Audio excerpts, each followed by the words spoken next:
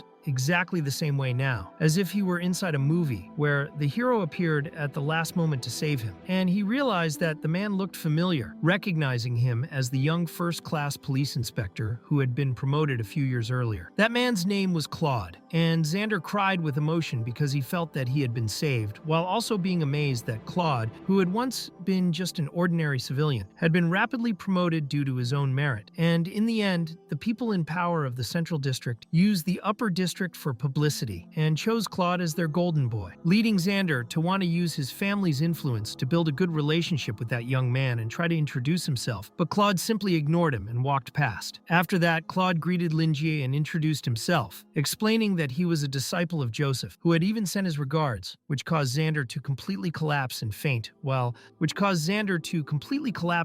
while foaming at the mouth, while Linjie felt embarrassed seeing that all of them had fainted. And in the end, the librarian believed that the police officers were afraid of a superior and that this fear had reached the point of making them faint, although he also thought they were cowards, and Claude could not believe how clueless Linjie was, just like his own teacher, thinking that this was a common problem among important figures. In the end, Claude was already used to his teacher's behavior and decided to go along with it and humor the librarian, explaining that there was no problem and giving the excuse that the police officers had worked too much and needed a few months of rest, saying that he was willing to grant them leave and that Linjie did not need to worry about those 3 officers, which made the librarian feel a bit more at ease, even though Claude knew they were not well at all, and preferred to ease the atmosphere with the bookstore owner, because those 3 were in a terrible state and might spend their entire lives recovering without ever returning to 100%. They could have remained trapped in that state, because their desire to live had been lost, and Claude had interrupted the process. And if he had arrived a little later, the 3 of them would have become corpses. So he had to thank Caroline for preparing information about the people who might visit the bookstore through the tower. But his teacher had also provided many important details, and instead of being a victim, Claude was a witness. And when he discovered that the Supreme Police Department of the Central District had decided to carry out an inspection, he was shocked and rushed there. But even so, he still arrived late. It seemed that the reason those 3 idiots had been delayed for Claude was Rosa, who was known as the Seed of Desires, because very few people knew that ancient species, which was supernatural and rare, created by the ancient elven kingdom, and it had no fixed appearance, since it could change according to the will of its caretaker and take the form of any kind of plant. And because it was an intelligent creature, it could be raised like a pet, but its true nature was that of an extremely invasive being that fed on desires, being fierce, greedy, and having an insatiable appetite, with its strength growing as it devoured desires, while the minimum and maximum limits of its power were linked to its bloodline and the cultivation of the seed. The Seed of Desires in that bookstore should have had a very high level of cultivation,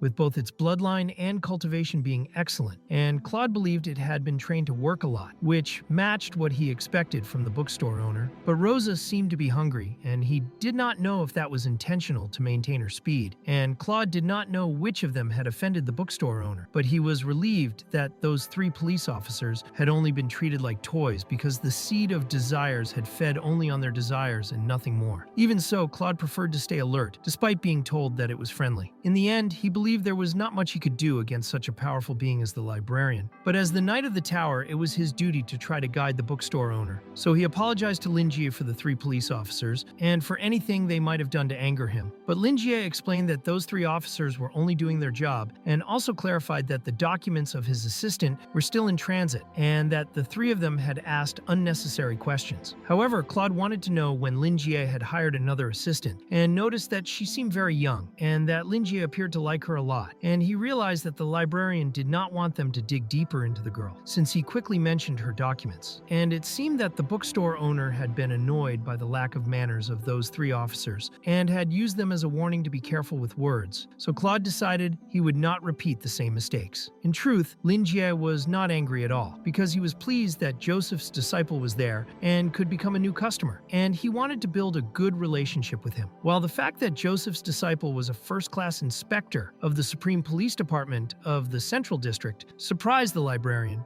as it proved to him that Joseph was not just an ordinary person, and he believed Claude's future would be bright for holding such a position at such a young age. So with shining eyes, he confirmed Claude's name and noticed that he looked tired. He then invited him to sit for a while and talk, but Claude initially refused because he lacked time. Yet when Lua placed a cup of tea in front of him, he decided to sit down, thinking that a short break would not be so bad, and Lua handed him the cup, making Claude feel grateful, while Lin Jie thought she had acted at the right moment and would be a good assistant, making him finally feel what it was like to be a boss. And Lin Jie believed that Claude had come for another reason and that in some way he seemed forced to greet him. Claude then explained to the bookstore owner that his teacher wanted him to thank Lin Jie, and he informed him that Joseph was doing very well and was even breaking through barriers, which surprised Lin Jie because it was not easy to break barriers at Joseph's age, and he had not expected Joseph to surpass them so easily, thinking that getting rid of that sword had truly cleared his mind. While Claude clarified that thanks to Lin Jie, the city of Noken had become a safe place, and Claude believed it was unnecessary to test the librarian in that way. Also remembering that the only thing in Noken connected to the ancient elven king was the magical sword of Candela, which was in Lin Jie's possession. Claude believed that the librarian had not revealed himself and did not want anyone to know about it, but Lin Jie at least understood why Claude was involved in Noken's security, and he suddenly realized something and thought he understood what Claude meant, believing that Joseph, guided by advice, had once again become a vigilante. But this time it was different because Joseph was doing it out of genuine desire, and Lin Jie explained to Claude that it was nothing and that all the effort belonged to Joseph. Lin Jie confirmed that he had only guided Joseph onto the right path, and this caught Claude off guard because it confirmed what he had imagined, as he believed that the librarian had used the magical sword given by his teacher to summon the heroic spirit within it and defeat a god on his own, which was why Lin Jie said that all the effort belonged to Joseph, because Joseph had truly saved Noken, yet he was humble and treated it as if it were nothing, leaving Lin Jie confused while Claude continued thinking and once again feeling grateful to his teacher. In the end, he reminded Lin Jie that he had been looking for information about lost ancient languages, explaining that his teacher had cataloged everything he found, but the problem was age, because those documents were extremely old, and the research was progressing very slowly, and they also lacked enough reference materials, having only a few topographical relics from the original texts. And Claude passed all of this to the librarian, although in truth he had done most of the work together with Caroline, since the old man had made many excuses to avoid doing it himself, and was considered by Claude to be the most shameless radiant knight imaginable. Lin Jie had actually been curious about the writings engraved on the Sword of Candela ever since he received it as a gift, and although Joseph had offered to help, the librarian had not expected the progress to be this fast, realizing that he would now have something to do when there were no customers. While he considered Joseph reliable and could not understand how someone like him could have raised a daughter as barbaric as Melissa, though he believed that no parent came with an instruction manual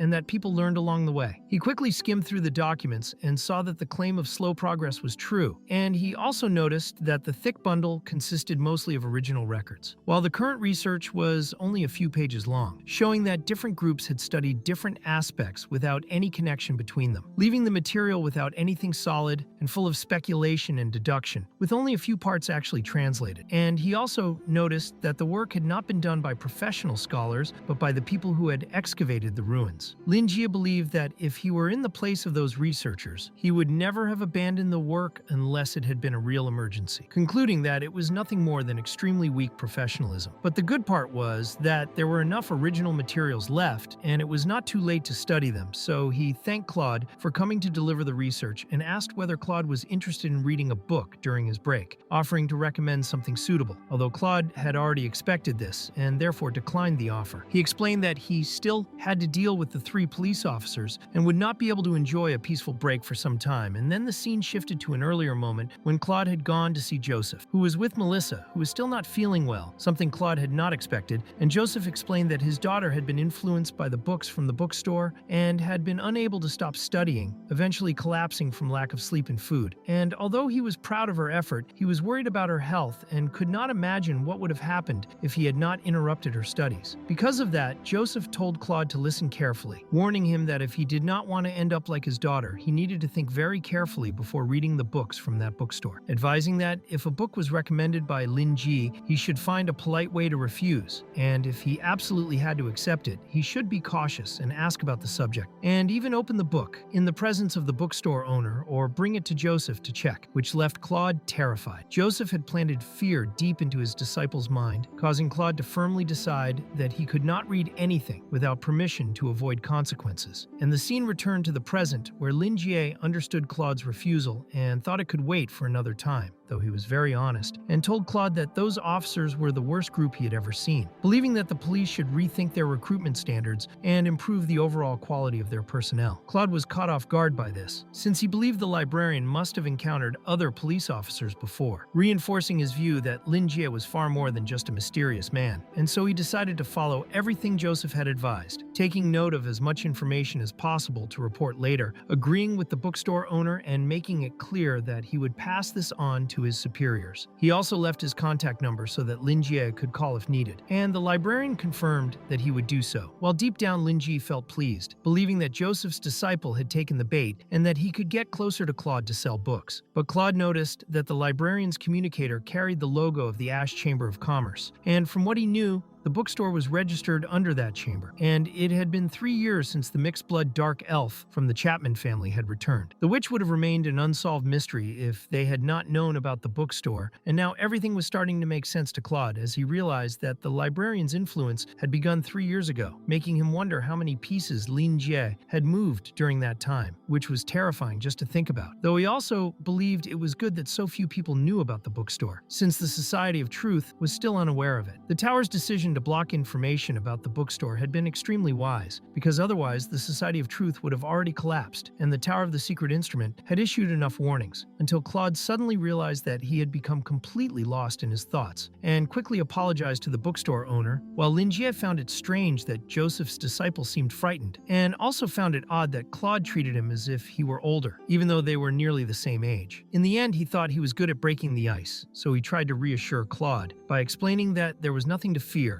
and making it clear that he did not bite or anything like that. But this attitude only made the situation worse, and the librarian then asked about Melissa and explained that the professor's precious daughter had gone to the bookstore where she picked up several books to study, and he believed that some of them were quite difficult to understand. While Claude thanked Lin Jie for the concern and explained that she had been studying a lot recently and had made significant progress, Lin Jie wanted Claude to advise Melissa to pay attention to her health and not try to learn everything at once, and he was also happy that she was learning quickly because that meant he would eventually sell more books to her in the future, and he explained this openly to Claude, who promised to pass the message along, and then Lin Jie informed the librarian that he was leaving, and both Lua and Lin Jie said goodbye to him. After Claude left the place, Lin Jie thought that since he had resolved the matter involving Joseph's disciple, he believed that nothing would happen before she received her fake identification from the Ash Commerce Chamber, and he felt nostalgic because he had barely done this since arriving in that world, as he used to visit ancient ruins, remote villages, and other places while recording everything he found, and he had almost forgotten his busy past life because he had learned about the culture and history of Asura to blend in, and he had not done anything related to his original work for quite some time. He was not familiar with that world, but Claude had brought something that made him very pleased, and that was the benefit of having connections, and he intended to continue his habit of giving daily advice to his customers, because that was how he planned to grow, and at that moment, Lua wanted to know what the pile of documents was, but Lin Jie did not want her to touch them, and explained that they were documents related to the lost ancient language of Azur. He also explained that there were words from that language engraved on the sword kept in his room, and he thought Lua was very curious, but that she should not read something beyond her level because he did not want her to faint, like the 3 police officers. And Lua accepted what her boss said because she did not want her mind to be reconstructed again. And she began to think about the words engraved on the sword and realized that those words and engravings formed a connection within her spiritual consciousness as countless fragmented streams of information passed before her eyes. In some way, she could feel the unknown meaning of those words spanning tens of thousands of years, and that language belonged to the ghost of a civilization that had been destroyed. And in her mind, there was that immense phantom where the creature sensed sensed a cute little girl looking at the remnants of that era, but believed it was far too early for her to look, and that she should not be seeing this yet, and she quickly became extremely frightened and started to tremble. Linjia did not understand what was happening and wanted to know if she was all right. And even though what appeared to her lasted only an instant, it was more than enough to give her chills, because that brief glimpse alone delivered a terrifying vision, and she quickly informed her boss that she was going to wash the cups, while the librarian had no idea why his employee was so scared and thought she was simply afraid of studying, and that this would change once she grew a bit older. And when that time came, he planned to make her his research assistant. He closed the bookstore, and the scene shifted to Colin, who was trembling because he had seen Claude passing by and believed he was also an officer from the Central District. And he could not understand why Central Police members were like that, because he already knew that officers had been injured and could not comprehend how that policeman looked so calm. And he also thought that Claude seemed to respect the bookstore owner, and he desperately wanted help, believing that this officer was also under the control of an evil spirit. So he prayed for God to hear his pleas and grant him peace. He called for Father Vincent without knowing where he was, and the focus moved to the 7th parish of the Church of Mercy, where Vincent was a well-dressed priest from the Dome Church and the elderly priest called Vincent, while a child was in Vincent's arms and became very excited to see the elder priest. And there was another child nearby, and Vincent had guided them to pick fruit, and the elder priest wanted the children not to bother Vincent too much because he had just completed his education and baptism as a new apostle, so this was only a visit. The elder priest also wanted them to give the apples to Aunt Susan so she could make a sweet pie for them, and the elder priest belonged to the Dome Church of Mercy, and his name was Terence, and he believed the children loved Vincent and even heard one of them say that Vincent's gaze calmed everyone around him, and Vincent smiled and felt very happy about that, although he thought it was difficult that there were only 3 priests there, including Terence, and that it must be hard to take care of so many children. But Terence explained that it was not so difficult, and that it was simply his duty. Children who were not talented or who had been eliminated still needed a place to stay, and Vincent had met Terence when he was younger, and had even worked with the elder priest, helping the poor at the Church of Mercy, and Vincent was the cleric who spent the most time with Terence, because the others could not endure the miserable life there, and eventually left for other parishes, and Vincent became the most beloved priest of their parish, although in Terence's view, staying there would only limit Vincent's potential, since he believed Vincent could attract far more followers. However, Vincent believed he was merely an abnormal, low-ranked priest who could only handle small incidents, and that he possessed only minor tricks that gave him his reputation, such as recommending holy water whenever he received requests saying a neighbor was an evil spirit, because he knew the holy water mainly helped calm the mind during sleep. So after using it 3 times, the client felt the evil had disappeared, and he also improved his formula because the old version was cheap and people thought it was just a scam. Because of that, he added pearls and gold leaves to the holy water recipe. And if a client had financial problems, he explained that the holy water would have a weakened effect without those ingredients, and if necessary, he said he would personally cover the cost, since it was his responsibility to exorcise evil for the people of the parish. And in the end, he became the first person sought whenever someone encountered something supernatural. He knew this increased his reputation, but it also caused problems because his colleagues became jealous, and he started receiving requests that exceeded his abilities. Yet Terence believed this was normal because everything had good and bad sides, just like the moon itself had a bright side and a dark side, which was the teaching of the dome. And he sensed that Vincent wanted to talk to someone, as if seeking approval for his words and actions. Because of that, Terence asked whether Vincent had lost his inner peace, and Vincent immediately felt that he could not hide anything from Terence, since he was unable to control his behavior and emotions, and often felt uncomfortable. So Terence placed a hand on Vincent's head and explained that he should not question the teachings of the moon, and promised that it would grant him peace, and suggested that perhaps he only needed a few days of rest to focus his prayers on the moon, while clarifying that as long as Vincent continued to believe in the moon, the church doors would always remain open to him. Vincent felt ashamed for showing his weakness to the elder priest, but he felt better afterward, and decided that once he finished his requests, he would rest for a while to refresh his body and mind. And he made it clear that he would remember the teachings to spread the gospel of the moon and cleanse the sins and evils of the world through good deeds, so that he would make the old priest proud of him, when suddenly a frightened man arrived arrived, and upon seeing that the elder priest was already there, he explained that his son had fallen from a horse and broken his leg and asked for help. Terrence immediately went to get the medical kit to help the man's son, and Vincent asked if the bearded priest needed his assistance. But Terrence had good medical skills and told Vincent not to waste his time helping him, because Vincent also had lambs to save, and Vincent kept the elder's words in his heart and said farewell, explaining that he would travel for a few days and visit again afterward. So Terrence prayed to the moon, asking for protection for Father Vincent, and the scene shifted to 3 days later. Father Vincent finally arrived at 23rd Street, and nightfall was considered the hour of demons, and he noticed the area was extremely quiet with no pedestrians or vehicles, and being far from his parish made him feel uneasy, and he had heard everything that had happened in that place, where he believed the powerful figures worked hard to hide the truth from the public, and in the end,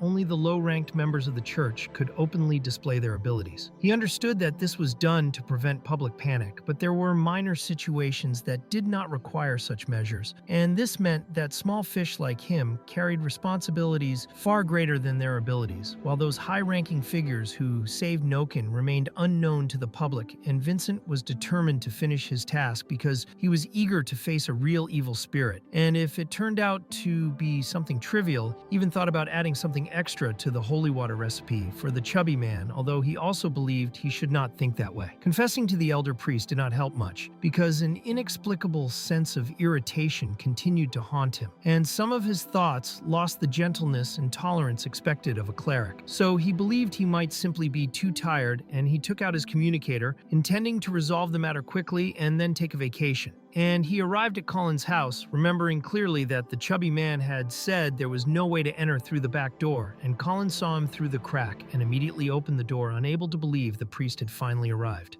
Colin was so emotional that he began to cry and felt an urge to hug the priest while begging for help, but Vincent quickly blocked him from getting too close because he truly had not imagined Colin was that overweight, and he asked him to stay quiet so as not to alert any evil spirits. And Colin realized the priest was right and felt happy because he believed he would finally find peace. He felt a good presence from having the priest nearby, while the priest himself thought that Colin was a boundless aberration. And because of that, Colin explained what had happened, saying that the bookstore owner had even attacked 3 police officers, and that holy water did not help and only made everything worse. So Father Vincent decided it was better to act on the following night and planned to stay there for that night. And because Colin was careless, he arranged for Vincent to stay in a storage room that was somewhat dirty, and the priest would have to clean it in order to stay there. When Vincent went down the stairs toward the storage room, he quickly found himself alone, which was a relief for him because dealing with Colin was extremely annoying. And he soon took out a cigarette and started smoking to relax a little. And after that, the scene shifted to Father Vincent kneeling and praying, but it was useless because the meditation rune simply did not work, and he believed this was because his lunar stone was not pure enough, and even the sacred emblem, which was the casting item that usually connected souls to the moon, was unable to place him into a meditative state, so his meditation was far less effective than normal, and uncontrollable thoughts kept appearing. Because of that, Vincent believed it would take him 3 times longer than before to enter a meditative state until he suddenly began to hear strange noises, and a frightening image appeared in his mind, and he realized that the irritation was showing its ugly face again. And he began to feel anger rising inside him, and wanted to understand what had happened to him. So he quickly took another cigarette, and realized that this was the only way for him to calm down, because it soothed him as if he were experiencing his first baptism again. He then remembered old Terrence telling him to return his body and mind to the moon, and that they should love and fear the moon because they coexisted with it, and were illuminated by it, while those who died on the dark side would experience death as rebirth and receive the gift and blessing of the moon, but would never be able to look directly above the dome. And in Vincent's memories, the water was shining, and as he sank into that water, he saw the moon reflected on its surface, and the lunar power in the baptismal pool seemed to send energy through his fingertips, and it felt gentle and warm, and since then, he had never seen the true light of the moon again. While smoking and remembering, he suddenly felt something brutal, and realized that he had seen the moon in his memories, and wanted to understand how that was possible, because ever since his baptism, everything related to the real moon should have been erased from his memory. But he tried to convince himself that it was only a reflection in the water and not the true moon, because all images related to the real one disappeared from the souls of all clerics of the Dome Church, and they could never look at the real moon even if they loved and longed for it. Vincent became frustrated at seeing the moon in the water and began to suspect that he had lost his faith, or that this was punishment from the moon. And in shock, he started to imagine that it really was the true moon, and he ended up sitting on the floor leaning against the wall. And in distress, he grabbed another cigarette, but suddenly threw the cigarette case onto the ground and began crushing it in anger while cursing loudly. And Colin soon asked if Father Vincent was all right, because he had just heard him shout and wanted to know if something had happened. And Colin also said that he had gathered everything the priest had requested, and Vincent replied that he was coming and opened the door. Colin felt relieved to see that Father Vincent was fine, and also admitted that he had not slept for days and that the priest's presence made him feel calmer. And Vincent became convinced that everything was real, thanks to the irritating voice of the chubby man, and he touched the walls of the place while trying to expel the evil spirit, and he performed a complete incantation and told Colin that all exorcism and barrier devices were functioning perfectly inside the house. And he even attempted to detect ether, but did not receive any reaction from the bookstore, so he preferred to inspect the bookstore personally before drawing conclusions. Colin now felt much more relieved thanks to the priest's service, but became worried because he had shouted several times from the other side of the door without receiving an answer, and Vincent thought he was lying, but the fearful fat man swore that he was telling the truth and said he began knocking on the door after the priest stopped responding, and Vincent realized that things were getting out of control and that he had briefly lost consciousness while inside an illusion, but he prioritized helping the chubby man solve that problem first and planned to deal with his own issue afterward. The scene then shifted to that night when Father Vincent had completed his preparations and went to investigate further because he wanted to be certain whether the bookstore owner was truly an evil spirit or not. And he had dealt with similar cases in the past and had encountered situations where evil spirits only affected their hosts under specific conditions, and he still had not detected the presence of any spirit. So he began to suspect it was the work of a dream beast, and according to Colin, nothing unusual had happened before this, except that he had asked his neighbor who owned the bookstore to turn on the circuit breaker, and that was when things became strange. And although Colin mentioned some things his grandmother had taught him, Vincent made it clear that all of that was useless, which was why he could not fully trust the chubby man. So he could only make assumptions for the moment, and he believed that the dream rift in that area had expanded when the indescribable dream beast was born, and because of that, the target might have escaped the site of the secret instrument tower in the Truth Society, and he took a strip of cloth and placed it over his own eyes, because he wanted to know the true identity of the creature, and quickly used the moon eye. And clerics were required to remain blindfolded at night to ensure they did not see the moon, and at the same time they gained a unique vision called the moon eye that was bestowed by the moon itself, and through it they could see perfectly while completely blindfolded even in total darkness. And he could also perceive another person's physical condition in this way, so he informed Colin that he was going out to perform an exorcism, and the chubby man did not want him to return to his house afterward because he thought he might do something profane there, and said he could be contacted through the communicator. And Vincent was truly irritated by that chubby man, but he would do anything for the good of society. And using his unique vision, he went to hunt the evil spirit, and the scene then shifted to Moon, who wanted to talk to her boss about the plant. But he did not want to say anything more, and the flower was almost dying, and he was certain it had nothing to do with the pile of soil he had put on it. With great embarrassment, he explained to Moon that this was simply the law of nature at work,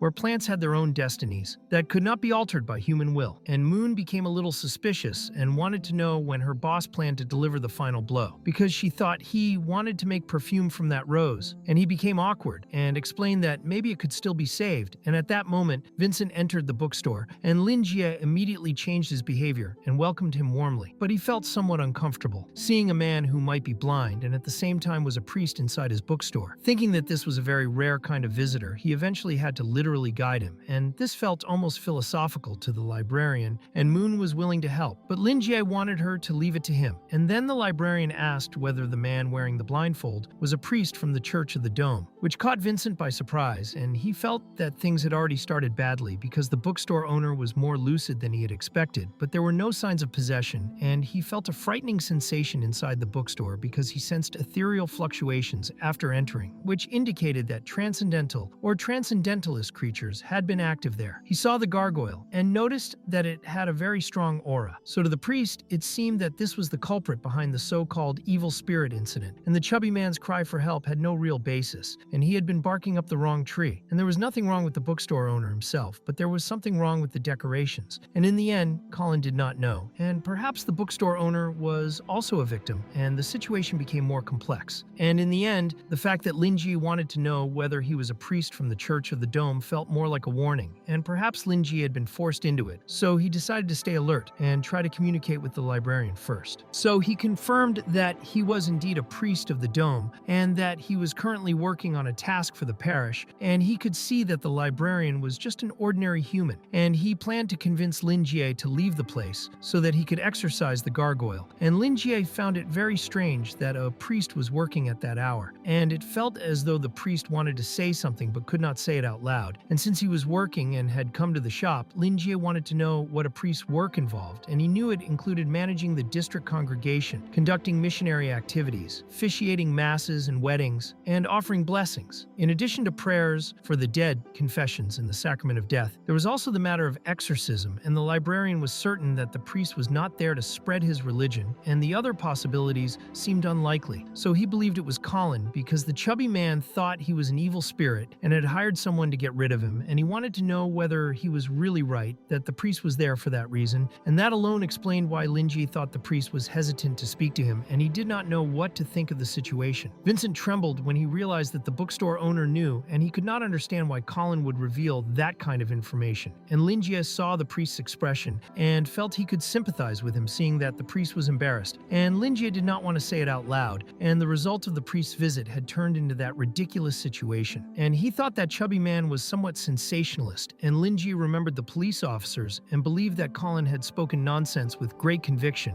and that the priest had probably become stressed and come there looking for a solution. So he explained to the priest that it was all a big misunderstanding, and even though it was unclear what made the chubby man think that way, Linjie made it clear that he was just a very ordinary bookstore owner made of flesh and blood and always willing to help others, and that he had also helped Colin before. And he mentioned that some police officers had come there 2 days earlier because of the chubby man's nonsense, and he had explained the entire situation to them, and they could serve as his witnesses. But Vincent knew that the police officers had fainted and that this was a warning from the librarian. Linjie realized from the priest's reaction that talking would not help much, and decided to show evidence instead, and he presented his gargoyle to prove his innocence, and explained that he had not had the chance to say this to the 3 police officers, and that it was only a decoration given to him by an old client, and that gargoyles were meant to ward off evil spirits. And if he were truly an evil spirit, he would never keep such a statue openly on his counter. And when Vincent saw the gargoyle up close, he became deeply frightened, and admitted that the client had done an excellent job, and asked the priest to touch the gargoyle. As soon as Vincent touched it, he felt something extremely strange, and in that instant, he almost saw everything clearly, because there were the souls of hundreds of people who had died tragic deaths, screaming endlessly, and Linji then also showed the rose he had planted with his own hands. And at the same time, Linji felt ashamed because he was lying in order to end the misunderstanding. And in the end, he wanted to show the priest that he was someone who cherished life, and he also asked the priest to touch the rose. The moment Vincent touched the rose, he was once again filled with terror because the petals looked like flesh and blood, and he felt as if he were covered in blood vessels. And there were spherical, indescribable objects, like countless eyeballs, and he was already exhausted by it all. And Vincent screamed and dropped his emblem, and he was shocked and realized something was very wrong, because the root of the problem was not the bookstore, and the real problem was the owner himself. And Linjie explained that the priest could use all this evidence to explain the situation to Colin, and he picked up the priest's emblem to return it to him. At that moment, Vincent had no idea what he should do, and he did not know whether he should take it, and preferred not to dare, and thought that Linjie was doing all of this on purpose and was probably laughing at his embarrassment. But Linjie noticed that the priest was not well, and immediately became worried, and when the priest did not take the emblem, Linjie assumed that the priest might be blind, and that this was why he did not pick up his item. He did not want to leave a bad impression, and placed the priest's item on the table, asking him to take it himself. And he also felt that the priest's expression looked strange, and wondered if he was all right. But Vincent made the excuse that he looked like that because of lack of sleep, since he had not rested much while traveling, and now his only magical tool was in the hands of the librarian, and he felt as though he was being provoked and challenged by Linjie. He was a priest who was not skilled in combat, and without the sacred emblem, he did not dare approach the item, and the situation felt felt desperate, and he was sure that the bookstore owner was extremely powerful, and he wanted to know what the librarian wanted from him, because even in church records, creating something like that was very rare, and hundreds of superhuman spirits were sealed inside that statue, and all of them had died in extreme pain, and recently and had been infused into it through the spell of a dark mage, and they had become part of the core of that stone statue, which to the priest looked like a statue, but in truth, the gargoyle was alive. Through the moon eye, he judged that the gargoyle possessed a terrifying level of power, and if that statue were to come alive, he would certainly die. And Vincent was only a small abnormal class individual, and soul materialization was an ability mastered only by high-ranking dark mages. And he believed that the dark mage who created it was extremely cruel and merciless, and he classified such a person as a cold-blooded killer, and it did not even matter who had created it, because the owner of the statue was now the bookstore owner, and he believed that Linjie was a superhuman, at least at the destructive classification. There was also the rose, which was equally frightening, and for some reason the priest felt as if he were staring into the abyss, and the rose seemed like a greedy mouth trying to devour something, and that plant might be even more dangerous than the gargoyle. And Vincent realized that Colin had placed him in a terrible situation, and he believed that the chubby man had deceived him and brought him there as a sacrifice to some kind of evil god, as if Colin were a lackey, and Linji thought this was a huge problem, and that his neighbor had gone too far. But now that everything had been clarified, the librarian wanted the priest to explain the story to the chubby man. He was certain that the priest understood everything he had said, and therefore should believe that he was not an evil spirit. But Vincent was terrified, and felt that the bookstore owner was something far worse, and all he wanted was to return to the church, and he tried to speak but could not, because his entire body was shaking. And Vincent had not expected to be this frightened, and the sensation was more physical than psychological, and it was the feeling that had been lingering with him lately, and it was the fear of the unknown pressing into his mind, and it felt suffocating, and he began to think that he was hallucinating. Vincent began to struggle internally, trying to calm himself, and started breathing heavily, and his heart was beating far too fast and growing faster, and the priest could no longer think clearly, but he knew he had to decide what to do at that moment. And he wanted to take a break to smoke a cigarette, and he quickly took one out and then realized what he had just done, and he expressed to the librarian that he would explain everything to Colin. Vincent began to feel relief when he saw the cigarette. His mind started working again, and because of that, he thought that Lin Jie wanted to hide his true identity from his neighbor. He decided that he would agree to help the librarian in order to be spared, but at the same time he found it very strange that the Secret Instrument Tower and the Truth Society showed no concern at all about the librarian. While trembling, he did not know whether he should report this to the church. Suddenly, Linji made it clear to the priest that smoking was not allowed inside his bookstore. Vincent immediately apologized to the bookstore owner, and when he looked at him, he suddenly began to scream in desperation. He tried to explain himself, because he had not imagined that he was mistaken. Linji felt that the priest could not help it, so he asked whether Vincent had been feeling very restless lately, with trouble sleeping, difficulty breathing, and a strong urge to smoke. Vincent kept staring at the cigarette case after the librarian pointed at it. Linjie already knew the answer, because he had noticed it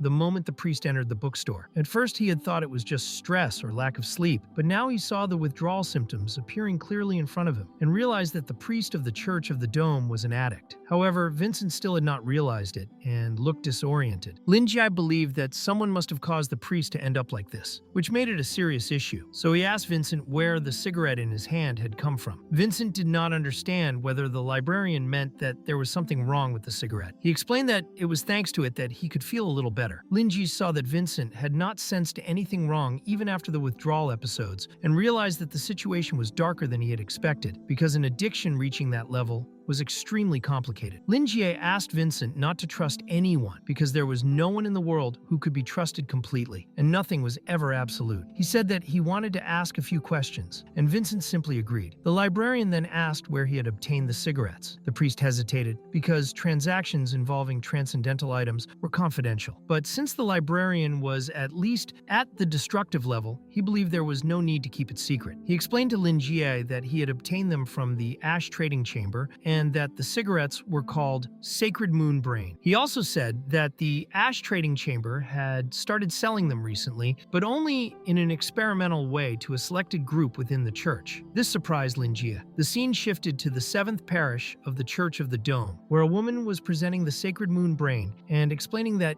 it was currently offered only to a small number of clerics. The product had already been tested, and the woman approved its effects, stating that consumption increased meditation efficiency and strengthen the connection between the believer and the moon. The woman presenting it was named Vanessa. She was a follower of the Black Moon from the 7th parish of the Church of the Dome, and she clearly stated that this was the destiny of those who believed in the moon. Vincent recalled picking up the cigarette case, believing it came from a reliable source. Since his meditation had declined, he assumed the problem was with himself and never suspected the cigarettes. For clerics, obedience was a duty. The apostles governed the priests and stood as the third authority within the church. They represented a part of the moon itself and were absolute authority over the lower clergy. Now that the librarian had pointed this out, Vincent did not know whether there was truly a problem and began to deny it internally, believing it was impossible. He explained to Linjie that the ash trading chamber had never had issues with its reputation, that the product had been approved by an apostle, and that all the other priests believed the item worked very well. However, Vincent seemed to be the only one experiencing discomfort. Linjie did not expect to hear that familiar name from him, because he was well aware of how influential the ash trading chamber was in almost everything it did. Even so, he believed that its aura was not as terrifying as Low Resources, which was a massive corporation capable of producing a huge variety of goods across many fields. In more modern and colloquial terms, Low Resources could be seen as a giant manufacturer. Meanwhile, the ash trading chamber was more like a massive sales platform, similar to Amazon. It was no surprise that it stocked items offered exclusively to clerics. Because of that, Linjie understood why the priest trusted the quality of those cigarettes. Considering that he knew Cherry, the ash trading chamber was indeed famous and reliable, and it also had apostolic approval and positive evaluations from other priests. Even so, Vincent's symptoms were real, and the matter was complex, which meant Linjie needed to investigate further. So Linjie decided to set the topic aside for the moment and asked who the priest trusted the most. That question made Vincent's eyes widen. He believed he trusted the church, but he felt that the librarian wanted him to trust him instead. Because of that, he silently prayed to the moon to show him a path. Then he remembered the sacred emblem, which he always held in his hands, even while sleeping. Now he felt as if something important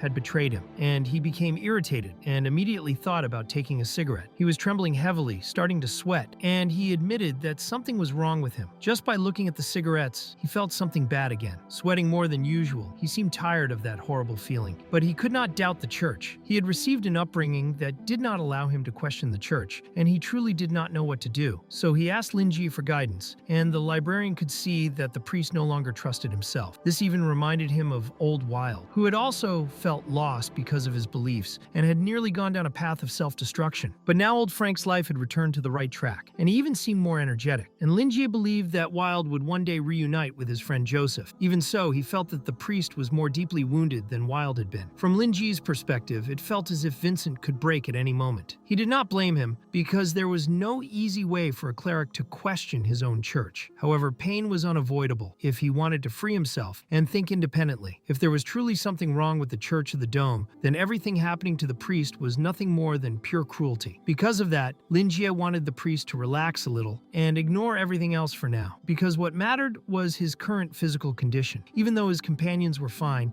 he was clearly not. Linjie believed that Vincent's companions smoked regularly, so using the Sacred Moon Brain cigarettes did not affect them much. He then asked how the priest felt at that moment. Vincent explained that he had seen the moon in a hallucination. That should not have been possible, and Linjie, who believed the priest was blind, found it extremely unlikely that a blind person could see the moon, even in a dream or hallucination. Things were clearly getting worse. He told the priest to stop using the Sacred Moon Brain, because he believed the cigarette was causing abnormal behavior and that he should find something else to distract himself. He suggested that the priest focus on something else and gave an example, saying that he could read a book. Naturally, the bookseller was trying to sell his goods, and he even had a perfect book for the priest. Linjie recommended a book to him, and its title was If I Were Given 3 Days of Light, and it was a Braille edition. Vincent was extremely shocked, and just by seeing the book in the librarian's hands, he could tell that it was truly something very different. From the perspective of Vincent's moon eye, the book burned with an extremely hot light the moment it was removed from the shelf, and the light was as blinding as the sun and illuminated almost the entire bookstore, making it look as if Linjie was holding a ball of fire in his hand, basically a miniature sun. And Vincent could feel the growing power contained within that bright flame and the intense activity that emanated from it. And that sense of power felt familiar to the priest, because he believed that the perception of the moon eye could not be wrong, and he felt that the power inside that book and the power flowing through his own body came from the same source. As a priest of the Dome Church, he had felt that familiar power countless times, because whenever he meditated and prayed to the moon every day, his soul resonated with a sacred emblem, and his mind sank into the ethereal realm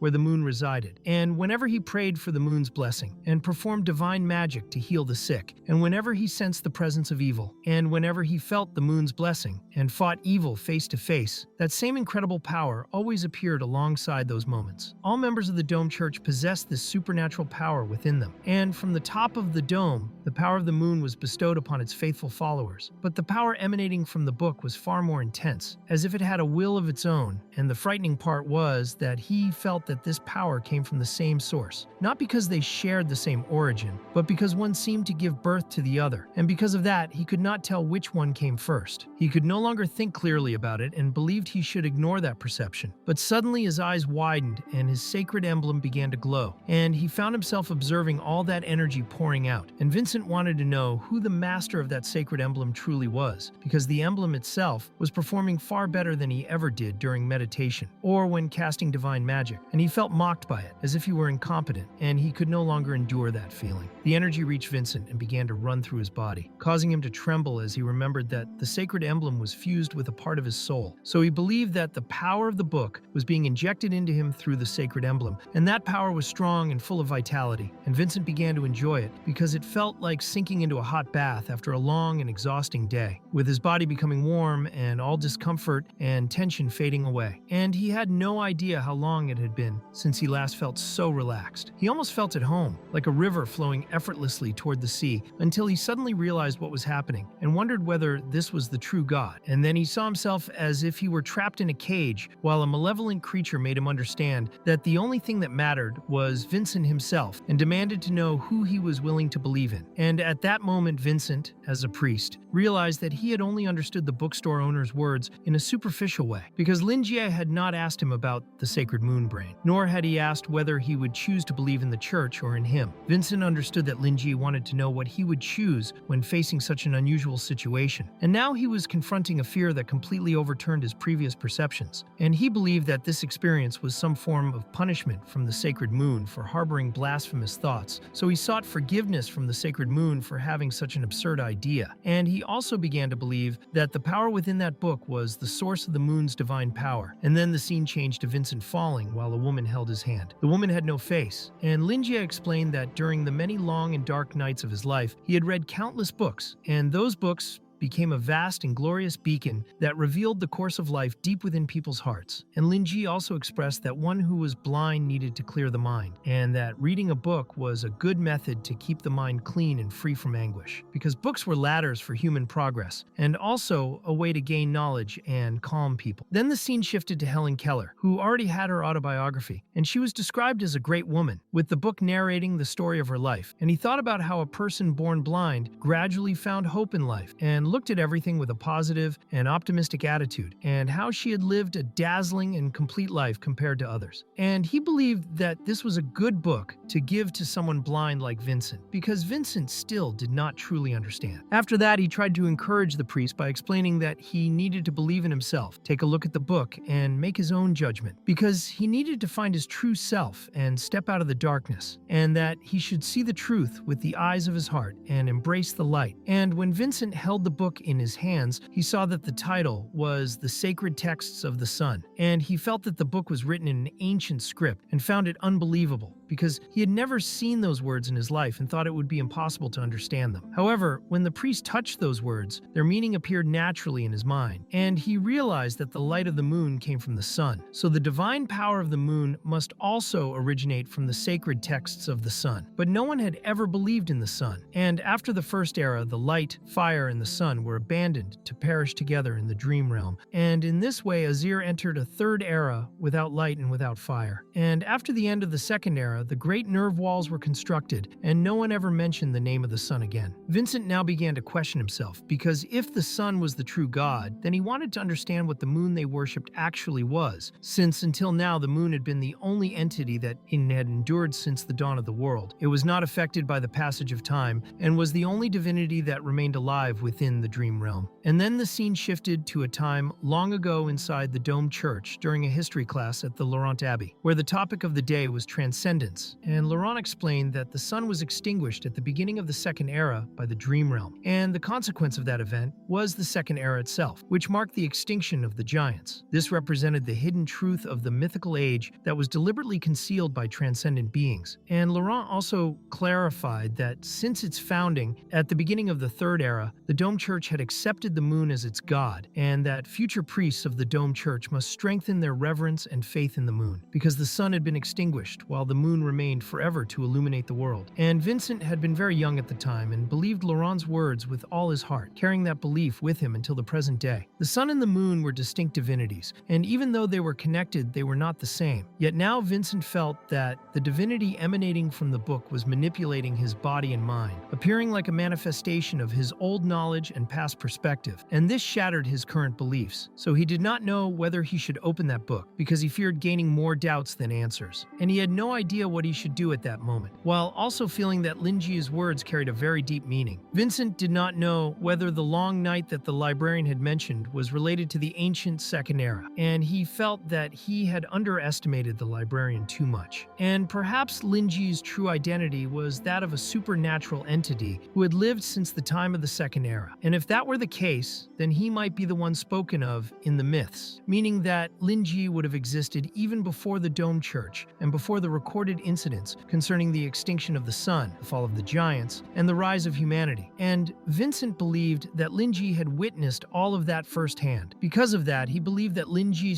knew the entire truth and that the book was proof of it. And in the end, he also felt that Lin Ji was mocking the people of the church for having been blind for so long, because they had been unable to see their true God. And in the end, Vincent felt humiliated by his own ignorance and foolishness. While Lin Ji made it clear that Vincent did not need to rush or feel confused, explaining that the answers he needed were written within the pages of that book, where all of his questions would be answered. He also made himself available to help Vincent if he had any doubts, and believed that the priest could either give up for his own benefit and safety or have his faith completely defeated. But in any case, he believed that Vincent was not that kind of person, because he was still fighting, and that struggle was written clearly on his face. And Vincent was clutching the book tightly and refusing to let it go, while Lin Ji believed that the priest had already made his decision and only needed someone to support him. And Lin Ji made a point of guiding the priest if necessary. Because of that, Vincent began to believe that the librarian was the guide he had been waiting for, until rain began to fall outside, accompanied by lightning, and now the priest believed that the neighbor had only done what the librarian wanted, and that Lin Ji had managed to shake Vincent's perceptions, and then, after that, everything made sense, including handing him the book that was the key to everything so far. And Vincent felt that the librarian was manipulating the future with a single touch, believing that Lin Ji wanted to seize this opportunity to correct that distorted history and set things right. Because of this, he trembled and felt that Lin Ji was terrifying, while the bookstore owner seemed to understand nothing. And Vincent believed that he could not refuse, because if he did, then his soul would enter that statue. And so touching Lin Ji's decoration had been a warning meant for him. And Vincent wanted to know the truth behind all of this, because it made no sense for the church to allow addictive substances to circulate. And he felt that his faith rested in a false god who had stolen power that was not truly its own. And by accepting that book, he believed he might be able to accept at least part of the truth. Because of that, he made it clear to the librarian that it was an honor to receive his help, and that he wanted to know the truth. And Lin Ji believed that Vincent had potential but still lacked direction, and that he would need to work hard to uncover the truth. And since he did not know much about the Dome Church, he would allow the priest to plan things on his own. And the matter involving the Ash Chamber of Commerce made everything more complicated. But even so, a new path had now opened before him. Lin Ji planned to arrange for someone to help them, and he wanted to meet Cherry, believing that this situation was not like her at all. So he suspected that someone had infiltrated the organization in order to destroy the reputation of the Chamber of Commerce, and he believed that Cherry would be interested in this. So he stated that he would speak to her to find out what was happening with those sacred zombies. Father Vincent was left in shock, because Lin Ji was speaking about a woman who was a newly rising legendary power, and the Ash Chamber of Commerce was controlled by suspicious clerics who monitored their community harshly, and Cherry's rise to power, combined with her identity as the illegitimate daughter of a mixed-blood dark elf, was extremely controversial, and in the end Vincent, who normally did not associate with powerful figures, still knew the name of that president who had been promoted so recently. He also noticed that Lin Jie called her a girl and spoke about her as if she were a friend, so the priest believed that the two of them had a good relationship, and because of that, Lin Jie could ask her for help, even if the matter involved internal affairs of the chamber, and people said that her appearance was that of a 12-year-old child, but in truth, she was hundreds of years old, and supernatural species lived isolated from other forms of life, so Cherry truly possessed 100 years of valuable experience. Otherwise, even if she had the power to manipulate people's hearts, she would not have been able to reach a position of authority in such a massive organization as the Ash Chamber of Commerce. And because of this, Vincent realized that he had been right all along, and that the bookstore owner was indeed an ancient creature, and he believed that he now had an opportunity because he planned to speak about the witch in order to make a good impression at the arcade, and Vincent thought that Cherry had achieved something incredible within the chamber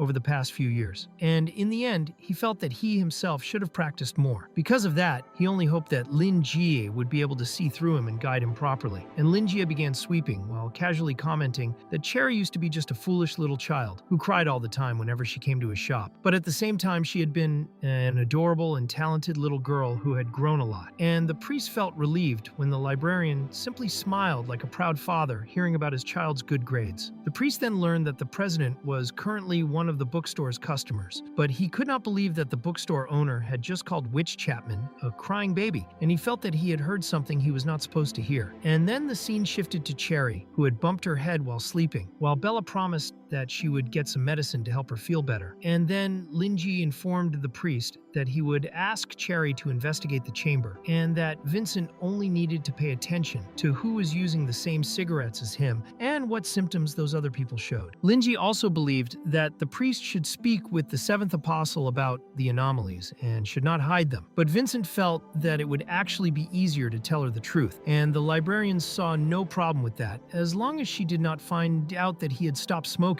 And Lin Jie was certain that the priest was not the only one experiencing those anomalies, explaining that the goal was not to kill, but to create addiction, and that Vincent needed to show his dependence and not let them become suspicious while they continued their attempts at brainwashing. If he acted as if he were hiding something, it would make them realize that something was wrong, and Vincent had already lost absolute trust in them. And Vincent understood Lin Jie's explanation when the librarian told the priest that it was getting late, and that he did not want Vincent to leave Colin waiting, because the fat man was still waiting for the results of the exorcism he had hired him for. And if Vincent stayed the night there, Lin Jie believed that Colin would end up calling the police. He also reminded the priest that he needed to remain determined and receive the light as quickly as possible. And when the priest left the bookstore and stepped outside into the rain, he felt that the whole experience had been terrifying, because it was practically the most intense exorcism he had ever performed, and he had no idea what he should do to calm the poor Colin, who had accidentally discovered the anomalies of his neighbor. Then a woman called out to him, and Vincent was immediately startled and demanded to know who was there, while also feeling an overwhelming sense of blood pressure, believing that it was a hunter at a terrifying level or even higher. And meanwhile, Lin Jie felt that he had done his good deed for the day, and now he felt satisfied but slightly thirsty, so he asked his assistant to leave the area, because he could see her from the corner of his eye, and Lua was caught off guard and wondered whether her boss was no longer angry, but he had no reason to be angry at all. Then he asked where the tea was that he had requested, and in the end, the tea she had prepared had already cooled down, and he refused to drink it because he believed it was bad for his health. So he asked Lua to prepare another tea using her precious herbs, and Lua felt confused because he only drank that kind of tea on special occasions, but Lin Jie simply said that an important guest would be visiting soon, and Lua left to prepare the tea, even though in truth he was only pretending and simply wanted to enjoy a good cup of tea, because he did not believe anyone would actually arrive. It was as if he wanted to reward himself for everything he had done for that priest, and he believed that Vincent would be able to sleep peacefully that night. But the reality was the complete opposite, because outside the priest was in absolute despair as he sensed a stench of blood that only hunters possessed, and the presence of that huntress was the most terrifying thing he had ever encountered, with her body filled with a living threat that sent chills down his spine, making her seem like a beast in human form. In the end, he had just managed to make the side effects of the bloody moon brain disappear, but it seemed that they had returned in an even worse state, and the priest felt like prey that had just fallen into a trap, and he thought about Lin Jie's statue near that huntress, and Vincent became dizzy and nearly nearly started vomiting, so he decided to cast a spell to suppress his anxiety. And as he searched, he fell into panic because he could not find his sacred emblem, while at the same time Lin Jie was sitting at his desk, listening to Pharrell Williams, with the sacred emblem resting there beside him. Vincent already believed that it was the end of the road for him, because he was just a priest and had no way to defeat a creature like that. The fight ended before it even began, and suddenly he remembered the book, because the emblem had submitted to the book, and both of their powers came from the same source. So it could not be a coincidence, meaning that this would be the last time he would draw upon the power of the moon before he could do anything. The huntress quickly asked him not to be nervous and clarified that she was not hostile. She was only curious about that new client, and the huntress was simply Ji Shu. She made it clear that they were customers of the bookstore and that they should get along so that Lin Ji would not be disappointed. And at that moment, Vincent stared with wide eyes. Ji Shu walked straight past him and also made it clear that he had a beautiful book and that she believed the librarian expected a lot from the priest. Father Vincent stood still for a moment in disbelief. He looked at that book and thought its power had worked. He could feel the connection between the two powers. Fortunately, it was only a false alarm, and he realized that that bookstore must have many clients like him. That time, it was a huntress, but it could have been a mage or many other powerful creatures. Vincent noticed that Lin Jie had an easy way of manipulating situations, and that the huntress truly wanted to visit him. He would find it embarrassing to return to the bookstore and explain that he had forgotten his sacred emblem, so he decided that he would get it next time. Because he would take some time off after that task and would send a message to Colin. Jijikshu had not expected to find something so interesting on the way to the bookstore. She believed that the librarian was trying to nurture the priest in the same way he had done with her. At that stage, her priority was to make the spider strong and famous among hunters. Once again, she found it very good that she had left the impression of being strong on that priest during their first meeting. She also understood how Old Wild had felt when he encountered her. She thought she had the same reaction as the priest had when he saw Wild, because when a transcendent being far beyond one's classification appears, an individual feels like a mouse in front of a cat, and it is good to be on the side of the stronger one. Ji Jikshu grew with the help of the bookstore owner. She now felt like a veteran when meeting a new client of Lin Ji. This was incredible to her because even without any direct connection, by being customers of the bookstore, she felt a bond, and she believed they could all be companions who loved books. This bond could even be strengthened in the future. After the magic mirror egg stopped, she was returning to the bookstore for the first time. She felt embarrassed, but had no choice other than to seek help from Lin Jie. She only did not want to bother him, and inside the bookstore, Lua was handing tea to Lin Jie, who was very happy, until Ji Jishu entered after a long time without seeing the librarian. Lin Jie's eyes soon began to shine as he confirmed her presence and wanted to know if she had already finished reading what she had borrowed. Because this time she had not made him wait long, Ji Jichu felt that he had already been expecting her visit, and she apologized for interrupting him, seeing the tea on the table and thinking she had arrived at the right moment. Lin Jie maintained his posture and smiled, but in truth, he wished she had arrived 5 minutes later, so he could take a sip of that tea. Lua saw Ji Jishu and felt that she seemed important, as the VIP her boss had been waiting for, and she found it amazing how her boss had predicted everything. Ji Jishu came to return some books because the rental period was ending. She clearly explained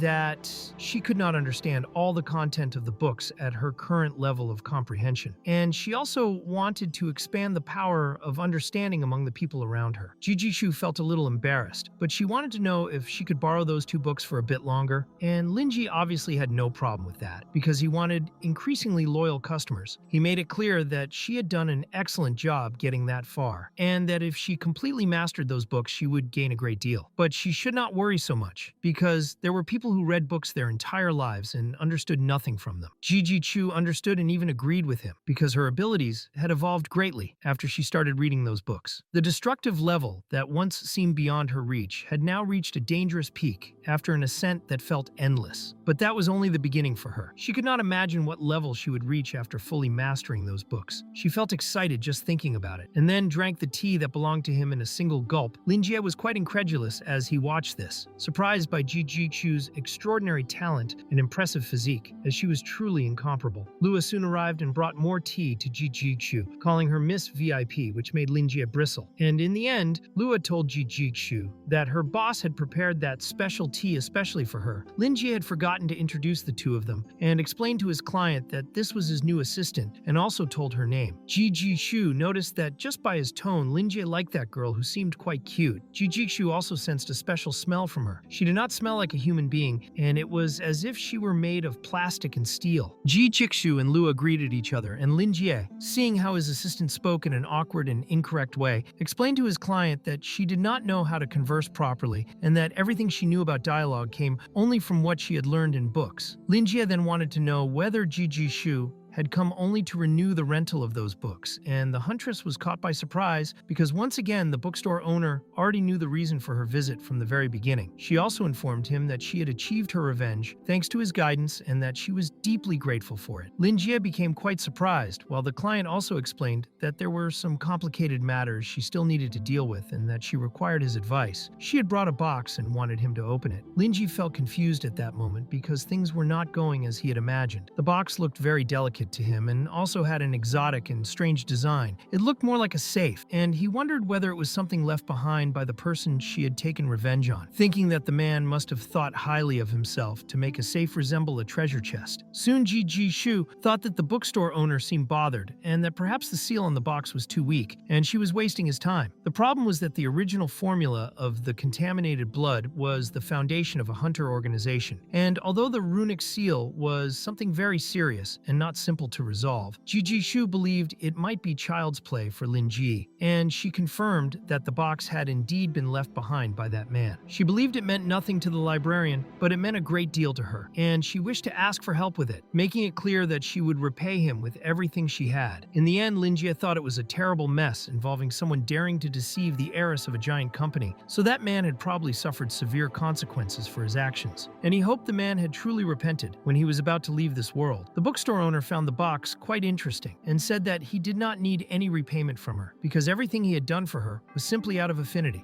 Ji Shu immediately blushed and apologized for her lapse, while Linjie only wanted her to visit the shop more often. The problem was that she felt bad for not being able to repay him properly because he had truly made a difference in her life. Linjie then asked Lua to take a look at the box for a moment. In the end, Linjie thought his client might just be looking for a key to it, but he also knew that she trusted him greatly and saw him as someone she could rely on for help. He also believed there were not many young people whom his client could truly trust. Soon he remembered Ryan, because the last time Ji who had come to the bookstore, she had arrived with her subordinate, and if his speculation was correct, that man had probably returned to report her rebellious behavior. In the end, he thought Ryan had tattled on her, which was a pity because in the bookstore owner's view, Ji Shu would always live in her father's shadow that way, and so he wanted to know how long it had been since she last spoke with her father. Ji Shu was surprised by that question, but she made it clear that it had not been long since they talked, and that her father still saw her as a child, even though she had already grown very strong. In the end, Linjie believed that she had managed to convince her father and congratulated her, and she confirmed this and became very excited. She also informed him that her father had said he would arrange some time to personally meet Linjie, and at that moment, the bookstore owner completely froze, trying to understand what he had just heard. He had no idea what she had discussed with her father, and he soon realized that a powerful man had been deceived by his own daughter. He then imagined himself doing business with Ji Banong and trembled just from the thought of it, but he understood the situation anyway and explained that, in the end, she needed to train some people she could trust, because she could not always come to him even for matters like that. Ji Shu then felt that the bookstore owner saw her as an immature child who was likely to make a foolish mistake. She began to believe that opening that box was something simple, but she had no other choice. Even though she had a mage at home who could help open it, Ryan had warned her that the white mage was not very trustworthy, so she had no choice but to seek help from the bookstore owner. Suddenly, Ji Shu widened her eyes as the box began to glow in Lua's hands, and Lua explained that she had accidentally opened the box. Ji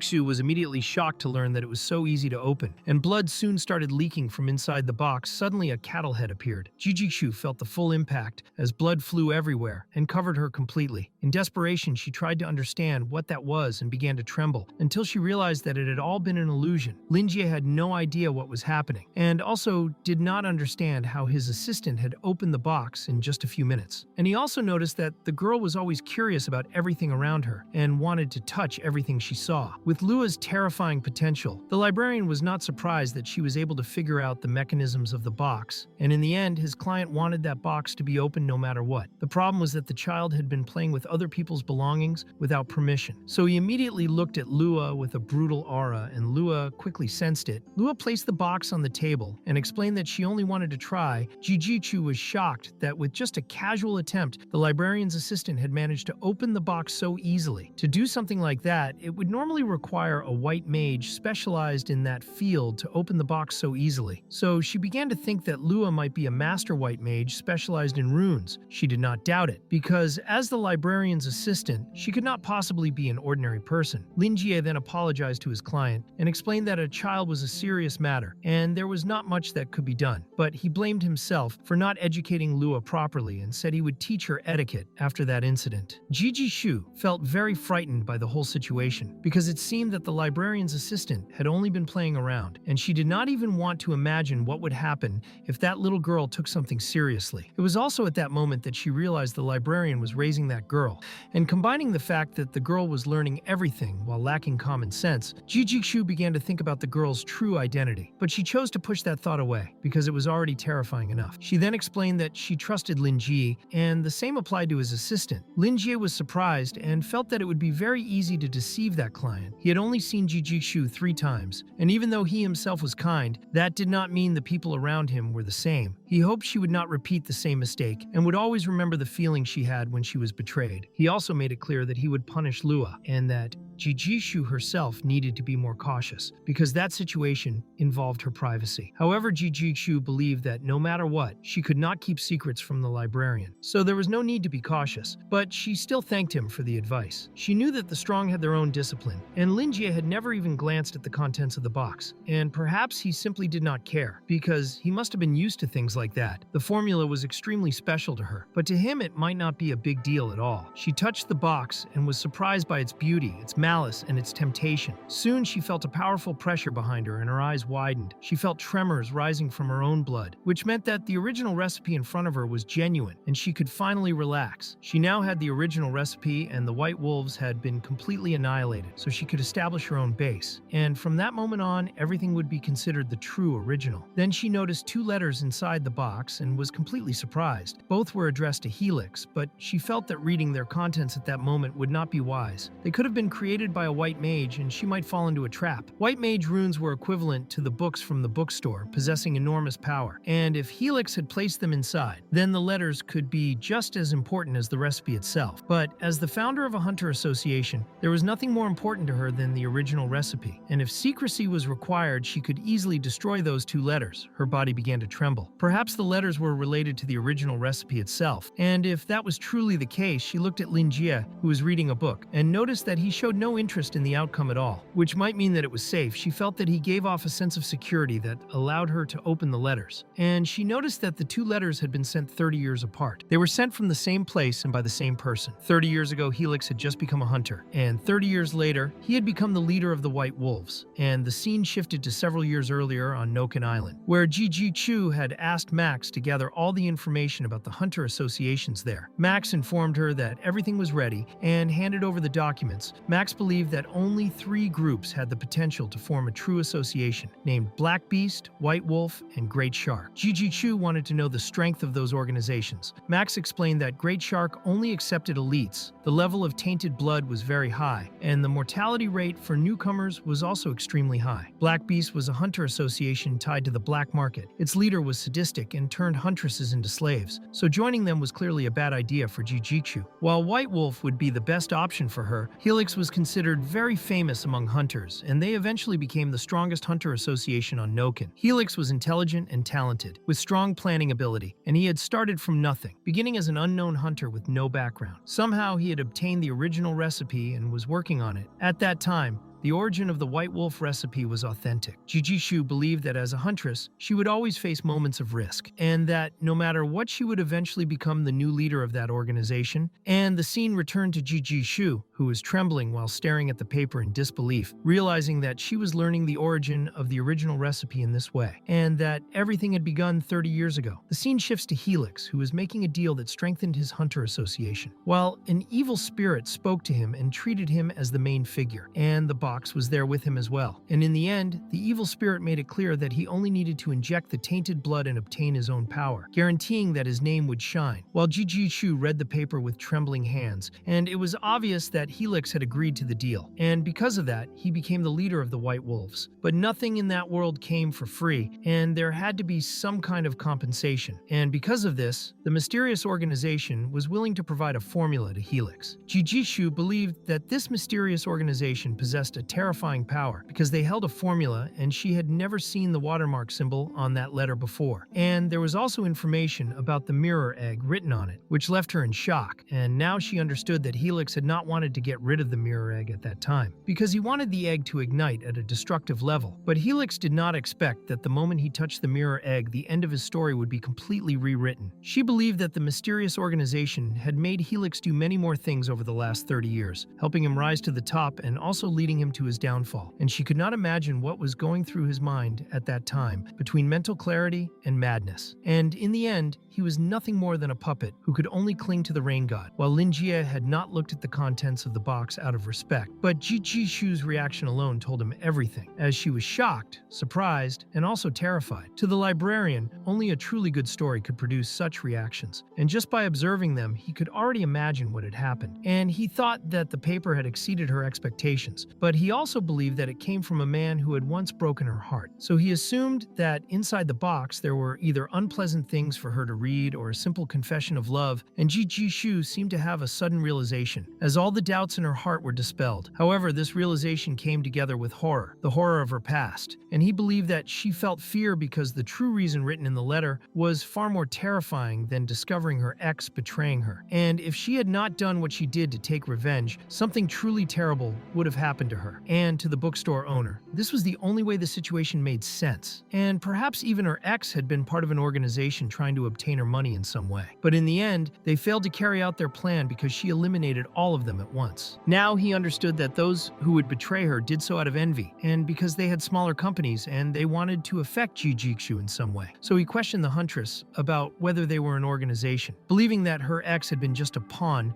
who was being controlled and destroyed, and it seemed that her revenge was far from over. While Jijishu confirmed this and admitted that she had never imagined how powerful that organization was, and they seemed to be very well hidden, but even so, she already knew that the truth would be far more terrifying than she had expected. Her revenge would follow a long path, but she would not be the only one involved, and she would do as the librarian had advised, cultivating trustworthy people to remain by her side. And in the end, Linjie discovered that the name of the traitor was Helix, but in truth, he was not her ex at all, as this had all been a product of the librarian's imagination. And he also believed that Helix had become a tool, someone who was used until the end, and with limited resources, he could act against this organization. While business rivalry was Linjie's weak point, so he would not give direct guidance. Since there was no way to advise a fighting tournament to resolve the matter, he decided to leave such things to professionals and only give reminders to his client. And he warned Jijishu to keep her father alert and to remain cautious, because the enemy would show no mercy. And she simply thanked him for the advice, and truly intended to inform her father about it, as that organization was hidden in the shadows and could affect the company. She did not know how many mutants from Helix's group had been nurtured by that organization, and she believed that she would have to face other renowned factions, something completely different from the small disputes she had experienced before. And she still lacked experience, but Linjie could give her guidance, and she found the librarian's perspective terrifying, while Linjie himself was happy, believing that the secret lists held by the wealthy made life more interesting, until he took a sip of tea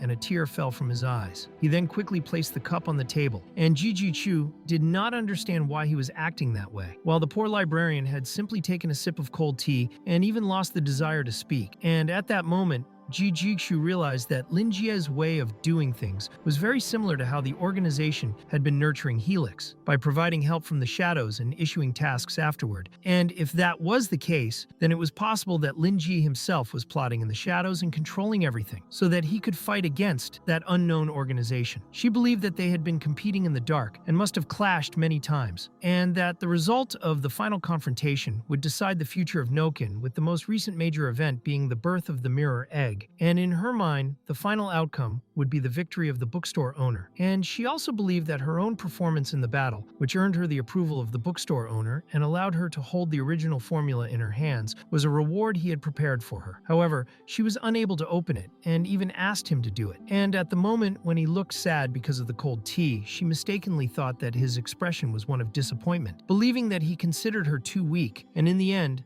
Linjie took advantage of the fact that she was there and that he needed her help, while Jiju became anxious and quickly clarified that she was more than willing to help him, and she explained that she had a client named Burton who had recently lost his job, but that he possessed good skills and could become a subordinate, and the librarian believed that she could arrange a new job for him. In the end, she understood that the librarian wanted Burton to join her organization, and she clearly remembered that he was indeed one of the bookstore's clients, and that the Society of Truth had announced a few days earlier that he had abandoned the wild mission, which caused his reputation to fall sharply and led hunters to develop mixed opinions about Burton. But regardless of that, he was already well known, and thanks to Burton's help, her organization had not suffered as much. And since both of them were clients of the bookstore, it would not be a bad thing for them to work together in the future. She understood that losing his job meant giving up on pursuing Frank, and she believed that since they already knew each other, she truly could recruit him, which further strengthened the idea in her mind that the librarian controlled everything, and she made it clear that it would be a pleasure to cooperate with Burton, and she was surprised that Linjie had thought of everything in advance. So the librarian asked for her address and said that he would contact Burton so that he could seek her out. The sky was also growing darker, and since there was nothing else to discuss, he believed it would be better for her to return, as walking alone at night was quite dangerous, and he even felt a bit sad because he enjoyed talking with her, and Jijishu agreed and explained that she would wait for Burton's arrival. And although she was a hunter close to the destructive level, the people who frequented the bookstore belonged to major factions and were a threat to her. And if it were not for the original formula, which was extremely important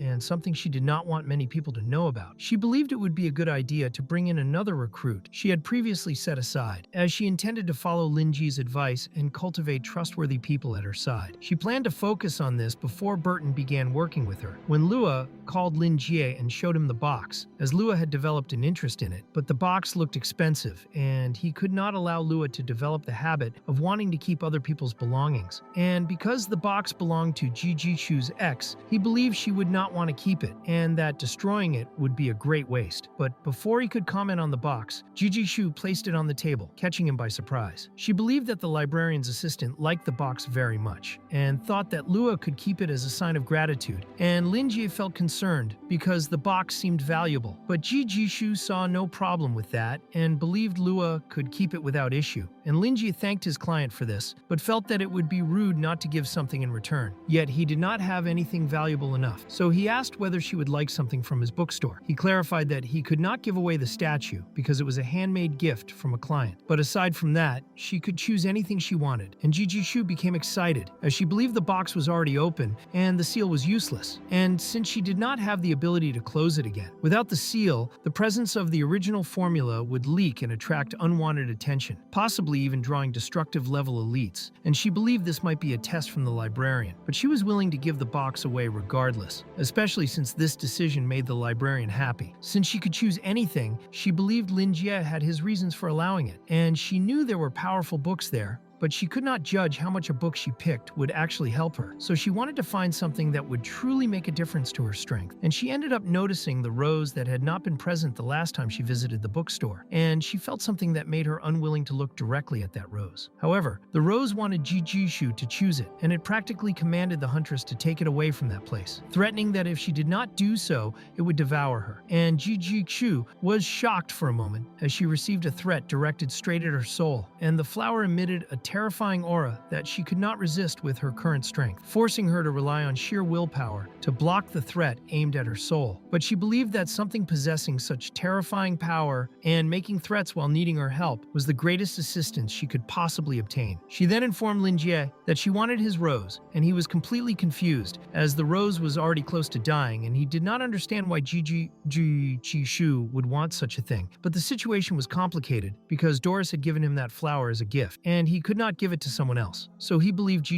Shu should think more carefully, and he explained that he had forgotten to mention that the flower was also a gift from another client, that he had done his best to take care of it, and it had seemed fine not long ago, but caring for it was difficult, and he was planning to get rid of it in the coming days. He also warned that the one who had given that flower was Doris, and Ji Chu was caught off guard by this revelation, and in any case that flower clearly meant something to him, so he wanted her answer only after she had carefully thought it through. And even though he wanted to get rid of the flower, he still believed it should be saved, because simply throwing it away would not be the right thing to do, while Jijishu believed that the librarian was testing her to see whether she was worthy of that gift. And she also remembered that after recovering from her injuries at Doris's house, she had sung that same song to Max. Because of her caution and a strange feeling she had, she asked Max to investigate Doris's background, and 2 days later he presented a shocking investigation report. And it was then that Jijishu discovered that Doris was a great sage of the Iris clan, someone who had possessed destructive level power for thousands of years, and who had focused on searching for the Silver Witch, which allowed her strength to remain unchanged for centuries. And when the war on Street 23 occurred, the council had confirmed that it was her work, meaning that Doris was truly a well-known and influential figure. Jijishu felt embarrassed when she remembered how she had behaved near such an important person as Doris, and she believed that Linjie was warning her that the gift would not only benefit her organization, but would also prepare her to form an alliance with the Iris clan to face a far greater threat, one she had no idea they would have to confront. While in her mind, the librarian had already orchestrated everything, and in the end, Linjie was gathering all those individual hunters to form a hunters association capable of fighting the Tower of Secret Instrumental and the Society of Truth. In this way, the librarian would gain another hidden card to use against the mysterious organization, and all of Nokin would undergo a massive change. And she believed that Linjie's ability to plan was impressive, and that she could not disappoint him. So she sought a resolution for her own destiny, believing that everything she had and everything that existed was for the sake of the librarian. And she explained that he should not worry, because she would not let that gift be wasted, promising that she would do her best to take good care of the flower and live up to the expectations he had of her. Linjie was even startled by her determination, and in the end he realized that he could not reject it, although he still did not understand why she wanted that flower. But since she was wealthy, he assumed she might know how to deal with plants, and after seeing such a beautiful flower deteriorate in his own hands, he understood that perhaps she believed it would be better for her to take care of it, because if it stayed with him, the flower might one day never see the light again, and if he let it die, it would disappoint Doris. So he decided to give her the flower and explain the situation to Doris the next time he met her. In the end, he realized that the two of them knew each other and could resolve the matter through conversation later, meaning there was no need for manipulation, and everything would turn out fine. So he informed the huntress that he would leave the flower in her care, hoping that she could restore the plant. And Jijishu was very happy, as was Lua, simply because that terrifying flower was finally leaving, and Jijishu took the flower and left, since it was getting late, and she wanted to let him rest, once again thanking him for his generosity and promising to take good care of the flower and prove her worth to him. The scene then shifts to Andrew's mansion in the Central District, where a subordinate apologized for interrupting his rest, explaining that she had something important to report, and Andrew believed she should not be so hasty and should maintain her elegance, as she was the head maid, and she reported information related to the Society of Truth, explaining that it seemed his previous orders had reached the Group of Wisdom, a group known for stealing the knowledge of others, and that they had become interested in the bookstore. Andrew nearly collapsed upon receiving this information, but he chose to act normally, saying that he understood perfectly and instructing the subordinate not to involve herself in anything related to that matter from that point on, as he would handle it personally, and he wished her a good night, while she in turn asked him not to overexert himself and to rest properly. And after she left, he pressed a button and a massive image of Doris appeared right in front of him, which immediately made him feel relieved. He wanted to know who was opposing him once again, since those orders had been canceled earlier by him, and someone had intercepted the cancellation order. And the worst part was that he could not even command his trusted people to investigate who was behind it, as he believed that only Doris truly understood his talent and value, and all he wanted to know was whether she was safe, so he abused his authority and used the surveillance network to search for her location. The price he paid was that the surveillance network collapsed and he lost all his authority, but as long as she was safe, he would not regret his actions, and he felt an eternal longing for the elf, believing that she was truly unique in the world. And in that regard, he was not entirely wrong, while at the same time Lin Jie felt frustrated, because Doris had said the plant was very easy to care for, but he chose not to dwell on it,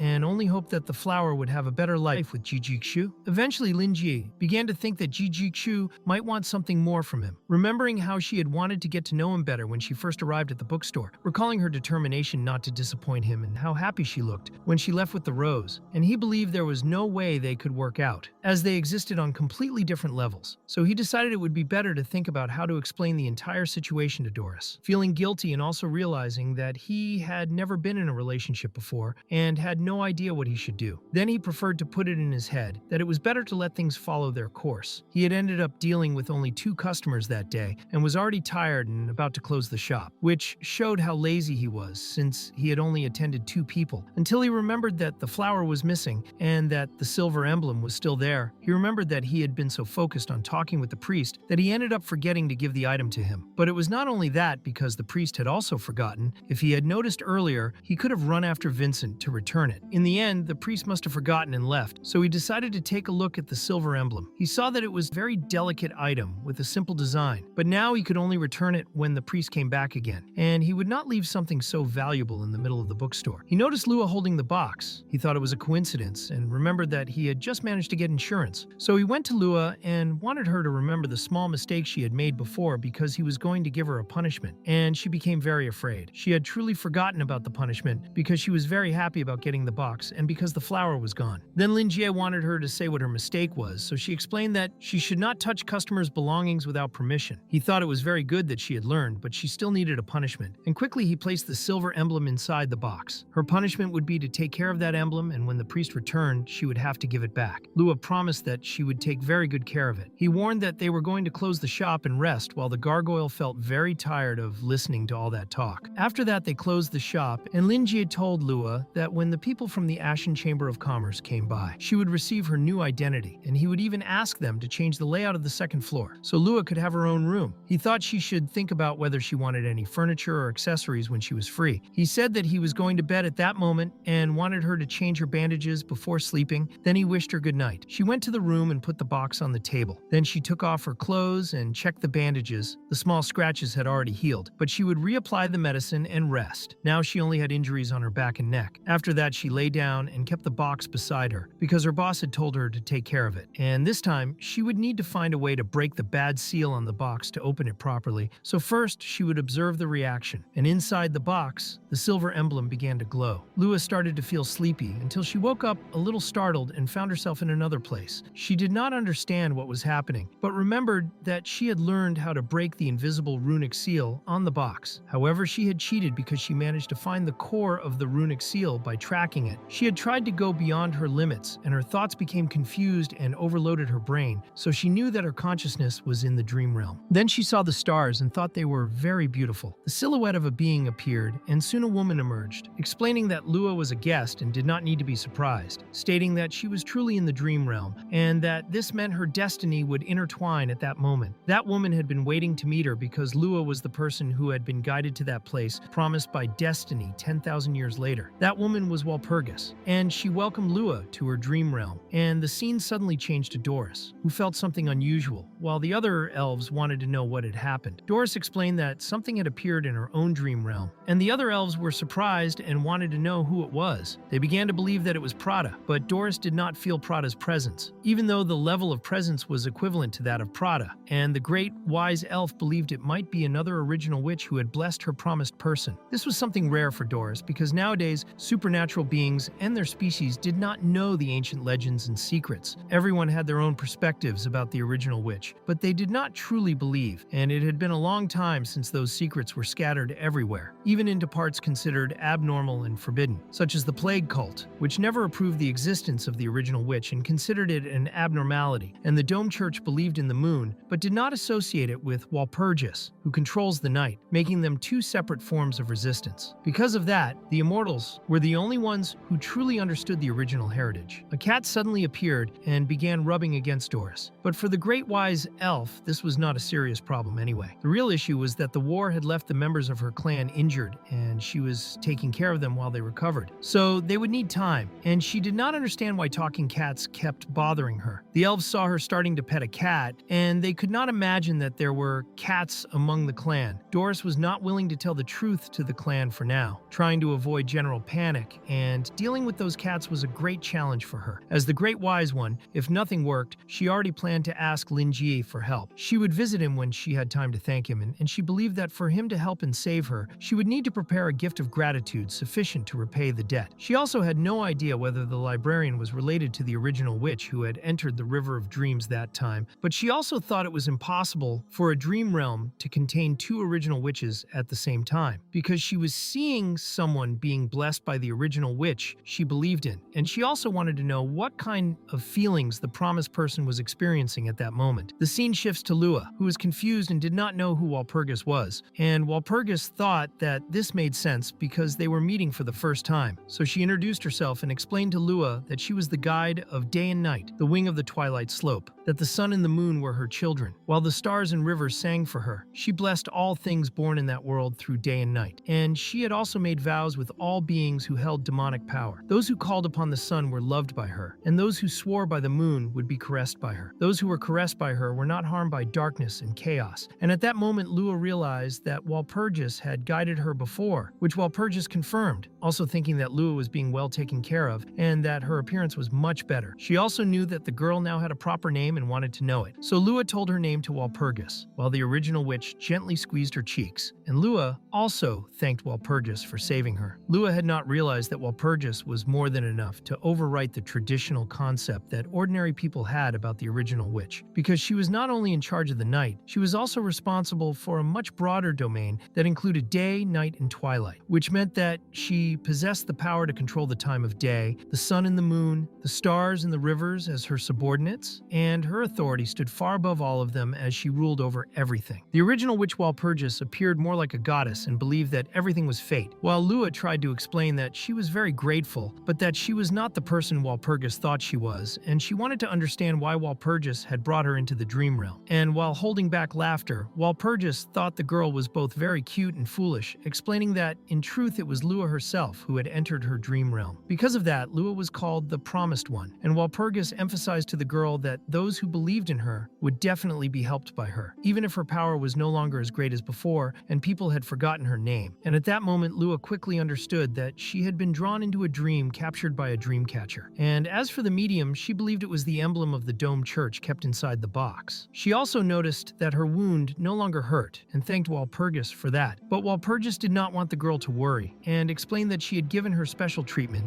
and that there would be no scars left. Then Lua remembered Father Vincent and her boss. So she asked Walpurgis about it, and Walpurgis denied being the moon itself, but clarified that the moon was also her beloved daughter, just like the girl who was there. Yet the girl realized that the moon was not present there, which Walpurgis confirmed. Walpurgis explained that when darkness devoured everything, she buried herself together with the sun, while the dome church still believed in the moon but simply did not allow people to look directly at it. Walpurgis explained that this belief was false, because the true moon does not fear the gaze of its followers, and the girl did not understand what the original witch meant by fear. So Walpurgis explained that false belief causes people to go mad, and fear that their false identity, which selfishly seeks control, will be exposed. Because of that, rules were established to prevent people from looking directly at it, something Walpurgis considered hateful, and if she still had her full power, she would never allow such a foolish practice to continue. But unfortunately, she could now only exist within the dream realm where Lua was at that moment. And now, things seemed to be taking a direction, and the silver-haired girl could be Walpurgis's chance, which naturally left the girl confused. Walpurgis explained to the girl that she had a soul as clear and pure as water, that she was a vessel that could be shaped into any form. So Walpurgis wanted to know whether the girl was willing to accept that dream realm, because she would give the rest of her power to the girl and make her the owner of that dreamland in her place. And Lua explained to the original witch that her boss had taught her that she should be grateful to those who helped her, but should never expect anything in return, so she was willing to help, but she wanted to know what the original witch wanted her to do. In the end, Walpurgis thanked Lua and explained that it was actually very simple, and that Lua only needed to kill that false false moon. Then the scene shifted to the city as dawn arrived. Colin was sleeping while sitting beside his sofa, and as soon as he half woke up, he burped, noticing that it was already morning, and that, during the previous night, he had only watched the neighboring house until the sun rose, thinking it was good luck that he had not heard a single scream or sound of fighting throughout the night. He believed that his fragile heart would not be able to endure seeing anything ghostly, and all he wanted was for Father Vincent to return with good news until he received a message from the priest. And in the message, the priest explained to the chubby man that he had completely misunderstood everything, clarifying that the bookstore owner was a normal human and also very helpful. He also explained that he had been transferred to another district and that if Colin had any objections, he should contact the person in charge of the district where he was now assigned. Colin could not believe it and thought that this was the end for him. He collapsed to the floor and believed that even the priest he had hired had been controlled by Lin Jia, and in his mind, he had treated the bookstore owner as if he were a demon. At that moment, Colin cried even more sadly than when his father had died, while Vincent was sleeping peacefully somewhere, and Colin began to replay everything involving the priest and the police, having no doubt in his mind that they had been brainwashed by a demon and were practically doomed. He only wished that they could rest in peace, and when fear in the human heart reaches a breaking point, it can sometimes turn into anger. So Colin punched the floor and declared to himself that he was tired of this and did not want to be afraid of his neighbor anymore, practically turning himself into a Super Saiyan in his imagination, deciding that he would invade the bookstore and deal with his neighbor. Even if he died, he would expose Lin Jia and show everyone that he was a demon as soon as he stepped outside. He quickly went back into his apartment and realized that he had almost thought of doing something that would cost him his life, showing how cowardly he actually was. And he also noticed that he had not picked up his exorcism equipment, treating the situation as if he were about to face the final boss of a game.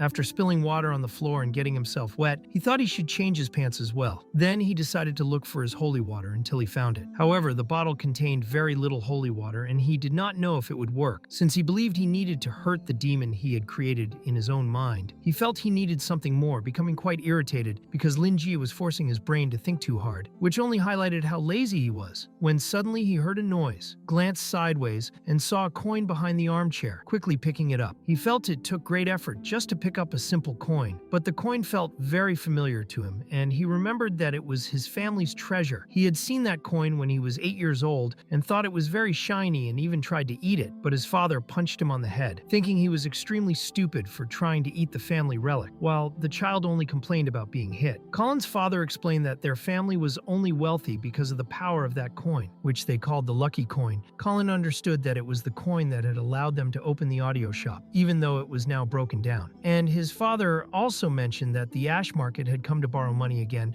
a few days earlier, but for his father, what truly mattered was the meaning behind it, as they had once lived through days of glory, and he wanted to know if his son still remembered the legendary story behind the coin. Colin did not remember it, so his father explained again that long ago there had been an elven kingdom, and one day an evil demon king appeared and desired the legendary treasure of the elven clan. To achieve his goal, he captured the king's daughter, and then a hero whose name was very similar to their family name rose up and followed the clues left by the princess. When he reached the church, he pulled out the legendary holy sword of the elven clan. And in the end, the hero defeated the Demon King and saved the beautiful elven princess. After the Demon King's curse disappeared, the two lived happily ever after, and later the hero was seriously injured by a flock of chickens in a village, and their ancestors obtained that lucky coin from the hero's body, a story very familiar to anyone who liked video games. And in the end, the boy's father truly believed that the coin was miraculous, because ever since the family had kept it close, they had grown richer generation after generation. Even though now only a broken audio shop remained,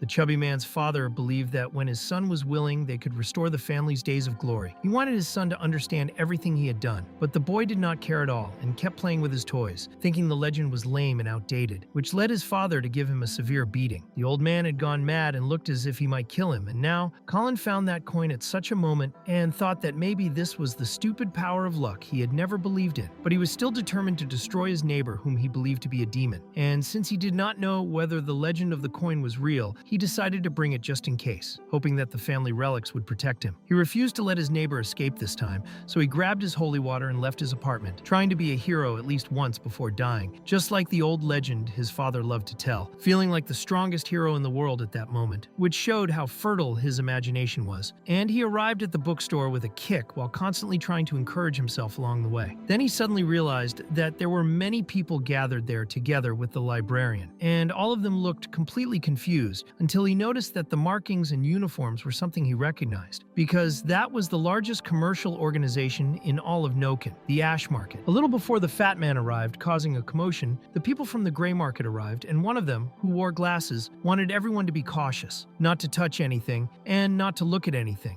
because they were only there to fulfill Linjia's request to resolve the identity issue, and this was also the wish of their master. That man with glasses was called Edmund Chapman, and he was the butler of the Chapman household. So everyone decided it was time to enter, and they opened the door of the bookstore. Linjia was surprised to see them and said that he had been waiting for them, and Edmund immediately introduced himself to Linjia and explained that he was Cherry's butler. The librarian was surprised by how efficient they were, because he had contacted Cherry by phone only a few days earlier, and he could see that she really knew how to repay kindness with gratitude. So he greeted Edmund and pointed to the girl who needed a new identity. Lua stayed very quiet until Linji placed his hand on her head and told her that she could stop playing for the moment to cooperate with the identity issue and that she could play with the box later. Edmund, however, found it terrifying that just by glancing at the box, he felt trapped by it, and he saw that the box was full of runes and must have been created by a high-ranking white mage. So he became curious about what kind of item was being kept there, and he started trembling just from thinking that the bookstore owner thought that box was just a toy. So he decided that he would not touch it or look at it, just as he had instructed everyone. He realized that his boss had been right, and that the bookstore was truly incredible. So he made it clear to Linji that they would serve him with pleasure, and quickly they took out a camera. The Itai network of the Society of Truth, which handled real and civilian identities, could not forge anything, but the Ash Commerce Chamber was different, and could do so, because when the Itai network was just starting, its mechanical abilities were still in the process of improvement, and there was a long road ahead, and it was a machine that they, as druids, helped build by contacting dwarf mechanics. They were different from low resources, which was strong and independent, because the Ash Market specialized in investment and creating connections. And for example, the Cats of the Secret Instrument Tower were sponsored by the Ash Market, and obviously the Ash Market would only create a false identity for someone very special. And since this was a request from Cherry, they were willing to do it. Because of that, they approached Lua and asked her to cooperate, and she became scared when she saw those unfamiliar men pointing a camera at her face, since they were going to capture her Itai energy, and they asked her to smile for the photo, while Linjie watched and remembered the first time he had seen Cherry and Bella. Edmund also informed Linjie that Cherry was handling market affairs and would visit him when she could, and he asked the librarian to forgive his mistress for this, explaining that, as an apology, she had sent him a gift. Linjie made it clear that he would like it just because it came from Cherry, and Edmund thanked him on her behalf and believed that she would be happy when she heard what the librarian had said. Quickly, he opened something that surprised Linjie, as Edmund showed a coin that had been passed down through generations since the 1st century of ancient times. The legend said that it was formed from the eyes of the god of fate, and they called it the coin of misfortune, and the scene shifted to Cherry telling Edmund that this was the gift she had prepared for him, because it had magical power and a long history, and she wanted to know what Edmund thought and whether Linjie would like the gift. But her butler explained that the coin had great value, and that he thought she was being selfish by wanting to give away something desired by countless sorcerers and witches. She immediately made a puppy-like face as if begging for food from the butler, so he made up an excuse saying that the danger index had not been removed to take the coin out of storage, and that they would replace it with another item for the auction. And Cherry liked the idea. In the end, she agreed that the coin was quite dangerous, and she showed a photo from the moment they found the coin, explaining that if a sorcerer was too weak, they would end up being devoured by it, and that this had happened to its former owner, who suffered one misfortune after another. And to make things worse, his innocent disciple slipped after being startled and ended up being impaled along with her master. In the end, this was proof that the coin had duality, because it could cast strong karma-type magic, but could also bring bad luck to the caster. So Edmund should deliver it with great caution, and should not touch it. Linjie, seeing the coin, thought it had great research value, and it was a huge coincidence because he wanted to understand the history between the 1st and 2nd centuries of Azir. So he took the coin firmly in his hand, and Edmund was shocked, and Linjie told Edmund to thank Cherry for the gift. At that moment, Edmund understood why his mistress admired the librarian so much, because the coin was treated as just a tool for learning ancient history, and he tried to maintain his composure with Linjie. But the legend also said that the coin of misfortune had to be combined with the coin of fortune to be considered complete, and since the end of the era of ancient legends, the coin of fortune had never been found. Linjie knew many things and believed that if the coin of misfortune existed, then the coin of fortune must also exist, and it was was at that moment that Colin entered Linji's bookstore, shouting loudly. That was the moment when Colin became embarrassed after seeing so many people, and he started to think that Linji was truly evil, and had even controlled the people from the ash market as well. He dropped to his knees on the floor and trembled intensely, because he believed that Linji was brave enough to fight a demon. But the ash market was complicated, since Colin owed them 10,000 and did not have the courage to confront an ash merchant. Because of that, he came up with an excuse and quickly explained that he had come there to thank Linjie for turning off the circuit breaker the last time. He placed the coin of fortune on Linjie's table and ran away in desperation, leaving everyone confused, while Colin was on the verge of a breakdown. At that moment, Linji realized that the coin left by the fat man was exactly the same as the coin of misfortune, and he concluded that it was indeed the coin of fortune. Edmund remembered Linjie explaining the existence of the coin of misfortune and the coin of fortune, and he felt that it was no coincidence, because before Linji even finished speaking, the coin of fortune had already been delivered to him. Ordinary people might believe in coincidences and luck in the world, but those who had walked the path of superhumans already knew that everything in the world was connected by karma, and once the divine level was reached, it was possible to feel, see, or even control these karmas, allowing one to influence the fate of others. In the mysterious world they lived in, there was no such thing as a mere coincidence, and Edmund was now seeing concrete proof in the legendary coin that had been split into two. From the 1st century until the disappearance of the coin of fortune, the two coins had always found ways to repel each other and cause unimaginable trouble like that, with their owners always disappearing or becoming involved in serious incidents, and the coins being separated once again. When fused together, the two coins were extremely powerful in terms of sorcery, and Edmund believed that the coin of fortune had suddenly stopped there because of the power of the librarian. Linjie was extremely surprised to see the coin of fortune right in front of him, because he never imagined that Cherry would give him the coin of misfortune, while Colin would appear with the coin of fortune. Now he just wanted to understand what had happened, and he noticed everyone looking at him with great surprise. Linjie believed that his own luck was so strong that not even the coin of misfortune could take it away from him, and in the end, he thought that it was destiny, since he had always been a romantic person who believed in fate, even if that was not truly who he was and he was only pretending. While he was very happy, everyone else felt uneasy, because no one could believe that someone would give such an important treasure to another person just for helping to turn off a circuit breaker. They all believed that the librarian must have done something and that he was truly cruel. Linjie quickly brought the two coins together right in front of everyone, becoming curious about what kind of material they were made of, and his eyes shone as he looked at them, finding their craftsmanship fascinating. In the end, he told Edmund that he never imagined he would obtain the complete set of the coins of destiny, and Edmund immediately stated that the librarian was very lucky. He smiled only to pretend that everything was fine, while Linji placed the combined coins into the box where he had previously received only the coin of misfortune, and he believed that his neighbor had gotten himself into some kind of trouble. Edmund then offered his time and his men to go check on Colin for Linji. Even though Edmund still believed that Colin had gotten into trouble related to the bookstore owner, he only pretended otherwise so as not to displease his mistress. He believed that the librarian would ask them to investigate the fat man or even kill him. Linji explained that Colin had previously mistaken him for an evil spirit and had now simply decided to apologize by giving away his family treasure. And although Linji thought Colin was lazy, he now knew that he was kind and willing to help him. Edmund immediately said that he would send someone to check on Linji's neighbor at once, believing that the fat man was unlucky for having irritated the librarian, thinking that Linji was unpredictable, and also believing that the librarian liked to deceive common people as a personal interest. The door was not locked, and Edmund entered Colin's house, where Colin was hiding behind an armchair and trembling violently. And when Edmund called him, he trembled even more, wanting to know what they wanted. Edmund already knew that their company had lent 10,000 to Colin and explained that the repayment deadline was approaching, something Colin had already expected. Even so, Colin began blaming Linji for what was happening, portraying himself as a victim being intimidated, swearing that he was a good person, and trying to encourage himself to overcome his fear. Edmund continued and explained that they could cancel the loan, and Colin immediately shouted, asking what the price would be. He asked Edmund how much the shop and all the items inside it were worth, and Edmund estimated it at around 30,000. Colin then asked if he could pay the debt using his shop, and Edmund clarified that he could do so, but that the price was only an estimate and would be much lower during the actual transaction. Edmund then asked whether the fat man was facing some kind of trouble, and in the end, he had planned to cancel the debt. But since Colin insisted on paying them back, he would not refuse. As Edmund looked at Colin, he began to think that he was a responsible fat man, and that the bookstore owner was incredible for realizing that his neighbor was truly a good person. In that moment, Colin shouted with happiness, saying that there was no problem at all, and he drooled a lot, because for the fat man, he was finally free and would survive. He grabbed his holy water and a few other things because he wanted nothing else. He did not want family business or profit, since nothing was more important than his own life. So he decided to leave immediately, gathering his belongings and running outside, promising that he would never come back, and looking very happy with the decision he had made. The people from the ash market were completely confused and simply believed that Colin wanted freedom, and Edmund told his men that they would report everything to Lin Ji. After the librarian learned about it, he was very surprised and tried to understand how he had not noticed that his neighbor was willing to abandon everything and leave, until he suddenly realized that the shop next door was empty at that moment, and his expression changed right in front of the ash market merchants. He noticed it and explained to Edmund that he needed to ask for help once again. But before he could say anything, Edmund showed him the property contract of the audio shop next door that Colin had handed over to them. Edmund understood that the bookstore owner had taken Colin's coin, which meant Colin was in great danger, and that Lin Jie, together with his bookstore, had used Edmund and his men to give the fat man a small scare and also legally take over his property. Edmund also offered Lin Ji help to organize the renovation of the shop next door, and Lin Ji liked the idea very much. He apologized to Edmund for the trouble, and since they were willing to do that, he also made it clear that he wanted a renovation of the second floor layout of the bookstore as well. Edmund shook his hand and made it clear that there was no problem and that they would handle everything quickly, while Lua, listening quietly to the conversation, thought that Lin Ji probably wanted a nice wool carpet. After that, Lua took the men from the ash market to show them the librarian's room, and they were very frightened by what they saw there. Meanwhile, Lin Jie went to the property that had belonged to Colin and found it strange that Colin had left some things behind. He even noticed a remote control that was extremely greasy, almost like a bag of cooking oil, and Lin Jie doubted that the fat man actually worked. It also did not make much sense to open a shop in such a remote place, and clearly the store was not large since the location was small and narrow, and Lin Jie found it hard to imagine Colin walking through those shelves every day. He also thought it was unsurprising that his neighbor mostly liked to stay on the sofa watching television. As he walked past some shelves, he found several plot protection magazines, and he realized that Colin used an old tactic of placing suspicious items in the most obvious place while putting all the normal movies and music albums on the lower shelves, which was typical of a shop in bad shape. Since it was a rare opportunity, Lin Ji decided to take a look at the culture of that city, making excuses to himself that he was a professional cultural researcher and that exploring such things was part of culture and tradition. So he examined all the content there while creating many justifications in his own mind. Eventually, he found a table with some ingredients on it, and he picked up a plant and smelled it, which made him suspect that Colin enjoyed making perfume as a hobby. In the end, he realized that he did not truly know his neighbor, because making perfume required delicacy, which did not match Colin's massive appearance. But the presence of salt there made Lin Jie feel doubtful, since in some cultures salt was used as a tool for exorcism. Even so, he no longer cared, because the misunderstanding had been resolved and Colin had already left anyway. So he decided to go back and call Edmund and the others to organize the place. He also planned to turn that location into a cafe connected to the bookstore after the renovation was finished, and he wanted Lua to take care of it, selling some items for him as a way to attract customers to both shops. After 3 days passed, the opening finally took place, and Lin Jie could not believe that all the work had been completed. The gray market had been incredibly fast in finishing the renovation in just a few days. He even thought about recommending some books to them, but then remembered that Edmund and his men had left in a hurry. He did not know it, but those men had been extremely scared and wanted to leave as quickly as possible, and Edmund had used the excuse that his boss was waiting for him. After that, Lin Jie told Lua that they would close the shop and rest. In the end, he asked her what she thought about the renovation of the second floor, and Lua liked it a lot, especially because there was a wool carpet. He wished her a good night and explained that when the coffee equipment was ready, he would teach her how to use it properly. He also wanted her to dedicate herself to her studies because he planned for her to take care of the shop in the future, so she needed to help it grow. Now Lua had her own room, and Lin Jie said goodbye to her that night. He had finally recovered his own bedroom and was not sure whether he missed it or not. He still had some time before sleeping, so he decided to use it to analyze research materials that Claude had given him. He saw that the documents had been compiled by Joseph and consisted of an article with several records and related research documents. And there were also 2 other researchers mentioned, one called Plitt Hall and the other Trollop Robert. Robert handled the part about religious enthusiasm, the rise of the kingdom, and homomorphic revenge, while Hall worked on the remaining culture, and Lin Jie separated only the information that was necessary. The strange part for him was that Robert and Hall were unable to get their hands on the books called The Dark Era Rise and The Fall of the Elves, because that information was confidential and was held by scholars known known as the Society of Truth. And the third point, which was also the most important, was that the conclusions reached by those researchers were exactly the same as what he had previously seen in his dreams. This included the arrival of the gods, which began with worship and fear, then the rapid rise of the elven kingdom, and finally the moment when the last elven king challenged the gods at the end, which resulted in the annihilation of the entire country. And there were also traditions such as the king wearing a crown made of laurel branches and the king holding a coronation ceremony in a white hall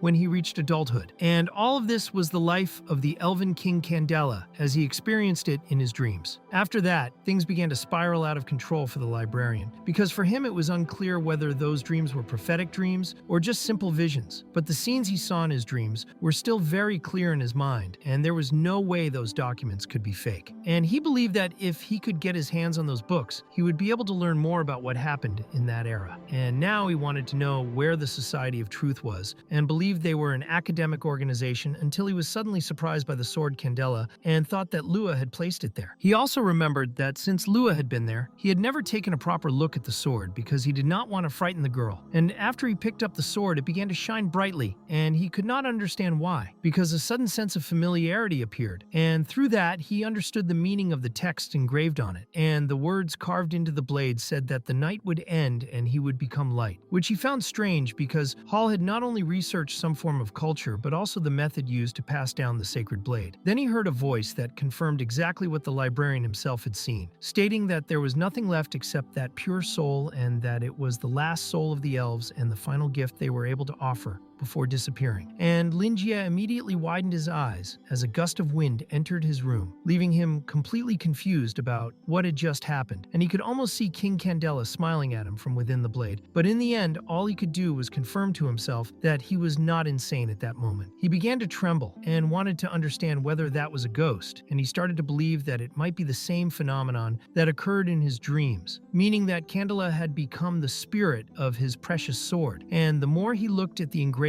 on the blade, the stronger the sense of familiarity became, and bits of information started to surface in his mind, as if he had known them from the very beginning, as if that sword should be sheathed on the altar in the main hall of the White Church, and as if the sword symbolized authority together with the laurel crown. When he woke up from the dream for the last time and looked at the sword, it gave him the same familiarity he used to feel when conquering a battlefield, along with the sensation that he had mastered every sword skill. But now that feeling was not merely an illusion, because he had even mastered a language he had never spoken before. And although he wanted an explanation for all of this, his brain itself was functioning perfectly well. Then he remembered that Candela had also given him something else, which was the crown of the Elven King, and he decided to look for the mark he had on his arm in the dream. But he found nothing there, and that also made sense to him, because otherwise he would have noticed it days earlier. And he did not know whether he should feel regret or relief, and in the end, it felt more like he had sent the Elven King on his own path within the dream. He believed that the sacred sword of the Elven Kingdom, after passing through many generations, eventually became the treasured sword of Joseph's family, or that his family had taken on the role of protecting the sword so that the spirit would not manifest in the world and harm people. But it seemed that everyone had slowly forgotten this duty, and when Joseph handed the sword to him, Candela gained the power to influence his dreams. Linjie found it strange that the king was so friendly toward him, and he believed that the final part of the elf's obsession had been purified through him. And in the end, the most important thing was the life experience of Candela that he had lived through in his dreams, because it was the method chosen by a spirit from an ancient era to allow the entire kingdom to continue existing. And the problem for the librarian was that he did not know how much of those dreams were real and how much of them were false. He still remembered all the knowledge and sword skills that Candela had learned as a palace instructor, but some of the sacred arts, spellcasting, and the memory of the king challenging the gods at the end were very blurred in Linjie's mind, and only fragments of those memories remained after he woke up. So Linjie believed that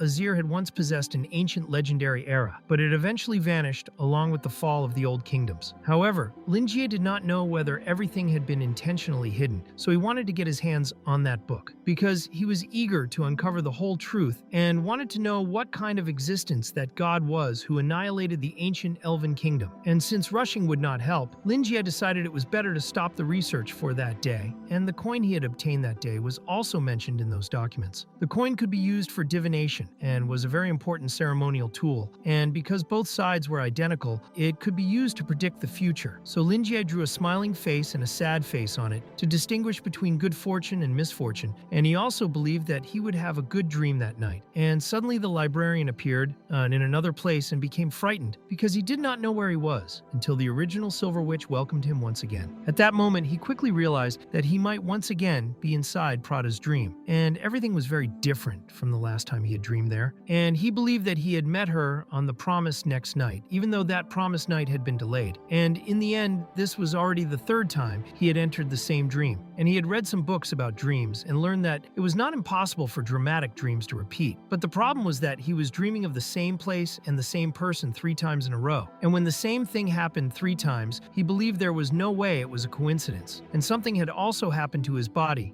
now that he thought more carefully about what occurred earlier, because everything began after he ate that fruit from the tree in the previous dream he had with the original witch Prada. Because of that, he came to the conclusion that there was a connection between these dreams, and if this was happening because he had eaten that fruit in the dream, he wanted to know what kind of existence Prada was. And he also wanted to know what she thought about the book he had given her last time. And Prada found the book very interesting because she had never seen the world portrayed in such a romantic and beautiful way, with humans and demons being able to live together. Her heart completely immersed itself in that feeling, and she walked straight past him, leaving the young man wide-eyed, and she made it clear that she liked the gift he had given her and thanked him for it. And this was also the first time she had ever felt something like this. And reading that book felt as if someone had been beside her the entire time, and she had never known that reading books could be such a pleasant experience. And Lin Ji felt very happy hearing her opinion, and she thought the book was so perfect that she wanted to leave that dream and transform the world into what the book described. She wanted to know whether the librarian also longed for that kind of world. And just as he was about to respond, he was surprised when the sword Candela appeared in his hand, and he did not understand what was happening. So he planted the sword into the ground while his mind was full of doubts. And he explained that anyone would desire that kind of world, but that it was impossible because weak humans possessed more intelligent minds and more malicious hearts. As for demons, they were strong but could not be clearly distinguished between good and evil like in the book, and helping others for free was absolutely foolish in that world. And Prada thought that the librarian was very pessimistic because when he had previously asked her to be happier, she believed he was active, romantic, and optimistic, and she even thought he was quite romantic most of the time. And he himself was willing to believe in the nature of humanity, but not completely, because he also believed it depended greatly on the situation. In the end, he always advised others to be wary of ill intentions, and Prada believed that they were not actually contradicting each other when it came to humanity. And then she saw the sword and found it very familiar, and Lin Ji became a little embarrassed and tried to explain the situation. And after explaining, he clarified that he truly did not know how the sword had followed him there, because it had simply appeared, and Prada found the situation very amusing. However, she thought it was obvious that the sword would come along, because Candela had already sworn to him with his soul, promising to be his sword and his support, so he would truly follow Lin Jie, whether in reality or in dreams. And this deeply affected the librarian, who then wanted to know whether the original witch knew the Elven King, and Prata quickly confirmed that she knew King Candela, explaining that he was the last king of the elves and was also known as the Mad King and the source of the plague, and that the Elven King Candela had once worshipped her as well. She also made it clear to Lin Jie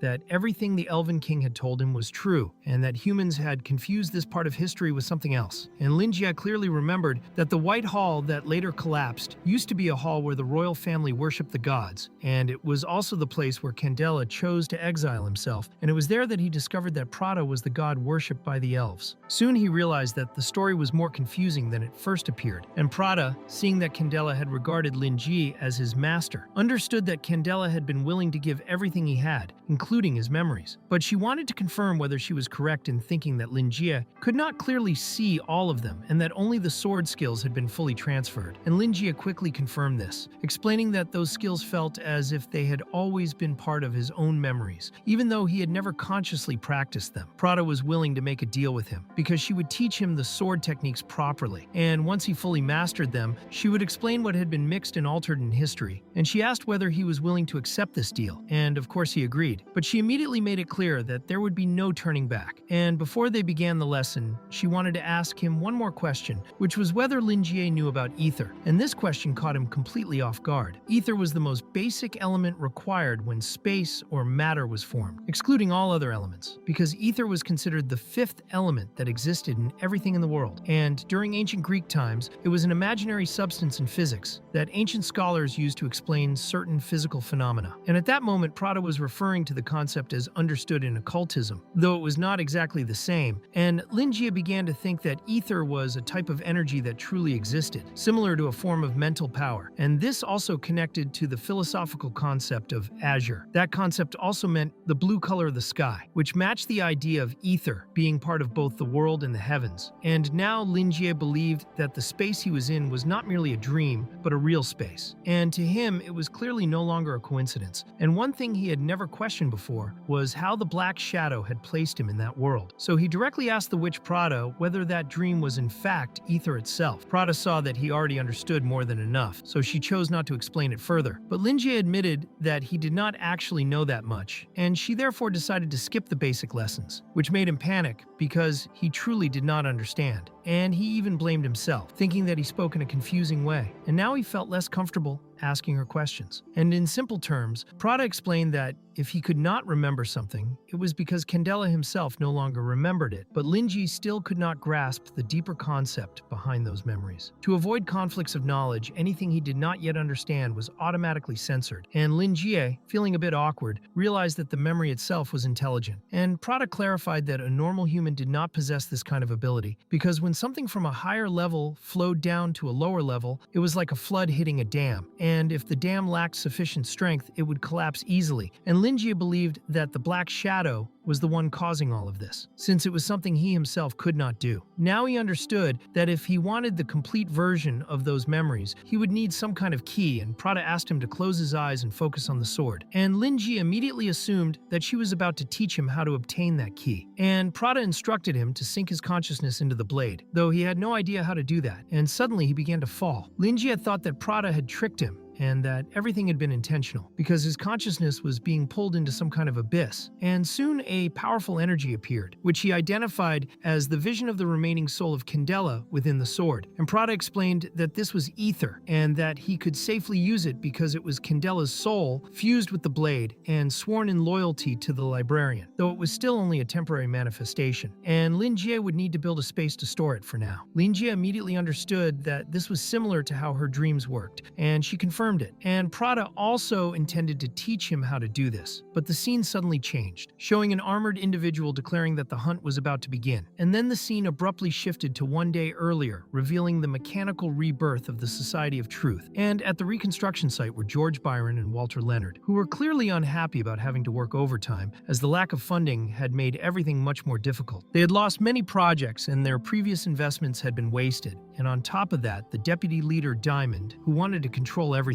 had forced Andrew to take full responsibility, putting Raoul Feige in a very difficult position. And the main reason was the enormous consumption of manpower and resources on a project called Dirty Track. Yet the best results they achieved had been taken by someone else, and they observed S-277, where no one was present, and the mechanical division was already in a miserable state, which only worsened after the incident. There were many people on the council who opposed the Dirty Track project and were now blaming them for all the damage, so they halted the project to prevent further losses. And Raoul Feige became so depressed that he announced he would isolate himself to focus on his own research, while Walter wanted to find time to play chess with his old friend. And now the council had redirected its resources to focus on exoskeleton armor that could actually be useful to the public. Eventually they ended up seeing two young men who were arguing, with one of them shouting loudly while the other did not seem intimidated at all, making it clear that they had only taken their knowledge and had not damaged their vitality. The younger man was openly belittling the scholars, while the bald man became extremely angry and wanted to teach that young man a lesson. The young man quickly realized that the bald man was acting purely out of violence, and at that moment the bald man suddenly froze in place and started trembling. However, the young man began to provoke him, because he wanted to see the bald man actually try to teach him that lesson, and he even questioned whether the bald man was too scared to hit him. At the same time, the young man knew that the bald man was actually worried about what would happen if his aunt found out that he had been beaten by someone like him. Because of that, the young man ordered the bald man to let him go and clearly stated that he would forgive him just this once, saying that the old man should be grateful for his kindness. The bald man called the young man a knowledge vampire, and the young man even found that name quite creative. He then explained that for sages like himself, there was nothing better than knowledge, and shortly after that, he disappeared, because he still had much more knowledge to hunt. George became irritated just from listening to that boy speak, since he had no idea who the young man was, and Walter explained that he was Langdon Hood, a Terra-level scholar who belonged to the sages under Raoul Feige. Walter also explained that Langdon Hood had contributed greatly to the development of firearms and was a big fan of heavy weapons. He explained that sages were like religious fanatics in an ordinary religion because they were always chasing knowledge, especially the knowledge belonging to other people. They were an ambitious and unscrupulous group that even looked down on human life, and they were considered an outlaw organization. That was why they were called knowledge vampires by other scholars, since they committed unethical acts. Walter believed that George should avoid getting involved with people like that as much as possible. At that moment, a scientist arrived asking whether Hood was around, and explained that he had received an order from Andrew to detain anyone who was in conflict with other scholars. Walter thought it was unfortunate and explained to the man looking for Hood that he had just disappeared using teleportation. The problem was that Andrew had mentioned something about a bookstore meant for sages, and was even planning to cancel the mission at that very moment. Walter was immediately shocked and explained that the situation was urgent and that the Society of Truth could collapse because of it. He wanted them to make an announcement quickly and locate the knowledge vampires as soon as possible. Leonard became furious because he believed the council was full of idiots and that they should have captured the young man right there on the spot. The scene then shifted to 23rd Street, where Hood was standing with his followers gathered around him. He wanted his followers to report the observations they had made over the past few days. He had received information from the former vice leader Andrew that Linji was very unusual, but after observing the librarian for a week and a half, he did not seem like a normal elite. Hood had also received many different reports, and after combining all the conclusions, he believed that people from the Ashen Market had been hired to renovate the place. However, the situation felt far too strange to him, and he preferred to make an even bolder assumption, believing that the owner of the bookstore, the man who had made multiple factions fear him and who had summoned the ancient elf king, might no longer possess that kind of power. Or perhaps those powers were limited or even lost for unknown reasons. In the end, Hood believed that Linji was actually nobody, and he wanted to verify this to be 100% sure. One of Hood's followers warned him that this was not the time to get excited, because even if the bookstore owner had lost his powers, the bookstore itself was still extremely terrifying. Hood understood his followers' concerns, but explained that there was no need to be afraid, because he was fully prepared and was using all the resources available to him. He believed that there was no way the librarian could kill all of them at once, since they were equipped with prohibited exoskeletons that he had personally built. He also explained that each of them had unique features. He then revealed his secret weapon,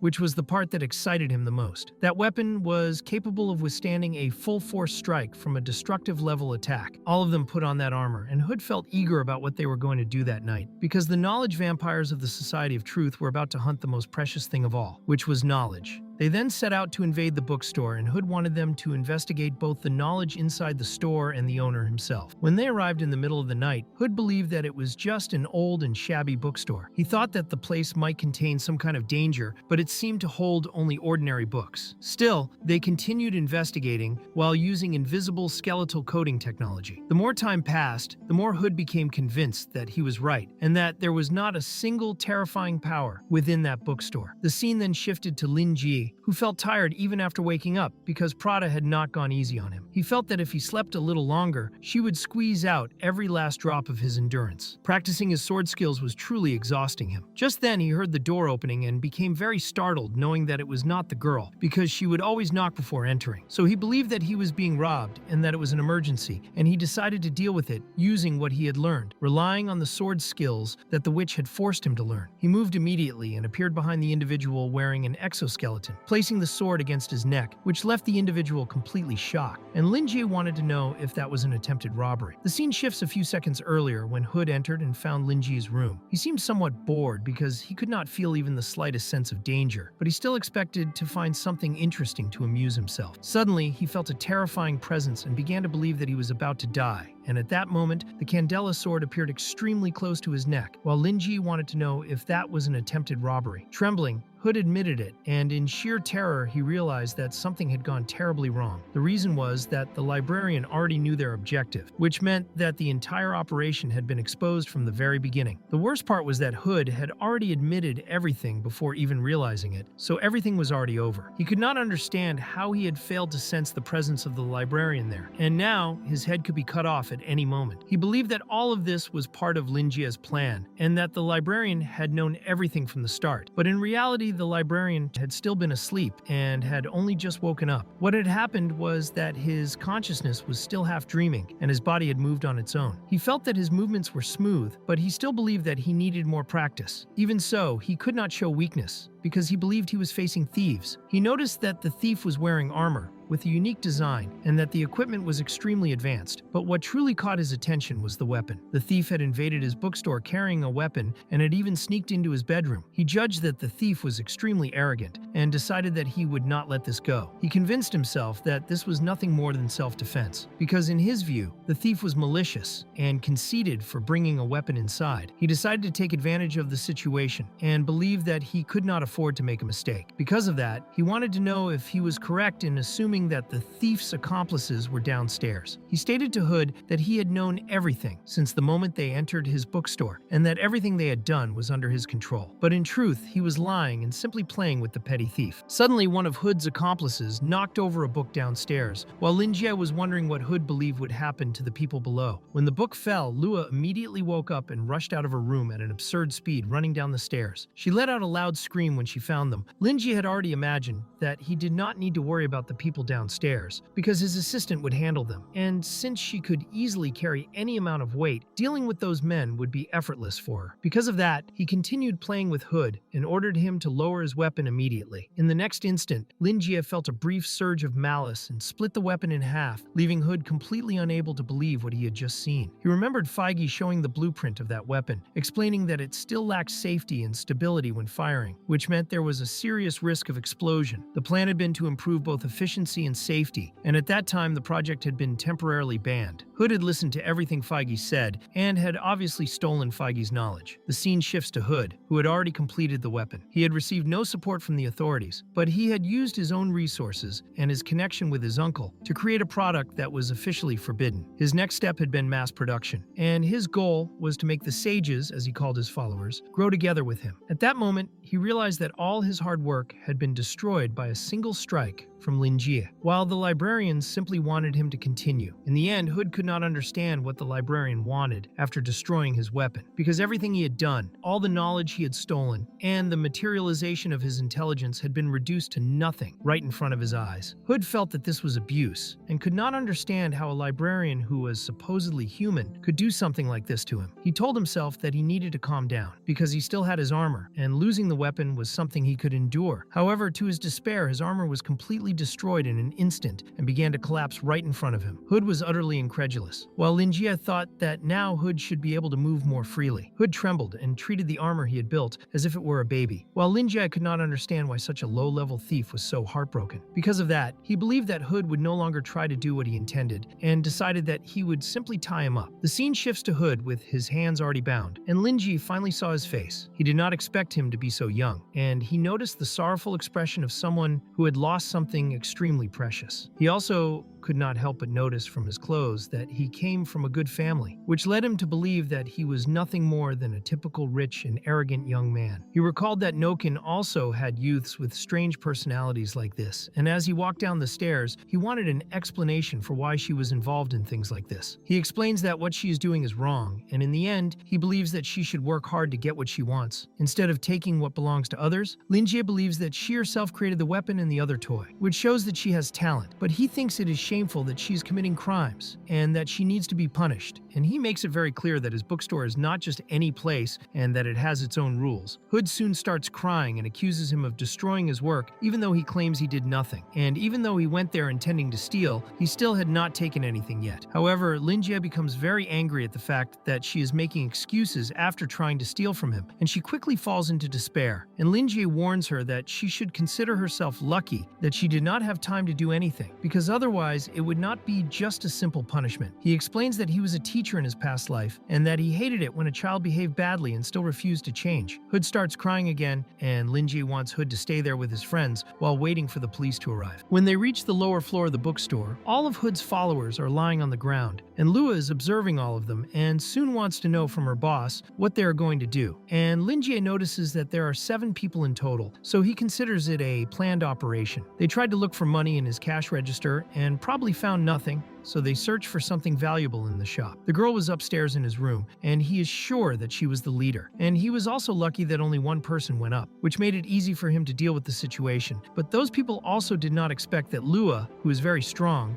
would be there, and he thanks Lua for what she did. But Lua does not understand anything because she did absolutely nothing. She heard a noise coming from downstairs, and when she arrived, she saw those people holding onto the book, each of them twisting on the ground in fear and even trying to crawl toward the exit. And she thinks that it would have been better if she had run and closed the door so they could not escape. But since her boss thanked her, she starts to believe that she did the right thing. Linjie asks if she was hurt, and the girl is completely fine. Hood is terrified. He looks at Lua and thinks it is impossible that Linjie's assistant is someone he has seen before. Hood never had any talent for creation, but there was always a lack of people in the project called A New Path, and he ended up working with Chief Feige to earn some points. She was familiar with the homunculi from that project, especially the one with the codename S277. The mechanical division had been attacked, and the best homunculi were lost in the middle of the chaos, and she did not want to imagine that one of them could end up there in the bookstore. If this was not a coincidence, then she believes that the bookstore owner had already planned all of this, and that maybe the real target was the Society of Truth, while Lin Jie uses the power of his connections and prepares to call Claude, who is a police officer, and while he tries to communicate with Claude, seeing those men trembling on the ground, the librarian wants to understand what is wrong with them, and Lua realizes through their equipment that they are scholars of the Society of Truth. She informs her boss that those men are there to steal knowledge, and at that moment Lin Jie wants to understand whether they were there to steal books, since she explained that they were stealing knowledge, and Hood says that he was there to hunt and not to steal. And he tries to confront Lua for talking about the Society of Truth, but Linji stops him and hits his communicator against Hood's face, ordering him to stay silent. Then Linji realizes that she mentioned the Society of Truth and did not finish what she was saying, and suddenly Claude answers the call, and Linji quickly apologizes for calling at such a time and explains that some people just invaded his bookstore. And a huge noise comes from Claude's side, and he asks the librarian to give him 1 second. Claude is in combat with his teammates and a massive explosion happens. He shouts for the medical team to treat the wounded, and Linji hears several curses, realizing that he called Claude right in the middle of a criminal pursuit. However, he does not want Lua to record any of those words, and after a few moments, Claude appears again and apologizes to Linji, explaining that the blood traces have become active again, and they are trying to capture at least the remaining members, because those people set up an ambush to catch them. Linji does not see a problem with that, but at the same time he thinks that the name Blood Festival sounds familiar until he remembers that Wild mentioned something like that before when he was invited to join that organization. Linjai becomes curious, and Wild explained that they are a group of useless people who go around causing trouble, and after some advice from Linjie, the old man Wild abandoned the idea, and in the end, the librarian did not expect to hear about that organization so soon, but now some wild individuals appeared, and Claude and his team are dealing with it, and Linjie thinks it was good that he convinced Wild not to join, otherwise he would have lost a loyal customer. At that moment, Claude wants to know what situation happened with Lin Jie, and the librarian explains that there were 7 people who claimed to be from the Society of Truth and who invaded his shop to steal his things, but he simply captured them and wanted to leave them to Claude, who is an authority. To deal with them properly, Claude immediately asks if they were scholars, and Linji confirms this, causing Claude to start trembling, because the accidents his teacher had been trying to prevent were still happening. Then Claude explains to Lin Jie that he understands the situation, but that he cannot leave his position at that moment, and asks if he can go there in the morning. Linji sees no problem with that, and also apologizes for the call. After that, Linji tells Hood that it would be better for them to wait for the police to arrive, and he instructs his assistant to remove the armor and weapons from everyone, and to tie them all together in a way that makes escape impossible. And Hood realizes how bad their situation truly is. They are like mages whose physical bodies are not strong, scholars are quite weak, and now Hood sees himself as a lamb in Linji's hands waiting to be slaughtered. In the end, he starts crying as he realizes that all his hard work was worth nothing. And now he only wants all that pain to disappear and for his life to end, until he notices his people having their armor removed and sees that none of them are injured. They were not even hit by Lua, and he finds it strange that they are convulsing and vomiting, and that they are even saying things that make no sense. That kind of reaction only happens when there is a failure during predation and the soul is devoured, and to him the chances of that happening should be extremely low, especially because each person only had one book in their hands. So he wants to understand how that happened. In the world of superhumans, ether is the boundary between blood and soul and represents the two paths taken when cultivating with ether. And if a scholar wants more knowledge, they focus on cultivating their soul, which makes a scholar a good mage. And under these circumstances, there are two reasons why predating knowledge can fail. The first reason is an excessive volume of knowledge that pushes the soul beyond what it can handle. And the second reason is when the content is too difficult to understand, including forgotten knowledge, lost knowledge, or high-level knowledge, all of which exceed the soul's capacity, because this ends up breaking the soul and causing unimaginable pain to the physical body. And if both happen at the same time, the soul and the physical body suffer a massive impact that causes the individual to completely lose consciousness. And Hood realizes that this is exactly what happened to his companions. He believes that the books in that bookstore are abnormal, and with each of them holding a single book, that alone was more than enough to overwhelm his companions. Lua finishes tying everyone up, and the librarian notices that all those bandits are young people, and Lua also tied them up in a very professional way, proving once again that she really is a genius who can do anything, and he thanks her for doing a good job, while also finding it somewhat funny that they did all of this just to steal books. He does not even know if he should feel angry, but in the end, he says that he is actually a very friendly person for not doing anything worse to those people. Yet he also feels that he should teach them some manners, and thinks that he should talk to them. And soon Lin Jie asks whether they are members of the Society of Truth, and Hood immediately becomes terrified, sweating as a sword rests against his neck. With no way out, Hood admits it and gives his information, stating his name, his age, and that he is also the leader of the scholars, and the librarian, who is a teacher at heart, feels strange seeing a child like that, because to him that boy looks like a private school student trying to rob someone. And he thinks Hood's personality is a rare type, because education clearly has not yet had the necessary effect on his mind. Lin Ji's gaze toward Hood is similar to the gaze of powerful figures within the Society of Truth, who look down on those with less wisdom, and the boy is tired of that. And if that bookstore were the Society of Truth, Hood would have already caused chaos, and he is truly furious, but he can only choose to stay quiet for the moment, pretending obedience while looking for a chance to escape. And then Lin Jie asks whether Hood knows about Preet Hall and Trollop Robert, which leaves Hood confused about why the librarian is asking him these questions. He soon explains that those two were scholars, saying that Hall was the former leader of the medical division, and that there is nothing particularly special to mention about his life, while Robert was the last leader of the archaeological division and died a century ago, and after his death, the archaeological division fell into chaos and remained leaderless until it eventually ceased to exist. Lin Jie does not like the fact that the two researchers involved were both division leaders of the Society of Truth, yet still did not have enough authority to read the rise and fall of the elves. Even so, Lin Jie thinks that Hood knows quite a lot, and Hood starts boasting, making it clear that he truly is knowledgeable and openly advertising his group, as if pursuing knowledge were only possible by following them, confidently saying that as long as they can obtain the knowledge they need, sooner or later they will be able to uncover the truth. And Lin Jie sees that Hood is really just like a child, becoming completely excited when he receives even the smallest praise. Then he wants to know from Hood how Robert died, and Hood becomes visibly nervous at that moment. Lin Jie asks whether the boy is not going to answer his question, and makes it clear that if he does not respond, he will ask his subordinates instead, and Hood explains that those people would not know anything related to that matter, and Lin Jie quickly concludes that Hood truly does not know, and that this is why he cannot answer. Because of this, the librarian begins to imagine that this information is not public, and that scholars cannot extract information from someone who truly does not have it. And even so, Hood already gave some of the information he knew about those two researchers, and Lin Jie wants to know where the boy obtained that knowledge from. The librarian makes it clear that he can tell Hood has a high status within the society, and believes that his parents hold a very high position in the Society of Truth. He then asks what the boy would think about being used as a bargaining chip to make a deal with the Society of Truth, and Hood becomes desperate because the situation turns very bad once he realizes that the bookstore owner has obtained the worst kind of information possible, because he truly is not an ordinary student. His maternal aunt is a high-ranking figure, and at that moment she is trying to ascend to an even higher classification, focusing 100% on her affairs, and only after that would she concern herself with the problems of of the Society of Truth. However, if she learned that her nephew had been kidnapped and that the criminal even tried to negotiate with the society by threatening to expose its secrets, Hood fears that the entire society would be held responsible and countless problems would arise. And no matter how it ended, the Society of Truth would lose all of its reputation, and Hood becomes frantic, rocking back and forth, while Lin Jie watches the thief's condition and begins to enjoy it, because everything is proceeding exactly according to his plan. He pretends that he is joking with Hood, saying that everything he is doing is meant to educate him, and then he gives up on making a deal with the Society of Truth and instead proposes a small game to Hood where the thief must attempt to predate his knowledge. And if he succeeds, Lin Jie is willing to let the boy go, but if he fails, he must tell everything he knows about Robert's death. And Lin Jie makes it very clear that he possesses 20 valid years of knowledge and wants to know if the boy dares to play this game. Hood immediately falls into despair, and Lin Jie finds it wonderful that the boy's reaction is as bad as possible, and he allows the boy to attempt to predate his knowledge because he simply wants the boy to face reality, remembering that he once did the same thing with a badly behaved student and that the parents were satisfied with his methods. Hood thinks the librarian is insane for suddenly talking about a game, and in the end, he believes it's nothing more than a threat when he sees Lin Jie's gaze. Then he realizes that he has no way out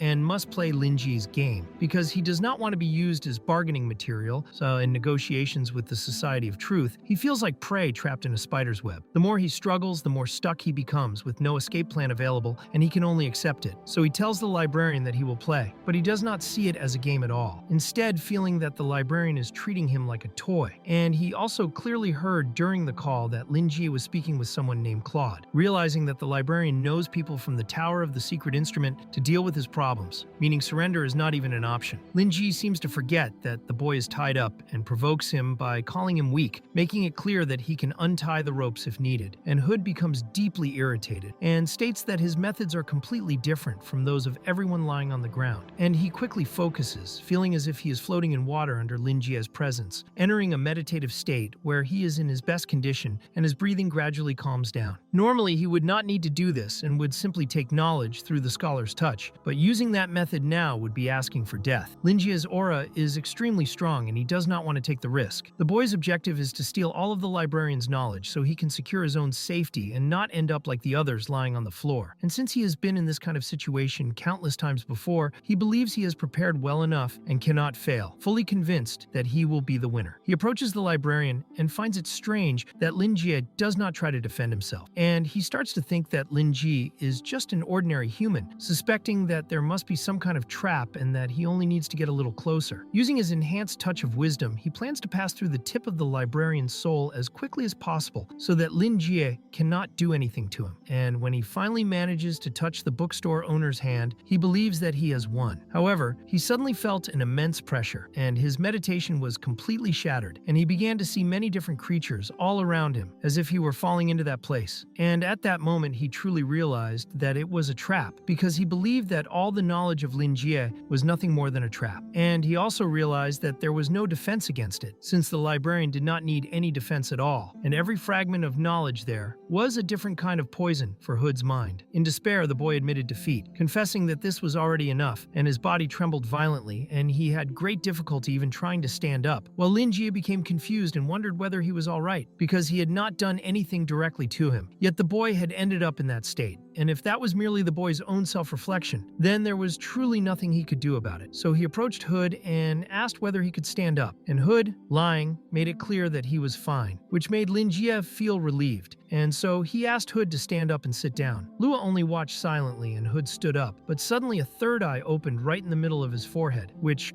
greatly shocked Lua, and she immediately grabbed the sword Candela because she could not understand how Hood had failed to prey on her boss and yet had gained a third eye instead. And she thought that perhaps he had seen something within her boss's soul, while also considering the possibility that he had not actually failed and had simply been lucky enough to glimpse a small portion of Lin Jie's knowledge. It was a horrifying sight, and if a normal human had seen that scene, they would probably have died from shock. And fortunately, Lua was not a normal human, as she believed her boss existed on an entirely different level. And at that moment, Hood tried to stand up again, but failed, and quickly fell to his knees. While Linjie thought that his method of educating a child had worked, and that Hood had already become much more mature, and the librarian's thoughts drifted to the group of stubborn and troublesome people known as the Sages after listening to Claude, thinking about how they were always protesting, never working, and constantly hindering others. And it seemed that they had gone very far down that path. Linjie believed that he had shown the boy that everything he had been doing was meaningless, delivering a lesson that shook the heart, and now he wanted to know whether Hood would continue preying on knowledge or keep maintaining the little group of sages. And while trembling intensely, Hood explained to the librarian that he now understood that everything he once believed to be true was nothing more than a lie, and that he was finally seeing the reality of the world, as he felt like he was going mad upon realizing that everyone had been lying to him,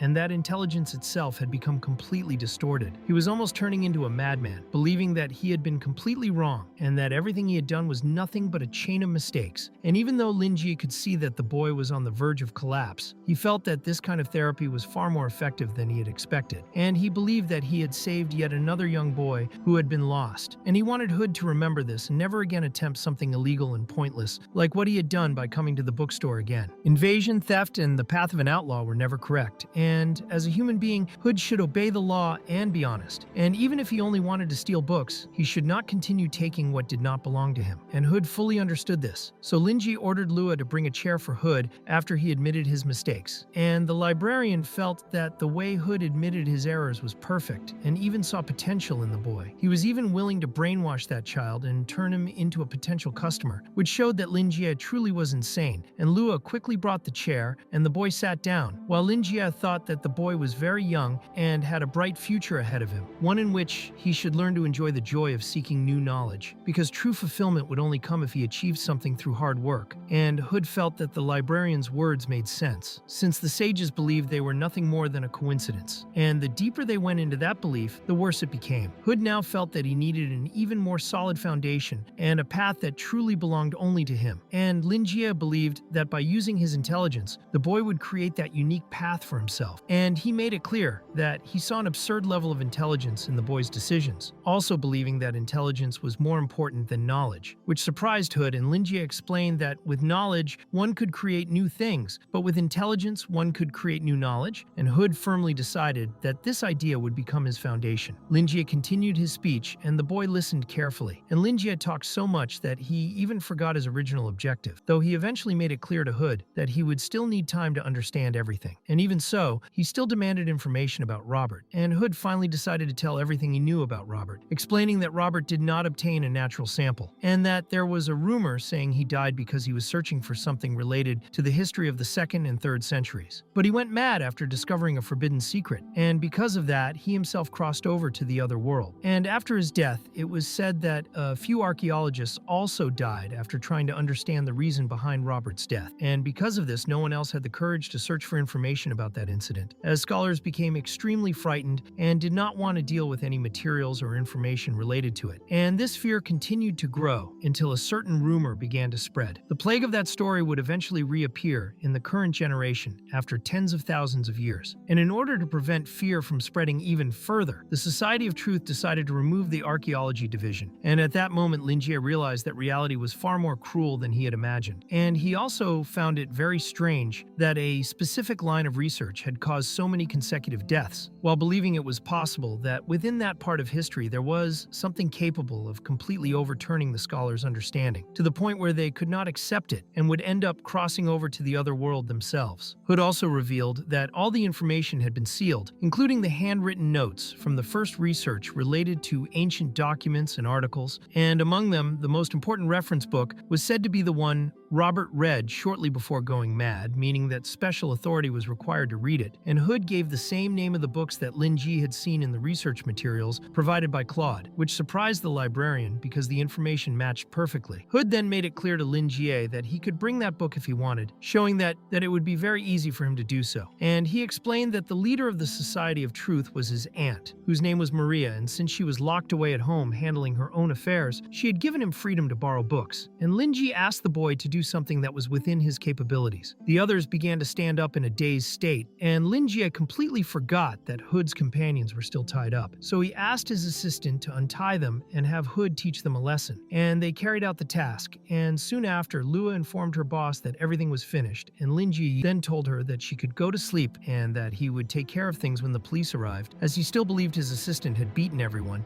since they were all groggy, even though in truth she had done nothing. Claude soon entered the bookstore asking for permission to come in, while the librarian wanted to know if everyone there had something to say, and they all quickly apologized to him and declared that they had made a huge mistake and were willing to abandon the sages as soon as they left, which greatly surprised Claude. And Lin Jie realized that he had arrived and explained that he had taught those people a lesson, and since they had apologized, everything was fine for him at that moment, and he decided to leave the sages with Claude, asking whether Claude had any idea how he would deal with them. The sages smiled like lunatics, and Claude preferred to let them go since the matter had already been resolved. And so the group left the bookstore, and Hood asked whether everyone in his group had seen it, and they confirmed that everything written in the book was true, and they were very happy to have been filled with knowledge, and they even wanted to read more books. And Hood declared that from that moment on, they would no longer follow the Society of Truth, and everyone agreed with him. And Hood then wondered who they should follow instead. And since Lin Jie had given them a path, they were willing to follow the librarian. Because Lin Jie had said that intelligence creates new knowledge, they chose to believe in intelligence. Because the two of them were alone at that moment, Claude wanted to know whether Lin Jie had any news about Frank Wilde, and he soon noticed that the librarian was holding a rope in his hand, which left him confused. So Lin Jie quickly explained that it was used to tie books together, and then asked whether Joseph was looking for his old friend. And he remembered that the first time Joseph had gone to his bookstore was to reconcile with old Wilde, and he also believed that Wilde was deliberately avoiding Joseph, since both of them held resentment toward each other. He believed that he should talk to Wilde if he ever had the chance, because he wanted to avoid any kind of misunderstanding with Joseph later,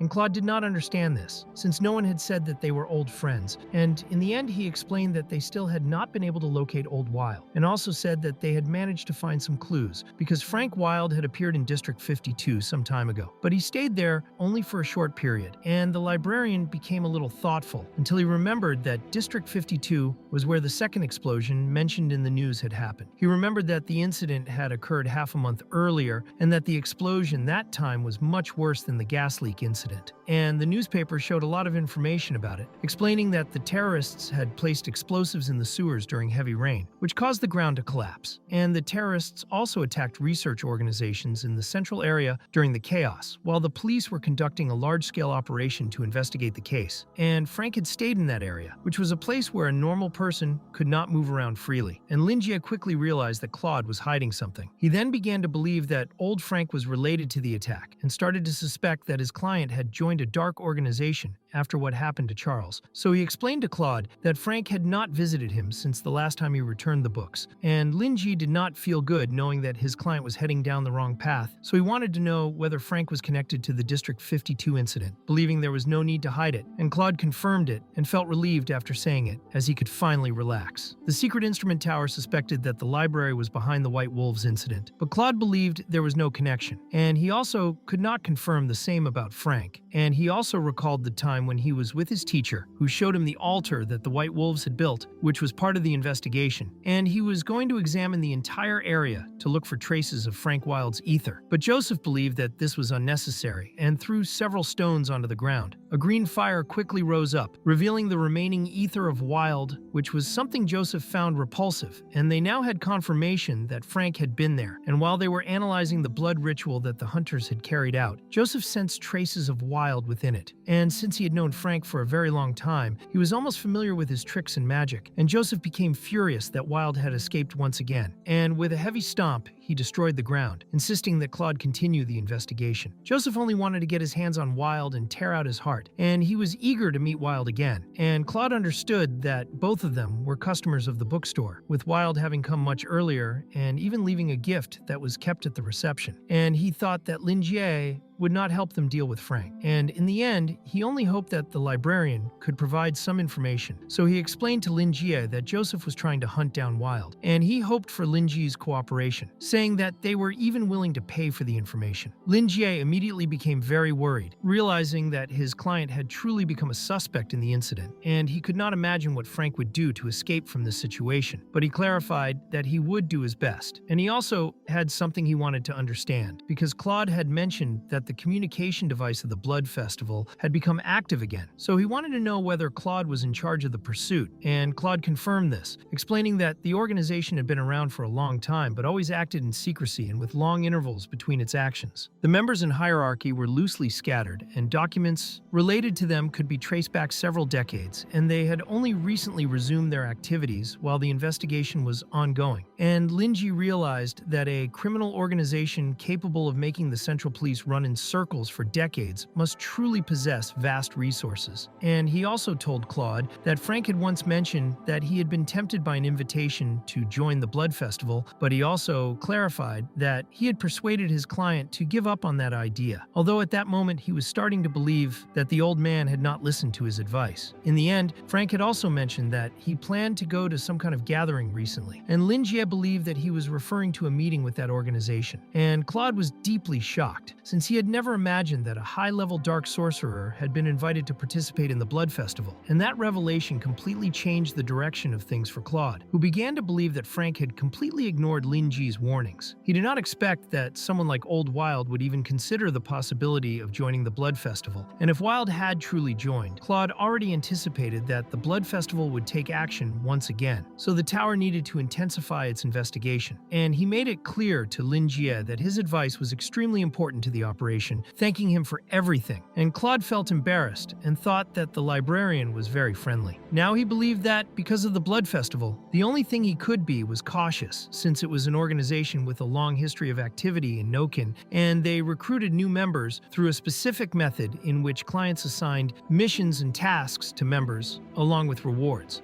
And the members carried out these tasks together, all under the supervision of an intermediary. Claude wondered how many people in Noken were aware of this, and to make things worse, it was not only that criminal organization, as several other hunter associations were also becoming active, and the secret instrument tower did not have enough manpower to give attention to all of them at the same time. And then the scene shifts to many creatures gathered together as they tried to clear the way, because Lord Gru's vehicle needed to pass through that street, and Lord Gru himself was riding in a carriage pulled by women who carried bridles in their mouths, as if they were horses. They were even struck with whips, and Lord Gru arrived at the location and announced that it was an old White Wolf's hideout, and remnants of the spiders were also there. And Gru was a short, bald man who had long sensed the smell of rich blood, believing that hunters were truly barbaric, as if they could not endure even a faint scent of blood before running toward its source without hesitation. And Gru was the leader of the Black Beast Hunter Association. He was also known as the Bloodthirsty Coachman and the Saxon Gru, and he believed that the most tempting blood had brought him to the dining table, and he wanted the original White Wolf's recipe, and he thought that Ji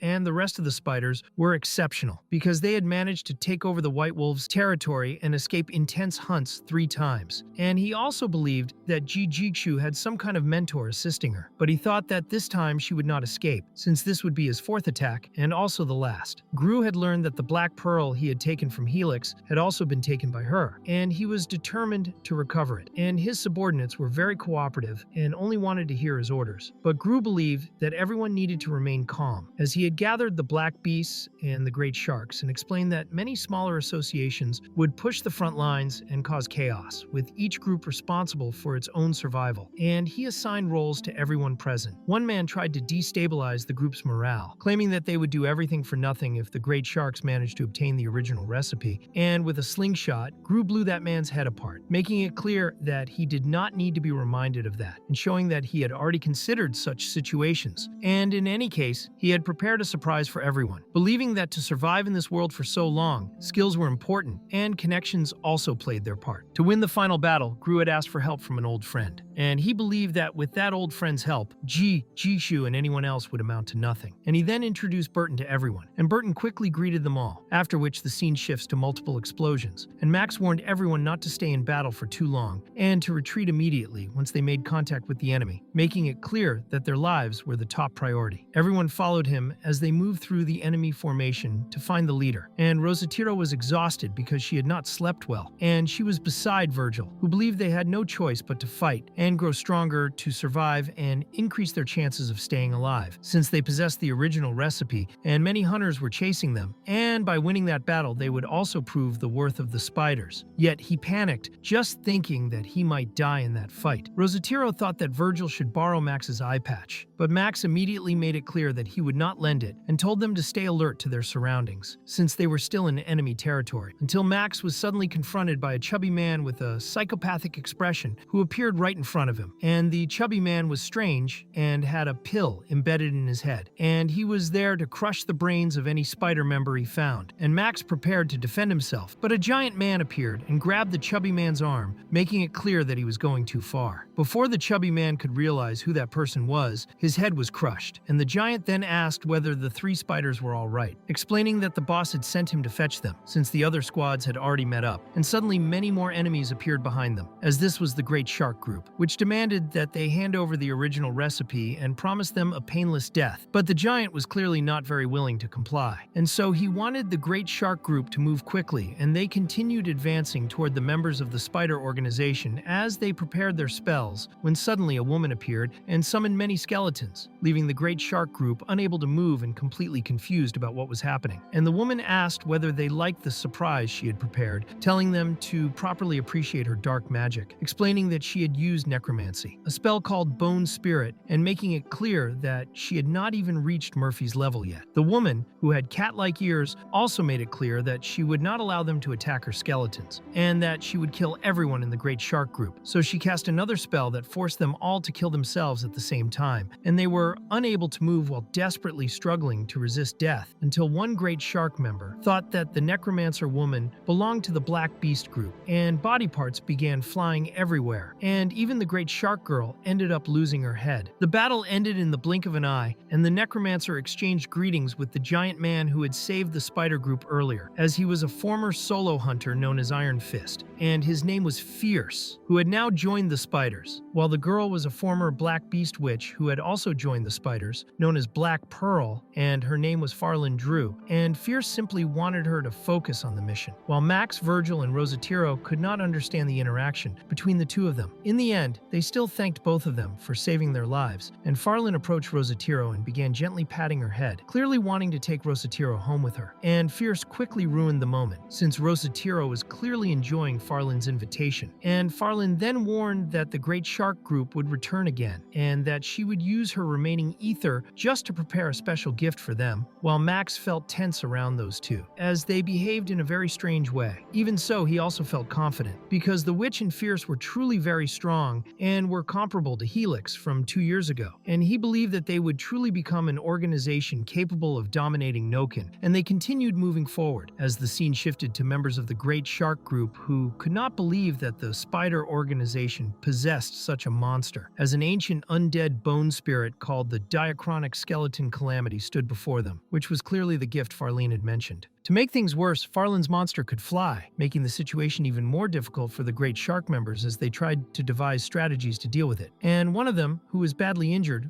warned that this was the monster summoned by the Black Pearl, and also revealed that she had joined Jijishu's spiders together with Iron Fist, Fierce, and soon after saying this, that Great Shark member died, and the Great Shark Hunter Association had always been considered the strongest among the 3 major hunter associations in Noken. Its members were known for fighting to the death against their enemies no matter what, never mourning their fallen allies and always charging forward into battle, and the one responsible for instilling that spirit into the Great Shark was the man who was now stepping onto the battlefield, as the leader of that organization was named Olga, also known as the King of Sharks, and at that moment he unleashed a powerful attack against the creature Farlin had summoned and destroyed the skeleton with a single strike. He truly loved destruction, and all he wanted was to fight Farlin and Fierce, as he was eager to completely crush Jijishu's organization, and at that moment nothing else mattered to Olga, and the scene shifted to Jijishu, seeing that her people had arrived, while Farlin immediately sensed that the presence of the creature she had summoned had vanished, and she guessed that it was Olga who had cut it down, making her extremely angry, since that kind of spell was very difficult for her to cast, and if she had not run out of ether, she would have gone straight to him to break his face, and at that moment she was hanging from Fierce like a pendant because of how large he was. Fierce believed that she did not need to be so stressed since Olga was not nearby, and he told her that he wanted wanted her to walk on her own feet because they were about to meet the boss. And Jijishu welcomed them, thanking everyone for their hard work and asking whether they were badly injured. And Fierce reported to his leader that everyone was fine, also making it clear that both he and Farlin had helped the squad that had been surrounded. And Farlin then rushed up to her leader and talked non-stop to the point that it became tiring for Jijishu, until the spider leader noticed that the Black Pearl was wearing shackles and asked why she had not removed them, reminding Farlin that she was no longer a slave of the Black Beast. But Farlin explained that it was fine, and that since the moment she had been captured, she had thought she would die as a tribute to the White Wolves. Yet Jijishu had saved her life, and because of that, she would devote everything to Jijishu, treating her leader as genuine, while the pride she once had as a dark mage had already been stripped away by the Black Beast rituals. For her, she was now only a woman named Farlin, who belonged to Jijishu, and the chain was there to remind her of her position. Kay felt a lot of jealousy and also wanted to be pampered by her boss, while Max tried to help Kay so that she would not keep suffering. And in the end, since everyone was safe, Jijishu once again thanked everyone for their efforts, because they had managed to achieve the most important objective, and now she wanted all the information they had gathered. During the middle of last month, Fierce had been fighting against the elite squad of the Grand Shark. He stated that because of their numbers and individual combat strength, they were stronger than the Spider Association, and that the Spiders would have no chance of winning if they fought them directly. He and Farlin had only managed to hold back a few fighters, and that made little difference on the battlefield. And Olga was someone he could not face at all, not even the Black Pearl. And Fierce also believed that Olga might even be stronger than his own boss. Because of that, they were at a disadvantage at that moment, and there was no way to avoid it. He was very angry because even after receiving a good gift from his boss, he was not able to help enough. And Max informed his boss that he had interrogated some slaves from the Grand Shark and obtained details about their combat plans, explaining that they planned to use hunters from the outer edge to create chaos, with the Grand Shark acting as the main attacker. And as for the other large group, the Black Beasts, they would be responsible for blocking the escape route of the spiders, forming an encirclement together with the Grand Shark. He also learned that all of this was part of Gru's clever plan, and that the spider group would have very little chance to escape, meaning they were in serious danger if those plans were carried out. When suddenly a bizarre voice told everyone that they really did not need to worry about the Black Beasts, catching everyone by surprise, as Burton appeared out of nowhere. And Farlin did not know that he was that large, and the ether alarm system she had set did not detect anything. And because he was emitting immense pressure, she believed he was at a destructive level. She was ready to protect her master at any cost, but Fierce asked the girl to stay calm, because he could see that the destructive level presence emitted by that enormous creature had no intention of hiding itself. And he also could not sense any murderous intent coming from that creature at that moment. Burton then noticed that Iron Fist was truly a very calm person, and he did not expect to find the Black Pearl there. So he acknowledged that Jijishu had managed to gather an elite group. This left Burton impressed, and he now understood why Linjia valued Jijishu so much. So he quickly revealed his face and introduced himself to everyone, explaining that he was giving up his position as a solo hunter and asking to officially join the Spiders. Jijishu had not seen him for some time and admitted that she had been expecting his arrival. She also thought Burton looked very well, and she held his hand and welcomed him to become one of the Spiders. Everyone was surprised that the famous hunter had joined them, because now they truly had someone capable of making a difference against the Grand Shark. And since he was joining the organization, he believed courtesy was still necessary. So he said he had a gift for everyone and hoped they would like it. The enormous creature beside him quickly opened its mouth and used its tongue to present Gru's head, and Farlin could not believe that was the leader of the Black Beasts, since there were countless people in the black market trying to kill that man and failing. Gru was known for being cunning and extremely cautious, and he controlled the commercial routes of smuggled items between factions, which allowed him to commit crimes without punishment, and the value of his head was extremely high. Burton explained that he would not have been able to do it alone, acknowledging that the old man Gru was indeed careful in everything he did, as he had prepared all kinds of plans to guarantee his escape, but there was no way to escape the chaos when you were the one responsible for creating it. It was not only Gru, but also all of the Black Beasts, and Burton used that opportunity to offer the entire Black Beast squad as tribute, because he wanted to ensure a good reward for himself, and he was still capable of using that kind of transformation 4 or 5 more times without any sacrifice, when suddenly Farlin sensed something and warned her master that they were there, as she managed to detect them thanks to her ether alarm. And it seemed to be the Grand Sharks, who were taking advantage of the night to launch their attack, while the former spider base had already been taken and the defensive lines were shrinking with every minute. Farlin explained explained that they were there for blood, and Burton asked his boss if she wanted him to handle everything, since he could not allow anyone to interfere with the business of the bookstore owner. But Ji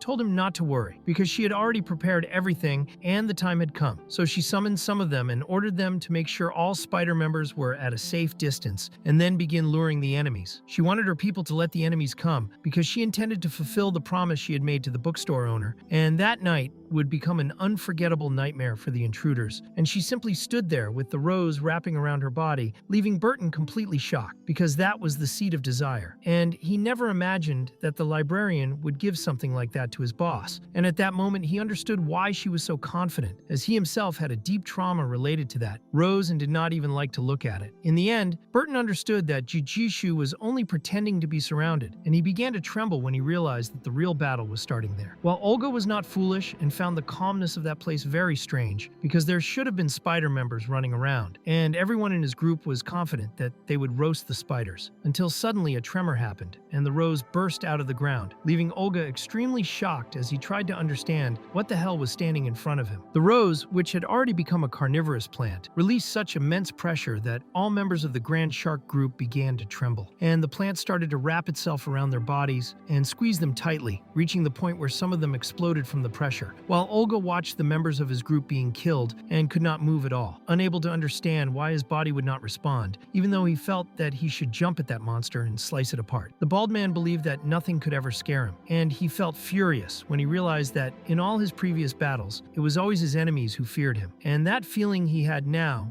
was completely different, because as he looked at that massive carnivorous plant, he no longer knew what he should do, and in the end, he simply accepted that there was no reason to keep fighting, letting his sword fall to the ground. And very quickly, he became food for the carnivorous plant, while the moon turned red and the leader of the spiders did not seem very well, believing that this was the right path and that her plant should be happy, dancing and singing. She only wanted everyone to enjoy that festival of blood, and as she sang, many members of the Grand Shark were killed by her plant in what looked like a dance beneath the blood, while the carnivorous plant brutally exploded the faces of the Grand Shark members. And she felt very pleased with how easily she was dealing with Olga and his group, because she had created a trap and was simply watching the entire spectacle unfold, doing all of this to make Linji satisfied with her work, as she had truly managed to do everything exactly the way she wanted. She had used her own weaknesses to deceive her enemies, making them surround her so she could deal with them quickly, and in the end, with the seed of desire that the bookstore owner had given her, killing all the enemies became a kind of hellish scene that Linji might have wanted to see in her mind, as the destruction reached such a level that the carnivorous plant became completely filled with bodies inside it, growing larger the more it consumed, while Jijikshu watched everything from above, smelling the blood and finding it wonderful. Then she used her will of steel to collect the souls of the dead, and the immense creature carried this out, quickly bringing them to Jijikshu, who noticed that because of the seed of desire, those souls were starting to break apart, but they were still superhuman souls with very high-quality attributes. And she planned to visit the bookstore later to move them into the statue inside the shop, because she wanted to thank Linjia in her own way. And she even had a conversation with the plant, and discovered that Linji was somewhat strict with his pets, and treated them like decorations, which meant the flower had not eaten properly until it joined her. In the end, she realized that the plant had only been so aggressive because it had been starving for a long time, and she could not understand how the bookstore owner managed to tame his pets like that, believing that it might also be his tactic to keep demonic creatures hungry for a long time, so they would attack enemies in an extremely savage way. And she thought the operation was a success, mainly because she had analyzed Ryan's soul, which the will of steel had captured, since obtaining intelligence connections was the most important thing, and she considered that rat to be a truly terrible person. She began to tremble, feeling grateful and afraid at the same time, believing that Ryan had been loyal to her all this time only to use the deactivated mark of reality to deceive her and continue ruling as the king of the underworld, planning to use her to achieve his goal of controlling the Hunter Association, without her knowing that his puppets were spread all over Noken, and that one of Ryan's strongest men was part of the Hunter Association. And if Linjia had possessed the stone statue capable of killing Ryan, at that moment, she might no longer be there. Because of that, she decided to refine more superhuman souls for the stone statue, believing that the librarian would want them to create a new path for the hunters, helping her secure her final victory. And she hoped she had not disappointed him this time, while Burton arrived and felt that the hunt had been perfect, thinking that his boss no longer needed his help. And he was surprised to see that even after some time time, without seeing her, she continued to evolve and become a formidable person. Even so, Burton still treated her like a junior and intended to protect her, even though she had controlled the entire situation by deceiving the enemies and trapping them without his help. And he understood why Linjia had such high expectations for her, seeing that she possessed an exceptionally high level of leadership, while Jijichu felt that he was being too humble and believed she still had a long road ahead, because she had noticed certain things and realized in the end that the leader of the Black Beasts had only been waiting for the right opportunity to take advantage. She thanked Burton because his experience had helped her avoid unnecessary situations, since he had experience and she did not yet, and she wanted to rely on his help from that moment on, because there were also other matters she needed him to handle, and Burton made it clear that for the future of the hunters, he would be at her disposal. But Jijishu asked him to keep his courtesy in check, because they were clients of the bookstore, and understood that everything they did was meant to satisfy Linjia's wishes. After that, the scene shifted to the librarian, who at that moment was dreaming about silver, and then the scene changed again to a forest filled with crates, where Fierce soon arrived together with Farlan and found Max, as the war between the three largest factions had finally ended, and he believed that only his boss had already foreseen how everything would end, while Max had no idea that his madam had such a hidden card, and everything had completely changed since they had won that war. Suddenly, Kay was lying on the ground, and Max wanted to know if she was fine, but Kay spoke without any sense and only seemed to praise her boss endlessly, and Max realized that she was not in her right mind and decided to leave her alone, while Farlan understood that they would wait for the subordinates to clean up the battlefield and then begin checking the loot and the slaves, because most of them were old and weak hunters who had been sent into battle only to die, serving as nothing more than cannon fodder. And to her, this was the law of nature, where the weak always die. Fierce saw that the elderly were not even treated as humans by the Grand Sharks, and in the end, they would come to see the spiders as their saviors, and his boss would take them in temporarily, just as she had done for him when he was at his lowest point. And she never took pride in victory nor clung to the pride of a loser. And Fierce explained to Farlan that for their boss, even the smallest and weakest had a place, and that her character was truly admirable because of that. Farlan agreed with him and said she wanted to follow her boss for her entire life, believing that in this way they could one day control their own destinies. And she was sitting on his arm until Fierce began to feel tired and asked her to get down, and she felt upset because she was enjoying sitting on his arm, while Max watched them and began to remember the battles he had fought along the way. And now that he found himself with companions, he suddenly started crying, which quickly worried Kay. However, Max explained that it was nothing, and that he believed they should not worry, because their boss had a strange plant and Burton to help, so they could continue progressing without problems. But they should learn from his madam how to remain calm in any kind of situation. And then the scene shifted to the training base of the White Wolves, inside the Spiders meeting wing, where Virgil welcomed his boss and Burton, and also informed her that he had prepared Haywood's room as she had requested, adding that Haywood had already arrived and was looking for her. However, Virgil's appearance was completely different, which left Jishu and Burton quite surprised, and she even called out to confirm it was really him, and Virgil explained that it was indeed him, and Jishu asked what had happened to his eyes, to which he replied that Haywood found his eyes disgusting and poked them with his fingers, then cast a spell, causing his eyes to end up like that. And at that moment, Jishu called Rosatiro, who had failed to pay attention to her boss's call. That was because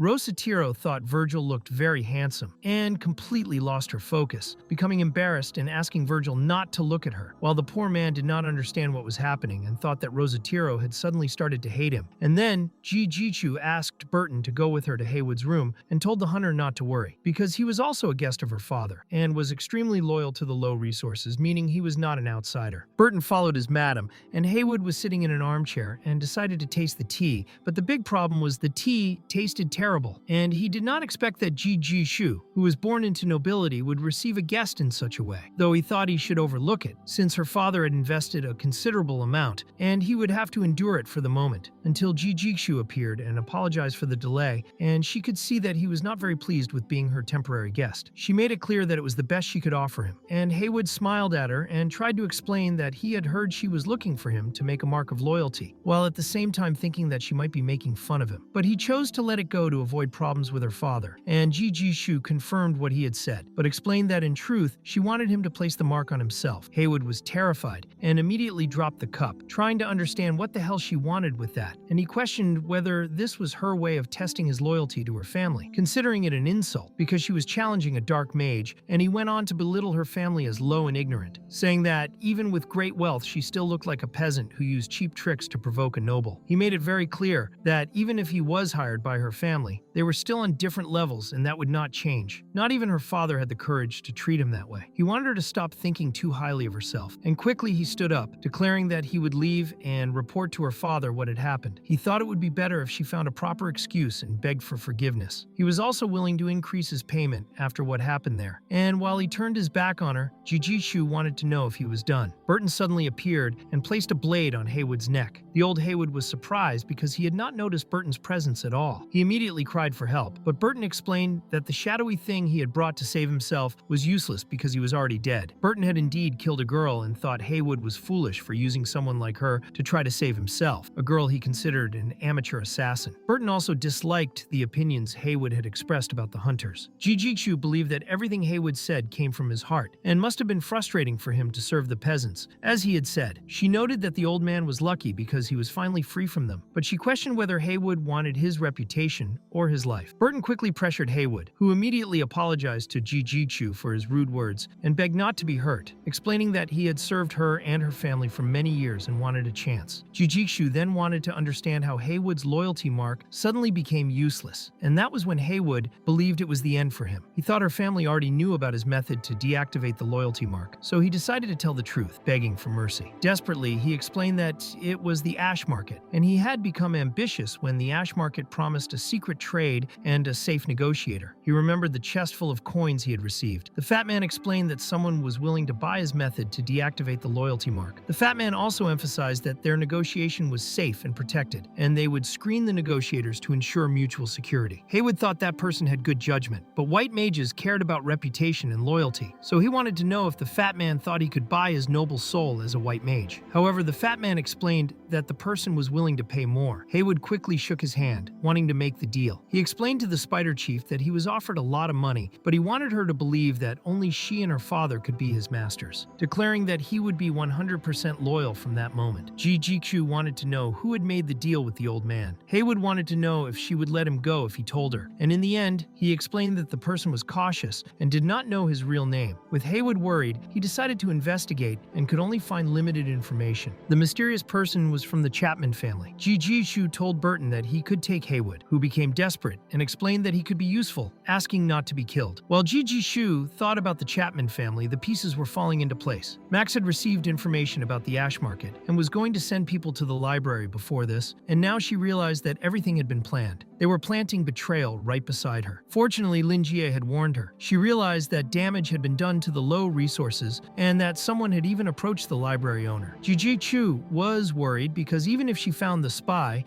could claim nothing happened since there had always been problems between the ash market and low resources. She could not ask the library owner for help to get rid of her. She thought Cherry was very clever, and she had learned that the library owner liked the Chapman witch very much, and they were close. Jijishu did not like this at all because she could not let the librarian fall into Cherry's hands. In the end, Jijishu trembled just thinking about Cherry, filled with so much anger thinking about making Cherry pay, and that their battle would start now. The scene shifted to many crows flying, and suddenly Lin Jie opened his eyes and woke up. He stretched and felt that he had slept like a baby. For him, peace was the most important thing. He met with his assistant, who was cleaning the bookshelf. Quickly, he sat in his chair and looked at the logbook, remembering Joseph asking for Frank Wilde's address, and because he did not know, he had not given it. But it was only a lie because he thought it was extremely unethical to give someone's address. Lin Jie had principles, and he saw that Frank Wilde's address was on 387th Street, near the entrance to the lower district, a place far from the library, probably at least a 4-hour drive. He began to worry about Frank because he wanted his client to have strong mental support and not be deceived by bad people. He planned to call Frank, but he thought it was not a good time. He did not know what Wilde's relationship was with the Blood Festival, and he could even warn Frank if he called him, but he thought it would be better to visit him later. If he found Wilde safe and sound, it would make him more at ease. But if he did not find Frank, it would mean that his life was in danger, and he needed to be careful. He had Lua to take care of the library, and could go to distant places for longer periods. If someone brainwashed Frank, Linjie was determined to bring his client back by any means. At the same time, he thought that if his client was going through something, he would surely tell him. He began to believe that Wild had his own plan, and would continue with it. He also did not rule out the possibility that Frank needed help. Linjie had improved his sword skills, but he still could not show them to anyone. So he asked Lua to help prepare a box for his instruments, explaining that the sword had to fit inside. The day passed, another day without clients. He wanted to read a book to relax. He told Lua that it was time to close the library, and then the scene shifted to him lying on his bed. He had not followed his plan and did not notice the time passing as he read the book. Eventually, he fell asleep and once again found Prada, and they immediately began training with their swords. He could dodge her attacks, and she could block his strikes until she managed to get close to him and quickly made him drop his sword on the ground. She warned that his defense and attack were good but still unstable, and he should focus more on his own safety. Linjie thought he had improved a little after so much training, but he could not believe he was still so weak. Prada thought he was improving very fast. As he was starting to keep up with her, he was already able to defend himself. He thanked her for all the help she was giving him and asked her to train him a bit more, and she helped him stand up. The scene shifted to Lua at 3 o'clock in the afternoon. She was in a hurry to finish the tasks her boss had given her. She did not know that he would spend more than a week preparing. The scene changed again to many goblins running toward Linjie, who was not afraid, and began slicing them like a true butcher. He was starting to get used to handling those monsters. The monster levels were controlled by Prada, and she would probably start increasing the level over time. After slicing many goblins, he was a little tired and wanted to rest on Prada's lap. He reached her place and saw 2 books, which was strange because she always waited for him there until he finished training. He thought she was a little busy and decided to wait. Being alone, he noticed how quiet the place was. Now he understood why she often felt lonely. Since meeting Prada, he had received a lot of help from her. He also felt that the fruit he had eaten in that dream had somehow transformed his body, making him feel much stronger. He wanted to hear Prada's true story at the end of the second era, once his swordsmanship improved. He was eager, and according to Prada, he needed to create his own dream, but he had not made much progress. He even thought that Prada had intentionally chosen the hardest method, so he asked her if there was an easier way to create a lucid dream. Prada did not know the answer, because she did not understand how humans obtained or used ether, but she did not want him to worry and believed he could do it. She encouraged him to continue. He did not understand why she was so confident in him, but in the end, he realized that she had truly opened a door to a new world for him. He could not believe he could meet such a beautiful woman in his dreams every night, and he never imagined she could train him in swordsmanship. He felt lucky to have her around. Prada was listening to everything he said to himself, and since he thought he was her dream disciple, he wondered whether he should call her teacher or perhaps master. She buried her face in the book to avoid embarrassment, but then she appeared and tried to pretend she had not seen anything. Linjie smiled and explained that he had been waiting for her, telling her he had adapted to the battle simulation she had created. She should take a look because he had learned to fight against basic monsters. Prada quickly moved her fingers, and a huge monster appeared. She explained that this was the next phase of the battle simulation with him, and Linjie was extremely shocked. He thought she was exaggerating a little, but she clarified that she was going to increase the difficulty further. She also forgot to mention that injuries suffered in the dream had a small impact outside it. She only said this to motivate him to do his best. Linjie thought Prada was angry at him because of this, but she made it clear she was not angry, as there was no reason,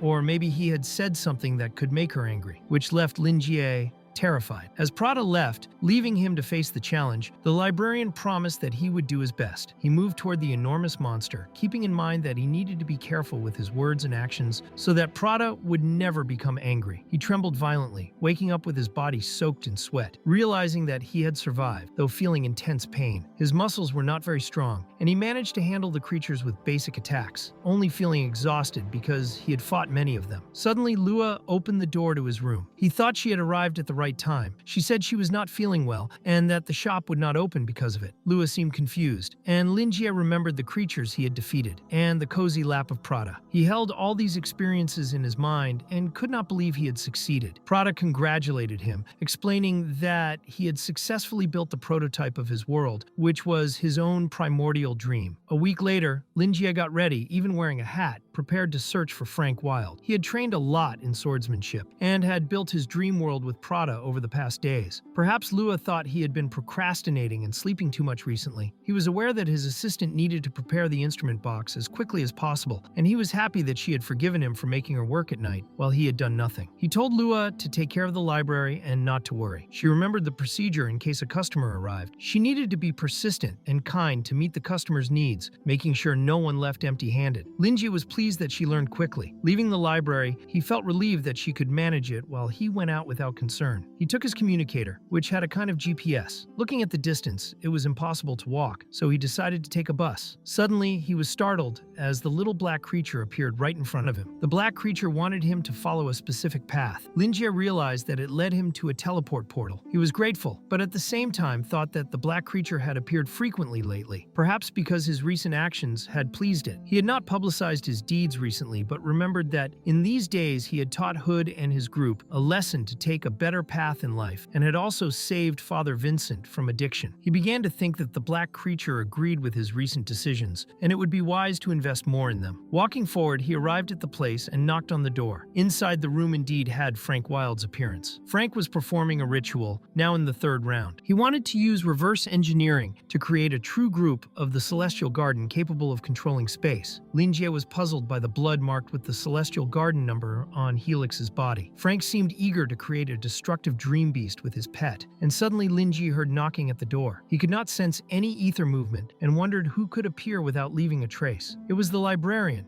and Linjie was quite scared, trying to understand why he was there because of his selfish plans. Looking at the room, his hands were bloody, and the place was a true scene of horror. Naturally, Linjie was extremely frightened to see it. He went to attend to the librarian, wanting to know why he was there. Linjie explained that he had not seen his client for some time. Since he had a new assistant to take care of everything, he wanted to know how the old Frank was and apologized for arriving unannounced. Frank Wilde clarified that it was an honor to receive Linjie, and he also believed that the library owner knew about his secret plans. He invited Linjie in and mentioned he had made some tea. Linjie apologized for the inconvenience, thinking Wilde lived very far away. Wilde explained that it was necessary to have a quiet and secluded place. Linjie understood, realizing that Wilde needed an appropriate place for his research. He noticed that Wilde had a peculiar taste in clothing. He wore attire with artistic elements, giving the impression that it held a secret, like a mage's robe. Wilde became reflective. That robe was the symbol of the Dark Emperor Augustus, and he believed the librarian was subtly indicating that Linjie was grand and that he had chosen well. He thought that Linjie knew his mentor. He remembered the book called Annihilation of the Void, which Linjie had borrowed. The book described a magical and bizarre world connecting life and death. He remembered that the librarian had said the book was written by a giant, and Augustus was the last giant to survive since the First Era. Since he had given his greatest creation to Linjie, he believed Augustus had also entrusted his best work to Linjie, and just thinking about it gave Frank goosebumps. Linjie was someone Wilde could not fully describe, and he believed he was truly a god. Frank served tea to the librarian and even thanked him for a compliment, explaining that the robe had a special meaning, representing the most important moment of his life, one he would never forget. At that moment, Linjie thought that Wilde was a nostalgic person and seemed like someone who would not help evil. He believed that if his client was involved in the Blood Festival organization, he would be forced, or he had another plan in mind. Wilde wanted to know if Linjie had come after him because of a selfish decision, and the librarian confirmed, wanting to know if his client had been involved with the Blood Festival and whether he had forgotten the warning given last time. However, Wilde explained that he never dared to forget any advice Linjie had given him, and he only wanted to use the meeting of this organization to turn its members into clients of Linjie's bookstore and also his followers. The librarian wanted him to wait a little and understand the question about becoming followers, and Wilde realized that he had overstepped. After all, Linjie had never mentioned needing followers. All he did was recommend books. Wilde even had the chance to read one of Linjie's books and thought he had understood the true intention of the bookstore owner. The book Linjie had written contained many sacrifices that were extremely violent, and the rituals were elegant, designed for a demon god. Because Linjie wrote this, old Frank thought that the librarian was like a priest for this demon god. When Linjie was about to give friendly advice to Frank Wilde, he noticed something that caught his attention: blood next to a door. He was terrified in that moment, but at the same time he pretended everything was fine and decided he should analyze everything before making any hasty conclusions. Moreover, the little black cat could protect detect him, and he was sure it was blood, not ketchup or red paint. And it seemed that the blood was flowing from that room. It appeared to come from a large animal, and he began to panic at the thought that there might be a fresh corpse inside. At the same time, he denied it to himself, as if it could not happen. He preferred to analyze the situation fully before reaching a verdict. He did not believe that Wild, whom he considered kind and honest, could do something so cruel. Wild also did not seem to be hiding anything. He thought Wild was old and weak and could hardly hold a knife firmly. Then he realized that if the Blood Festival organization still existed, it was likely they were behind that pool of blood and might be trying to harm Wild. Linjie was ready to use his sword and cleanse the corrupted hearts of anyone involved. He wanted to discover what was happening and told his client that he admired having such courage, but needed to understand what it was, pointing to the blood. Wild apologized to Linjie and explained that he had cleaned so that everything would be temporary and did not expect something like this to happen. He quickly started cleaning, and Linjie wanted to know exactly what that blood was. Wild imagined that the librarian was furious and that he had tried to perform the ritual as the book taught. It was supposed to be sacred and elegant, but Wild had made it indecent. Wild himself believed that because of his many years of experience destroying things, he did it without noticing. He wanted to perform the ritual more organized next time, and at the same time, he felt ashamed of showing his lack of skill in front of Linjie. He explained that he was trying to perform some rituals after reading Linjie's book and doing research, but admitted he still had difficulty reading. It was all very hard for him, and things ended with blood spilling, which made Linjie a little nervous. The librarian noticed that Wild had worked hard to gather and research all these materials, such as ceremonies that ancient kings performed, sacrificial rituals for gods, rituals by common people, and in Taoism, deer and lambs were also for gods. Wild had described the method, sacrifice, and blessings in detail. To make the book more interesting, because of the sacrificial festivities of Huaxia, he included food culture, bringing culinary methods, so it would not be boring for readers. Linjie was surprised at how complete a researcher Frank wanted to be, because he never imagined his client would do something like this. He only imagined old Wild, a kind old man who always wore a suit, acting like a Western knight with a cleaver in his hand, rolling up his sleeves to cut chickens and ducks, grabbing a chicken's neck to clean the blood and remove organs. Linjie felt embarrassed just thinking about it. He realized this was a big problem because he only wrote about Chinese cuisine, and it was hard to replicate even for someone from Huaxia without culinary experience. Wild was from Noken, and Noken's food culture was somewhat similar to the Old Empire, so Linjie already imagined the kind of tragedy happening behind that door. He asked Wild to forget it, as he was already there, and he stood up, wanting to show the correct way of doing things and surprising the old man. Soon he tried to make the librarian change his mind, but it could damage his eyes. Linjie understood that Frank did not want to show his failures and explained that he would only guide the old man from that point, leaving the actual procedures for Frank to do himself. He wanted to know which step old Wild was currently at, and Wild went to that closed room, which was indeed a messy situation. He commanded to bring it, and a head appeared. Linjie wanted to know if Wild could hear it and which step he was on now. Wild was embarrassed because he was only at the stage of draining blood. The rituals were difficult, the descriptions were complicated, and he always needed more time to understand. He apologized for his inefficient skills, and Linjie listened to him through a communication device, where Wild admitted that he needed personal guidance. The librarian thought his old client should not feel so upset, and explained that the book was only a reference, because the content was different from the environment where Frank grew up, so it was normal not to understand. He told Wild to go at his own pace, without hurry, and eventually everything would work out. Linjie remembered that Frank mentioned he had to drain blood, which was difficult for a beginner. He also explained that he was not good at it himself and had spilled it on the floor a few times. Wild thought he was very humble. In the end, Linjie wanted to know if the offering's body was complete, and it was. Linjie decided to guide Wild step by step and explained that organs should be removed, which surprised Wild. Linjie saw that the old man was not familiar with these things and recommended he wear gloves to avoid getting his hands dirty. Linjie was going to explain each tool needed, and the old man promised to do his best. Linjie remembered observing the whole process of killing a pig when researching folk culture and thought he could at least guide the old man properly for basic procedures. He told Wild he would use his personal experience to guide him. Now Wild believed that the librarian was familiar with this kind of thing, which was frightening even for him, a dark wizard. He began to think that Linjie was a priest of the demon god, capable of things other dark religious followers could not do. Lin Jie told the old man it was time to finish preparations and disassemble the offerings. Wild prepared the tools that Lin Jie had requested. Meanwhile, Lin Jie made tea for himself, and it was time to start. He asked the old man to take a piece of wood to press the offering's belly, but told him not to use too much force, so the contents would not be damaged, and the texture remained intact. Lin Jie enjoyed the tea that old Wild had prepared. Then he asked Wild to hang the offering and use a tool to scrape the hair from the victim's skin. He asked Wild to open the offering, which had to be done in one go. This was a test of his knife skills. Handling the organs was tricky, and there were tools for that. Cleaning had to be complete. Meanwhile, the librarian tried the chocolates that Wild had, and the colorful packaging caught his attention. Wild trembled but did everything he was asked. Lin Jie also recommended adding more seasoning to the intestines, but he thought the gods did not care about the taste of offerings. Wild followed instructions, and Lin Jie suggested using flames to burn the remaining hair, then cutting the sections differently. He would wait for the old man to finish. Lin Jie enjoyed the chocolate and loved the flavor. He thought the old man knew how to live life, researching and still wanting to learn from books. He believed Wild was interested in cooking, and imagined him making delicious dishes. Then Wild told Lin Jie he had finished, and the librarian would teach him a ritual. First, cut a large piece of meat without bones. Then make sticks and place them at the corners of each meat section, forming a square. And finally wrap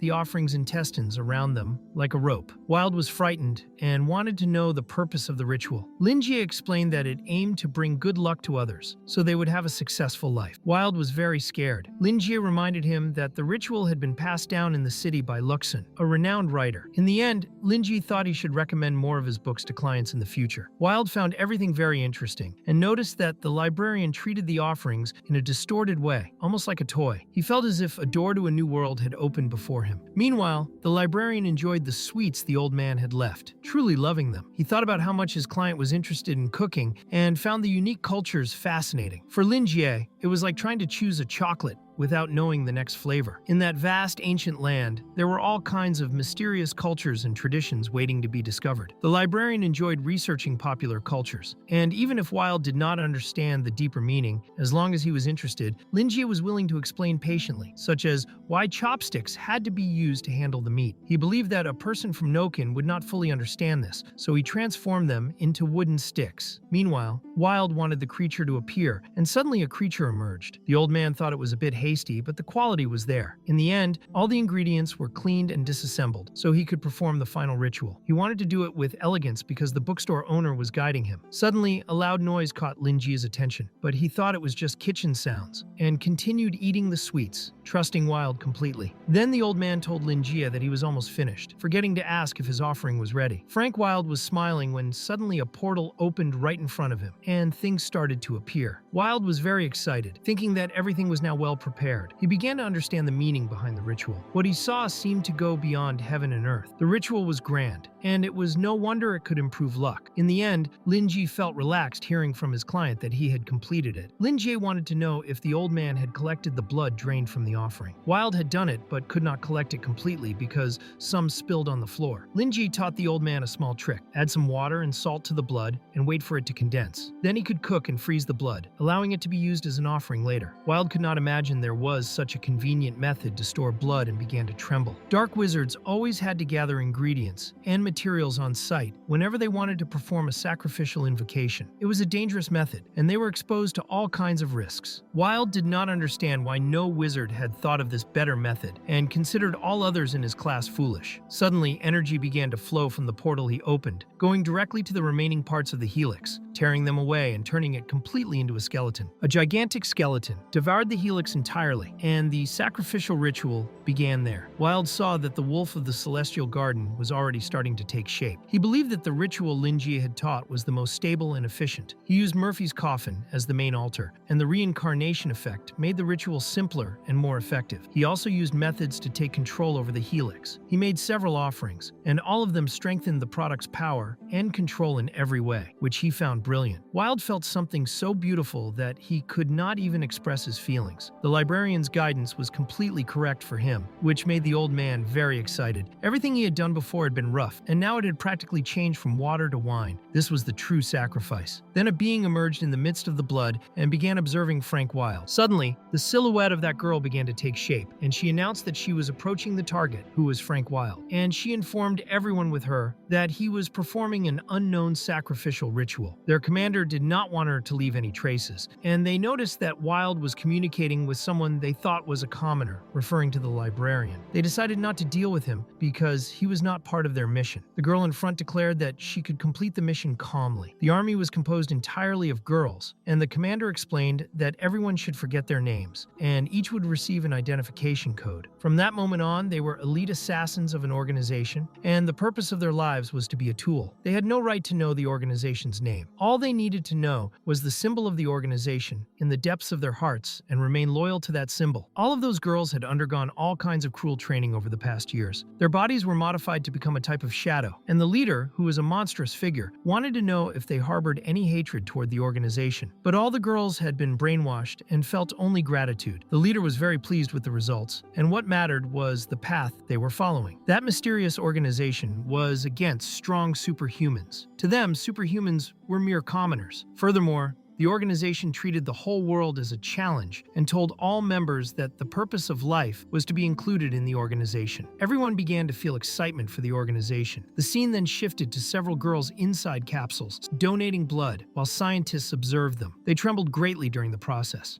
Many of them fell ill and died, and those who only felt sick were studied. One test subject eventually woke up very scared, feeling immense pain without understanding its source, trembling violently. The leader was extremely excited that one subject could endure the pain. He told her she should feel honored and informed her that she was temporarily a true shadow being. The subject was already familiar with being a shadow being. There is a gap between reality and the dream realm called the shadow realm. Shadow beings are demonic creatures living in that realm. They can pass through everything, devour, merge, and multiply endlessly. These beings were isolated from reality, and only a small number of witches could control them. The problem was that shadow beings could not leave the shadow realm. The leader's organization was seeking to use the shadow realm and the shadow beings for its convenience. He wanted to find a use for this, and the subject was a fusion of a human body and a shadow being. She worried that the organization had spent so much on her and wondered what she could do for it. The leader explained that her superiors had specially assigned this mission to her as she was newly born. If she completed the mission, she would earn the right to know the organization's true name. All she had to do was kill Frank Wild, which shocked her greatly. The leader also explained that she should not fear Wild's reputation because he was a destructive level being and nothing to the organization. They had a tool they had been cultivating for years. The leader of the White Wolves, Helix,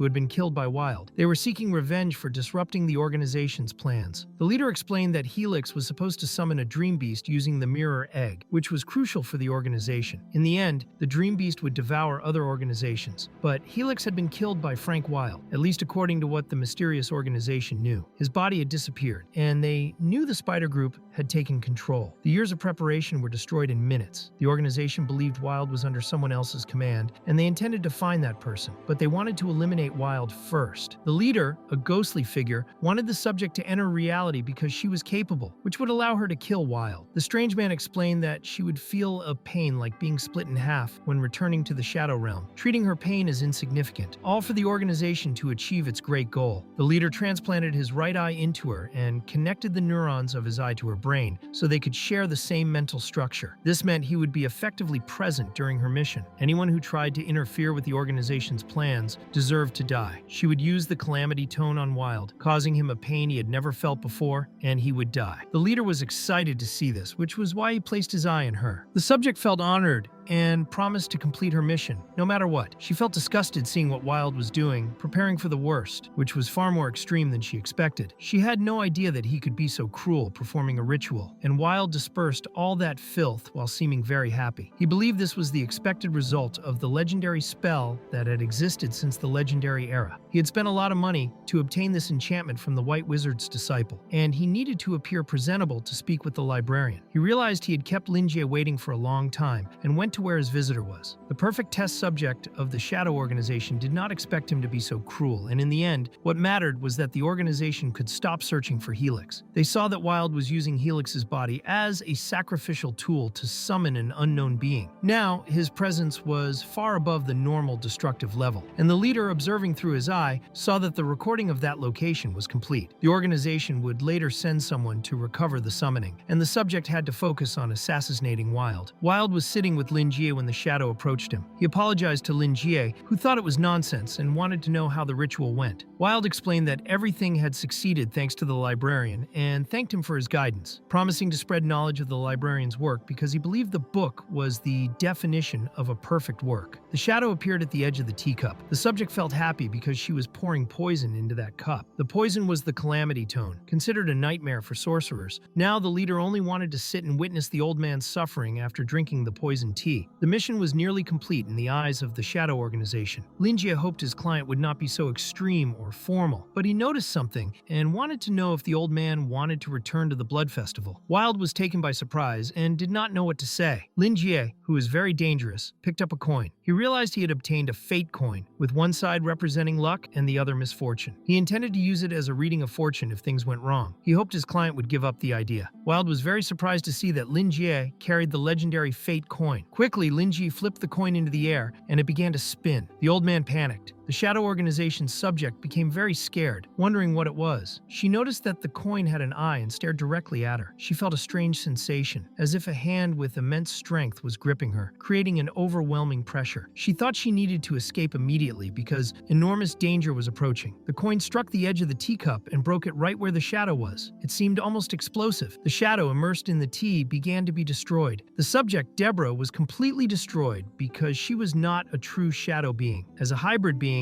she was affected by both reality and the properties of shadow beings. Deborah could not escape that place and was entirely dissolved. The leader witnessed everything. Scientists quickly arrived, needing his approval for the report on the new batch of test subjects. The leader trembled with rage. The scientists were concerned about his condition, as he was so furious that he seemed on the verge of collapse. Judging by his behavior, they decided it was better not to approach him, fearing he had been infected by the calamity tone. All of this happened because his neurons were connected to the eye of the test subject during the mission. The scientists realized Deborah had failed to complete the mission and could not understand how the enemy had used the same trick against her. They also found it troubling that Wild might have detected Deborah's presence, leading them to believe someone was supporting him. They ran away, frightened, to report to their master, while the leader remained fallen, surrounded by multiple eyes. The coin landed on the misfortune side. Lin Jie could not understand how things had ended this way. He believed his client would be angry that the teacup had been broken. Wild stared at the cup on the ground, thinking he imagined things. He saw the Shadow in the water, struggling, then disappearing. He realized he lacked the level to detect such things, which required a divine-level being. Shadow beings exist on those higher levels. Finally, Wild thanked his mentor for having read his books when he was young, which had given him some experience. He remembered 40 years ago, when he wanted to become a professional dark wizard without disappointing his mentor. He tried to learn all kinds of knowledge, no matter how complex, and eventually discovered records about the Shadow Realm. He learned that it was a gap between reality and the dream world, and the beings there are called shadow beings. Humans knew nothing beyond that, and they did not know whether there were specific patterns regarding the shapes of these creatures. Since the creatures could not leave the Shadow Realms, it was extremely difficult for anyone to conduct a complete study. In the present, Wild could not imagine seeing something that even his mentor's occult books could not describe. Somehow he sensed that a special poison was mixed into the reaction of the ether. Someone had enhanced the drink using shadow beings, and Wild was lucky that the librarian was there to help him. Otherwise, he would have been in great danger. He believed that Lin Jie knew everything and had come to save him, even guiding him through the ritual. In reality, the librarian was trembling and worried that his client might be angry with him, while the old man believed that Lin Jie was the only deity he should follow and trust for his entire life, as a servant or perhaps a subordinate. Having already been saved by the librarian twice, the old man wanted to show his deep gratitude for Lin Jie's deeds but did not know how. Meanwhile, the librarian felt that his client was looking directly into his soul and began to think that the teacup was extremely valuable. Wild was also curious because the shadow realm and reality should not be connected, and he could not understand how a shadow being could be affected by the poison in the drink. He also thought he smelled a faint scent of blood coming from the shadow, which seemed impossible because shadow beings do not have flesh to produce the smell. smell of blood. He began to imagine that there was some kind of fusion. As a dark wizard, he had never performed this kind of experiment because of how dangerous and wild these beings were, and he believed whoever did the experiment had forgotten this. He considered that the person responsible was playing with life carelessly, without concern for elegance. Yet he also found it very creative, because it could be extremely effective for assassinations. Over the past years, there had been numerous cases of high-level superhumans being assassinated without leaving any trace. He began to believe that these shadow beings were responsible and thought he now understood the true identity of those called shadow assassins. He picked up a knife and touched the ground, wanting to gather ether. This was a ritual knife, important for a dark wizard. He intended to store and analyze the remaining poison in the drink, which would help him understand it. He saw that it contained the infamous calamity tone, knowing that contact with it caused the victim extreme oppression before death, a terrible way to die. So much cruelty toward Frank made him believe that Wilde should be the top priority target at that moment. He immediately thought of Joseph, his main enemy, but believed that Joseph did not have the intellect to do something like this and would not use such a cruel method. The only thing Wilde saw in his mind was guidance over Helix, the White Wolves, and the Red Cult, using Helix's coffin and corpse for a ritual. It could not have been the remnants of those two organizations attempting an assassination like this. He also believed that the assassin was not a simple target, and that some faction-like organization was controlling everything from the shadows. The old man decided it was better to be careful from now on. It was unfortunate because the fate of that shadow assassin changed the moment Lin Ji had flipped the fate coin, causing the shadow assassin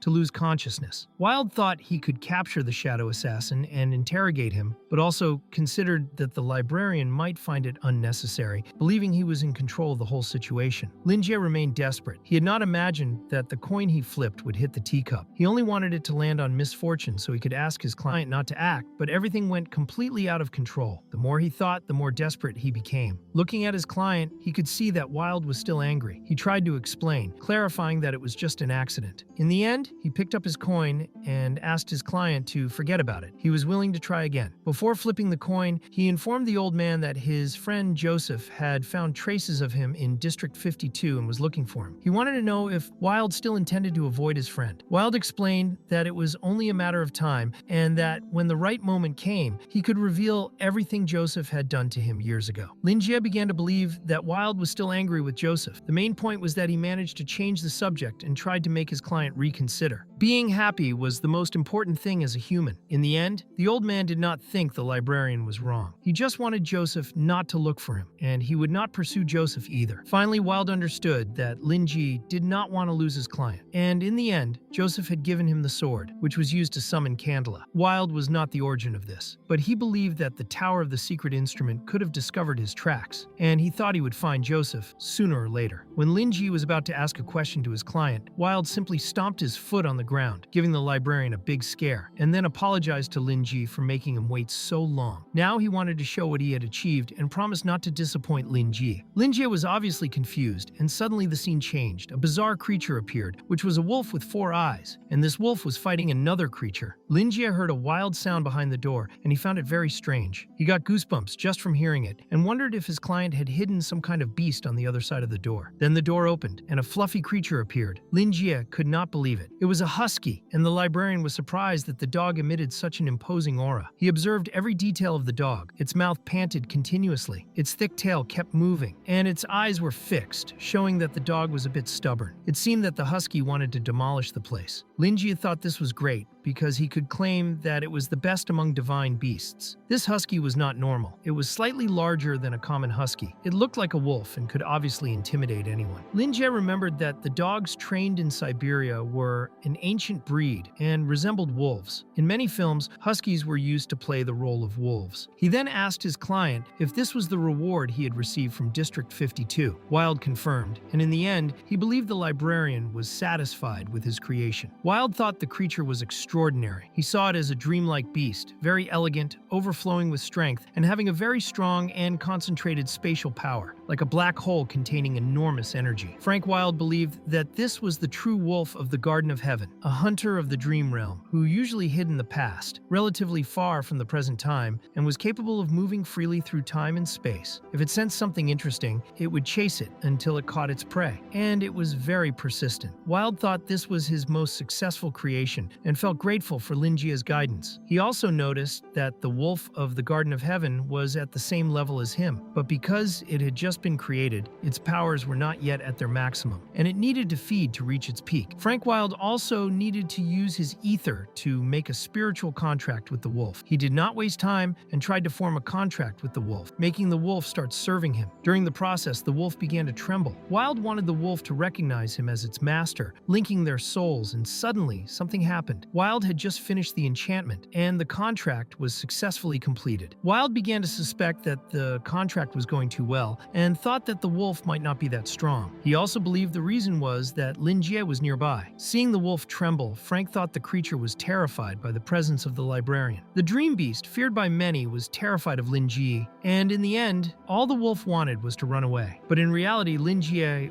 only wanted to play with the wolf, which to him looked like a dog. Wilde immediately tried to calm the dream beast, explaining that Lin Jie was someone it would serve and would not harm the wolf. All the wolf needed to do was be loyal. At the same time, Wilde found it frightening that the creature behaved this way, but he was sure that Lin Jie would always be its master. Lin Jie felt calmer, thinking that Joseph had been mistaken, and Wilde went to District 52 to take in a stray dog. The librarian had a feeling that the husky belonged to someone who might have been in the great explosion that happened in District 52. In the end, the husky had a happy ending by finding Wilde. Lin Jie thought he was not far from the truth. During this period, his client joined the Blood Festival to help criminals find the meaning of life. He practically created a fairy tale in his mind, imagining that the old man now had a much better life. His perspective was distorted, just like others living in Noken. Lin Jie now did not know if he should really stop his client because he saw that things were going well with Frank Wilde. He believed that if he stopped now, it might affect the old man's trust. He did not want to ruin the old man's mood just as it was starting to improve. Suddenly, the huge dog began to growl, which scared the librarian a little. Frank tried to calm the wolf and held it. Lin Jie was surprised that the old man could hold the strength of a husky alone. Now he understood how the old man could go to his bookstore alone, and he believed that the old man had no trouble protecting himself. The name Wilde had given to the wolf was Greedy, and he ordered it not to move. Seeing how the wolf was acting defenseless for a moment, Lin Jie could not resist and went to pet the wolf. After touching it, the husky seemed to feel as if it had lost its soul. Lin Jie thought the name Greedy was very cute and kept petting the dog. Wilde thought the name was suitable. Lin Jie continued to pet the dog, thinking it was very gentle, while Greedy was terrified, staring at his face. Lin Jie seemed to enjoy giving attention to the beast, which became completely submissive to him. The librarian also thought that his client had a keen eye and that the dog would make a great pet. Wilde appreciated the compliment and, in the end, thought that Lin Jie was the only one who could consider the wolf from the Celestial Garden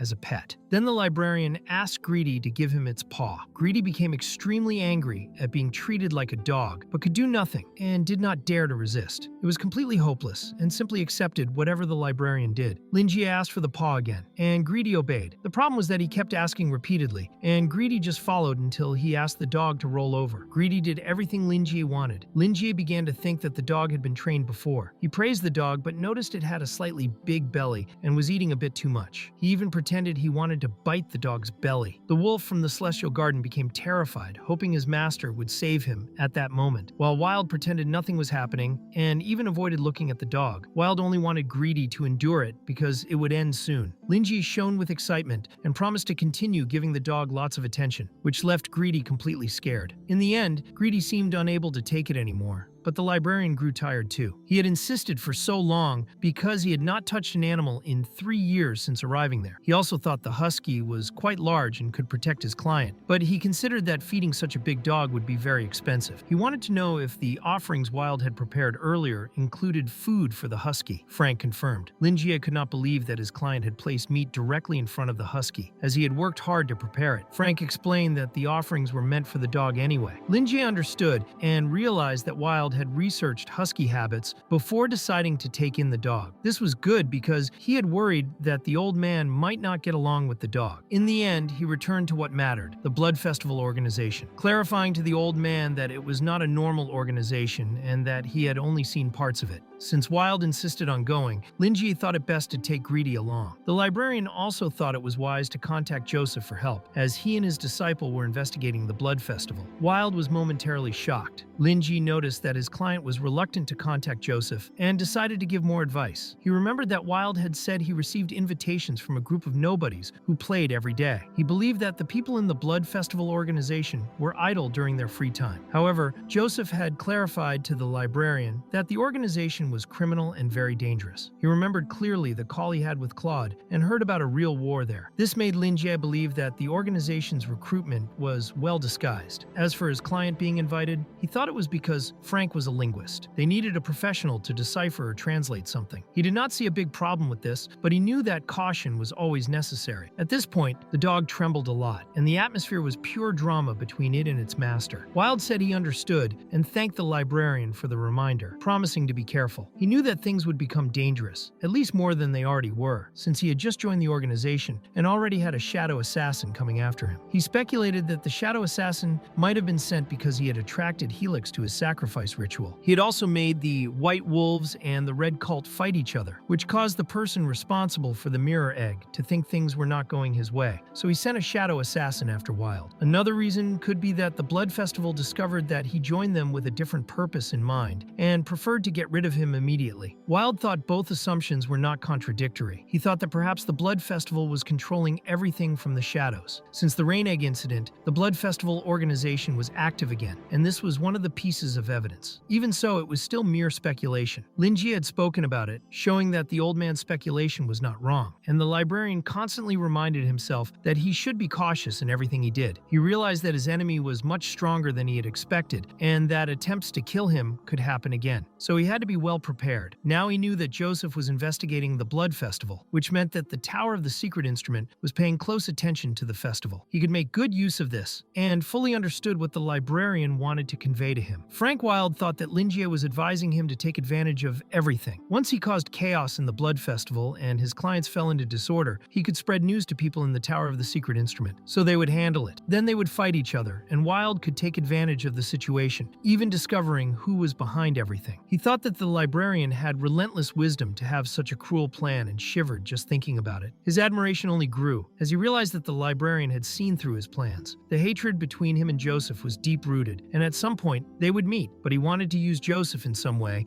and should forget him for a moment. So he made it clear to Lin Jie that he would take the dog with him next time and did not want to disappoint the librarian, who was very happy with this decision. He did not want to lose his client and also appreciated that Wilde was trying to bring more clients to him, but he wanted the old man to prioritize his own safety. Frank Wilde assured the librarian of this. Lin Jie picked up the coin and stared at it for a moment. He wanted to do another reading using the lucky coin. Lin Jie actually wanted to make the old man feel more confident, believing that he could not fail twice in the same place. Frank Wilde pretended that everything was fine, but in reality, he was starting to get used to the librarian's strange actions. He knew the rumors that the Coin of Destiny was something even a normal superhuman could not handle. It could change someone's fate, which made the requirements for using it extremely strict. First, a great deal of time had to be spent preparing the altar to offer to the goddess of destiny. Then, a large number of clients had to be gathered to chant the spell with their supernatural powers. This could only be done after a long period of sincere prayers. Using it also consumed a large amount of instant power, and there were moments when it could even exhaust the user. If the user was unlucky, they could be weakened or even die immediately. The coin had always been one of the forbidden rules among the world of superhumans. Lin Jie was tossing it as if it were a toy. Wilde did not see it that way and began to think that the librarian really was the god of destiny. Lin Jie tossed the coin and caught it in the air. He opened his hand, and the coin's face showed luck. He thought the old man would have a very good journey and wished him all the best. He also said that when he returned to the bookstore, he would meet his new assistant. Then the scene changed to Lua, who informed her boss that she had cleaned the main hall, but no one was there. She had forgotten that her boss had gone out, and the hall was spacious and silent. She felt an unsettling sensation and just wanted her boss to come back. Suddenly, the scene shifted to a girl rejecting a young man, explaining that her heart already belonged to someone else. She excused him, saying he was a good man and would find a woman who suited him. His name was Breik, and like any man with a broken heart, he was in disbelief for a moment. In the rain, he tried to understand what had happened. As any man with a broken heart, he cried like a newborn baby and, suffering from unrequited love,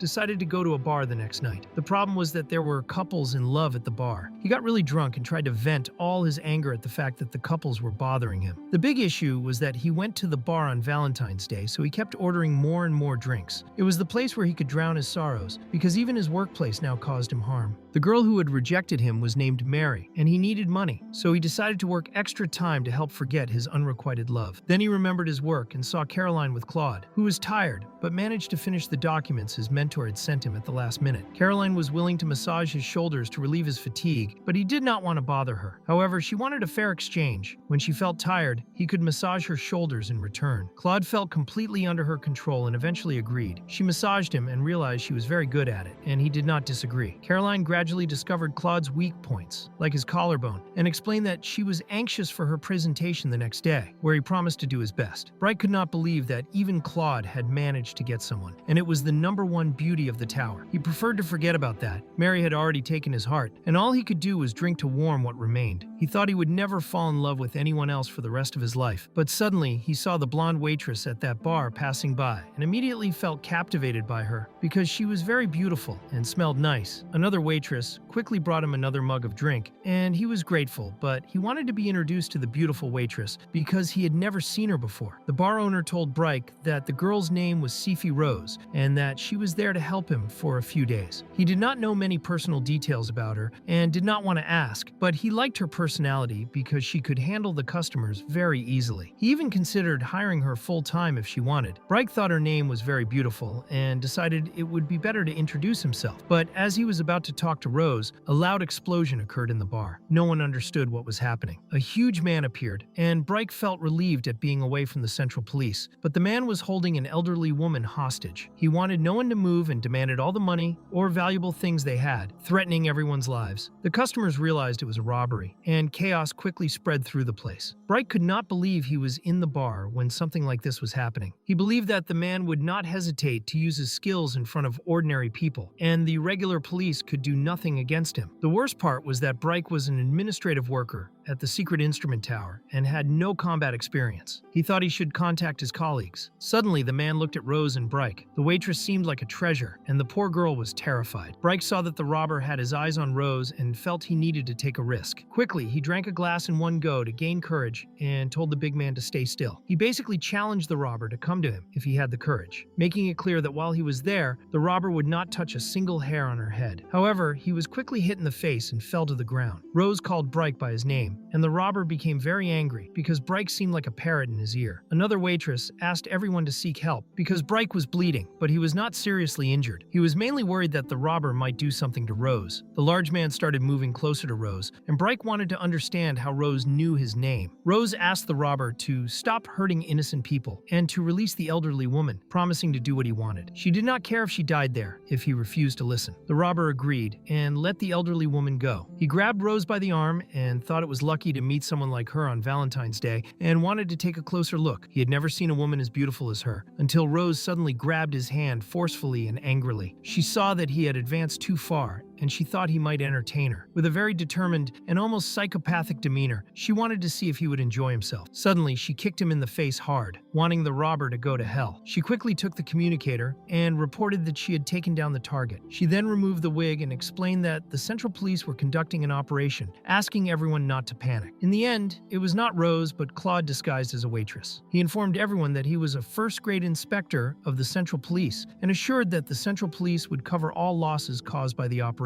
Bright was shocked that his colleague was disguised as a waitress, and not only him, but also the robber could not believe that the little blonde girl was actually a man. The elderly woman even gave him a look of moral support, just to warn the robber. Claude went to Bright and offered him a bottle, apologizing for dragging him into the operation and asking if he was okay. The bottle had actually been sent by the bar owner as a thank you for Bright's bravery in facing the criminal. Bright felt he did not need any reward because he had only done what he should. However, Claude also did not understand why his colleague would be drinking in a bar on a day like that. Bright felt embarrassed and explained he just felt like drinking, trying to shift the blame to Claude, who was dressed that way. Claude explained that to capture Gablin, the Central Police placed several undercover officers in nearby shops. They even considered using female officers, but they were somewhat unusual for the role and unwilling. Bright thought Claude had been very professional to manage something like that. In the end, Claude just wanted Bright to understand why he was dressed that way and preferred to keep it a secret because it was embarrassing. Bright did not want Claude to worry and promised that he would forget about it. In the end, he was shocked because he found Claude attractive dressed as a woman. Bright even considered inviting Claude for a drink, but Caroline arrived. She was looking for Claude and apologized for making him wait, thinking it was a coincidence to find Bright there. Claude also apologized to Bright and said they could meet later, explaining to Caroline that he was finishing his work and had not waited long. She asked if everything had gone well, and Claude confirmed that it had. In the end, Bryke stayed nearby, watching the two of them talk. Suddenly, Claude's communicator started ringing. Bryke answered it, and it was Joseph, asking if Claude had finished the mission. After receiving confirmation, Joseph wanted Claude to return to do overtime because of important and urgent documents, which surprised Caroline, who was having a moment with him. Claude did not want to fail, and asked Joseph to leave it for later because he was busy. Joseph commented that it seemed like everyone had decided to take a day off at the same time. Bryke did not want his pupil to complain or do the overtime himself. He quickly apologized to Caroline, who was understanding because it was not something Claude did by choice. Claude apologized again, explaining that he did not have much control over the situation and would make it up to her another day. Bryke watched everything with wide eyes, holding the bottle so tightly that it began to crack. He quickly stood up and went to them, taking Claude's communicator and drinking the entire bottle in one go. He told Joseph that Claude had an important matter to handle and could not help, also mentioning that he had Claude's communication device at that moment and could do the overtime work in his place. Joseph was confused because he did not know who was speaking. Meanwhile, Caroline and Claude were very shocked by Bryke's sudden action. Bryke made it clear that his colleague would not be working when he was having a good moment. He also wanted them to be affectionate with each other, and both of them were extremely embarrassed. Bryke then left, saying he would do the overtime, while Claude worried about whether his friend was physically ready to handle the extra work. Caroline wondered if it was really a romantic date, and Claude felt very embarrassed, trying to avoid the situation, and clarified that he had never thought of anything improper. Caroline thought Claude was foolish for not taking initiative, and believed they should thank Bryke later. Awkwardly, she told Claude that since he had made plans for their evening, he should not waste all his effort and should continue with it. Claude understood, complimented her outfit, and they tried to touch each other's hands while Bryke ran faster than a sprinter. The bar waitress, who had been worried about Bryke, turned out to be a girl who was interested in him, and he had not noticed. The scene shifts to Lua, who was alone in the bookstore, believing there would be no customers that day. Having cleaned the bookstore and arranged the books, she did not know what else to do before her boss returned. She remembered that her boss had said if she continued learning, he could become much stronger, and she knew she had a long way to go. All she could think about was improving herself in some way. She quickly picked up the box she had received from Jiji Jishu and, having studied materials related to it, believed she could now break the seal with her own strength. She began to decipher the runic seal and identified the first and second circuits. All the secret keys were unlocked, and she truly succeeded, though she felt exhausted. She imagined her boss arriving and gently patting her head for breaking the seal and showing progress. Feeling very sleepy from fatigue, she fell asleep. In her dream, she was startled by the mother of the moon and sun, realizing she had taken a nap during class time. She thought the moon was not happy to see her and understood that she felt lonely being alone in the bookstore, missing her boss. The girl tried to hide it, pretending she did not miss him, but the mother of the moon and sun could see through it. Lua wondered about the outfit Walpurgis was wearing, and Walpurgis was only wearing it based on the description the girl had given about her boss during a lecture. She had never seen the real outfit, and added some details. Lua thought it looked a little different because it was not as tight as when her boss wore it, but it still looked cool. Walpurgis was happy with the compliment. In the end, she told the girl that she had already delivered the dreamlike landscape to her. From that moment, Lua became Walpurgis's disciple, and her original power would be given eventually to fulfill the promise they had made to destroy the false moon. Walpurgis would also teach her everything she knew about the Dome Church. The Dome Church was currently the most renowned religion there. They were also a superhuman organization composed of the Pope, the Saint, the Apostle, the Evangelist, the Father, the Priest, and the Sisters. Their positions and status were ranked within the organization, and there was only one Pope, who was appointed by the Oracle. The Saints represented the light and darkness of the moon, and they were responsible for transmitting the Oracle's messages. There were 7 apostles appointed according to the phases of the moon: new moon, crescent moon, gibbous moon, full moon, waxing crescent, waning, and Cheshire. Each phase had its own advantages and powers. The task of wandering the world was given to the evangelist, who spread the beliefs of the Dome Church. Walpurgis explained that the work was not very different from that of a priest. In the end, Walpurgis asked the girl if she knew why an evangelist had a higher status than the father within the church. Lua explained that it was because they were superhumans with amplified combat powers, while the father specialized in healing abilities. Walpurgis then patted her head, happy that she answered correctly. She thought the girl was very intelligent, and if she continued like this, she would make her boss very proud. Lua never forgot what her boss said and felt happy about it. Walpurgis saw that the girl became very happy with just a compliment and thought she was very cute. In the end, the church prioritized combat over children, and the superiors considered the fathers as only subproducts who had lost part of their function, which is why they were sent to spread religion among the common people. Since the priests and sisters were weaker superhumans, they could have the numbers, but they were mostly ignored or neglected by the superiors. Most of these people were the purest and most innocent. Walpurgis clarified that these were the people they should try to recruit in the future. The scene then shifts to a sister using holy water to stop evil from invading nearby villages. The children were very happy, and the sister only wanted to help those who had lost their way. The joy of those children was enough for the sisters. They encouraged the children to become fathers of the church in the future to help the needy. The sister was also a little affectionate with a boy because she thought he had very ambitious goals for his age. She patted him and asked him not to forget the feelings he had at that moment. The boy was very embarrassed because she was very close to him and felt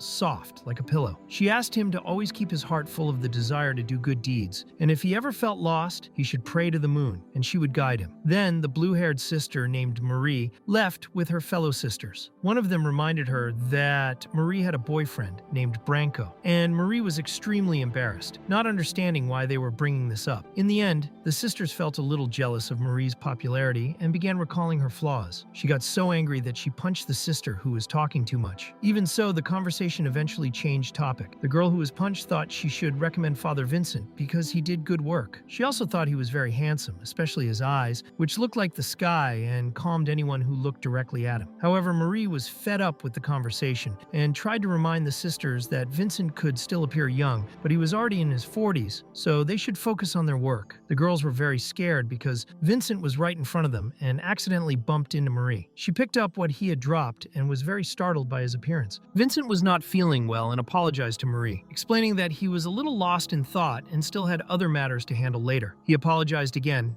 and left alone. They did not understand why he seemed so exhausted. They had never seen him like that. Marie thought that his divine will had been consumed by something evil that shook his heart and beliefs. She felt a bad premonition after seeing him and feared that something important might happen to the church in the near future. The scene then shifts. Vincent had gone to confess his sins to the apostle. He was on the stairs, having left the 7th District Church a few days ago, and was back asking for forgiveness for his sins. Even when he came there, nothing was happening. He knew there could only be believers of the moon inside the church, and any abnormalities had to be rejected and destroyed. Still, nothing happened with the Sacred Sun Bible, leaving him with confused feelings. He used to be proud when looking at the church and also respectful, but now he was there with more questions in his heart. He could only trust the path shown to him by the bookstore owner. He entered the church, and both the people guiding him and Vincent himself had their eyes covered. The warmth he felt was like moonlight shining on him. He felt unable to look at the moon and kept his blindfold for that reason. He had many doubts now. The followers respected their gods, but could not look at their god, which felt strange to Vincent. They believed in the moon, called it, but still could not see it, and he did not know if they were truly worshipping the real moon. Then, he sensed something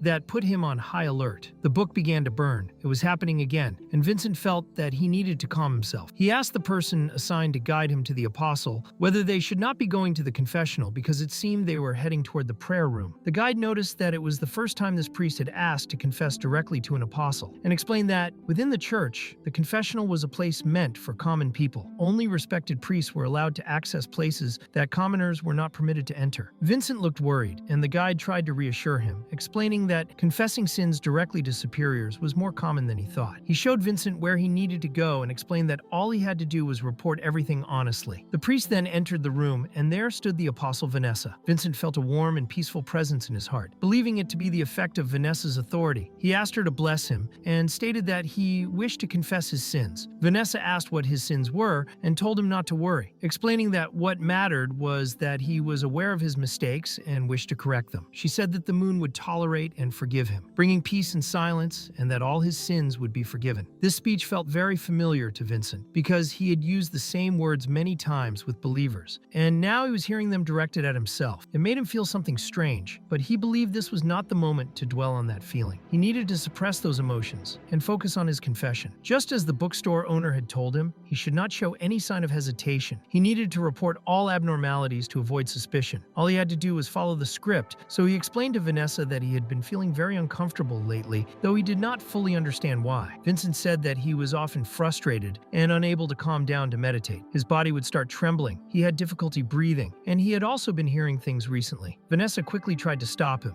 explaining that this kind of situation was not very sinful. She believed he only needed rest, but Vincent asked her to let him finish speaking. He thought that all of this was happening because he had been busy lately, but the situation was far more serious than he had imagined. He began recalling more details and clarified that the most important part was that he had seen the moon in his hallucinations, and that was his sin. Apostle Vanessa was shocked by this revelation and immediately asked him to stay calm. She wanted to be sure that he had truly seen the moon, but Vincent explained that what he had seen in his dreams was something he had never seen in his life before. He began to sweat and explained that everything indicated it was the moon, reflected clearly in water. He asked her what he should do. Vanessa told him not to worry and said that everything was fine, treating it as if it were merely his imagination and not the real moon. She touched his forehead and asked if she was correct in that assumption. She declared that all he needed was rest. Suddenly, Vincent felt something, and Vanessa thought he might be one of the candidates who had been assigned the sacred moon brain. She explained that if he felt uncomfortable, he should use it more, and over time, he might begin to understand its effects. If he felt that his faith was not strong enough, he should guide his belief toward the protection of the moon. Vincent began to tremble, thanked the apostle for her guidance, completed his prayers, and then left the place. Vanessa called a servant and ordered him to check Vincent's records to see if any abnormal events had occurred recently. The servant carried a small crystal sphere inside a case. The scene then shifts to Vincent, who felt that it had been a close call. Based on how Vanessa handled the situation, she did not suspect him. He was aware that rumors were circulating, and he had heard about the personality of the newly anointed seventh apostle. The previous apostle of the Cheshire Moon had died while fighting the invasion of the Dream Beast. Because of that, the saint and the pope anointed a new seventh apostle from among the evangelists, and that person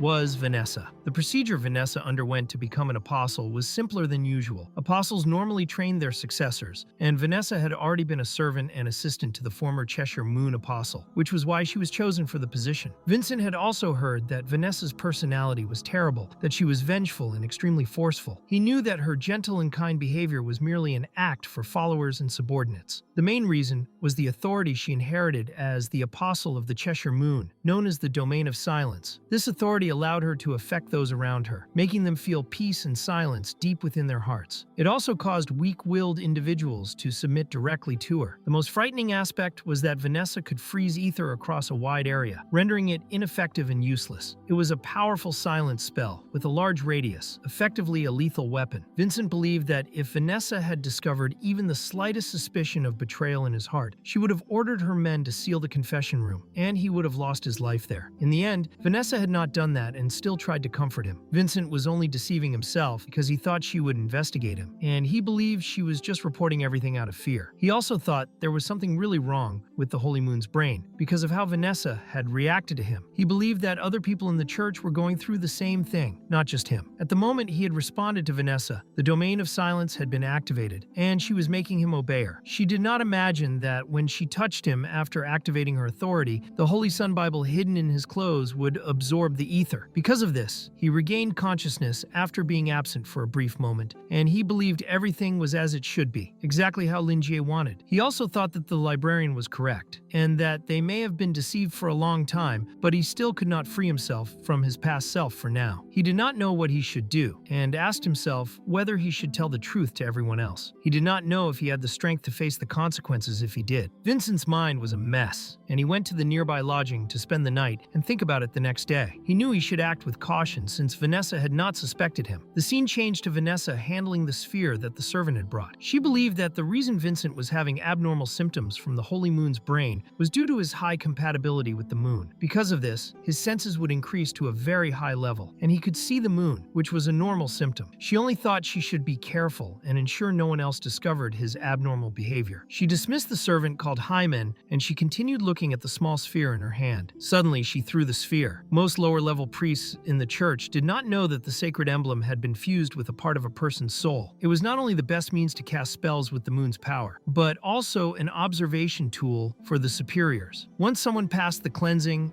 and held the sacred emblem, they would be included as an observation target, and every movement they made would be watched by the superiors. The church preserved the wax used to mold the sacred emblem, and because the material had unique properties, it could maintain a mysterious connection with the emblem. She could burn the wax and observe the past that the target had experienced from the perspective of the sacred emblem. Since Vincent was the real mystery for her, she would observe his movements much more strictly. Quickly, she wanted to see what he had experienced in the past. She activated the observation, and it felt like she was in a deep void, seeing Vincent's past. She saw him reciting scriptures for his followers, and since there was nothing abnormal there, she decided to go further. She saw him talking with other worshippers and participating in her coronation ceremony. She also saw him accepting tasks to remove evil and meeting with other priests. These were just visions of Vincent's daily life, and she saw no abnormalities until she saw the last request Vincent had accepted, which was from Colin, who believed Lin Jie was an evil spirit and asked Vincent to perform an exorcism on him. Vanessa saw the bookstore from the outside, and it appeared normal and old. She began to think she was overthinking, believing that maybe Vincent had consumed a lot of the Holy Moon's brain, and the effects were much stronger on him, causing something like this to happen. She thought that if she asked him to consume more a few more times, it might balance the effect after a long period. Then she saw a blurry image after entering the bookstore and was very scared by what she saw. She believed there was no way to confuse herself about the person sitting behind the reception desk. She saw Lin Jie with a completely terrifying appearance. She wanted to understand exactly what she was seeing. She thought Lin Jie was not human, as he appeared like an unknown dark shadow with a human silhouette. Vanessa was very frightened, seeing the whole scene and trying to understand what was happening. She saw Vincent suddenly talking to that dark shadow, and to Vanessa, he seemed to be enjoying himself, and maybe did not realize how abnormal the situation was. This was impossible because he had become a priest and should have suspected something. Vanessa started trembling and believed the shadow with a human silhouette was giving some kind of warning. With Vincent screaming in her vision, she also felt affected. She saw that the bookstore seemed normal on the outside, but was actually a terrifying demon nest. This was very frightening for her. She believed that the priest obviously felt the presence of these demonic beings, which is why he could not hold back the scream. But Vanessa believed that up until that moment, Vincent had not realized what kind of creature he was facing, referring to the shadow with a human silhouette. She began to bleed and thought that this was not good because she would die if she continued watching. She needed to fight it and believed it was some kind of illusion spell. She trembled violently and quickly activated her authority. It was as if many creatures were surrounding her. Vanessa soon became desperate and confused, with several tentacles moving toward her. She started being completely enveloped by the tentacles and trembled violently. While seeing Lin Jie's silhouette approaching Vincent, her desperation became increasingly evident. She could not breathe and was suffocating, unable even to call for help. Then Lin Jie began to approach her, and she begged for him not to come closer. As he approached in her vision, there was an endless void as deep as an abyss, making her twist and writhe without stopping. Just like the galaxies in the universe, the chaos twisted as if it could expand at any moment, with no form pouring from that human silhouette. She trembled violently and tried to break free. She wanted to understand what on earth it was. She tried to fool herself into thinking that everything she was seeing was nothing, and that the moon was protecting her, because otherwise she would have already gone insane or lost consciousness. She also saw that Vincent, even feeling fear, could converse with that shadow normally. She wanted to understand how Vincent had such strong mental control. She had no idea what they were talking about. It was as if an unknown force was distorting their conversation, so she could not understand. But she was sure that the priest had obtained some kind of information and became agitated. She saw the shadow with a human silhouette give a book to Vincent, and she could not understand it because the book made her feel a desire she had never felt before. She wanted to see the title of the book, and suddenly she returned to reality, falling to the ground with her hands. She trembled violently and saw that her authority had been activated, so she began to vomit. She was shocked by what she had just seen. She felt that a filthy existence was contaminating her mind and consciousness. Everything she had seen was repeating in her mind, trying to make her lose her pure faith. She wanted to know if the shadow with a human silhouette was a nightmare beast, an ancient demon, or perhaps some kind of god demon from another realm. She wanted to try to stop recalling those memories. She reminded herself that she should follow the pure moon with all her honesty and wanted to ask forgiveness from the moon, wanting to end all the pain and suffering she had felt, seeking peace and tranquility in her soul. She realized that her heart had finally calmed. She believed that Vincent must have noticed something and was sent there to test her. She thought he still had the book and felt a small desire for it, which made Vanessa uncomfortable. She needed to do something about this, so she asked the moon spirit to go and ask Hyman to see her. The scene then shifted to Vanessa sitting on her throne, with Hyman bowing to hear the apostle's order. Vanessa suspected that Vincent had betrayed his faith in the moon, being enchanted by an abnormal existence, or even the presence of a god demon, and had become a minion. Obviously, the church could not tolerate a filthy traitor among them. She wanted Hyman to get rid of Vincent for her, and she also asked him to bring the book that Vincent had. She also asked him not to disappoint her, and quickly removed her blindfold, making it clear that he should leave no trace and commit no mistakes. Hyman was surprised, and she clarified that when he completed the task, she would definitely reward him. Immediately, Hyman began to cry,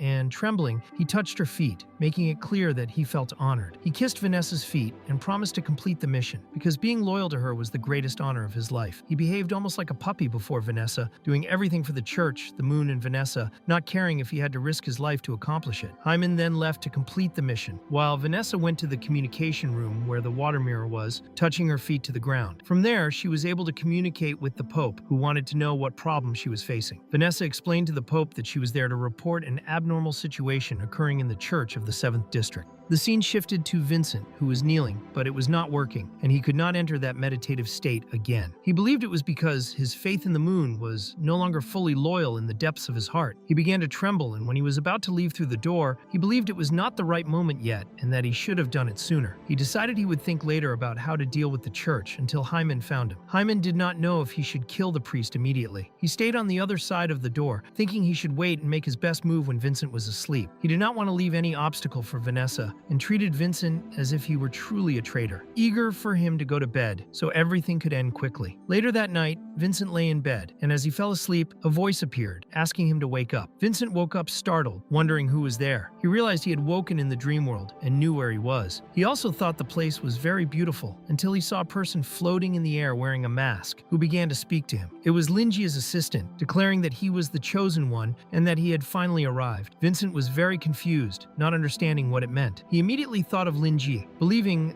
that if he had been chosen for something, it might be because of the Holy Sun Bible he had received from the librarian. He was uncertain about everything and felt that the young woman in front of him had just learned what to say, speaking in a rigid way. He also felt a familiar sensation coming from her and believed he had seen her somewhere before. Then he quickly remembered seeing her in the bookstore. At the same time, he was shocked to see her forming a miniature sun in her hands, showing an extreme contrast between the moon and the sun. The sun was basically infinite energy, radiating vitality, while the moon emitted peace and calmed the soul. He saw that both had their own energy and emitted a sense of infinitely growing power. For Vincent, it was completely different from the divine power of the moon that he knew. It would have been better if he had nothing to compare it to, but now that he did, he felt as if the divine power of the moon in his body was emitting a cold, damp sensation, like a moldy place. He wanted to know exactly who she was. He wondered if this was the girl's dreamscape, but the moon clarified that he did not need to know her name for now. She explained that this was her territory and that he had been summoned to this place because they had a mutual enemy. Regarding her identity, she made it clear that he would feel the answer in his heart. Vincent was soon surprised and believed that the only possibility was the moon outside. There were two moons, one in front of him and the other followed by the church. One of them was real and the other fake. To recover the authority of being genuine, it would be necessary to expose the disguise of the false one. He believed he might be seeing the true moon goddess in front of him. He was shocked because it was not just the sun and the moon, but the entire night sky seemed under her control. He did not expect the myth of the origin to be real, but he thought he should not care about that and focus only on the sun. With trembling hands, he approached the sun and could not believe what he was seeing. There was a strong desire in his heart, something he could not suppress with his consciousness. He wanted to take the sun for himself. Leah explained that the reason she had summoned him there was to give him the sun, and that it was the sun's core. With it, he would be able to wield the sun's power, and the core would help him become a new sun in the end. She warned him that there was no turning back. Vincent could barely control himself with the core in his hands, as if some form of power was guiding his body. He could not resist and only wanted to grab the sun in his hands. He made it clear to the girl that he would remember this and thanked her, calling her Walpurgis. The moon was very confused at that moment. Vincent then broke the sun's core with his hands and immediately felt a surge of energy. At that moment, he transformed into the true sun, emitting endless heat and light. Hyman was inside his room, thinking it was his moment to act, and quickly grabbed a knife. He was very happy to do something for Vanessa and the church, but when he tried to make Vincent say goodbye to his life, the sun's energy simply would not let the knife pass. A strong glow appeared, and when Hyman tried to attack, he could not understand what was happening. Suddenly, the divine power of the moon ignited, and Hyman burned until he became a skeleton almost instantly. Before dying, he only wished that Vanessa could forgive him. Vanessa, sitting on her throne, felt that Hyman had died and was surprised. A servant then arrived, blindfolded, and informed Vanessa that Hyman's vitality had disappeared. She believed that Vincent was hiding some kind of power, and thought that Hyman was useless for dying over the target. She would need to find another servant. The servant in front of her was called Jessica, and Vanessa believed that Jessica was perfectly suited to take on this role. Then Vanessa summoned Jessica as her new servant. Jessica felt that this was very sudden, and believed she was not capable of taking on such an important role. Vanessa immediately wanted to know if the girl was unwilling. As Jessica was overwhelmed by Vanessa's authority, she made it clear that it would be an honor. She quickly knelt down, stating that she was willing to die for Vanessa and serve her for the rest of her life. She approached Vanessa, touched her feet, and made it clear that Vanessa could do whatever she wanted with her, even step on her. Vanessa became thoughtful because she did not imagine that Vincent could be capable of killing Hyman. She believed that Hyman must have made a mistake during the process. She then ordered Jessica to inform everyone to search for the traitor who killed her servant and eliminate him immediately. The scene shifted to Vincent opening his eyes. He was very frightened by the dream and felt extreme heat. Then he saw a burning body beside him and became terrified. He had no idea what had happened until he saw Hyman's name on the knife and remembered the servant of the Apostle of the Cheshire Moon. This shocked him deeply. Soon people began screaming outside, calling for help and believing that an enemy attack had caused the fire. Everyone started working to put out the fire. Some tried to extinguish the flames, while others tried to find who was responsible for starting it. Vincent trembled intensely from the situation. He had no idea what he could do and tried to piece everything together. He felt that he had been a forced victim dragged into a church conspiracy. Right after he tested his superiors by reporting the abnormal symptoms he was experiencing, a fire broke out where he lived,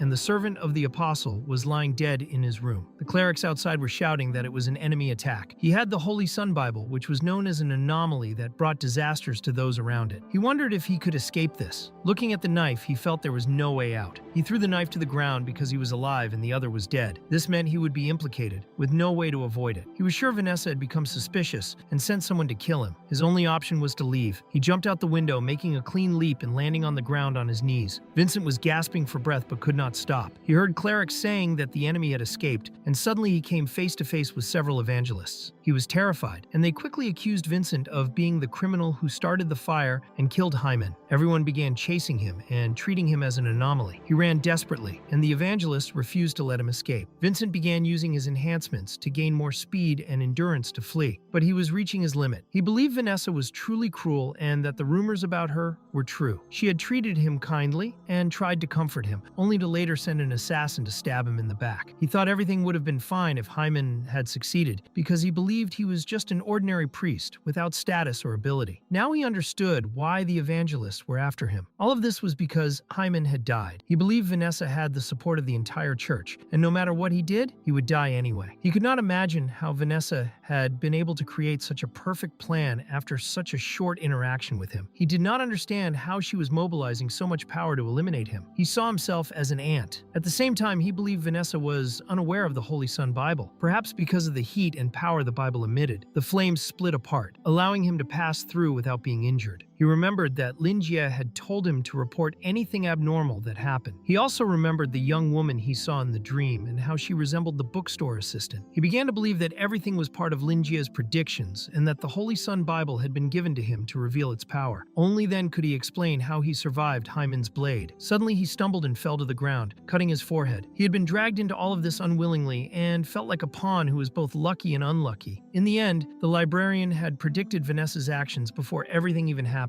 And Vincent believed Linjie knew the true goal of the entire church. He felt he was in a terrible situation. The evangelists were getting closer and closer, and he could already imagine himself being taken to the guillotine. More than 100 evangelists were chasing him, which was terrifying. Perhaps he would not have survived this long if the fire had not happened, but he still believed this was the end. His heart began to beat extremely fast, and suddenly the Bible started to shine. It felt unreal. The energy was golden and scorching, and it seemed as if a voice from inside inside was calling to him. He tried to open the Bible, but seeing the evangelist so close, he realized he had no other choice. He began flipping through the pages, as if these were his final seconds of life. The evangelist used blades imbued with the divine power of the moon to suppress the flames, and some of them were frightened by the fire. They believed Vincent had obtained some kind of power to confront them, but they still felt confident in going after him because the entire 7th District was chasing him. And at that moment, they were trying to suppress the flames, thinking in their minds that Vincent was just a normal-level man. So they surrounded Vincent and also confirmed that he had no accomplices. Vincent placed his hand on the Holy Bible of the Sun while they gave the order to kill him, and many evangelists exaggeratedly chased after just one man. They used the magic they had mastered, and Vincent believed that he was truly dead, feeling that there was no other option in front of him. Quickly, he opened the Bible, which created an immense flash in front of everyone, and the scriptures flew directly to the head of the priest, who was being treated as a traitor. He felt the power of the book entering his body, but he started to feel overwhelmed and began to feel pain because of it, as if his body was burning. He felt his body transforming like a volcano that could erupt at any moment, but there was no way to relieve it. He felt he had to release that energy as fast as possible because he was at his limit. He simply joined his hands without fully understanding and immediately channeled the energy into his hands. Now he felt his body lighter and also felt joyful, unable to stop laughing. No one understood what he was doing with that scorching fireball in his hands, until one of them, who had a kind of tracker similar to Vegeta's in Dragon Ball Z, noticed that Vincent's level was rising very quickly, and suddenly he reached a destructive power level. The evangelists were shocked and dropped their swords. Their power meters even broke, and everyone began to tremble in front of Vincent's power, thinking he was no longer human. The energy was so dense that it burned Vincent's hands, and he could no longer see anything. He guessed he looked extremely terrible at that moment. He lost his vision, and his eyes were full of scorching white light. His skin cracked and bled, with light leaking through the cracks, but he could still feel the presence of the sun. He wanted everyone to salute the sun, creating an enormous fireball with immense brightness. He threw the fireball there, causing an explosion like a nuclear bomb. The scene shifts to Vanessa, who found it very strange that the evangelists had not sent any news yet. Suddenly, she felt something bizarre and was very scared, not understanding what was happening. She sensed the fluctuation of power at a destructive level and quickly tried to use her authority, but her authority was useless at that moment because the amount of ether was enormous. She wanted to know who the person behind that power was. She immediately thought of Vincent and thought he could not possibly have that much ether, until she remembered the ghostly figure she had seen before, who was actually Lin Ji. After that, she was completely burned, and in the end, the entire church of the 7th District had been annihilated. The scene shifts to moments before everything happened at the central church. The Pope was listening to Vanessa's explanations. She suspected that a demon god might be residing in the bookstore. She also warned that this demon god had already discovered the problem with the sacred moon brain and was using it to shake the beliefs of the church followers. The Pope revealed that her report was indeed very important to them. The old man's name was Bia Rodney, and he wanted Vanessa to keep an eye on that bookstore. He believed they had to carefully plan the next steps, because he did not expect that the famous librarian was actually a demon god. However, he also believed that the moon was the only true divinity in this world. The rest, who were called gods, were only imitators, and those imitators would be destroyed before the true great divinity. He was certain that nothing could be greater than the great moon in the sky. Still, he believed that they could not underestimate the power of that demon god, and he needed to be eliminated as quickly as possible. Rodney thought about the silver placenta. Rumors said it was the remains of the first generation of saints after the moon was created. The church had been worshipping two other sacred relics, the ancient ring and the sleeping sun of the moon. The existence of these items represented belief in the moon itself. He thought that this demon god was trying to create a new belief. Rodney believed that Lin Jie was contacting all kinds of people outside to gather loyal followers, all to strengthen himself. He would use the sacred moon brain to shake the foundation of the church, but that also meant he was not very strong at that moment. For this reason, he hid his identity and acted in the shadows. But the Pope had a card up his sleeve. Vincent's emblem was the reason the librarian's identity was exposed. The first group who had consumed the sacred moon brain had already felt its effects, and soon they would become extreme and have no fear of death. The Pope just wanted a little more time so the test could start soon. He had a bizarre creature on a cushion, and suddenly he realized something. It was midnight, and he saw a bright light shining strongly like the sun. He looked out the window and realized it was coming from the direction of the 7th District. He wanted to know what was happening with Vanessa, until he was caught by surprise, because the Cheshire moon phase simply melted and disappeared. The Pope could not understand how this was possible. The moon phases on the staff, which represented the entire church, also represented the symbol of authority. The staff the Pope held could use the power of all the apostles and saints. So if Vanessa died, the authority would return to him. He was surprised that the other side's power power was capable of even annihilating the authority of the Cheshire Moon. He believed no one could reach that level. He began to tremble, and after touching the staff, his finger simply burned and his blood dripped onto the floor. He wanted to understand what kind of power could burn him like that. That power was also burning the Pope's divine power. A servant appeared, warning that there was a problem and explaining that the 7th District had been attacked. The suspicion was that Vincent caused the explosion, and they confirmed a total of 233 followers, including Vanessa, were now dead. The woman's name was Cheryl, and she was accompanied by the newly appointed apostle, a boy of 8 years old named Rio. Cheryl informed the Pope that all the districts had been warned, and they had listed Vincent as one of the most wanted, to be hunted with high priority. The Pope could not believe that Vincent had escaped. Cheryl began to tremble and begged for mercy from the Pope, apologizing for not being able to control Vincent during the chaos. Rio was also very scared. In the end, the Pope felt he could not blame her for this. He remembered Vincent as a good boy who had built a good relationship with the priest who had guided him. He also remembered the old priest, who was an honest and loyal follower. The Pope remembered that the priest lived in the slums of the 7th District and wanted Cheryl to visit and talk with the old man. Rio felt worried at that moment. Rodney told Rio that he had just gained his authority and that the mission given to Cheryl was dangerous, and he did not need to join her. He was willing to guide the divine spells of Dio that night, but Rio felt very reluctant about this. Cheryl did not want the boy to hesitate and explained that it was a blessing from the Pope, so Rio went to the Pope, feeling very uncomfortable. The Pope placed his hand on the boy's head and explained that time would be essential for him. He ordered Cheryl to inform Crescent, and if Vincent did not go to meet the old priest, then they should take the priest as a hostage. If Vincent went there, they would catch him that way. The scene suddenly shifts to Vincent, who was very out of breath but felt relieved for having escaped. However, he still did not know what to do at that moment. He had seen what it was like to use the power that greatly exceeded his ability. It was not just that the power annihilated the entire 7th District, it also awakened the divine power of the moon within him and sealed that power. He did not realize it, but his body had been modified, and before finding answers, he had to endure the pain of his entire body breaking with no time to stop. He had to leave quickly because he was sure the police would block the entire area and issue an arrest warrant against him. Since he was badly injured, he could not run to the bookstore, and now he had no other place to go. He simply leaned against a tree, believing there was a place that would definitely give him peace. The place where he grew up and accepted his purification and entered the church was the small Wren church. He never imagined that the next time he returned, it would be in that way. He wondered what his younger self would think if he saw his appearance at that moment. Soon he remembered when he was playing with his friends as a child, when they would steal fresh apple pies to give to people who were starving. He tried to make his friends understand that they were doing it to help those who needed it the most. Suddenly he was caught by the bearded priest, who explained that he had never heard of a pope who led others to steal. Soon everyone started running and left Vincent alone with the bearded priest. The priest wanted to know if Vincent had played any other tricks recently. Vincent tried to hide everything from the priest until he finally confessed and admitted that he had caused a lot of trouble. He apologized and promised that he would never do those things again. The old man thought it was better to forget the matter and felt glad that Vincent recognized his mistakes and wanted to change. The priest then walked with the boy to apologize to each person. In the end, they forgave the boy because he was with the priest. They asked him not to play such terrible tricks again in the future and told him that he should make up for everyone he had harmed in some way. Even though Vincent was a mischievous child, the old man believed that he still had a kind and pure heart. He asked him to return because Susan had made a creamy vegetable soup. Vincent felt very happy when he heard that and went excitedly to Aunt Susan because he was extremely hungry. The priest made it clear that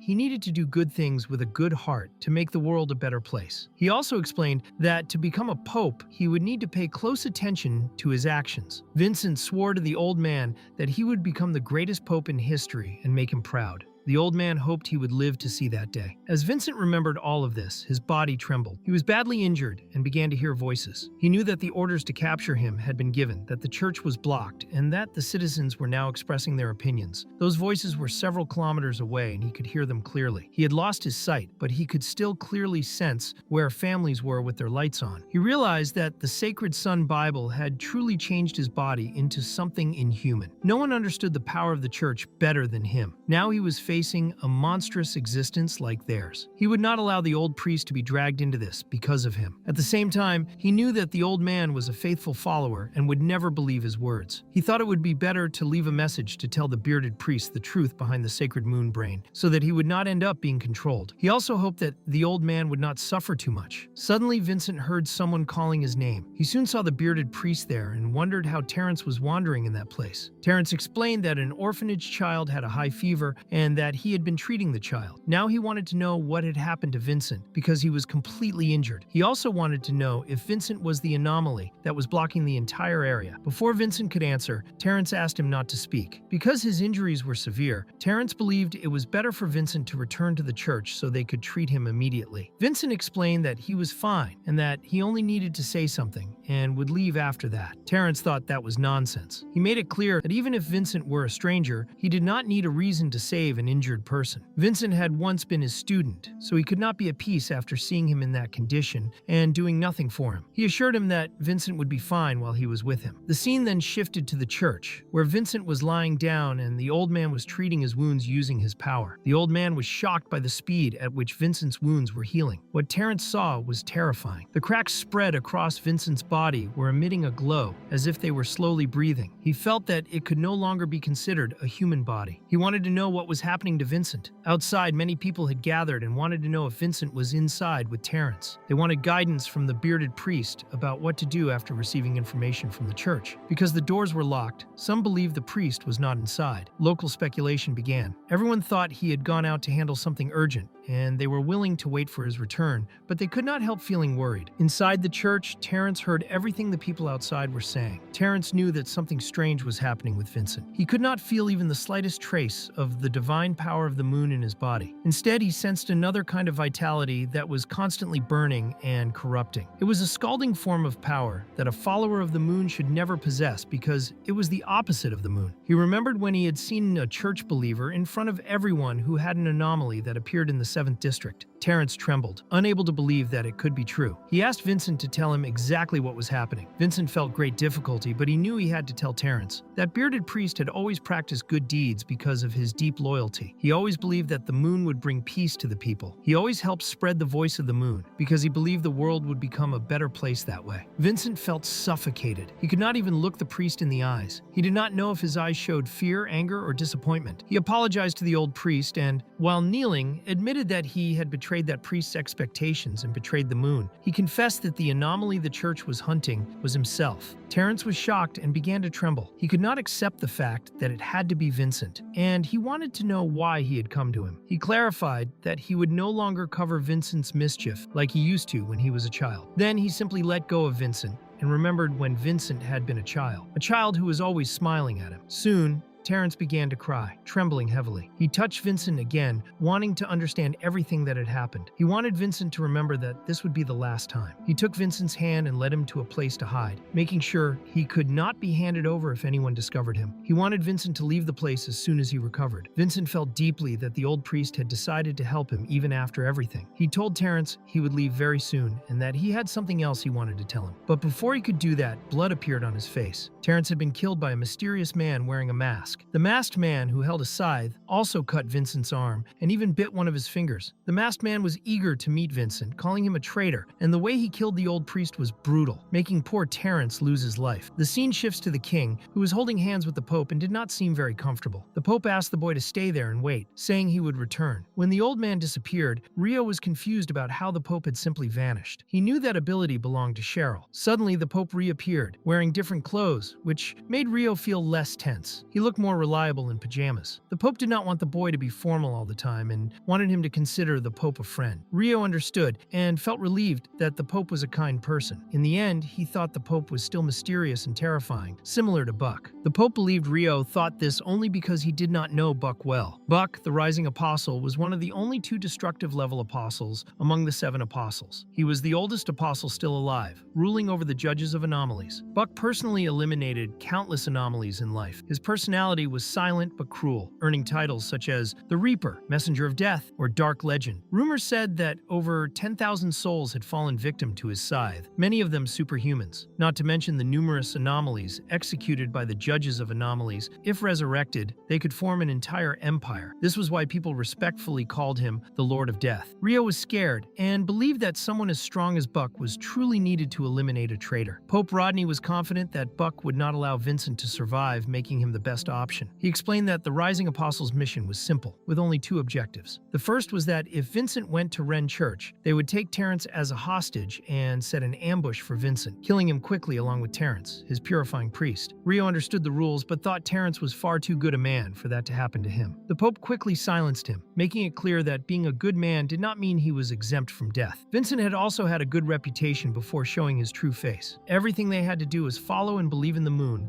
with unwavering loyalty. Violence could be practiced if it served the moon. The Pope wanted Rio to show his loyalty to the moon from now on, and Rio understood. Rio realized the Rising Apostle also had another important objective in the mission. The authority of the Rising Apostle was a form of governance that embodied the will of the moon. Even if the other side had obtained a similar power from the false god, the authority of the Rising Apostle could oppose it. The authority of anomaly judgment was a divine power of the moon that determined whether the other side was not a follower of the moon. If their strength was weaker than Buck's, death would be instant when the authority was activated. Rio learned that Vincent had already betrayed the church and was definitely not a follower of the moon, so the authority could be used against him. The Pope wanted Rio to commit fully because it was a secure room and no one would interrupt them. The Pope wanted to adjust the power of the authority that the boy possessed. They entered the room and the Pope quickly closed the door. The scene shifts to Vincent, who is on the ground, and Buck wanted him to prepare to face his death. He introduced himself to Vincent, who lifted his head and looked at the moon. Buck saw that Vincent was not afraid to hear his name and had even dared to look at the moon. He now understood why Vincent was a traitor to the church and saw that he had a lot of courage. Even though Vincent was blind, it was still an insult to the moon. Buck wanted him to bow his head and threw his chains toward Vincent, completely binding him. Buck thought that Vincent now truly looked like a criminal. He did not want Vincent to worry because he would relieve him of suffering very soon, and Vincent would feel nothing. But Vincent only wanted to understand the reason for all this. Buck explained that there was no reason to kill Vincent's purifying priest because it did not matter if Terence was alive or not. In the end, Terence was like a commoner and did not exist to him. Vincent was always the true target. Buck had killed Terence right in front of Vincent, knowing that Vincent had a strong relationship with Terence. He understood that Vincent had grown up in that place and found it natural for Vincent to have emotions that he considered unnecessary. But he was also sarcastic enough to clarify to Vincent that soon he would meet his purifying priest, which Vincent could not see. Buck explained that shortly before arriving there, the people of the region had gathered around the area seeking guidance from Terence. Buck wanted to avoid any unwanted attention, so he cleared the area. He also believed that he was simply acting as a loyal servant, following his creed. He was never one to smile genuinely, so he would draw a smile on his own face using the blood of sinners before executing them. He felt no pity for others, but considered himself kind at heart toward the followers of the moon. Still, he only took their corrupted souls before death and gave them a chance to reincarnate as pure souls after their sinful lives. Vincent became furious and tried to free himself, hearing all of Buck's barbaric words. Buck did not take this lightly, thinking that his prey was resisting him, which he believed was impossible because he had already severed Vincent's arm with a single strike, and he thought Vincent could barely breathe. Buck believed that Vincent was cautious and would not do anything reckless to prevent his own elimination. Buck thought killing Vincent would be as easy as crushing an ant, and prepared to strike with his full force again, revealing that his authority would eradicate everything touched by the divine power of the moon. He claimed that even time and space would be divinized and distorted by this power, ensuring that Vincent could not escape. He activated the authority of the anomaly judgment and appeared very happy at the thought of killing Vincent. He declared that Vincent would have the honor of being killed by him and quickly tried to strike, but Vincent held the blade with only one finger, which greatly impressed Buck. Vincent managed to stand up, breaking all the chains, and move toward Buck. At that moment, Vincent began to catch fire, and the scene shifted to moments earlier outside the Ren Church, where a body was consuming human parts. Buck warned Cheryl that he had already found traces of Vincent. He explained that Vincent was hiding inside the dome church. Cheryl asked if he had already made his move, but Buck said no, explaining that it took time to clear the hidden peasants outside the church. He had not expected Terence to be famous among the peasants, but since he had committed the crime of supporting a traitor, it meant he had also betrayed his faith in the moon. Because those peasants had sought guidance from him, Buck considered them impure and not spared from death. Cheryl became angry because Buck was replenishing his strength using their flesh, which she considered filthy, as he was consuming their vitality and souls. In the end, she only wanted him to be cautious and clarified that Vincent was not a normal opponent who could be killed in the usual way. They still did not know the evil technique he possessed, which he had used to annihilate the entire 7th District, and Vanessa had also fallen as a result. Buck reassured Cheryl, saying she should not worry because he was not so reckless. He explained that he had made a brief analysis of his target and believed that Vincent was no match for him. Vanessa had only died because she was very weak, and he also thought her authority was weak. He considered it normal that she would die at some point. He believed Vanessa had suffered greatly from Vincent's technique and was aware that Vincent was in a terrible state at that moment, experiencing the side effects of his technique. He focused on his attack, thinking he had no reason to worry, because Vincent was at most destructive level and not dangerous to him. He judged Vincent as an elite being. Vincent then caught fire, and Buck could not understand how he could still move. Buck quickly launched his chains, but they simply melted and could not even touch Vincent, leaving him truly surprised. He wanted to understand how the temperature was so high and how powerful his prey had become. Buck realized he needed to distance himself from Vincent. He moved back quickly while lamenting that he had underestimated the technique of the priest treated as a traitor. He now thought he should use the anomaly judgment authority at full force to give Vincent no chance of survival, but he was surprised again when Vincent leaped toward him. Buck could not believe his opponent had the courage to move toward him and stated that he would not submit to a weakling. He tried another attack, swearing he would take Vincent's heart, but Vincent simply shoved his hand into Buck's face, leaving him wide-eyed. Buck could not believe that his authority was not working. Vincent already knew that Buck was wondering why his authority was ineffective. Vincent made it clear that the faith Buck had gained throughout his life existed because the light of the moon was the residual shine of the sun. To prove this, Vincent showed that the divine power of the moon inside Buck's body would ignite instantly by the power of the sun, just like fire spreading when a lighter is dropped into a pool of oil. This meant that the one who would kill Buck was the very moon in which he had placed his faith. As a result, Buck began to catch fire. A strong flash appeared in that place. After that, Vincent took the head of his purifying priest, and the head began to disperse. Vincent started crying tears of magma toward the sky. The scene then shifted to the librarian, who felt a tremor and was confused, unsure if it was an earthquake. He looked out the window and saw a massive flash that he could not understand. He began to believe that there had been another gas explosion, feeling some guilt while observing it. At the same time, he managed to stay calm because he considered himself a kind person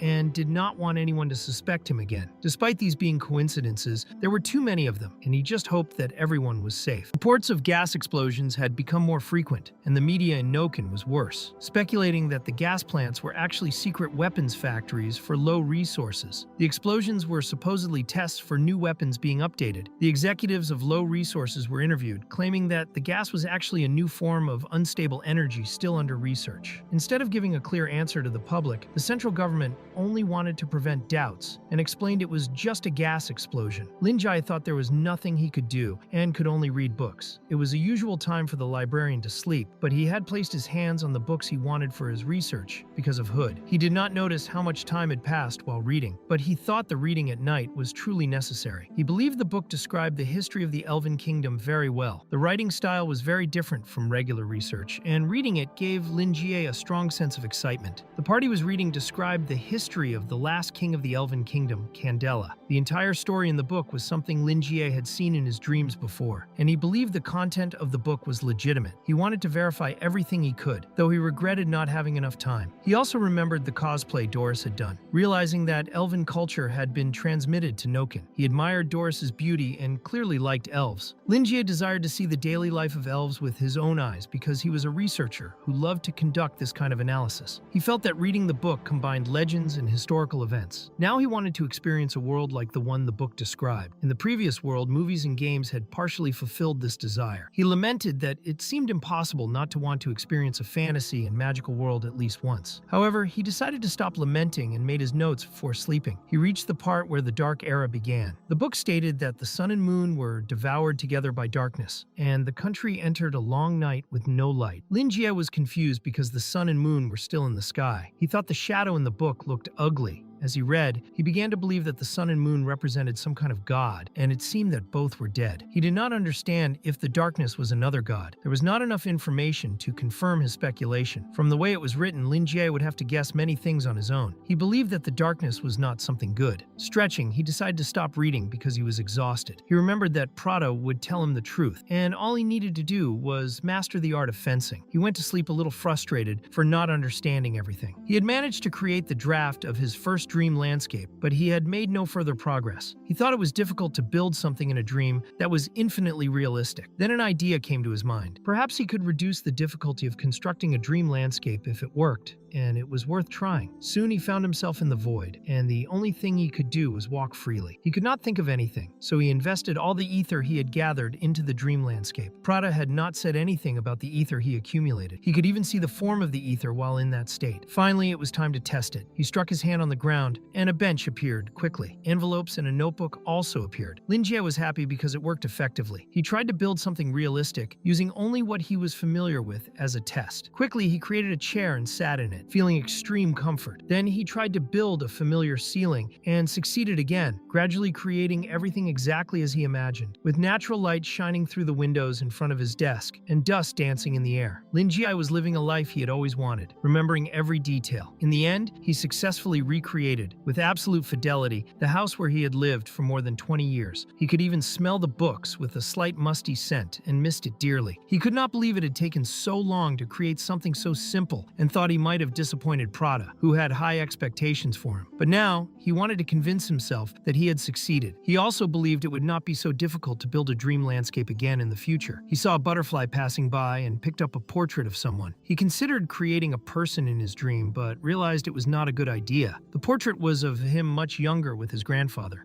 The scene then shifted to Lua, who had just woken up. She turned off the alarm and got up to brush her teeth. Afterwards, she prepared food and went to wake her boss. She did this in an unusual way, making a swimmer's jump onto Linjia's bed. The scene then shifted to him eating, feeling annoyed. However, he had told Lua to wake him up more extremely if he did not get out of bed on time, so he could not blame her. He just did not want to be crushed by her again. Lua glanced at him, and he noticed. She quickly hid her face while eating from her bowl. Linjia observed that her hair was growing back and turning black. He remembered that when she had arrived, she was badly injured and unhealthy, so her hair had previously lacked nutrients. This made him realize she had suffered more than he had imagined, and he was glad she was now okay. He continued observing her. Poor Lua became frustrated and slightly confused, but he found her very cute while chewing and wondered if she had anything to say. He was in no rush and only wanted her to eat properly and drink something first. She drank and saw that her boss had noticed, wondering if her actions had met his expectations. Ultimately, she had acted on her own without consulting her boss. The scene shifted to the previous night, when Walpurgis wanted her to help Vincent, but the girl did not know how. Walpurgis reassured Lua, explaining that all she could do was unearth the remains of the sun buried in the dream landscape and drag Vincent into that dream world. He had the Holy Bible of the Sun, and she needed to give him the sun's remains. Vincent could not contact people too difficult to handle, as it would damage his consciousness. Therefore, Lua had to contact him after using her authority. Lua now wore the Iron Mask of Wisdom, which would give her a large amount of knowledge. She did not feel very comfortable, but she wore the mask. Walpurgis explained that she had enchanted it so that no one would recognize Lua, and Vincent's consciousness would not be affected. Lua thought the mask was very ugly, and asked if there was another way, but Walpurgis explained it was impossible. The store's authority had been taken by another party, and even if they tried to force the false god to appear, they would not succeed with their current power. Walpurgis also clarified that her remaining power only allowed the dream landscape to appear. She could not intervene in reality. Lua did not understand why Walpurgis did not wear the mask herself, since Vincent would not recognize her. Walpurgis explained that the mask could not suppress her presence, and if Vincent saw her, his soul could disappear without a trace. Lua realized she had been tricked by Walpurgis and did not know how to reverse her decision. Walpurgis then departed, explaining that she would unearth the sun's remains she had buried earlier. Lua realized life was not easy and that she needed to be strong. She successfully completed her mission and delivered the sun's core to Vincent. Walpurgis saw that the Pope was shocked by Vincent's power, but still did not fully understand that it was the power of the sun. Vincent had exploited the lack of information and the arrogance of his enemies, destroying an entire session and 2 apostles at once. Walpurgis thought this was a good opening. However, Lua felt they had not been able to save the old priest or the citizens of the slum. They only achieved their objective. Walpurgis removed Lua's mask and saw that she was a good and kind girl. She explained that Lua no longer needed to wear the ugly mask because she had a very cute face and should not hide her beauty. Walpurgis also clarified that their actions had accelerated the conflict, and the lives sacrificed had unfortunately been necessary because they still did not have the strength to intervene directly. Walpurgis believed that Vincent had an excellent foundation because the divine power of the moon shared the same source as the sun. He had accepted the power of the sun well because of this. She thought he was the perfect candidate, especially combined with the Holy Bible of the Sun. The best part was that he had become a victim of the church and would turn against it. If Lua had not given him the remains of the sun, his fate would have been much worse, and the false church would have treated him like an insect, crushing him repeatedly with everything they had. If they had not triggered the conflict earlier, the church would have attacked Vincent in the same way, showing that their involvement made no difference in how he would have been targeted. Lua just watched and listened carefully. Walpurgis told her to be strong because she would face similar situations in the future, as she had inherited her dream landscape. To prevent tragedies, Lua would have to make the best possible decisions in the future, and she wanted to do her best. Walpurgis also clarified that their actions were exactly the best choice that Lua's boss had made. He had guided them and was only waiting for them to cooperate willingly. Lua was very surprised to learn this. Walpurgis added that Lua knew something he also knew, but the difference was that he never spoke about it. Walpurgis did not know the librarian's objectives, but wanted to see what surprise he might have for her, as she did not expect to feel Prada's presence in him. Prada had been an old ally of Walpurgis. She believed that her ally was searching for a way to return to reality, which was why she worked with the mysterious bookstore owner. Only he could make Prada change her behavior. She believed he was not human and was hiding too much. But in the end, she was on the same side as him. Unfortunately, Prada was destined to disappear sooner or later, a process that accelerated after she passed the dream world and transferred her power to Lua. Otherwise, Prada would have had to fight her former ally for this opportunity. Since Prada succeeded, Walpurgis believed she could also succeed and did not want Prada to have all the fun alone. Lua admitted to Walpurgis that she was worried because she thought it was a selfish decision to accelerate the process, fearing it might negatively affect her boss's plans. Walpurgis acknowledged that this was possible, but said Lua could ask her boss about it. However, she thought the girl did not need to worry. Linjie treated her very well and probably would not blame her. Still, Lua was concerned. Even after all this, she could not take action without informing her boss, but she thought it was useless since he probably already knew. She just wanted to know if he agreed with her decision. In the end, she decided to tell him. Linjie knew what kind of reaction she would have, believing she had questions for him. He thought he should be patient and guide her as best as possible. Lua explained to her boss that she wanted to be the moon. Linjie could not believe what he had just heard, thinking she meant she wanted to be Sailor Moon. In the end, he began to smile, thinking he had truly welcomed a very cute child. He did not expect her to be so creative early in the morning. He remembered a teacher asking what kind of person students wanted to be when they grew up. The children gave many different answers, most wanting to be superheroes. Not just those, but also non-human characters and fictional characters from TV shows and movies, from main characters to side characters, including those from classic anime and games. All childhood idols illustrated in historical articles and legends. Linjie did not care. Children always answered in ways that expressed imagination and creativity. He thought Lua was slightly more mature than people her age due to the suffering she had endured, but now he realized she was a pure, innocent child. He imagined her face smiling like the moon in the Teletubbies, which he found very funny. Lua somehow felt ridiculed and became very angry, but at the same time, she felt discouraged. She also thought her boss did not care about how much she had changed people's lives. He only expected them to return to him every time. He guided them as if controlling their destiny. Lua believed he was a kind of god supervising everything. Perhaps the actions she found impressive were just child's play to him. She thought he looked excited because she viewed things that way. She wanted to understand why he was laughing and why she wanted to be the moon. Linjie noticed a sudden change in her emotions, which made him start thinking quickly. He sees that Lua seems frustrated and sad and believes that his actions may have offended her. He remembers that she is not easy to deal with, especially when he asks her to learn some words from the dictionary, which always ends in an exchange lecture. And he was only teaching her because she really needed it. His method has always been open and welcoming, which is why he has always been a beloved teacher among the students. However, he also feels that he needs to agree with her, even if she sometimes has strange thoughts. So he simply agrees with her and tells her that he will support her no matter what happens. He smiles at her, even if only to avoid making her feel worse. Lua feels sad because she does not sense much conviction from Linjie, but if what he said means he approves of her actions and those of Walpurgis, she feels as if a huge weight is lifted from her shoulders. The librarian is happy because the girl seems calm. Since this is a rare opportunity, he plans to teach her some values. He expresses that her ambition is very high, but it will not be easy. She will need to make a good plan, and he wants to know how she came up with the idea and why she wants to become the moon. The girl is surprised by his questions and remembers remembers when she was pulled into the dream world by Walpurgis. She feels shocked and excited for the first time in her life. She simply thinks that the dream world, filled with the starry sky, is beautiful. This makes her want the dream world for herself. She ends up agreeing with Walpurgis and takes ownership of the dreamscape, even if she feels deceived at the time. She finds Walpurgis being the owner of the dreamscape truly mesmerizing.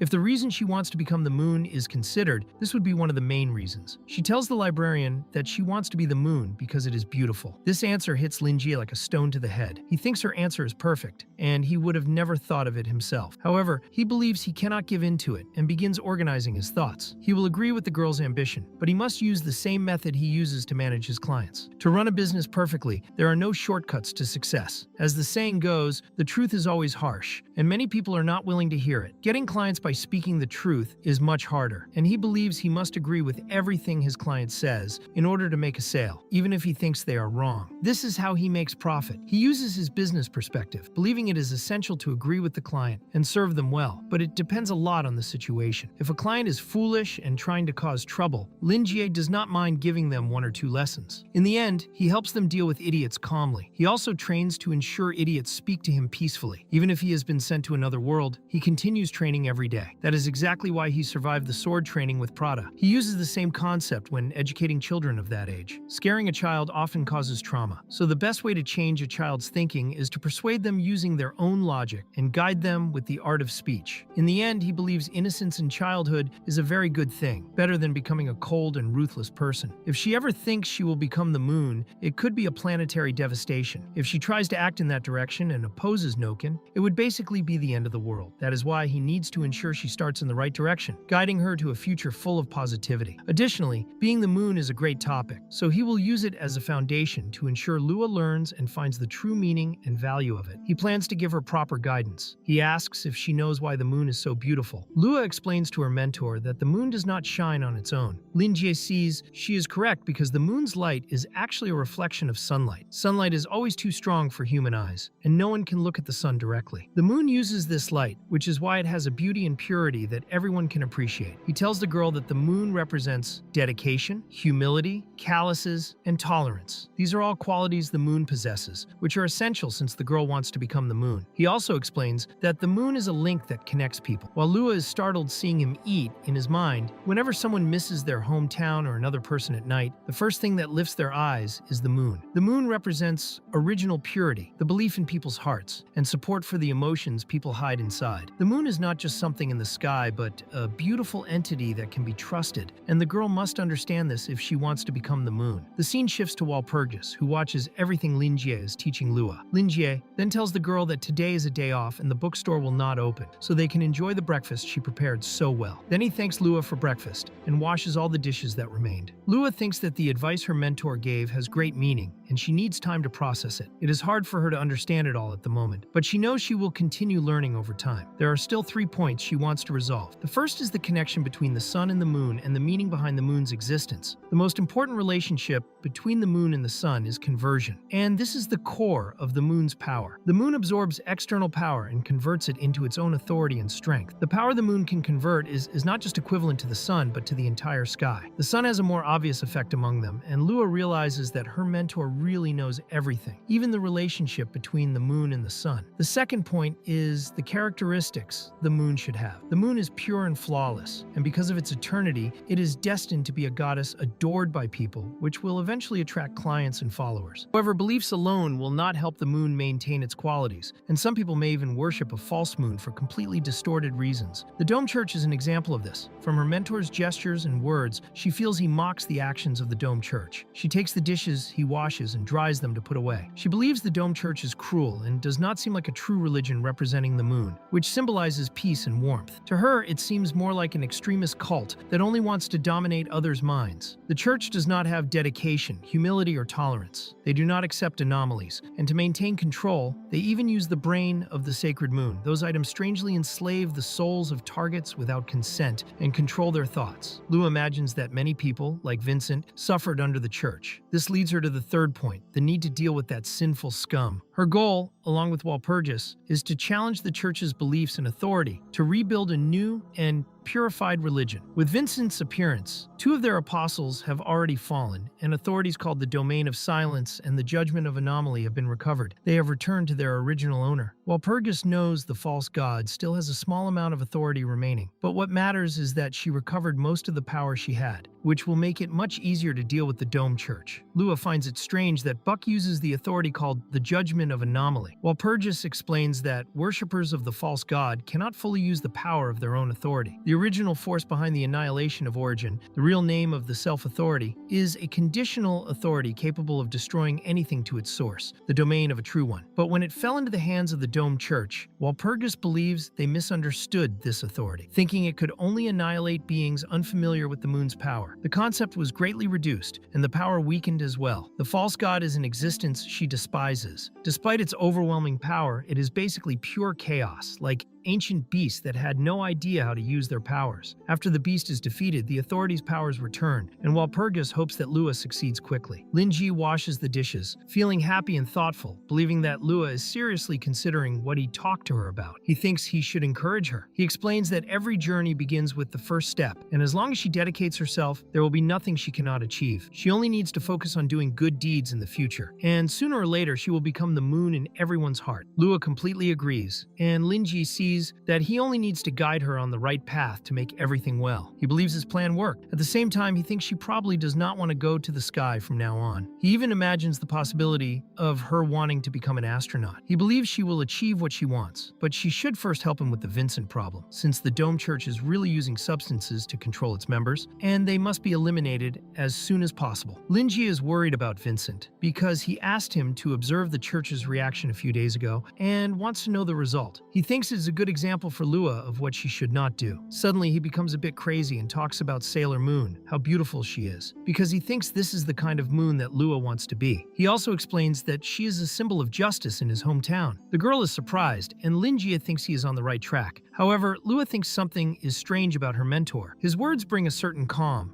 and maybe she understands what he means. She realizes that he has expectations. He hopes she will reform a new religion and overthrow the Dome Church, but he makes it clear that she does not need to be respected by everyone. She never had that kind of ambition, and she already fulfilled her greatest desire, escaping that place. In the end, she now has a new goal. Soon, Lua begins to tremble, and since she has only 1 year left to live, she wants to be remembered by more people and hopes that the world will remember the existence of the moon. She tells her mentor that she can definitely do it. In the name of the moon, she will help Vincent expose the sins of the Dome Church and defend justice. Linjie does not understand at first, but he decides to support her anyway. He believes that Lua is now more willing to learn from him. In the end, she says that she plans to take a long nap. Then she asks for his help to close the shop so he can read his books freely. That moment, everything he imagined seems to collapse, but he asks her to move a little because they ate too much at breakfast, and then she could nap comfortably. She does not want her mentor to worry, and also does not want to disturb his reading. The scene shifts to Lua noticing Walpurgis, who is lying on top of her, facing away, and appears very well. Walpurgis smiles absent-mindedly and keeps thinking about beautiful women. The girl does not understand at all what is happening.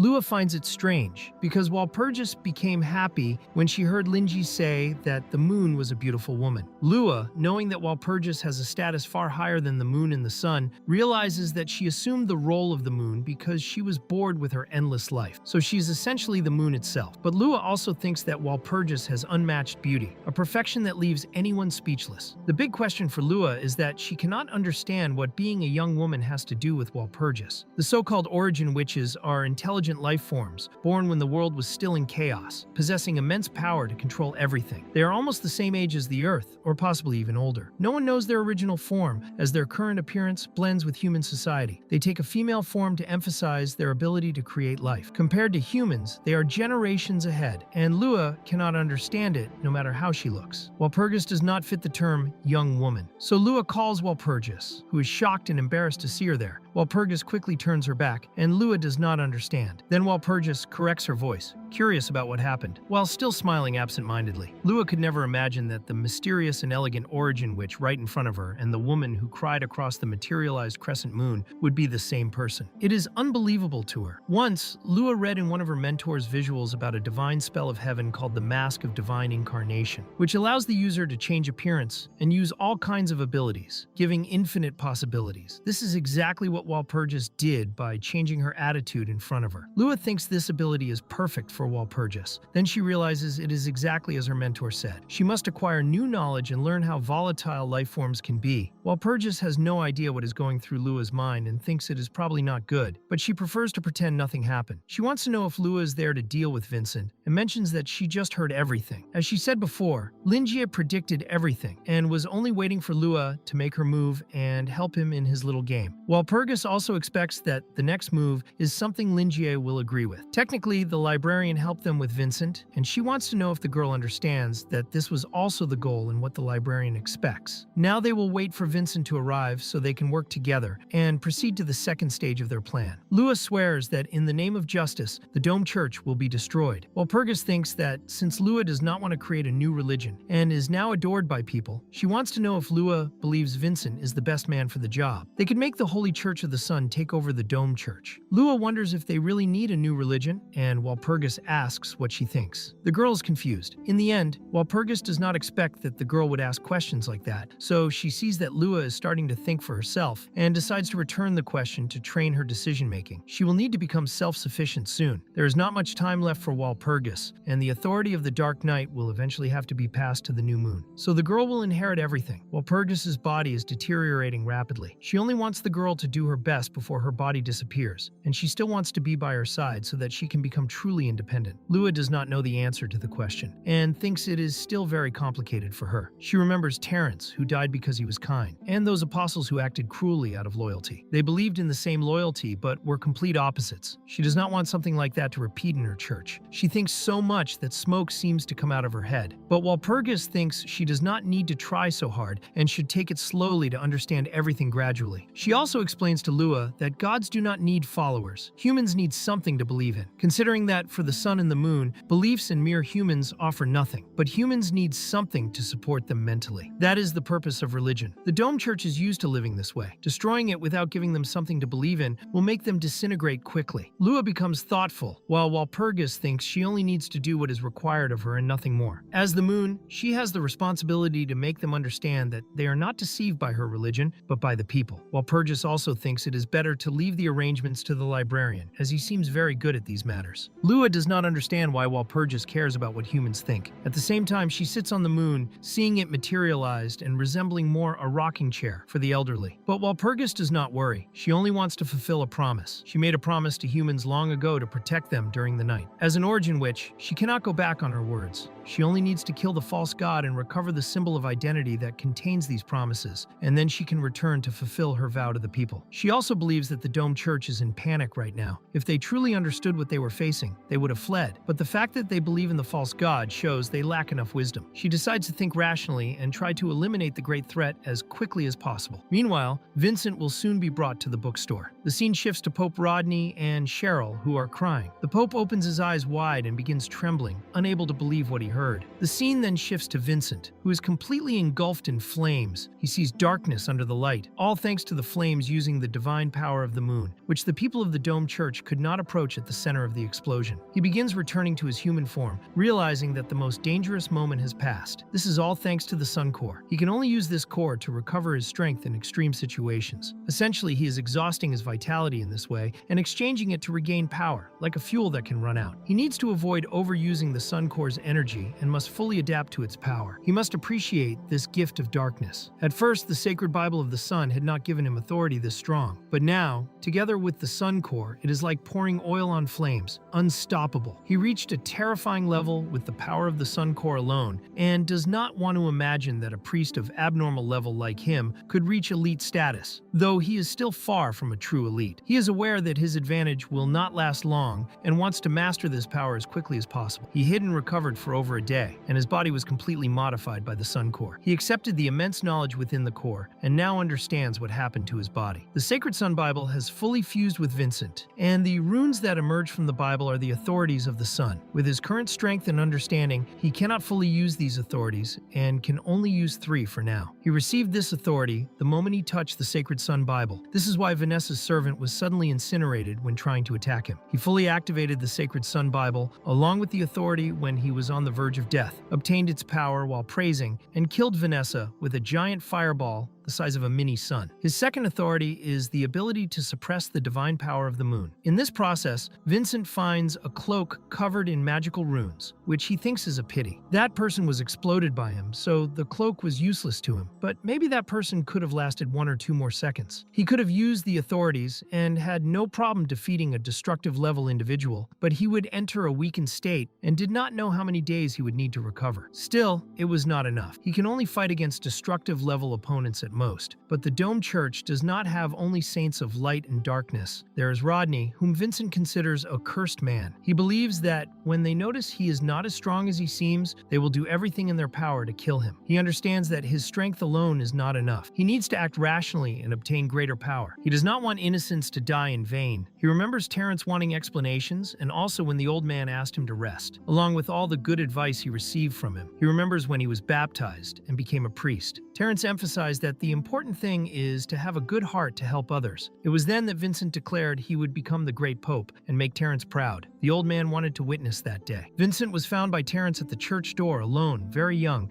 about 8 months old. Terrence promised to raise the boy and even named him Vincent. The people of the church convinced Terrence to keep him, hoping Vincent would grow up healthy and have a peaceful, happy life. That would be more than enough to make Terrence proud. With magma flowing from his finger, Vincent, at that moment, with his name, knew he would have his revenge. He then uses the cloak he found, apologizes to Terrence, explains he must finish his tasks, and promises to visit his grave soon. But now he calls Terrence father. The scene changes to a boy selling newspapers, shouting that there was news, warning that another large-scale gas explosion had happened at the church in the 7th district, and many members had died. No one knew the cause of the explosion, but the central government was already investigating. People could not stop talking about it because everything seemed very suspicious. Among the crowd were Virgil and Rosatiro, who were dressed completely differently than usual. Rosatiro was drinking her beverage, her cheeks flushed as she looked at Virgil. Then Virgil saw something that amazed him. It was a wanted poster from the Church of the Dome, and he could not believe things had become so serious this time. He was surprised because the Church of the Dome was targeting only one person, and the incident had been caused by a mere traitor. This worried him because the superhuman forces in Nokin were undergoing major changes, and they needed to inform their leader immediately. He explained to Rosatiro that they would have to cut their vacation short and that she should change her clothes because they were going to report this to the leader. Immediately, Rosatiro asked Virgil to put his glasses back on because his eyes were wide open. Since the Church of the Dome had issued a highest-level arrest warrant, the superhuman forces in Nokin became restless. During a normal morning, while everyone was still talking about the gas explosion from the previous day, the world of superhumans was changing, and everyone was seeing the wanted poster. The main forces might have still been waiting and observing the situation, but the independent superhumans had already started to act. No matter what happened, Vincent, who used to be unknown, had become the center of attention among the superhumans in Nokin overnight. The scene then shifts to a mysterious person seeing Vincent's poster. This person knew that Vincent was also the henchman of the bookstore owner. Together with the egg incident, this was the second time Lin Jie had disrupted the organization's plans, and this person thought they should get rid of Vincent as soon as possible. Then the scene shifts to Ji Shu, who saw that Vincent was a major threat to the Church of the Dome. The superhumans began to move because they wanted the reward, which was very high. Ji Shu treated Vincent as a rookie and thought he had given an impressive performance. She had met him at the entrance of the bookstore when he was still a weak, abnormal level priest. Now he had reached terror level, and she started to feel doubtful about her own abilities because she had been at terror level for a while. Burton saw that the Church of the Dome had invested heavily in this. The reward was huge, and they could make a lot of money just by providing information. If they got their hands on that reward, it could greatly help the organization's operations. Farlin immediately got excited and asked to handle the information collection with Fierce. Jijishu thanked her but explained that it would not be necessary because in her organization, money was not a concern. After all, she was the daughter of a billionaire. Max and Kay understood this perfectly because they were in the middle of them, while the others were poor and did not know what that meant. Burton then realized they should forget about the money. He thought the most important part was that their leader was a client of the bookstore, and he believed that Linjie would be happy to see cooperation among clients without conflict. Unlike the ash market and low resources, Burton understood that Vincent was going against the Church of the Dome, which meant that the church had now become the target the bookstore owner intended to destroy. If they could get rid of an old main force, it would be a huge benefit. Jijishu thought that if they intervened, they could have a stronger position in Noken, but the problem was that the hunters had never had issues with the church, and she was afraid of disturbing the bookstore owner's plans. If he really wanted them involved, she believed he must have left some hidden hint in the words he had said to her before. At that moment, Fierce apologized to his leader for interrupting her. He understood it was sudden, but explained that this might be the only chance he had to fulfill his calling. Jijishu did not understand what he meant. Fierce explained that there was an old prophecy passed down through generations in his family. It said that when the lost totem ignites, the remnants will know, and the sun will awaken, calling for its people. Fierce thought it was an old legend, retold as tradition. But the legend became real before his eyes, and he was sure that Vincent was the newborn son. His clan had almost been annihilated, and he should have died in the mirror egg incident as well. But thanks to Jijishu, he had conquered the polluted blood and survived. He had also regained the right arm he had lost.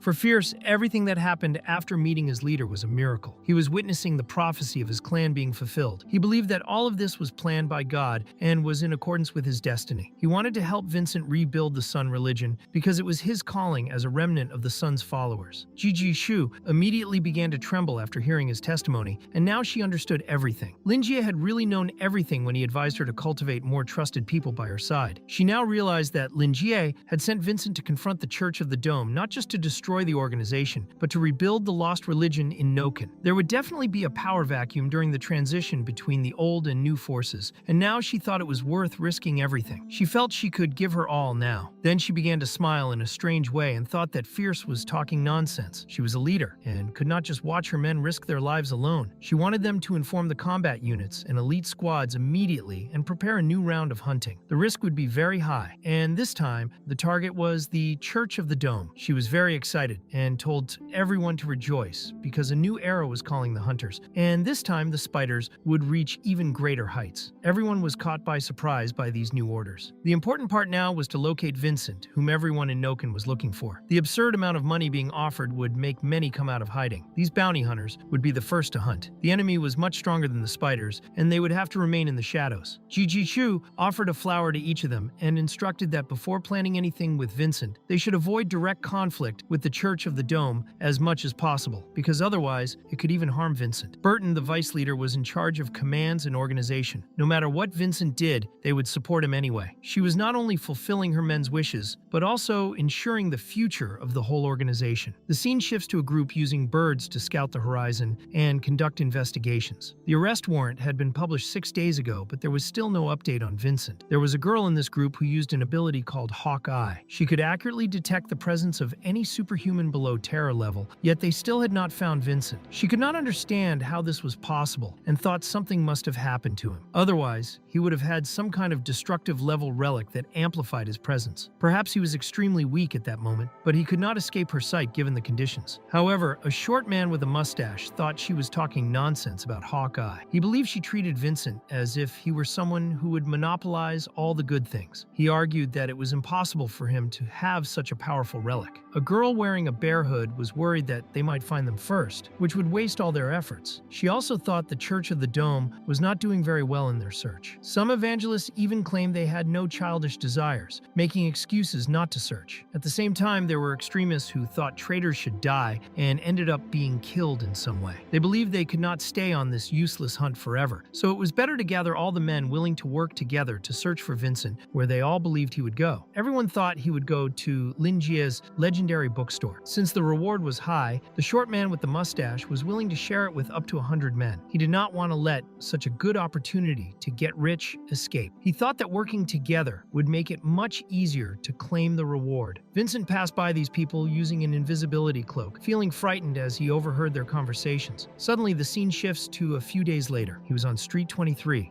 Vincent did not expect he would have to endure so much just to return to that place. He had arrived there thanks to the black cloak he received from the ashes of Buck, which was crucial for his escape because he was still very weak. On that once isolated street, he felt nostalgia. Street 23 was quiet as always, with ruins remaining in the same place, seemingly beyond repair. Then he remembered Colin's request and thought it was not worth dwelling on a single moment. He imagined that having a neighbor like Lin Jie must have made life difficult for him. Then he realized that the place next to the bookstore was no longer the fat man's audio shop. The shop had been renovated and showed no sign of anyone, though there were also no signs of life, so at least the fat man had not died there. Vincent thought he should forget about it. The important thing was that he had finally reached the bookstore. It had been a long journey, but at least it had been safe. It was almost as if someone had helped him from the shadows. He no longer needed to hide, and he assumed that Lin Jie was waiting for him. He put a blindfold over his eyes, hoping that Lin Jie would not mind his extremely worn appearance. He covered his eyes because they emitted heat and light, and he would rely only on his sun eye. He then entered the bookstore, where the librarian immediately welcomed him. The moment he heard Lin Jie, he quickly calmed down. Vincent had no idea where the feeling of security came from, but he felt warmth and kindness in the bookstore, even though enemies were surrounding the place outside. Only a few days had passed since he went to the bookstore, but when he tried to exchange a few words with Lin Jie, he suddenly began to feel weak. Just as he was about to fall, Lua quickly went to him and held his arm. She reassured him that he had done very well and that he should not worry because everything was fine at that moment and no one could harm him there. Vincent's eyes widened as he felt a strange sensation, realizing that she was indeed the girl he had seen in the dream world. Lin Jie had welcomed him automatically at first until he looked at Vincent and widened his eyes. The priest was truly in a deplorable state. He spoke to the librarian that it had been some time since they had last met. Lin Jie was momentarily speechless but welcomed Vincent back, noting that he did not look well and thinking that he should choose his words carefully. The state the priest was in seemed as if he had endured all kinds of oppression. The librarian also sensed that Vincent was nervous, as if his body had been constantly burning during all that time. Based on his past experience, Lin Jie believed this was hatred. He also noticed that Vincent had even removed his priest's cloak, so he believed that it was not only due to the addictive substances distributed by the church, but something more serious had happened. He had advised Vincent to hide from the church as a way to test them and report his own situation. Although it was a less risky approach, Vincent may have executed it incorrectly. The church connected the dots and tried to control him, which ended up causing something even worse and generated a strong feeling of hatred inside Vincent. The librarian believed that Vincent had betrayed the church and had rushed to the bookstore, and he would need to ask Vincent for the details. He wanted to know from Lin Jie whether he had really escaped, and also whether the Church of the Dome had done anything to him or to the people around him. But he asked Vincent to remain calm and explain the whole situation. Vincent began to tremble while Lua placed tea in front of him. He apologized for taking up some of Lin Jie's time, explaining that he wanted to organize his thoughts before telling everything. At the same time, he was very close to the girl, and now he was certain that she was the young woman who had given him the sun core in the dreamscape. She gave him an extremely warm and gentle sense of inclusion, like family he could trust completely. He thought she was incredible. At that moment, he had just lost his family, and her existence was literally like an oasis in the desert, comforting his heart full of hatred. He believed they truly had a connection in the real world, and the young woman he found cute and beautiful was the true Lua. Then Lin Jie asked Lua to close the door because he would speak with Vincent. Vincent had not expected that the bookstore owner's assistant was the true Lua, and he remembered her mentioning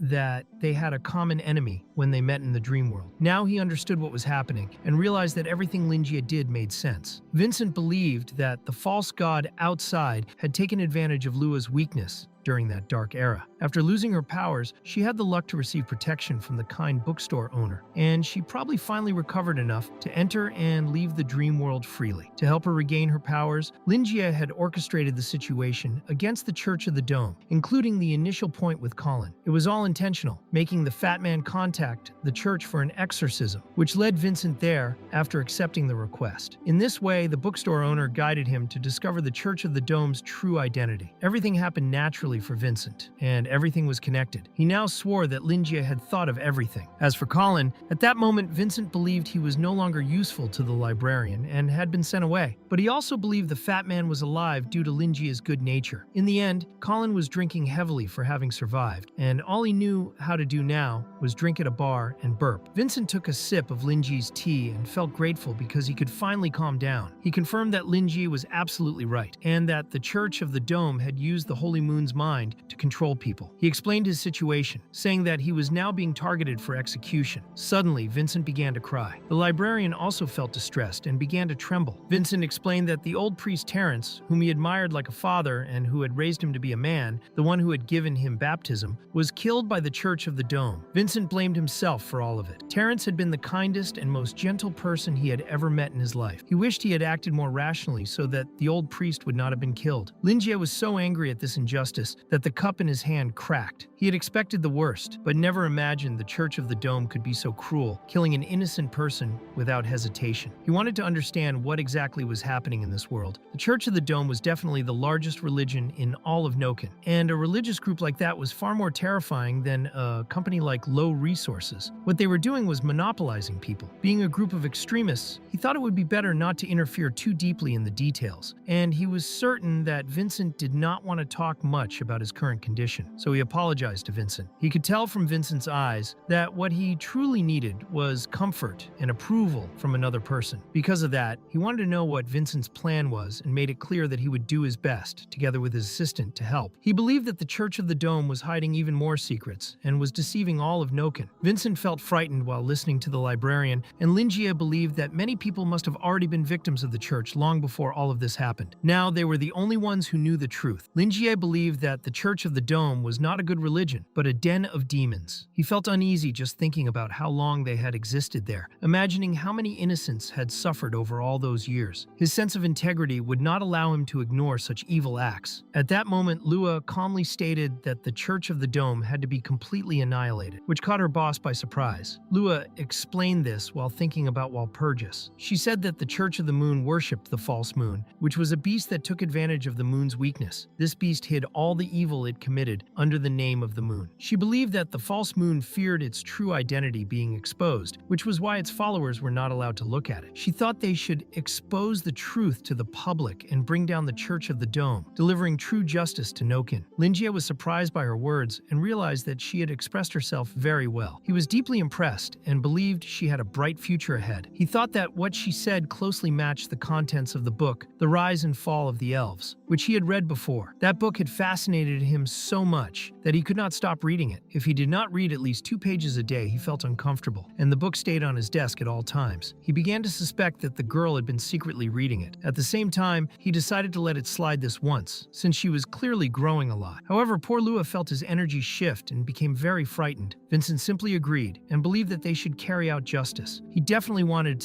everyone in the church to pay for what they had done. In the end, Vincent thought that if he had never gone to the old priest to ask for help, none of this would have happened. But after thinking more carefully, he realized that he had barely arrived when Buck appeared afterward. Because of that, he believed that Terence had been their target from the very beginning. If Vincent had not been there, he was certain they would have taken Terence hostage, and everything could have been far worse than the instant death the old priest suffered. Linji sighed, thinking that hatred was truly terrifying, capable of completely changing a person. He believed the priest was proof of that, since he had known Vincent as an honest and gentle priest, but now he was consumed by hatred. In the end, he did not want Vincent to remain like that. The librarian stood up and thought that revenge was understandable, but Vincent could not neglect himself. He decided to make Vincent read a book for now. He asked him to stay calm and not let hatred fully dominate him. He also explained that revenge would not be a simple task, and that Vincent's current power was not enough. He would need to take advantage of the situation. Vincent felt something shift within him. As for the details, Linjie believed it was better to leave them for another time. He picked up a book and asked Vincent to read it and calm down. The book in the librarian's hands was called The Sun Will Still Rise. Lua and the gargoyle immediately began to tremble, and Linjie, full of excitement, presented the book to Vincent, who also began to tremble. Vincent tried to calm himself in order to understand the hidden meaning behind the librarian's words and wanted to know how he was supposed to do that. However, Linjie explained that for now he only needed to hold the book. As usual, Vincent perceived things in a distorted way, and the librarian began to think that Vincent was not in a sound state of mind at that moment. He started to believe that Vincent was suffering from post-traumatic stress disorder after experiencing everything in such a short period of time. Because of that, he wanted to help Vincent, since otherwise he might never recover. Judging by Vincent's mental state, it seemed that he did not even realize he was sinking into a swamp from which he could not be saved. His heart was filled only with hatred, and he was driven entirely by rage. He desperately needed help to recover before that hatred became an inner demon. The librarian feared losing Vincent right after he fulfilled his revenge, so he resolved to guide Vincent toward the best possible path. Even though it seemed like a joke, Linji wanted Vincent, who was blind, to see the bigger picture. That was why he had chosen that book. And in his view, reading it would make Vincent wiser. He knew Vincent was an intelligent man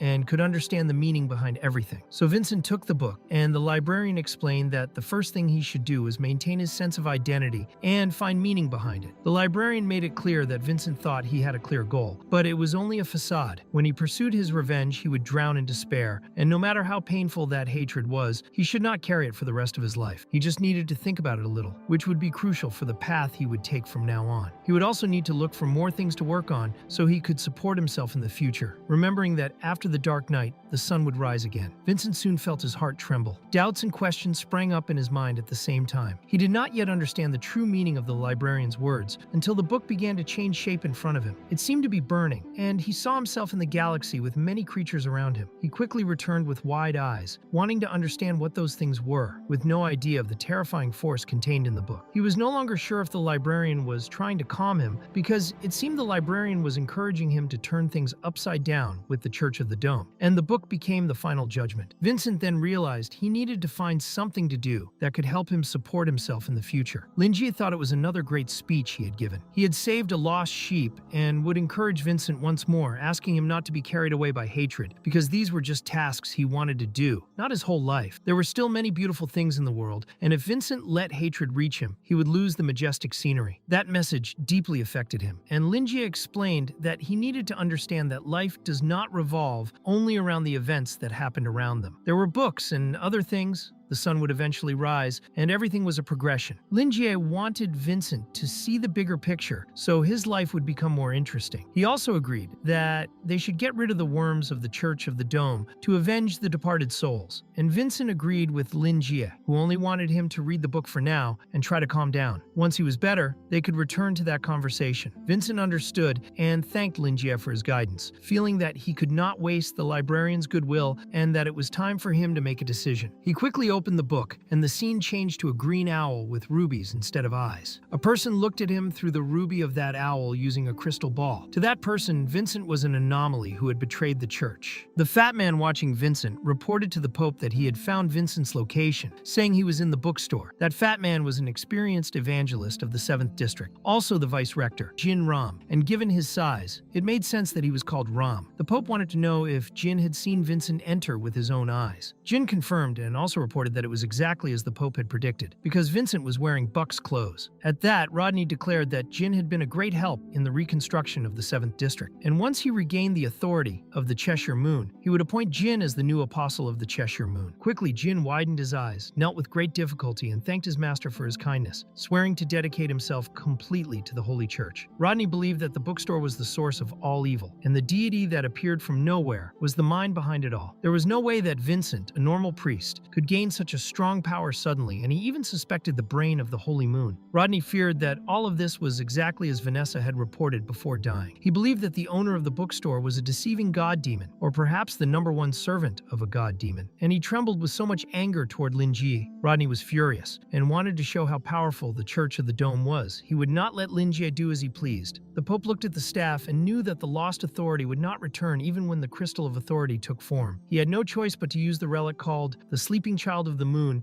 to fill the empty authority, because it was like a direct child of the moon and held part of the moon's authority. Asking for its blessing was basically spending its future potential in advance, but the Pope had no other choice. He was pampering an egg, apologizing to the child of the moon for interrupting its sleep, explaining that he was a humble servant asking for its blessing, and explaining everything that had happened to be there, wanting the power of the Cheshire Moon and the full moon once again with the intent to kill Vincent. He was truly begging for it, until the egg simply placed the power of authority into the staff. The Pope immediately felt stronger, declaring to the egg that as a humble servant, he would serve forever and eliminate anyone who was a threat to the Church of the Dome. He then granted the authority of the Cheshire Moon to the Chosen One, Jin, and the fat man immediately felt an incredible power, very happy to have the authority of the Cheshire Moon. Jin now had authority called the Domain of Silence. The Pope told the fat man that he had a responsibility to use the Church's resources and work on the reconstruction of the 7th District. Once everything was rebuilt, they would hold an official succession ceremony. Jin promised to give his all to complete the task. He had lost his wife and was still recovering from it, but the Pope thought it was time for him to contribute to the church. Jin's wife had also been an apostle of the Cheshire Moon, and the Pope thought her loss was great for the church. Smiling, Jin assured that it had been an unfortunate accident, and it was the most painful experience of his life. He remembered that his wife had died, and instead of being sad, he had spent time with another woman, drinking and celebrating, even looking at his dead wife through his crystal ball, until Hymens appeared and threatened him with a dagger. The woman who had been with him simply left with the other church members, thinking it was funny to make Jin look foolish. Now he felt grateful and pretended to be very polite to the Pope, showing happiness to inherit her power and status, so he could continue the work she had not finished. He also had a selfish request regarding the reconstruction of the 7th District. He explained that previously, he and his wife had built an orphanage in the 7th District and helped poor girls without homes. Those children later joined the church, and his wife had formed a choir with them to sing hymns during ceremonies. However, since Vanessa had taken over, the choir had been moved for some reason, and because of that, they had managed to escape the catastrophe in the 7th District. Now that the 7th District urgently needed labor, Jin thought it would be good to call those girls to help rebuild their hometown. Rodney did not mind, and only wanted Jin to complete his task and not cause too many problems, so he turned away, having other matters to attend to. The fat man understood and asked the Pope not to worry, clarifying that the Pope would hear nothing bad from those kids. Rodney saw that Jin was an idiot who could not hide his true intentions, but he was useful, so the Pope would ignore it for the moment. He had no time to choose a new apostle, and needed to solve the problems with the bookstore as a matter of extreme importance. He called Cheryl, who responded to his call very happily. He wanted to know how the reproduction of Buck was going. Cheryl quickly blushed and explained to Pope Rodney that everything was going well, and she felt that Buck's vitality was growing stronger every minute. Her belly was enormous in a monstrous way. She aimed to bring her beloved back to the church, as the Pope wished. However, Rodney did not want her to overexert herself, because after Buck's death, she had not even mourned him, immediately seeking his soul to begin reproduction. The Pope wanted her mind and body to be in perfect condition, so that Buck's condition would not be affected. Cheryl reassured him, saying not to worry. She was not that weak, and had given all her energy to Buck, making him much stronger than before. She wanted to see his face again, even if only for 1 second. Rodney thought she had strong determination, so he called upon the moon to witness it. She was returning the god's authority, the power of the crescent, to its original owner. Suddenly, the baby's hand appeared in Cheryl's womb. The force was so strong that it burst her belly, causing pain and blood to flow everywhere. Rodney was happy that Buck had returned and only wanted him to come out healthy. Cheryl tried to place her hands over her belly to lessen the pain, but Buck delivered multiple strikes to her abdomen. While Rodney only watched all of Cheryl's suffering as she gave birth to that demon, the scene shifted to moments before all of this in the old temporary dormitory of the 7th District Choir of the Central Church. Many people were sleeping, then gradually waking and yawning, not wanting to get up or work. The girls missed Letna, Jin's wife, who had died. Then a girl outside opened the door, hoping everyone was well rested because it was time to begin prayer. She informed them that the choir had to arrive at the central hall early, so they should prepare as soon as possible. The silver-haired girl also told them to be aware that something seemed to have happened to the church, so they would need to work harder than usual for now. She expressed gratitude for their effort. That girl was Ginny Vitoria, 19 years old, and the former leader of the 7th District Choir. After that, all the girls left, and Erica was worried about Ginny, who had not stayed still since the choir had moved to the central church. She knew that Ginny was worried about the sisters and did not want them to be intimidated, so she was taking care of everything alone. She was not a match for Vanessa because she was not in good health, yet Vanessa was jealous of her, so much so that she brought her entire choir just because Ginny had gained a little notoriety. But Ginny preferred not to talk about it. She did not want to damage the reputation of Letna, whom she treated like a mother, because it was Letna who had given Ginny the chance to live. Without Letna, Ginny believed that neither she nor the others would be there. Therefore, Ginny insisted on working on what was right for her, believing that Letna would do the same in her situation. Erica looked at Ginny with admiration, and Ginny only wanted her help when she had problems. Erica was obviously willing to help Ginny. Not only that, she was ready to be by her side forever. The choir then took their positions, and Erica informed them of the song they would sing. A girl called Ginny, asking when they could go home. She felt sad because Vanessa would not let them return, and the priest did not care about them. Ginny suffered in silence, while the other girl vented, feeling that someone was watching them with intentions, and she hated that place. Ginny told Nemo not to worry, promising that one day she would bring them all back home. She also explained that the priest was waiting for their return and was not to blame for what had happened. Ginny pretended for Nemo that she she did not believe days like that would last so long, and all they had to do was believe in the moon's teachings. Ginny asked everyone to cheer up and sing the hymn with more honesty than usual. All of them began to sing the hymn with all their might. While they sang, Cheryl suffered the most extreme pain she had ever felt in her life. Buck was reborn, and to make matters worse, the demon was in his adult form. Cheryl had essentially exchanged her life for his. Suddenly, someone appeared where the choir girls were singing. Ginny looked and saw it was Ram, and she was even happy to see him. But she quickly realized he had a strange expression and became very scared of the psychopathic smile on his face. The scene shifted to Buck standing up while the Pope watched. Suddenly, a woman came out of Cheryl. She was completely different from Cheryl and was one of the two saints of the Church of the Dome. She was the dark saint called Angelina. She felt relieved to finally be out and was amazed to see Rodney alive. It had been more than a decade since they had seen each other. She realized she should call him Master Pope. Angelina teased Buck for dying, since he had thought himself all-powerful, yet had still died. Rodney had already missed Cheryl from the first minute she left. He asked Angelina to stop the sarcasm and welcome them both back. He wanted to know from Buck what it felt like to be revived. Buck felt great and loved the sensation of being free, but he was different because he had the appearance of his dark side. The Pope reminded him that he had lost the humanity of the light side, so he would be much more cruel in battles. The Pope asked if Buck had noticed the changes in his body. Buck felt ethereal energy flowing through his body since regaining consciousness. He knew this happened because the Pope and the Saint had granted his body all possible authorities. Buck was very excited and wanted his revenge at any cost, stating that the destructive level title could no longer contain him. He knelt and apologized to the Pope for keeping him waiting, announcing that he had fully resurrected. He thanked the moon for granting him the chance to breathe again and vowed to do anything for the moon. Angelina watched him. Rodney noted that Buck's strength had drastically improved and that they had almost exhausted their resources to make him so strong. He wanted Buck to understand his meaning. Buck understood his Pope and promised that this time he would not fail. He made it clear he would make everyone pay any price for opposing the Church of the Dome. Rodney believed it was the right decision. Buck had adapted perfectly to the power within him in a very short period of fertilization. Rodney thought Buck truly understood everything and assured him that the moon would bless him and grant the protection he needed. The Pope also explained that he had used many resources to revive Buck and did not want to be disappointed. He asked if Buck knew what kind of person his target was. Buck obviously knew about Vincent and treated him as a damn traitor, especially since Vincent was responsible for the destruction of the 7th District. But the Pope thought it would be a waste of potential and explained to Buck that his target would be the mentor who had manipulated Vincent, because Rodney believed that Lin Ji had made Vincent capable of such great power. Buck's mission was to kill the bookstore owner and deliver a terrible death to Lin Jie. Rodney explained that Lin Jie was on 23rd Street. The Pope believed that the librarian had the strength of a divine level, and that killing him would not be so simple. However, the Pope wanted Buck to remember that he too was divine level, as his strength was basically on the same level as the Pope's. Therefore, Vincent should be forgotten for a moment. The Pope asked if Buck had any questions about his task. Buck had no questions, but did have a disagreement. At that moment, he could not comprehend that the bookstore owner was a divinity-level being. Despite the great danger he posed to the Church of the Dome, Buck refused to consider him a god, because the moon was the only true goddess for him. Rodney immediately began to smile, because that was what he wanted to hear from a follower of the moon. The Pope saw Lin Jie as a coward who always stayed in his hiding place playing tricks, and therefore he could not be considered a god. Rodney considered the moon as absolute justice, and venerating her could never be wrong. He wanted Buck to complete his mission and announced that he was granting him a divine weapon to help kill the demon. The Pope prayed to the Lord who controlled the world to give them the power to bring justice to those causing disruption. Suddenly, a strong light emerged from Buck's staff while the Pope continued his prayer. Angelina was thrilled at the moment. Suddenly, a weapon appeared from within her and landed right next to Buck, leaving him shocked. The Pope presented it to him, the sacred spear called Alfredi. This spear had pierced the moon in legends and had been tainted with God's blood. The weapon was named after the great scholar of the light element of the First Era and had been wielded by the first Pope of the Church of the Dome. There were rumors that the spear carried a curse to pierce the hearts of enemies and grant absolute death. Since Buck possessed all the authorities and now held the spear, the Pope believed it would be more than enough to kill Lin Jie. He also explained that the spear had always been sealed within the bodies of the saints and was the strongest power the Church of the Dome possessed. After that, Angelina felt weak and sensed that there was nothing left for her. Buck only had that night to use the spear. The Pope knew that Vincent was weakened at the moment and could not use the ability that had completely destroyed the 7th District for a while. The Pope also knew that Vincent had been avoiding pursuit for days and must be exhausted, so he would let his guard down in the bookstore. The Pope believed it was the best moment to attack, because Linjie would be worried about Vincent. Buck was surprised because they had many advantages at that moment, and realized he could not miss the opportunity. He promised to eliminate the great threat immediately. As a follower of the moon, Buck felt no fear. He believed that this time he would definitely succeed, and announced that he would go to the bookstore immediately, and the owner would have no time to play tricks again. Meanwhile, Vincent was completely absorbed in the pages of the book when he suddenly fell into a place filled with fireballs. He seemed lost as he tried to stand, until he saw many warriors around him, all pierced with swords and arrows. Vincent passed through them until he saw some of them tearing their own heads off. He tried to interact with the light coming from that place and looked toward its source. Soon his eyes caught fire, and he saw a massive fireball above everyone. Vincent was extremely scared and began having ghostly visions. He was gasping, realizing he had almost been crushed by a terrifying aura just by looking at the core. Vincent began to think that the true nature of the sun was to reduce all arrogance and inflexibility to ashes. He saw that the sun was a giant fireball that never stopped emitting a destructive aura. Its inner core was constantly shrinking, as if the sun was feeding its flame of rage and spreading its silent scream throughout the universe for eternity. It was both sad and incredible for Vincent. He could not imagine witnessing something so mesmerizing if he had not become like the sun himself. He felt that this was a sun on the verge of destruction. He believed that such an existence made everything else seem small and insignificant in comparison. He saw many ghostly figures, and his eyes began to shine. The visions kept appearing before him. Vincent hoped he was still alive, but wanted to understand what the hell was happening. Everything was beyond human comprehension. He feared losing consciousness while witnessing it, and decided not to delve too deeply into it. Vincent was burning at that moment, and a small sphere floated above his hand. Today, he thought that this was what remained of the weak will of that sun. It contained a form of intelligence and seemed to have fragments of remaining consciousness. But since Vincent was also a sun, those fragments were drawn to him, and he was being guided by that giant fireball that burned his body. At the same time, he had permission to absorb the remaining energy within the fireball, allowing him to create a connection between himself and the fireball. The patient realized that this was the day of judgment, because this was the end of the sun's path. Even so, the sun would not disappear. When a sun reached its end, another would be reborn, and they would continue sacrificing themselves to emit eternal light in the universe. He truly understood the meaning of the eternal final judgment. After placing the book in his hand, he trembled from the realization. While Linjie watched and picked up his cup, drinking his tea, Linjie understood from Vincent's expression that he might have grasped the book's meaning. He already knew that Vincent, being very intelligent, would eventually understand, and then he would calm down enough to execute his revenge without problems. He should not act blindly or impulsively, especially since he needed to plan against the Church of the Dome. Linjie wanted to know if Vincent had calmed down enough to continue where he had left off. He explained to Vincent that they needed to find a way to deal with the Church of the Dome, which now held power. He suggested that Vincent master some modern skills, like building walls and storing grains, and wait for the right moment to take control. Essentially, Vincent was to take advantage of the situation at the right time. Vincent understood Linjie perfectly. Everything was going according to the librarian's plan. He only needed to give Vincent time to digest everything and fully calm down. Then Vincent realized and began to tremble. He had finally recovered his consciousness, and the shock in his soul was intense, still lingering in his heart. He thought that his own power might already be strong enough, and that the authority he held could destroy at its maximum destructive level. He believed that if he fully mastered the core of the sun and the sacred Sun Bible, he would ascend to the divine level and reach the peak of the division of power everyone was familiar with. Vincent thought that Linjie had opened a door to a completely new world for him. It seemed that the divine level was not the ultimate peak of power, but only a definition of a stage few humans could imagine. Before, he had been limited by his lack of knowledge and experience, and without the librarian, he would not have realized the vast path and world before him. He believed that after walking this path toward the peak, there would be no turning back, and he was certain the path would continue expanding. He began to think it might be possible to build a connection with all the suns. Now he wanted to know if this was truly possible, and he had no idea what could happen to him. He believed he might become the one true sun god, but he now doubted whether this was what Linjie intended to teach him, as if it were a way for him to sustain himself in the future. As he read the librarian's words, his fear grew stronger, believing that Linjie's plans were far greater and more profound than he could imagine. Vincent feared that a non-human existence was hidden within that human, but compared to a supreme being, even he as a sun seemed insignificant. He now understood that the forces also seemed infinite, and the owner of the library distributed knowledge as if it were nothing. Vincent now wanted to know what level Linjie was at, and whether he was a god, or perhaps even that the limitless universe was just another pawn in his hands. He admitted to the librarian that he was right, and that he really needed to calm down. Vincent also asked Lin Ji to forgive his ignorance, explaining that he had not fully understood and sought advice on what to do at that moment. Lin Ji clarified that it was difficult to understand completely with words alone, and he should analyze the problem and apply the best resolution concept. He gave the example of an emperor from the past who had fully utilized a concept. This emperor had an imposing appearance, was born into a poor family, became emperor, and dispelled darkness to restore light. He named the country after the sun and the moon, unifying the heavens and the earth. Lin Jie thought that just hearing part of this old story would make the emperor legendary. The emperor's life experience served as a reference if they were to use the same method. Vincent recognized that it was impressive and began imagining that the librarian had given him the book so he could do something similar, though he was unsure if he could achieve it. However, Lin Jie wanted Vincent not to act recklessly alone. He should prioritize his safety. That was why when he spoke of taking advantage of the situation, he meant that facing a large organization like that, his own strength was insignificant. Even if he advanced infinitely fast, it did not matter how strong Vincent was. Even if he could defeat 10 people, the church would only lose 10. There were countless people who followed the Church of the Dome, and doing anything without a chance was extremely dangerous. Lin Jie thought that Vincent might end up sacrificing his precious life just to get rid of a few wrongdoers, which would be a waste. Vincent simply agreed with the librarian and promised not to act on impulse. Lin Jie was pleased that Vincent would not waste time on meaningless things and should value himself if he wanted to achieve something great. After all, when life is lost, everything ends. Once Vincent could protect himself, he could make room for a larger operation in the future. Lin Jie wanted Vincent to remember that the Church of the Dome only acted arrogantly because of its large number of followers, but the extremist public was still a minority. They would spread news about the crimes and sins committed by the Church of the Dome, shaking its foundations. The more people knew about it, the fortress that the Pope thought was impenetrable would fall into ruins. This plan required a lot of patience and careful planning. Vincent should not rush, and all they needed to do was spread the information and gain the public's trust. While revealing the truth about the Church of the Dome, they would also investigate the crimes the church had committed and gather concrete evidence to expose them to the public. As long as they did not have much power, they had to avoid direct confrontation with the Church of the Dome. They could only strike when the majority of the people of Noken were on their side. Until that moment, the sunset and the sunrise in the east would not be something to fear. Vincent understood everything the owner of the library wanted to convey and once again thanked him for the guidance he had received. Lin Jie thought they should remain flexible and that there was no need to worry about morality at this time. If they discovered something beyond human understanding, or perhaps some grave and heinous crimes, they should not hesitate to take severe action against members of the Church of the Dome. The librarian also believed that destiny was not completely unfavorable, considering the current situation. He wanted to know if Vincent had already been negatively influenced by the Church of the Dome. Vincent understood he was talking about the sacred moon's brain and explained that those had already turned to ashes in the explosion and fire. Lin Jie explained that this did not matter. What mattered was making the public believe that something was wrong with it. The librarian thought that Ash Market and Low Resources would be involved in supplying the ingredients, and he could ask Cherry and Jijishu later. He believed they would be happy to help with the investigation. Once they had the evidence, they could spread the news. Regarding the ideal method to shake the Church of the Dome, Lin Jie thought Vincent was more familiar with it than he was. Vincent promised to do his best, and the librarian only wanted him to rest a little. He also offered his guest room, which was next to Lua's room, so Vincent could consult her if he needed anything. Lin Jie also planned to prepare for the safety of everyone, believing that the Church of the Dome would try to do something against Vincent's life at some point. He also believed the Church of the Dome planned to leave neither him nor Lua alive. Since that was the case, he wanted to show that he was someone the Church of the Dome could not mess with. He picked up his communicator, and Vincent believed that indeed the Church of the Dome could not interfere with him and fully trusted that Lin Jie Qi could protect him. Lin Jie was soon startled, thinking Vincent did not fully understand. Even though he had trained his abilities with Prada, he could not defend someone like that easily. In the end, he would still have to call the police if he were in trouble, being a good citizen. Soon he called Claude and explained that it seemed the Church of the Dome needed a prayer. The scene shifts to years ago at the Tower of the Secret Instrument, inside the Knight's training room, where Dahlia wanted Joseph to appear because she had something to tell him. Joseph was caught by surprise while training and thought she wanted to challenge him again, but he was very arrogant and believed she should give up, since she was good in combat but not stronger than him. Joseph was accompanied by his friend Winston. Dahlia became very embarrassed. Her cheeks flushed and made it clear that she was not there to challenge him and that he should not underestimate her. She said she was much stronger than before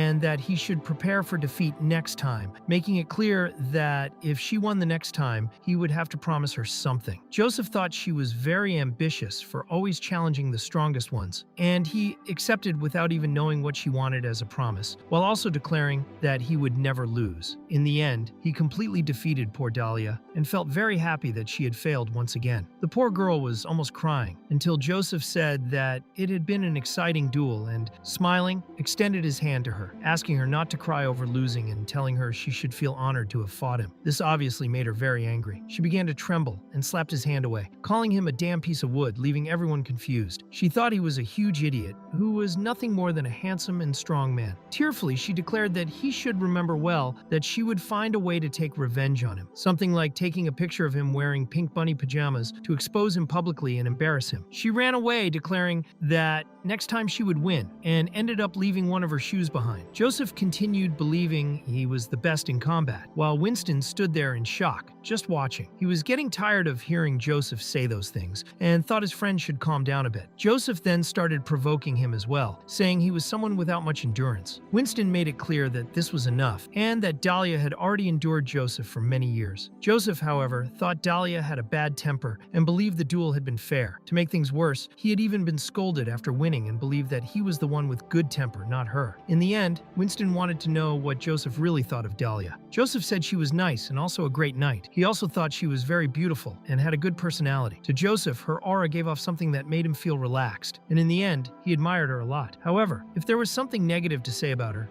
Joseph thought she was overestimating herself by believing she could defeat him. In the end, he treated all fights against her as if they were small training sessions. Winston was surprised and did not understand how Dahlia always challenged Joseph and never challenged him. But Joseph believed she only challenged him because Winston was very weak. Winston became very angry, and if it were not for the difference in strength, he would have beaten Joseph himself. Joseph noticed that he suddenly seemed strange and thought it was a stomachache, but in reality his friend was just angry. Winston tried to advise his friend to be careful, because he would end up creating enemies who would try to take advantage of him in the future. But Joseph wanted his friend not to worry. Then a young man passed by carrying a basket of groceries, and suddenly a very strange fruit fell and began to bounce until it hit Joseph's foot. Joseph picked up the fruit and asked the young man to wait, saying he had dropped it. The young man realized it was his mistake since he had not noticed, and reached out to take it back, thanking Joseph and wishing him happiness in the future, even though he did not know his name. Joseph only made a small gesture, feeling there was no need to mention it, and also thanked the young man for the blessings. Suddenly, a desperate boy shouted for his master, saying he had finally found him and asking why he was walking so slowly. He explained that he had walked through the entire street without realizing he had not caught up, and he hurried his master because he was extremely hungry. That boy was Charles. The young man who had dropped the fruit was Frank Wilde, and he explained the whole situation to his student, also telling her to stop calling him master and to call him professor instead. Winston thought Joseph was acting strangely and wanted to know what had happened, but Joseph said it was nothing, and the two of them left. The boy asked his master what had happened, since he noticed that his master became very excited after talking to Joseph. Wilde thought the brat had a very sharp sense and explained that it was nothing special, only that there was still someone who radiated pure light and warmth in a world like that, and this had made Frank excited. Wilde believed that Joseph could become a very strong shield, but if someone stood against him, they would be blinded by the brilliant ray of light he possessed. He did not care about that, and only wanted to banish Joseph. His pupil found this very frightening, and thought it was better to avoid Joseph as much as possible, because he did not want to die and wanted to stay by his master's side and take care of him. Wilde told his pupil to shut his mouth, making it clear that if the pupil died, he would not be sad and would beat him up if he continued with that topic. The scene shifts to Winston, who thought Joseph was talking too much and wanted to know what was happening. He wanted to know if Joseph thought there was something wrong with the man they had just seen. Joseph thought there was nothing wrong with Wilde for now and only felt that his aura was very silent, as if there was no sense of vitality in him. He preferred not to underestimate someone who seemed so suspicious, because someone who does not take life seriously could even destroy the entire world if one day they had a fit of rage,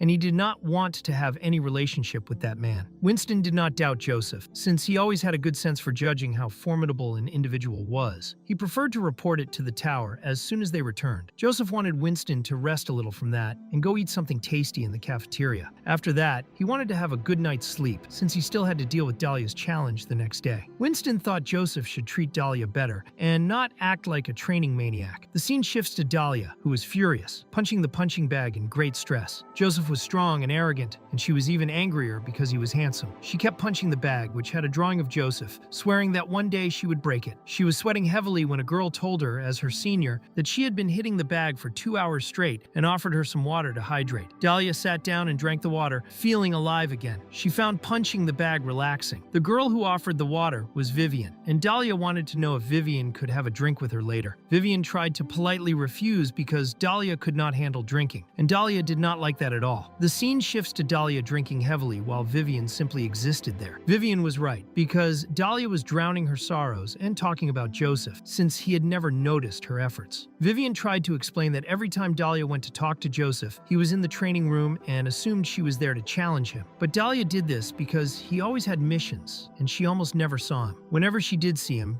he was in the training room. Vivian thought all Dahlia needed to do was refuse the training and talk to him calmly. Dahlia reminded Vivian that she was a knight and could not refuse a duel, as that would show fear of him. The waiter listened to these confessions, which seemed routine, suffering quietly. Dahlia expressed that she found Joseph not only handsome, but also kind, and she had a completely different view of him, seeing him like a romantic and action movie hero. She was frustrated because everything always ended with her being defeated. Vivian thought it was impossible to save Dahlia, who was obsessed with her love for Joseph. Dahlia confessed that she was in love with him but did not know what to do. She believed he was not interested in her and that she was insignificant to him. She thought it was really hard to win his affection. Vivian believed Dahlia should not worry. She thought Joseph did not understand all of this, but also believed Dahlia was not insignificant to him. She thought he was honest and would not do anything he disliked. Vivian believed Joseph had not realized how precious the days were when Dahlia was by his side. Dahlia felt very embarrassed after hearing Vivian's opinion. Vivian thought that if Dahlia stopped being present, Joseph would immediately notice and not be able to handle it. She made it clear to Dahlia that she was irreplaceable to him. Dahlia hugged Vivian and thanked her for comforting her heart. Dahlia declared that Vivian was very cute and kind. Vivian wanted a hug from her senior because Dahlia smelled bad, but Dahlia did not want to let go. She was sure that Vivian would have a good and perfect life ahead. Dahlia also wanted Vivian to become her successor. Vivian tried to explain to her superior that she was hugging her too tightly and was not feeling comfortable. Suddenly,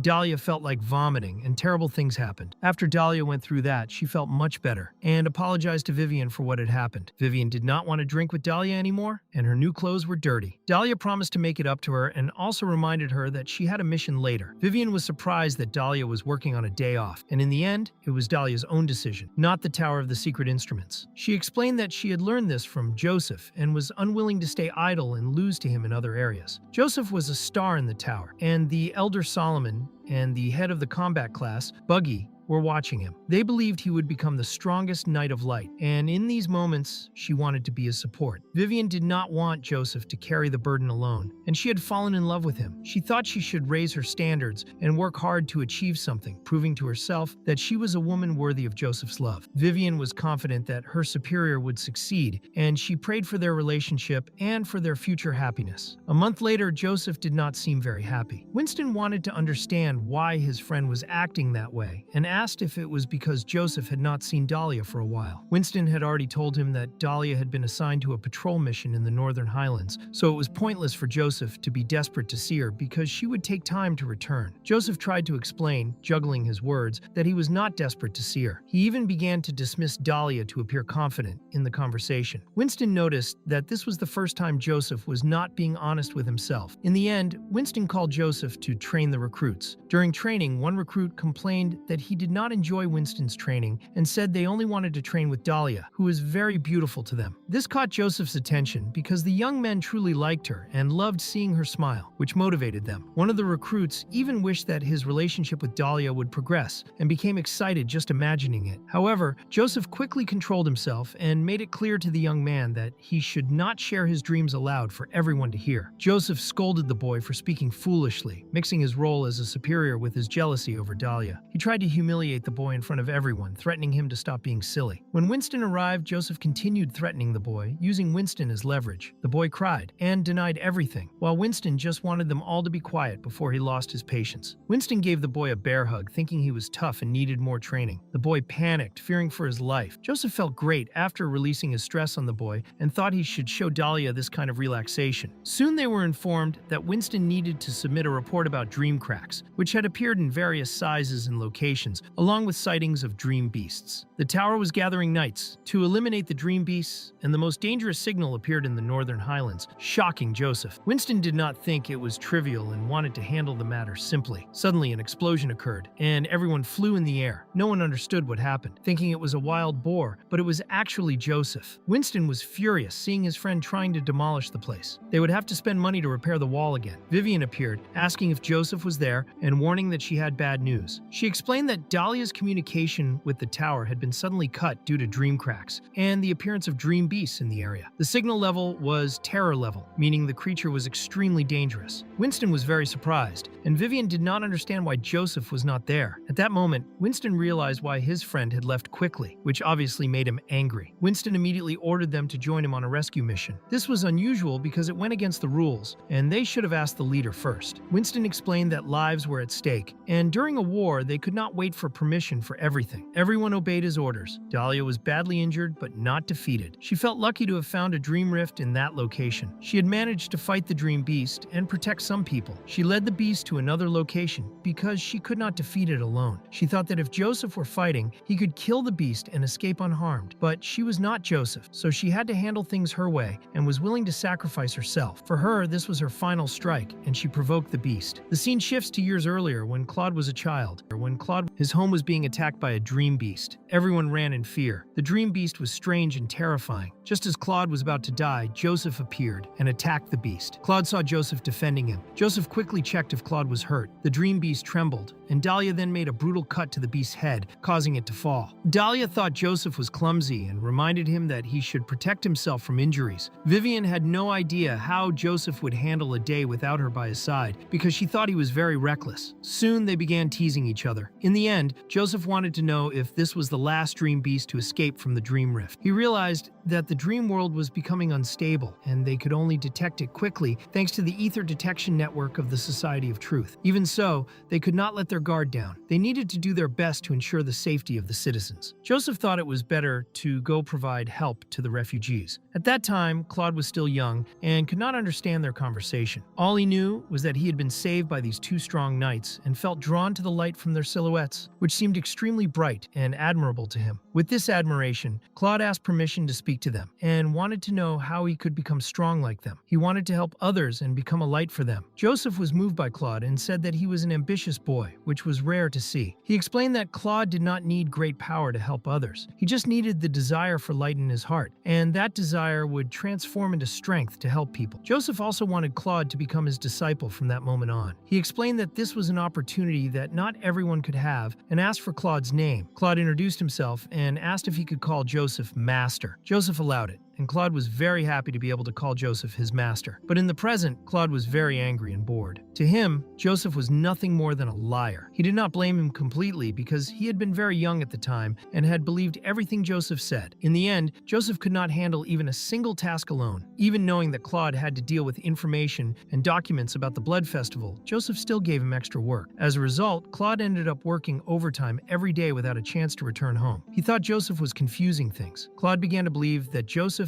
only wanted free labor. He was finishing compiling documents and became frustrated because the Blood Festival should have been the priority, and he could not manage all his tasks. He was annoyed that paperwork interfered with his combat missions outside. His master was away at the time, and he had participated in all missions in his place. That morning, he finished a sweeping operation, which was not easy, and he felt a pain in his back. People asked him if he was okay and if he was hurt anywhere, but in reality, he had just been sitting in his office for too long. What frustrated him most was that the work was far from finished, and for now, he only had those documents to deal with. He wanted to rest for 2 days before his master returned and hoped Caroline could give him a back massage. Just thinking about it made him happy. Then he realized that his hair was falling out and could not understand why he had believed the old Joseph. It affected him deeply because he was young and losing hair so quickly. He started blaming all his stress on Joseph, and over time, His ideals had completely changed. Claude was unhappy and planned to teach Joseph a lesson when he reached destructive power, but he felt relieved after venting to himself. Then he received a call from Lin Jie, which shocked him. He thought something had happened at the bookstore. Scared, he answered and heard that something was wrong with the Dome Church. Claude did not understand at first, but then he remembered that the Dome Church had been attacked and that Vanessa had died, along with the 7th District, which had been completely destroyed. He did not know if it was the work of Lin Jie, but thought it could make sense. He did not understand how the Dome Church could affect a man like the librarian. There had been an incident in the Society of Truth, and internal factions were still in chaos. Now the Society of Truth was facing a crisis, and the Dome Church was also involved. Claude trembled but tried to calm himself and wanted the librarian to explain things more clearly. Lin Jie said it was a long story but promised to explain everything. As he spoke, Claude became increasingly shocked. He could not believe such a tragedy had happened and did not expect the church to be so cruel and despicable. He could not imagine that a religious organization known for love and kindness could do something so terrible. The scene shifted to Lin Jie, explaining that Vincent was in great danger. The Dome Church would not allow a victim like Vincent to survive, and anyone helping him would become a target too. Lin Jie asked Claude to do something, and Claude believed the librarian was telling the truth. He thought about the Holy Moon Brain, aware that side effects had appeared, and that all he needed to do was a small research task to investigate. The Blood Festival also began its activities as soon as the Moon Brain appeared. Claude thought it could be a big problem if both events were connected. If something happened with the Dome Church, it could involve at least tens of thousands of people, so he knew he had to handle the matter with priority. But first, he explained to Lin Jie that he could not give his full attention to it because his master was absent. He planned to present the matter to his superiors and wait for them to plan something. He also said he would send some people to the bookstore as quickly as possible. He asked the librarian to stay calm and avoid causing a commotion if possible. Lin Jie reassured Claude, saying he would cooperate with the operation and was relieved that Claude was on their side. He explained that the people at the bookstore could not fight this evil on their own. Claude listened, but felt a little scared. In the end, he had no idea what he could do and thought that all he could do at that moment was smile and pray. Claude quickly went to the combat room in the Tower of the Secret Instrument. He apologized for disturbing everyone's rest and explained everything he had heard from the librarian. The others did not yet know the situation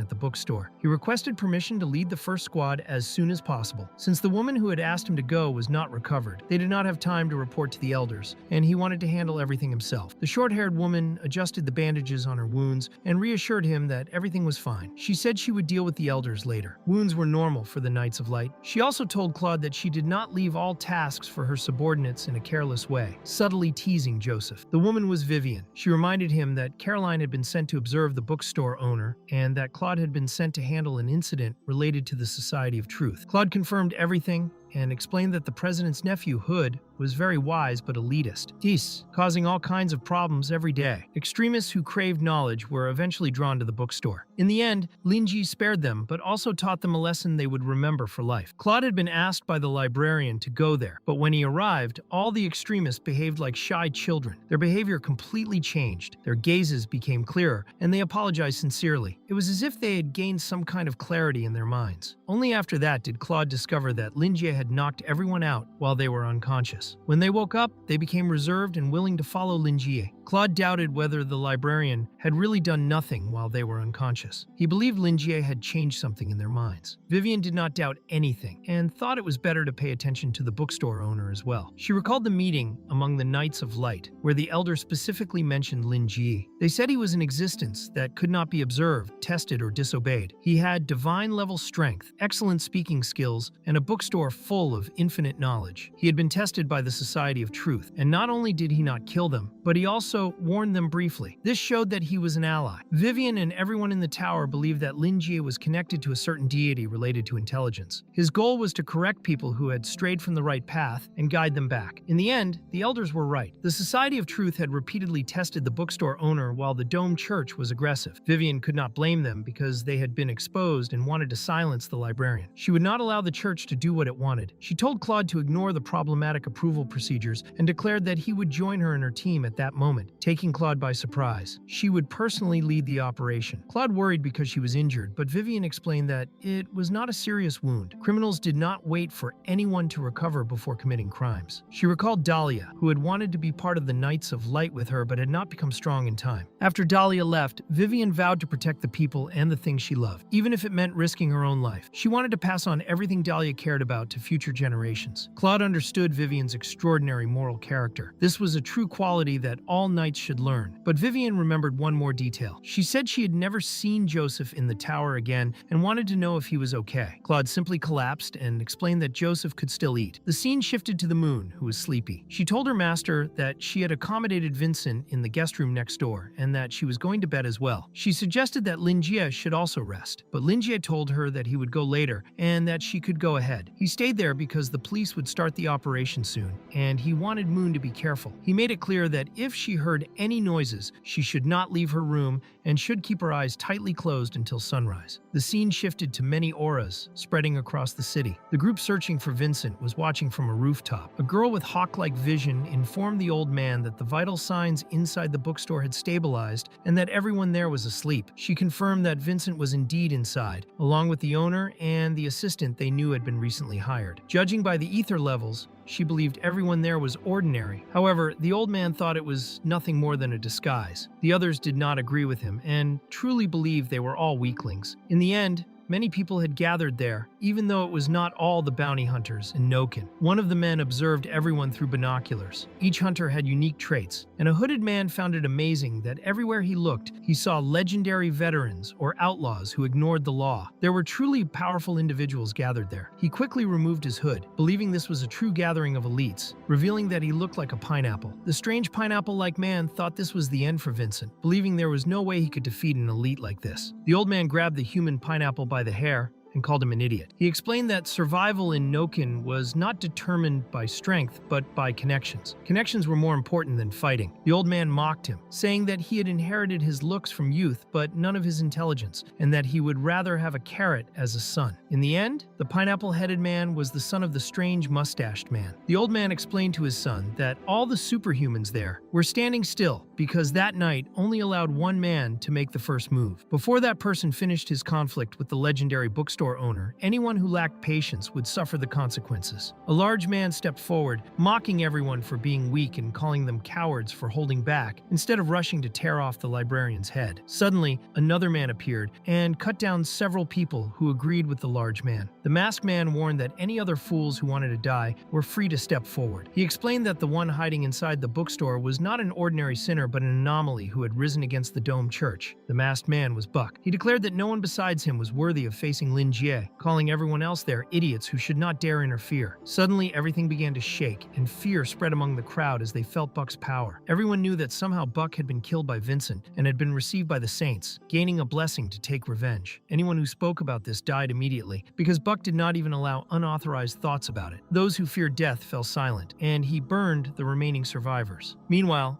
Lin Jie closed the curtain and went to bed. Buck believed that Lin Jie had known he would come to the bookstore for revenge and thought it was worth eliminating him. He was determined not to repeat his previous mistake and planned to give everything from the start. Earlier, he had wasted some stamina just to assert dominance over some hunters, but now he restored his strength by absorbing corpses. He wanted to face his enemy in peak condition and follow the creed of the moon. He began to consume the remains of the people he had killed, believing they should feel honored to become his strength. As he approached the bookstore, Buck wanted to oppress Lin Ji and had no intention of granting him a quick death. He wanted the librarian to realize before dying how foolish it was to challenge a true god. When he stepped inside, he felt something strange. He did not understand the brilliant light before him. It was so intense that his eyes hurt. Tears began to fall, and Buck could not believe it. Since reaching the destructive level, he had gained complete control over his body, and crying like a normal human should have been impossible. Suddenly, his clothes changed, and Buck's voice trembled as he realized he looked the same as when he was still an ordinary human. He glanced toward a corner and saw a desk, completely confused because he knew he was supposed to be inside the bookstore at that very moment. He thought that everything felt like a nightmare, and he looked back and saw someone without a face inside a painting, which immediately made him very scared. And he did not realize at first that something was wrong and that he should focus on understanding what was happening in that environment that he considered sinister. And he made a brief analysis of the first floor, which looked like an old old mansion, and he managed to access the stairs that led to the second floor. And there were bookshelves on both sides of the room, and all the windows were closed, and he could not see what was happening outside. There was no other living being in that room besides him, and he felt frightened because it seemed like he was being watched from every side of the room, as if there was something hidden in the shadows, observing everything. And he hit the bookshelf because he was tired of it, and while breathing heavily, he thought it was a strange and irritating sensation, and he knew he would have to find a way to escape from that place until he tried to call upon the divine power of the moon. And then he realized something and immediately began to tremble. His divine power had simply disappeared, and he could no longer feel his ether, nor even the existence of ether itself. So it felt as if he had returned to being a normal human. And it was not only his appearance, because he also realized that all the heavy and numb feelings had come back, and the emotions he did not have before were now very clear. And Buck did not need all those things he once thought were useless, because it was exactly those things that had made him want to go into the abyss of the divine throne to gain the power to control the lives of other people. And he knew that in this way he would lose everything he once had. So he thought that all of this was fake, that none of it was real, and that he could not be deceived, and that everything had to be an illusion. And he did not want to be a normal human who could only live a normal life. And Buck was on the edge of a breakdown, and while crying, he thought he needed to calm down and find clues to escape from the tricks of his enemies, believing that everything was there, including his divine power. And he tried to open the door but could not, and he used all the strength he had, but it did not work. Then he noticed that his hands were shaking beyond his control, and the trembling only increased, and his body was losing strength, and only then did he realize that he was terrified. And suddenly he began to run inside that place in desperation, thinking it was impossible and that he could not feel fear. And he tried to convince himself that all of this was fake, and Buck was close to becoming the Joker, and he thought he could not fall into despair, but at the same time, he desperately needed his strength. Then he looked around the place and slapped his own face, thinking that it was carelessness on his part, and that he had been deceived by a trick, and he already imagined that he had entered that spell with the intention of truly putting him into a state of panic and overload. And then he fixed in his mind that this was an illusion, and that the only way to escape was to continue his investigation on the first floor, believing that the librarian never imagined that he would think about escaping from the second floor. In the end, he believed that he had deduced the mentality that the conjurer wanted the victim to have, because if a normal person started investigating upstairs, they would fall into the trap, since there was no way for the conjurer to leave something important on the second floor, and the traps were there to break the person's internal barriers. And when the person could no longer even tell the difference between reality and illusion, they would end up becoming a puppet of the freezer and would never be able to escape. So Buck applied reverse psychology and believed that the first floor was the fake one. And he thought that all those books around him were the hardest part of building an illusion. And he believed that any of those books would have a flaw in its content that would cause the illusion to break. And in that way, he would become invincible if he escaped from pathetic and weak emotions.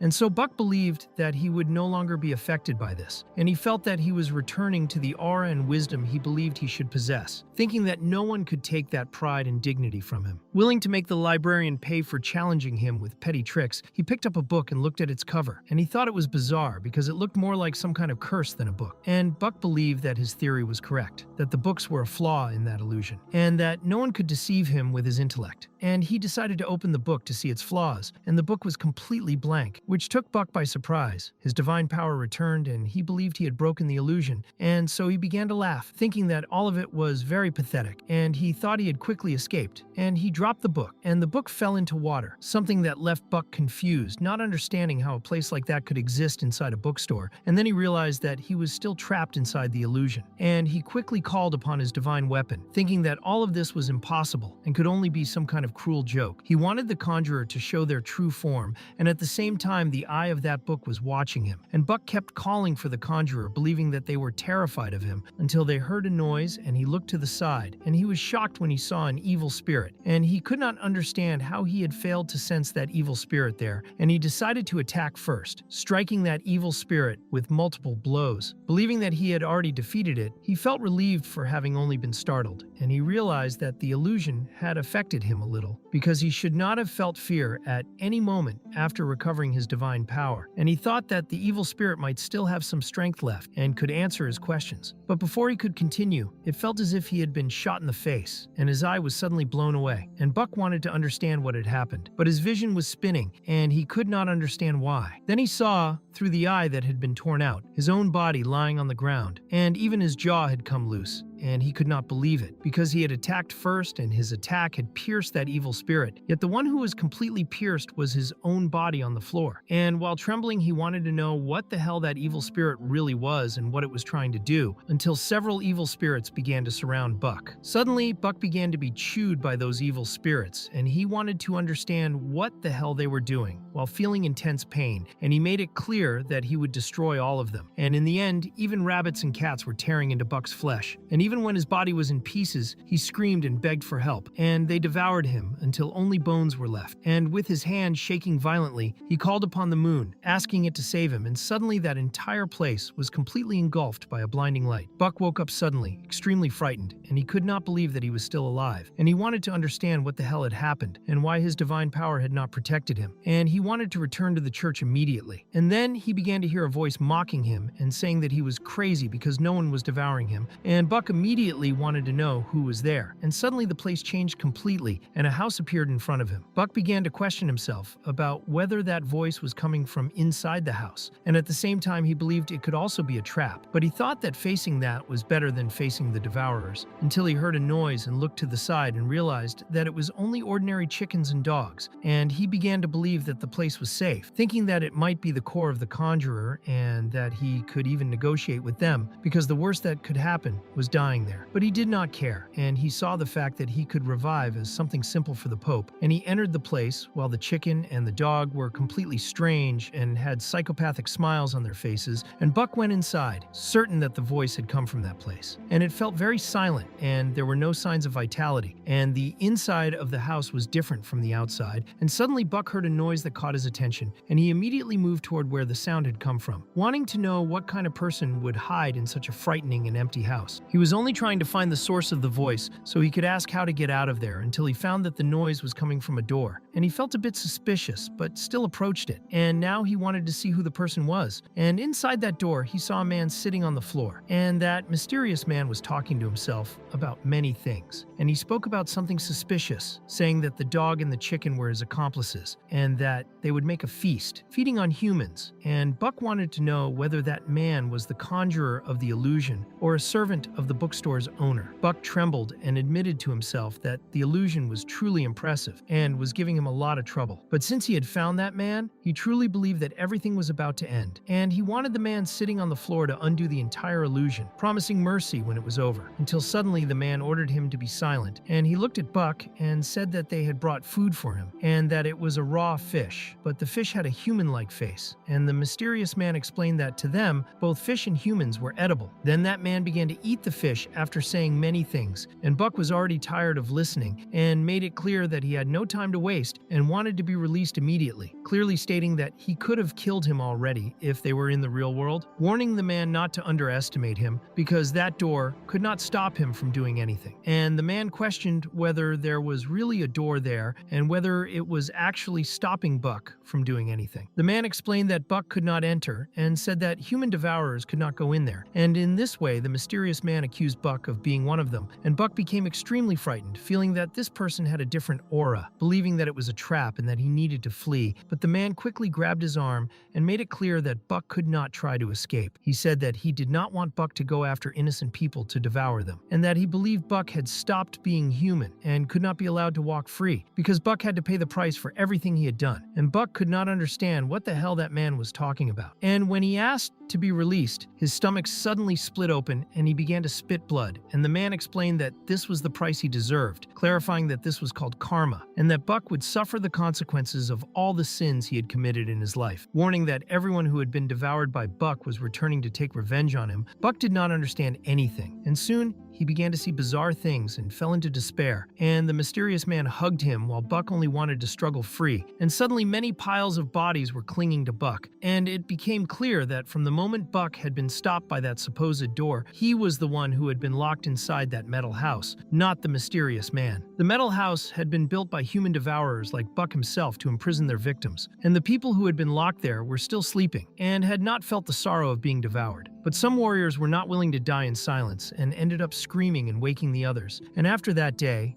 Besides the devourers, that metal house could no longer imprison anyone, and people like Buck could no longer enter that place. The people had escaped from the metal house, and it was no longer an obstacle for them, and they would no longer feel regret because they had only one thing in mind, which was to completely destroy the metal house along with the evil thing inside it, which in the end was Buck. And Buck was bleeding while many people surrounded him, and he wanted to keep distance from all of them until the person behind the door told Buck to be quiet, wanting to understand how he could still call them maniacs after they had struggled so hard not to be eaten. That person explained that those people also had their own lives, and that devourers were always selfish people who only thought about themselves, and revealed that they were not insane, but that Buck was the insane one, because he was considered the most cruel and evil demon that existed. And so everyone began tearing pieces from Buck while he begged his Pope Master to save him, and those bizarre creatures felt no pity for Buck, making it clear that he deserved all of it, showing that it was people like Buck who caused everyone there to eventually become demons. And there was no way for Buck to escape this, because he would have to suffer the same pain that those people who became demons had suffered. A mysterious man wrote on a piece of paper and thought it was very good that he had been freed from another one, and he was trembling a lot and did not understand how they were not afraid of this, and how they were unable to live without feeding on humans, and he did not understand what was happening and did not see it as something normal, and he was determined to destroy all human devourers who lived in that world, because a world like that was wrong. And he wrote many things, because all he wanted was for innocent people to be able to live their lives in peace. He wanted the devourers to become victims sooner or later, and he wondered what he could do to change all of this. And he also believed that maybe there were people who had never eaten human flesh, and he wanted to end that vicious cycle and planned to save the children. And then the scene shifted to Lin Ji, who was observing a crystal ball and did not know what it was until he realized that in the dream he had built for the first time, he had his first guest, and it did not look like a human soul based on its appearance. Anything captured in the dream of a beginner like Lin Ji could not be dangerous, or at least that was what he imagined, and so he had the perfect opportunity to observe a supposed dream creature and test the limits of his abilities. And the librarian remembered Prada mentioning something during his dream construction training, because she had told him that in the initial stage of a dream, he could attract things of unknown origin. Prada preferred to call those things guests, because a dream that was not fully constructed lacked stability and could attract creatures into the dream world, or even the souls of other people from the real world. But they did not represent danger to Lin Ji as he was at that moment. And if he liked a dream creature, he could even raise it as a pet in his own realm. Although the librarian thought that was a bad idea, because everything he tried to create ended up dying. Even so, he also wondered why Prada did not have a dream creature as a companion. And Prada had never had one, because no guest had ever caught her attention. And because of that, Lin Ji remembered her recommendation not to panic when facing guests and to observe them from the perspective of a god. And he thought it was a shame that she had not had fun with this, but at least he could keep her company now. And he realized that ever since he ended up entering her dream, she had been strangely kind to him and fed him rare fruits and taught him many things, taking care of him gently and talking to him for hours. Then he began to imagine that maybe he had become her pet, and he tried to deny that to himself, forcing himself to believe that he was her friend. And in the end, he chose to forget about it and focus on observing his guest. And he thought that his guest was horrible and had no resemblance to a human at all. And in the end, he believed there was no problem in observing that guest, although he was feeling back pain from working too much at Prada's house. In the end, he believed that the guest looked like a person who had lost all of their parts, and someone had tried to glue the pieces back together, resulting in that horrible thing. And it was not simply wrong, but definitely not a proper dream creature. And so Lin Ji thought it would be better to eliminate that thing to avoid nightmares later. But then he realized that he was already inside a dream, and he began to believe that nightmares were just normal dreams invaded by horrible creatures like that. And so he decided that one day he would find a harmless one and maybe test that idea on the Lua, until he noticed a reaction of panic and believed that the guest was afraid, which felt strange to the librarian because there was nothing frightening inside his dream. And he saw that the horrendous thing was looking for an escape route and seemed to possess a certain level of intelligence, until he noticed that the creature stopped in front of a bookshelf, and he saw the book the creature chose, thinking it was a good choice. And he began to imagine that he could open a bookstore inside the dream world to serve those dream creatures. Lin Ji soon thought that he could recommend books and make a lot of profit, showing how completely obsessed he was with that idea. And suddenly he saw the creature knock a book down, and he kept watching through the crystal ball fall, as the creature appeared to be suffering greatly. And when Linjies saw that the creature vanished, he became very surprised and no longer understood anything, because he wanted to know what had happened, as his great ambition had suddenly gone up in flames and disappeared. And then the scene shifted to Buck floating in the sky. The hunter saw that Buck's aura had not weakened at any moment, and that standoff was a silent battle of will, but it was a stalemate that had lasted for a long time, and everyone began to doubt whether he was sleeping or something similar, until the one known as Pineapple Head used his binoculars and warned everyone that Buck was moving. But Buck was trembling violently and collapsing while screaming, and the hunters immediately began to tremble and freeze in shock. Pineapple Head even dropped his binoculars and started screaming, and everyone was terrified. And the scene then shifted to Dahlia, who was facing that dream beast and was determined to make a decisive impact. And so she charged straight into that dream beast and pierced through it with all her strength. And after that, she fell to the ground and began coughing up blood, because the dream beast had mixed blood from its heart with poison. But that no longer mattered, because that monster would rot in hell no matter what. She believed she could hold on until reinforcements arrived, but she was in a deplorable state. And in the end, the only thing she cared about was that no one else had been hurt, and the creature was making a lot of noise, and Dahlia only wanted the dream beast to be quiet, because she wanted to die in peace, and she could no longer keep her eyes open, believing that she would die at that moment, as that was her limit, and she had no regrets, although she wished she could see Joseph's face at least one more time. Suddenly Joseph appeared and destroyed what remained of that dream beast, and he was furious, and Dahlia's heart, which had been about to stop, suddenly had a reason to keep beating, and she truly did not understand what was happening, and could only remain there watching while dazed, because the only person she needed to see more than anything else was right there. And then darkness came, and she ended up closing her eyes before Joseph could speak to her. He carried Dahlia through the snow, believing that he was completely lost in the blizzard, and he thought there might be a village forgotten by God nearby, as people had said, and all he wanted was for Dahlia to endure, because he was willing to do anything to save her. But with how things were, he believed he might freeze to death together with her, and he needed to find shelter quickly, because she was injured, until suddenly he found a cabin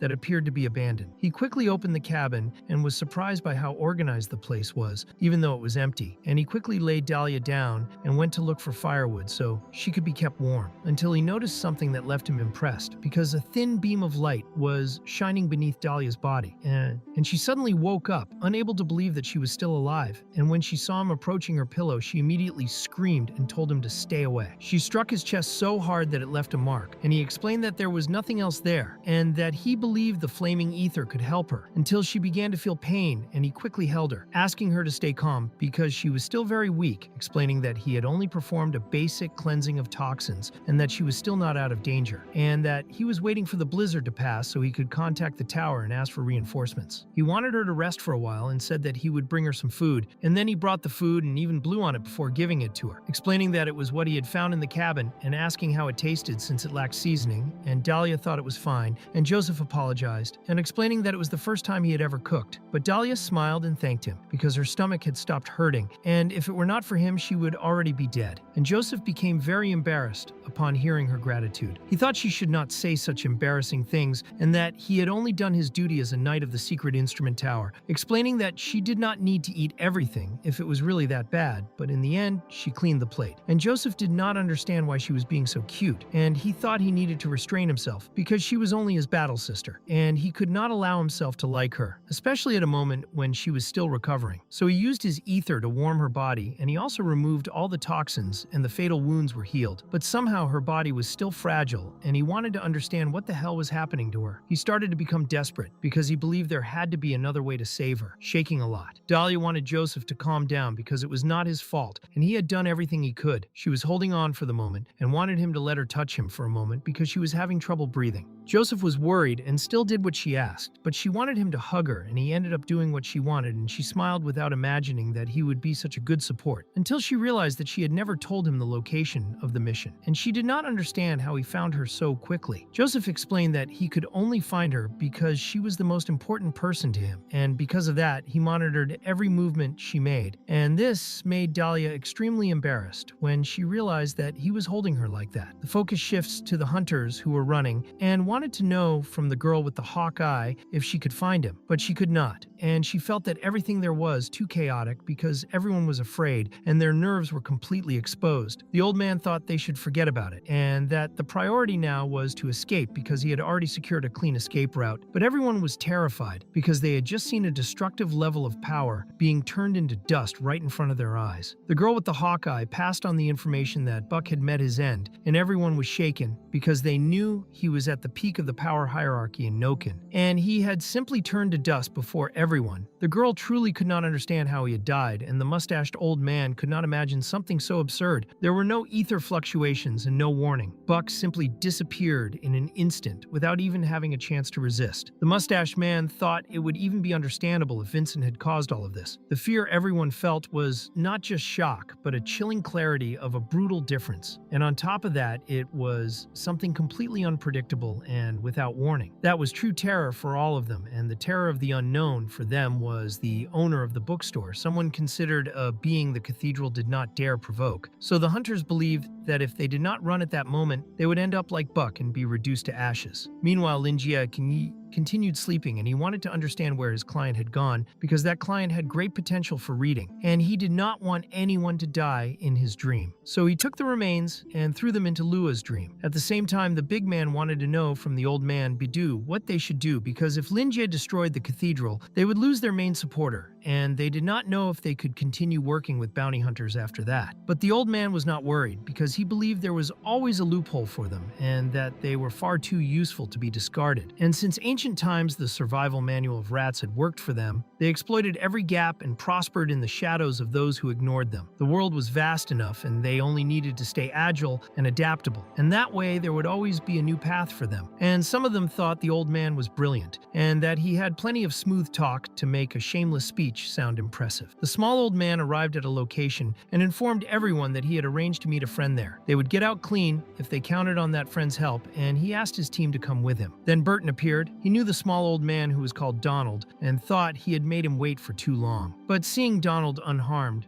made him feel more at ease. Regarding the bounty hunters behind Donald, Burton was meeting them for the first time. Then he introduced himself to everyone and explained that he had once been an independent hunter and was now affiliated with a hunter group called the Spiders. He wanted to know if Donald still had an appetite for trouble, and Donald made it clear that things were not like before and that he wanted to get straight to the point, explaining to Burton that he had looked for him to secure their loyalty to the hunters group through Burton's influence, and this was something that surprised Burton. Donald was certain that his friend had already seen the inexplicable horror at the bookstore door. So Donald believed that the balance of Noken would be completely destroyed by the bookstore owner. The only way to survive would be to form an alliance against an existence they believed to be relentless and irrational. Burton was surprised that Donald thought this way, but Donald wanted his friend not to underestimate Linjie, explaining that he had simply crushed destructive level power as if it were trash. It was demonstrated that he possessed a hidden power that defied all logic, and it was explained that Buck had received divine blessings from Pope Rodney, which elevated him to half of an indescribable level, and even so he simply died. He could not leave that bookstore, and everyone now recognized that the Dome Church was doomed for having provoked the bookstore owner, but birds know how to choose their branches, and Donald believed they needed to come up with a plan to get out of this situation unharmed. He then shared part of Ryan's underground intelligence network with Burton for free because he knew Burton was very intelligent and would understand where he was going with this. Donald wanted Burton to think carefully about it and give an answer that would be beneficial to both of them, and Burton clarified that naturally he already understood Donald's intentions. At that point, the focus shifts to Vivian ordering all units to obey and not alert nearby superhumans, and also not disturb the bookstore owner. The knights were to secure the perimeter, and some were to remain at her side. They had scout knights and rear guards prepared until they heard several screams and could not understand what was happening. Vivian quickly ordered Claude to have the team capture some of them for interrogation later, because they clearly needed answers about that chaos, and the scene moves to sometime later when several hunters had been captured and did not understand what was happening, and Claude did not feel proud of this at all. To him, those hunters were idiots and too guilty and panicked to notice the knights closing in, so it was easy to capture them with just a few movements. Vivian picked something up and asked if that was a rug and thought the quality was terrible because it had been completely torn. The old man immediately began to cry and explained that it was his brand new flying cart. He had barely used it and believed that that the people from the secret instrument tower could not just destroy things as they pleased. He complained that he had not even finished paying for it and wanted compensation for that, but he was basically demanding it from the huntress standing beside him, and she became very irritated, making it clear that she had nothing to do with it and that he should stop hitting her. Everyone there wanted to know who had called the police for this to be happening to them, while the people from the secret instrument tower simply watched that entire terrible situation. They made comments saying that Claude was just Joseph's little dog, and they could not understand how he had ended up there. And obviously, Vivian and Claude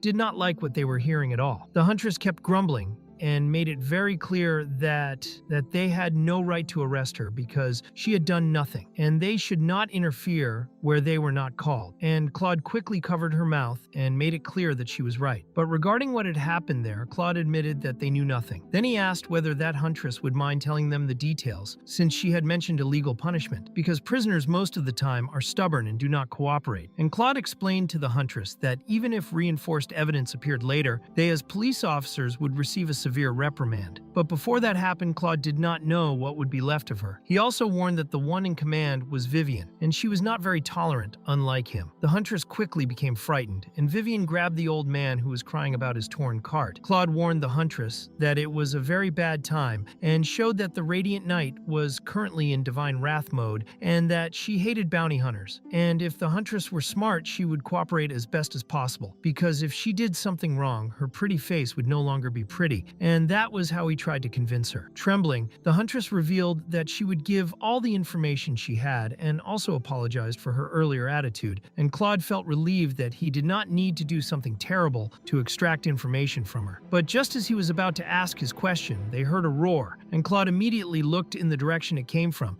and thought that another idiot had gone to provoke Linjie. Vivian wanted Claude to continue pressing the hunters there while she went to take a look, but Claude refused and asked her to continue supervising things there, assuring her that he would investigate and explaining that they should avoid disturbing Linjie at all costs. And Vivian thought that Claude would indeed be better at dealing with Linjie, while Claude only asked her to avoid killing the others during the interrogation. Suddenly, the focus shifts to desperate people who could not move. The strange plant that was in the hands of the spiders was chewing everyone as if they were hamburgers, and Donald was in shock. He could not believe that something like that was real, and he wanted to understand why Burton had done such a thing. Burton explained that the real problem was that the old man was too clever, because he always chose clients based on their needs and offered a perfect exchange every time. Donald swore loyalty, but in the end, he played on all sides. Whenever danger appeared, the old man surrendered to save his own skin. So Burton saw him as someone without devotion and unfit to be his partner. And worst of all, Donald had shown disrespect toward the bookstore owner, who was the only true god. Donald believed that the reason the Jijishu organization and Burton had grown so fast was because they were nothing more than lapdogs of Linji. In the end, Donald realized that Burton had not killed recklessly, and that he did not need Ryan's intelligence network because he already controlled something much greater. Burton believed that Donald should not uncover all mysteries before his end. Donald confessed that his mistake was underestimating Burton and that he had walked into his own grave. Ryan's network now belonged to Burton, and with that, Donald met his end. Burton thought that the old man was clever, but failed to understand a fundamental truth. The times had changed, and in the coming new era of hunters, there would be no place for worms hiding in the shadows. Anyone who dared to resist this wave of change would be crushed to pieces. Farlin arrived with Fierce, and she believed the vice president of the Spiders had completed his task. Burton confirmed this, and asked about her team's mission. Farlin explained that she had done exactly as ordered. They followed the Jijishu list and tracked down all fugitives, managing to capture them. Burton thought they had done good work, but did not understand why they had brought a giant rat with them. Fierce explained that the rat was a mount, and that he brought it back to serve as transportation for Farlin, which made her very happy, and she promised to take good care of her new mount. But she also wondered when Fierce had become so thoughtful. Fierce remembered her saying she liked cute things and that her feet hurt from running so much. So he thought of bringing her that mount. And since she had always been kind to him and no one had ever cared like that before, he wanted to contribute in a way that would make her life easier. So it was more like a gesture of gratitude, and Farlin became extremely embarrassed after hearing Fierce and asked if that was his way of flirting. She quickly ran to hug him, and he asked her to step back, making it clear that it was not what she was thinking. Meanwhile, the pineapple-headed man who was Donald's son, was lying on the ground as if he had been trampled. Burton lit his cigarette and watched the two interacting, since they were young and it reminded him of his own youth. He remembered a woman who once said that youth was something wonderful. She wanted to see the man Burton would become and wished he had been born earlier so she could witness it. Burton had been her disciple, and her fate had already been sealed. Back then, Burton asked her to stop saying such things and promised he would grow quickly. And it was at that moment he understood what she had felt, something complex to express. And then, Fierce informed Burton that Max had reported that their operation went smoothly. Virgil had also identified the forces of the secret instrument tower, and the leading knight was interrogating the prisoners at that moment. They had now gathered complete information on all the superhumans present. The bounty hunter group, led by Donald, had been neutralized. Fierce apologized to Burton, thinking that if they had been more efficient, Burton would not have needed to eliminate an old friend. But for the vice president, it was fine, because it was nothing more than an old face buried by his own hands. Burton believed that in the past, this was an inevitable path for every veteran hunter, but young hunters would not need to walk that path. So he stood up and said they should proceed to the next phase of the plan, which involved clarifying their position by contacting the leader of the secret instrument tower, aligning themselves with its needs and sharing this information. The two then left together, and Burton remarked that it was now just the two of them, offering his friend a cigarette. Claude declined politely because he did not smoke. He introduced himself to Burton and made it clear that he knew the hunter very well. Claude admitted that he had not expected a destructive class threat there and wanted Burton to explain the roar they had heard earlier. Burton clarified that Claude did not need to worry because he had no interest in making enemies within the secret instrument tower. They should get along since they were both clients of the bookstore, which surprised Claude because he had not known that. That explained many things, but being a client of the bookstore did not guarantee loyalty. Since Wilde was also a client, Burton noticed that Claude had not lowered his guard and now understood why he was Joseph's disciple, because he maintained calm at all times. Burton said Claude did not need to be surprised and explained that he had crossed paths with Joseph during one of his travels. On a rainy day in Noken, he ended up bumping into Joseph, and at that instant, his instincts flared with the strongest sense of danger. Burton believed he had encountered the strongest human he had ever seen. He felt completely insignificant in Joseph's presence, and thought it was best not to provoke him, believing that only Wilde would be insane enough to poke a beast like Joseph, and Claude thought it was better to consider Burton an ally for now, since avoiding unnecessary conflict benefited both of them. However, Claude wanted to understand what had happened to Buck, and Burton explained everything to him. Burton said that Buck's death was actually something beautiful to witness, and Claude could not believe that Buck was dead and felt he had arrived too late. But at the same time, he felt relieved that the consequences were not severe, seeing that the bookstore owner was a man of his word, because this time the disturbance was minimal, and he remembered the egg incident when Lin Jie killed the dream beast and caused a near-apocalyptic spectacle, and he believed Buck was not on the same level as Lin Jie. Because of that, he made it clear that it was good, a disaster did not happen, and that he had no time to waste. Lin Jie had contacted him, and then Claude informed Burton that he would pay a visit to the bookstore. Burton replied that he had already been there, and that the bookstore was tightly closed, and he believed Lin Jie was sleeping. So Claude decided it was better not to disturb the librarian, and to wait until the shop opened during the day, thinking that Lin Jie might have been asleep when Buck disturbed him, and that was why he crushed Buck like an ant. In the process, he had frightened all the other hunters who were involved, and even though Claude had been summoned by Lin Jie, he still felt uneasy about causing a disturbance, and began to tremble just thinking about it. He then thanked Burton for the cooperation, and said he would report the incident to his superiors later, but he wanted to understand why Burton had gone after Donald and the other hunters, and Burton explained that he had no personal issue with them. But once the organization was involved, personal feelings no longer mattered. The first reason was that they possessed something dangerous, and the spiders needed to eliminate potential threats. In addition, most of the superhumans had gathered because of Donald, blinded by greed. The second reason was orders from Chu, because those people had helped dangerous individuals and had been on the secret instrument tower's blacklist for a long time, and the tower had always failed to capture them because they were familiar with Noken's structure. So that operation was meant to show their stance and push forward recognition of the Hunters Guild legitimacy, while also serving as a stepping stone toward establishing long-term official cooperation with the secret instrument tower. Claude was surprised, and Burton wanted to know what Claude thought about it and whether he accepted the proposal. Claude made it clear that he would work with Burton and that they were still clients of the bookstore. However, he explained that he was only a secondary figure within the secret instrument tower, and what he personally thought did not matter much. Official certification of newly established superhuman groups fell under the jurisdiction of the Society of Truth, but if it was an organization like the old hunter groups, it would not require formal approval, and Burton immediately immediately recalled the old hunter groups, seeing them as hunters driven by temptations that could easily manipulate them. To Burton, the Society of Truth had always despised hunters and treated them as tools. For a long time, hunters had been walking the wrong path, and he was glad that Linji had dispelled all their madness and shown them a new path to follow. They would claim their own place and survive, and their future would be in their own hands. So they needed to avoid the risk of being hunted down as they were in the past. The first step was to change public perception of hunters and establish a stable foundation for the organization within Noken. Since hunters who did not cause chaos would be accepted, Claude thought that this was only the version Burton was showing him, because the Tower and even Claude himself still did not know what kinds of powers Lin Jie had granted them. But Burton surprised him by making it clear that he understood Claude's concerns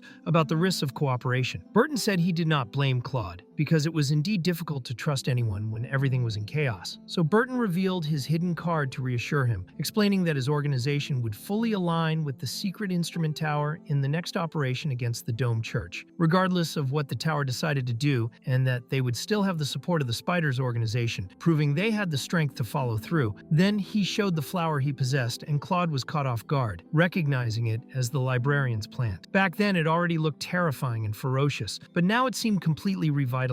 Like a savage and bloodthirsty beast, Claude had no idea how many lives and how much desire it had consumed over those days to reach that level. Claude then stated that he would be happy to receive their help, but regarding future operations, they needed to wait for the Dome Church's movements and for the investigation to be concluded, because the church had operated in Noken for many years. So eradicating them would require caution, and a thorough investigation was necessary. Burton recognizes that the Church of the Dome is a colossal giant, but he understands that no fortress is completely impenetrable, and that there is always a gap. So Burton thinks they should explore it the same way rats do, slowly filtering from the bottom to the top, because by doing this, they would be able to achieve their goal. Once they gathered the necessary information, they would find a good opening. Burton believes that Claude has already heard of Ryan, since he was a famous criminal, so he informs Claude that their organization controls Ryan's intelligence network. Since Ryan died, no one had touched or accessed that network. This fragment included some infantry soldiers from the Church of the Dome, and if they used it properly, they could greatly reduce the consequences for the people of Noken. This surprises Claude, and he feels pleased and grateful for the support. He explains that as long as peace and stability in Noken are preserved, Claude would support the operation and hopes this would truly strengthen the relationship between the tower and the Spiders. Burton thanks him and promises that they will not disappoint Claude, and they end with a handshake for the sake of their future cooperation. At that moment, Claude receives a message on his communicator saying that the hunters' information has been verified and that some of them were wanted criminals taking advantage of the operation. A team is sent to track them down, and no one will go unnoticed. Claude wants the knights from the logistics section to calm the frightened civilians, because the events of that night can finally come to an end. Claude now has a clearer understanding of what Linji told him, and thinks that the panicking hunters are nothing to the librarian, while also realizing that those hunters are truly in serious danger. Then Claude acknowledges that Carolina was right, because when Linji is not acting, he is actually very careful and attentive. Claude realizes that the judgment of his teacher, Joseph, is indeed flawless. He finds it strange that the place is completely empty, with no trace of Buck, as if Buck had truly been erased from reality. This frightens Claude, and he wonders what level of power this could be, since there are 4 known levels of power, which are abnormal, terror, destructive, and indescribable. Only then does Claude begin to understand why the Elder Settlement remained isolated for so long, because perhaps they were seeking this non-existent level. After that, Max informs Burton, through the communicator, that they made contact with the Tower of the Secret Instrument and received cooperation on site. All fleeing humans with criminal records were arrested. Max also informs the vice leader of the Spiders that the Tower squad leader expressed gratitude, but Burton thinks there is no need for thanks and that they should regroup and rest a little. He tells Max not to worry, because he will return soon. Burton believes the next step is to uncover the plans of the bookstore owner and act according to Linji's intentions, because he is certain the librarian is planning something big. He reviews everything in his mind, such as how Linji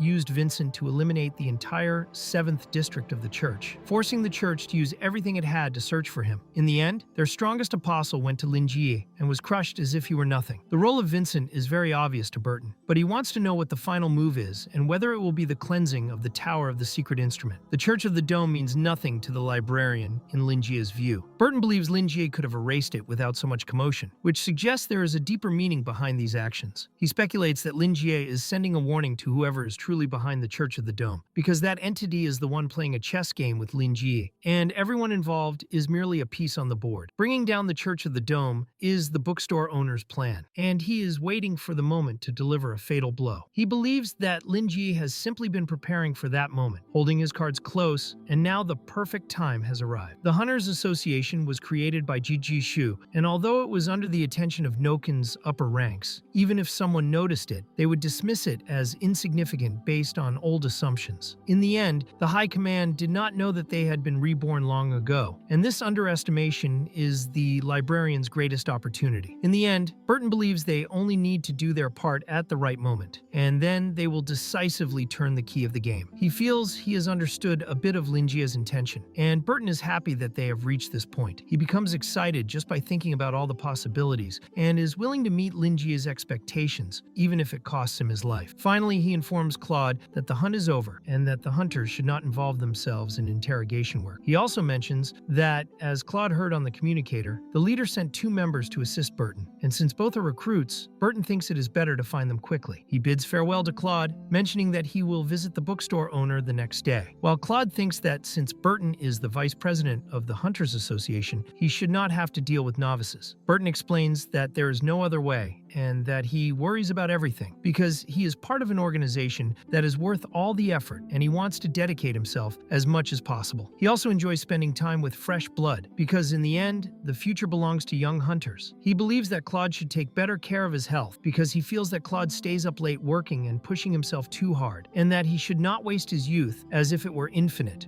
which catches Claude by surprise. Claude even feels moved by Burton, who is his superior and still worries so much about him, because he seems to be the complete opposite of Joseph. Claude would like to work with someone like Burton and thanks him for his concern. Just as he is about to finish speaking, Maple appears, but she is worried that she interrupted their conversation. Since they heard that Burton would visit the bookstore the next day, they decided to wear what they thought was appropriate and even apologize for the unforgivable mistake of being late and interrupting their conversation. The 2 of them are wearing maid outfits, and also thank Burton, saying that they are there to obey his commands, and that they are prepared to do anything to please him. At that moment, Burton and Claude stand still, staring at the 2 girls. Claude looks at Burton, and as he is about to speak, Burton quickly clarifies that it is not what it looks like and that he will explain. He takes out a cigarette, lights it, and explains that the 2 girls are sisters and come from a noble family. Their household eventually fell into ruins, and they had no support from anyone, so they became low-ranking members of the White Wolves and struggled to survive. During the entire incident involving the White Wolves, they were captured by the Black Beast and turned into slaves. Burton rescued them during his mission to eliminate the Black Beast, and they joined the Hunters Association to repay their debt to him, so Ji Shu arranged for them to become Burton's direct subordinates. Burton says that he does not think he did anything special to deserve such loyalty, that he never expected any repayment, and that it even makes him uncomfortable because he does not understand why they are wearing those clothes. Maple makes it clear to her master that what he did was not simple at all, and that they do not even like to remember the time they spent with the Black Beast. That place was hell for them, and everyone under his command was mentally destroyed and completely enslaved. They had already given up on life and hope until the day Burton appeared and destroyed that entire hell with his own hands. He broke their chains and told them to leave, because things would soon spiral out of control there. He explained that if they had nowhere to go, they could look for the spiders, because that place would be the best choice for any hunter. He told them that they were now free and could do whatever they wished, and at that moment they began to cry. From that moment on, they decided that they would serve him, believing that he was the one who brought salvation to them and that they owed their lives to him. Burton once again clarifies that this is not what he meant, but in the end, they do not care if it is embarrassing. If he wanted them to wear those clothes, they would wear them. This takes Burton by surprise, while Claude watches everything happening right in front of him. Burton quickly loses his patience and tells them to stop, making it clear that he never asked them to wear that kind of outfit. He warns that if they keep acting like that, he is willing to flick each of them on the forehead. The 2 girls immediately become afraid of the master they admire so much and start screaming, which leaves Burton confused. He tells them to hurry up and get changed so that he does not have to punish them, which makes them curious about what the punishment would be. This deeply irritates Burton, and he clarifies that it is not what they are thinking. He demands to know who told them to do this. Maple explains that it was Frieren, because she thought Burton had been very stressed lately and could relax with them. Frieren told Maple and Belle that if a man sees them wearing those clothes, he will naturally feel happy, and they wanted to know whether their master would be happy. This makes Burton extremely irritated. The scene then shifts to Farland sneezing, and Fierce asks if she is okay. Farland says it is nothing, and that maybe someone is gossiping about her. In the end, Fierce asks why Farland said those things to Maple and Belle earlier. Farland explains that it was not nonsense, and that she believes Fierce does not understand men. She explains that Burton became jealous when she was being kind to Fierce earlier, and that men tend to hide their desires and need a push. She also adds that she thought the two girls did not know how to express their feelings properly. Fierce is not completely sure that everything is fine, but Farland believes he should stay calm, because she thinks Burton must be very happy at that moment. However, Burton is actually stressed and furious, so he calls Rosette, who is a plant, and asks her to extract Lai's desire related to romance and give it to him. He says that if she does this, he is willing to take her to a fancy dinner, but he also makes it clear that he does not want the plant to comment about this to anyone. He explains that he failed in the way he taught things to them and apologizes to Claude, saying that he needs to prepare for the visit he will make to the bookstore. He wishes Claude a good night and says that he hopes to see him at the bookstore the next day, and then they say goodbye to each other. Burton also explains that they did not need to do any of that, and that staying by his side like this would only ruin their future. Watching all that confusion, Claude thinks that being a hunter is not easy at all. Many things happen that night, and Claude decides to go back and finish the cleanup of the operation. Even so, he wonders how the high-ranking members of the church are managing to sleep at that moment. He then arrives at the place where Vivian is with the prisoners and sees that she is treating everyone harshly. He is surprised by how many people were arrested. Vivian notices him and asks if everything is fine. She believes the night was productive and explains that she obtained a lot of information from those hunters, even showing the hunter who told everything she knew. This hunter even helped them capture several problematic criminals. Her records are clean, and the worst thing she ever did was break a bar table while drunk. Because of this, Vivian thinks that the hunter has a heroic spirit and seems to love justice. Vivian explains that the hunter's job from now on would be to stay by her side and help with troublesome tasks, which are not dangerous, and she asks if the hunter accepts. The hunter thinks it would be an honor to take part in this. However,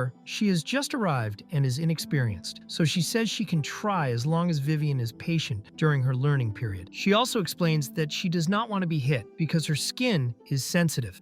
Vivian grabs her by the waist and makes it clear that she would never do that to her. She promises to train the hunter, and as long as they keep working together, Vivian believes the hunter will be promoted quickly. The hunter accepts, while Claude just watches everything with a blank expression. There is so much unnecessary flair that when he tries to speak, he cannot even do it. In the end, he just wants everything to be fine, even knowing that the hunter will be wearing a maid outfit for Vivian. The scene then shifts to the Pope, who is trembling and bleeding. He wants to understand what is happening. He looks at the scepter and sees that the glow of the moon phase has weakened, causing him to be affected by the erosion of his authority. However, it is far more serious than that, because the authority of the moon itself, of the waxing and waning phases, has been damaged. He has lost all connection to that authority that was granted by the moon. He begins to tremble even more and thinks that this should not be happening, because even when two apostles fell in the past, he was still able to contact the moon and grant new authority. Because of this, he wants to know what kind of terrible situation Buck was involved in. At that moment, the bizarre creature he keeps on a cushion starts to be affected and bleeds heavily, causing the Pope to collapse and spit even more blood. The Pope falls to the ground and feels extremely unwell. He cannot believe that this is happening to that horrible creature he keeps. With great difficulty, he crawls to where the creature is, and while trembling, he smiles at the horrendous being and tries to comfort it as it suffers. The Pope wants to know if the creature is afraid and tries to reassure it, making it clear that he is there and will do anything to make sure the creature is safe. He asks where the enemy of that creature is, promising that he will deal with it. The great problem is that he is weak and has even lost teeth, but even so, he promises the creature that he can handle all problems. He says he only needs the creature to grant him its authority once again, because then he will make the creature's enemy pay. He keeps insisting until the creature he treats like a god begins to move and let out low groans. Soon the Pope looks at his staff and sees that the waning moon phase has not reignited and remains extinguished. Seeing the creature suffering, Rodney believes that it was not just an erosion of authority, but that someone completely stripped away the true form of the moon. Because of this, he asks his god to continue resting in peace and assures it that he will do his best so that no one ever harms it again. He promises eternal loyalty and begs for its protection and divine grace. At that moment, Shirley arrives and informs Rodney that something terrible has happened. It is about Buck, and the Pope tells her to compose herself and not dishonor the sacred relic. He explains that he is already aware of the situation and offers simple solutions, such as reinforcing Buck's soul and nourishing it it again. However, Shirley, with her face completely flushed, explains that it is not that simple. She says that she cannot find Buck's soul anywhere. The Pope is caught completely by surprise. He recalls that after reviving Buck, he went after Vincent to seek revenge and also to eliminate Lin Ji, whom Vincent treated like a god. Rodney believes that Vincent did not have the power to defeat Buck, and he believes that Lin Ji is the one responsible. Even so, this feels surreal to him, because Buck was at the destructive level and was extremely powerful. It is not only the fact that Buck was killed, but Rodney also believes that the librarian was responsible for destroying the divine authority itself. He grinds the few teeth he still has just thinking about Lin Ji. After that, he dismisses Charlie for the moment, saying that she has just changed sides and should rest. She then leaves, and Rio sees her as she passes by. Rodney wanted Rio to come in because a few days had already passed since their training. He could see that the divine power of the moon that he had infused into the boy's body was starting to take effect. He wanted to know if Rio's body had begun to adapt to the authority of the full moon, and he made it clear that he was willing to listen to everything Rio had to say. Rio quickly expressed that he felt grateful for all of this and said that he would do anything to repay it. After that, he dropped his cloak. The Pope asked the boy to come closer, and the boy sat on his lap. Rodney believed that the training was producing results and explained that the authority inherited by the boy allowed him to use weakened versions of the abilities of other apostles. He then wanted to know what had happened at the bookstore on that same night. Rio explained that he had observed everything after Buck arrived with the eye of the divine moon. After explaining the entire situation, he revealed that the events had been witnessed by many people and that this information could not be hidden. He wanted to know from Rodney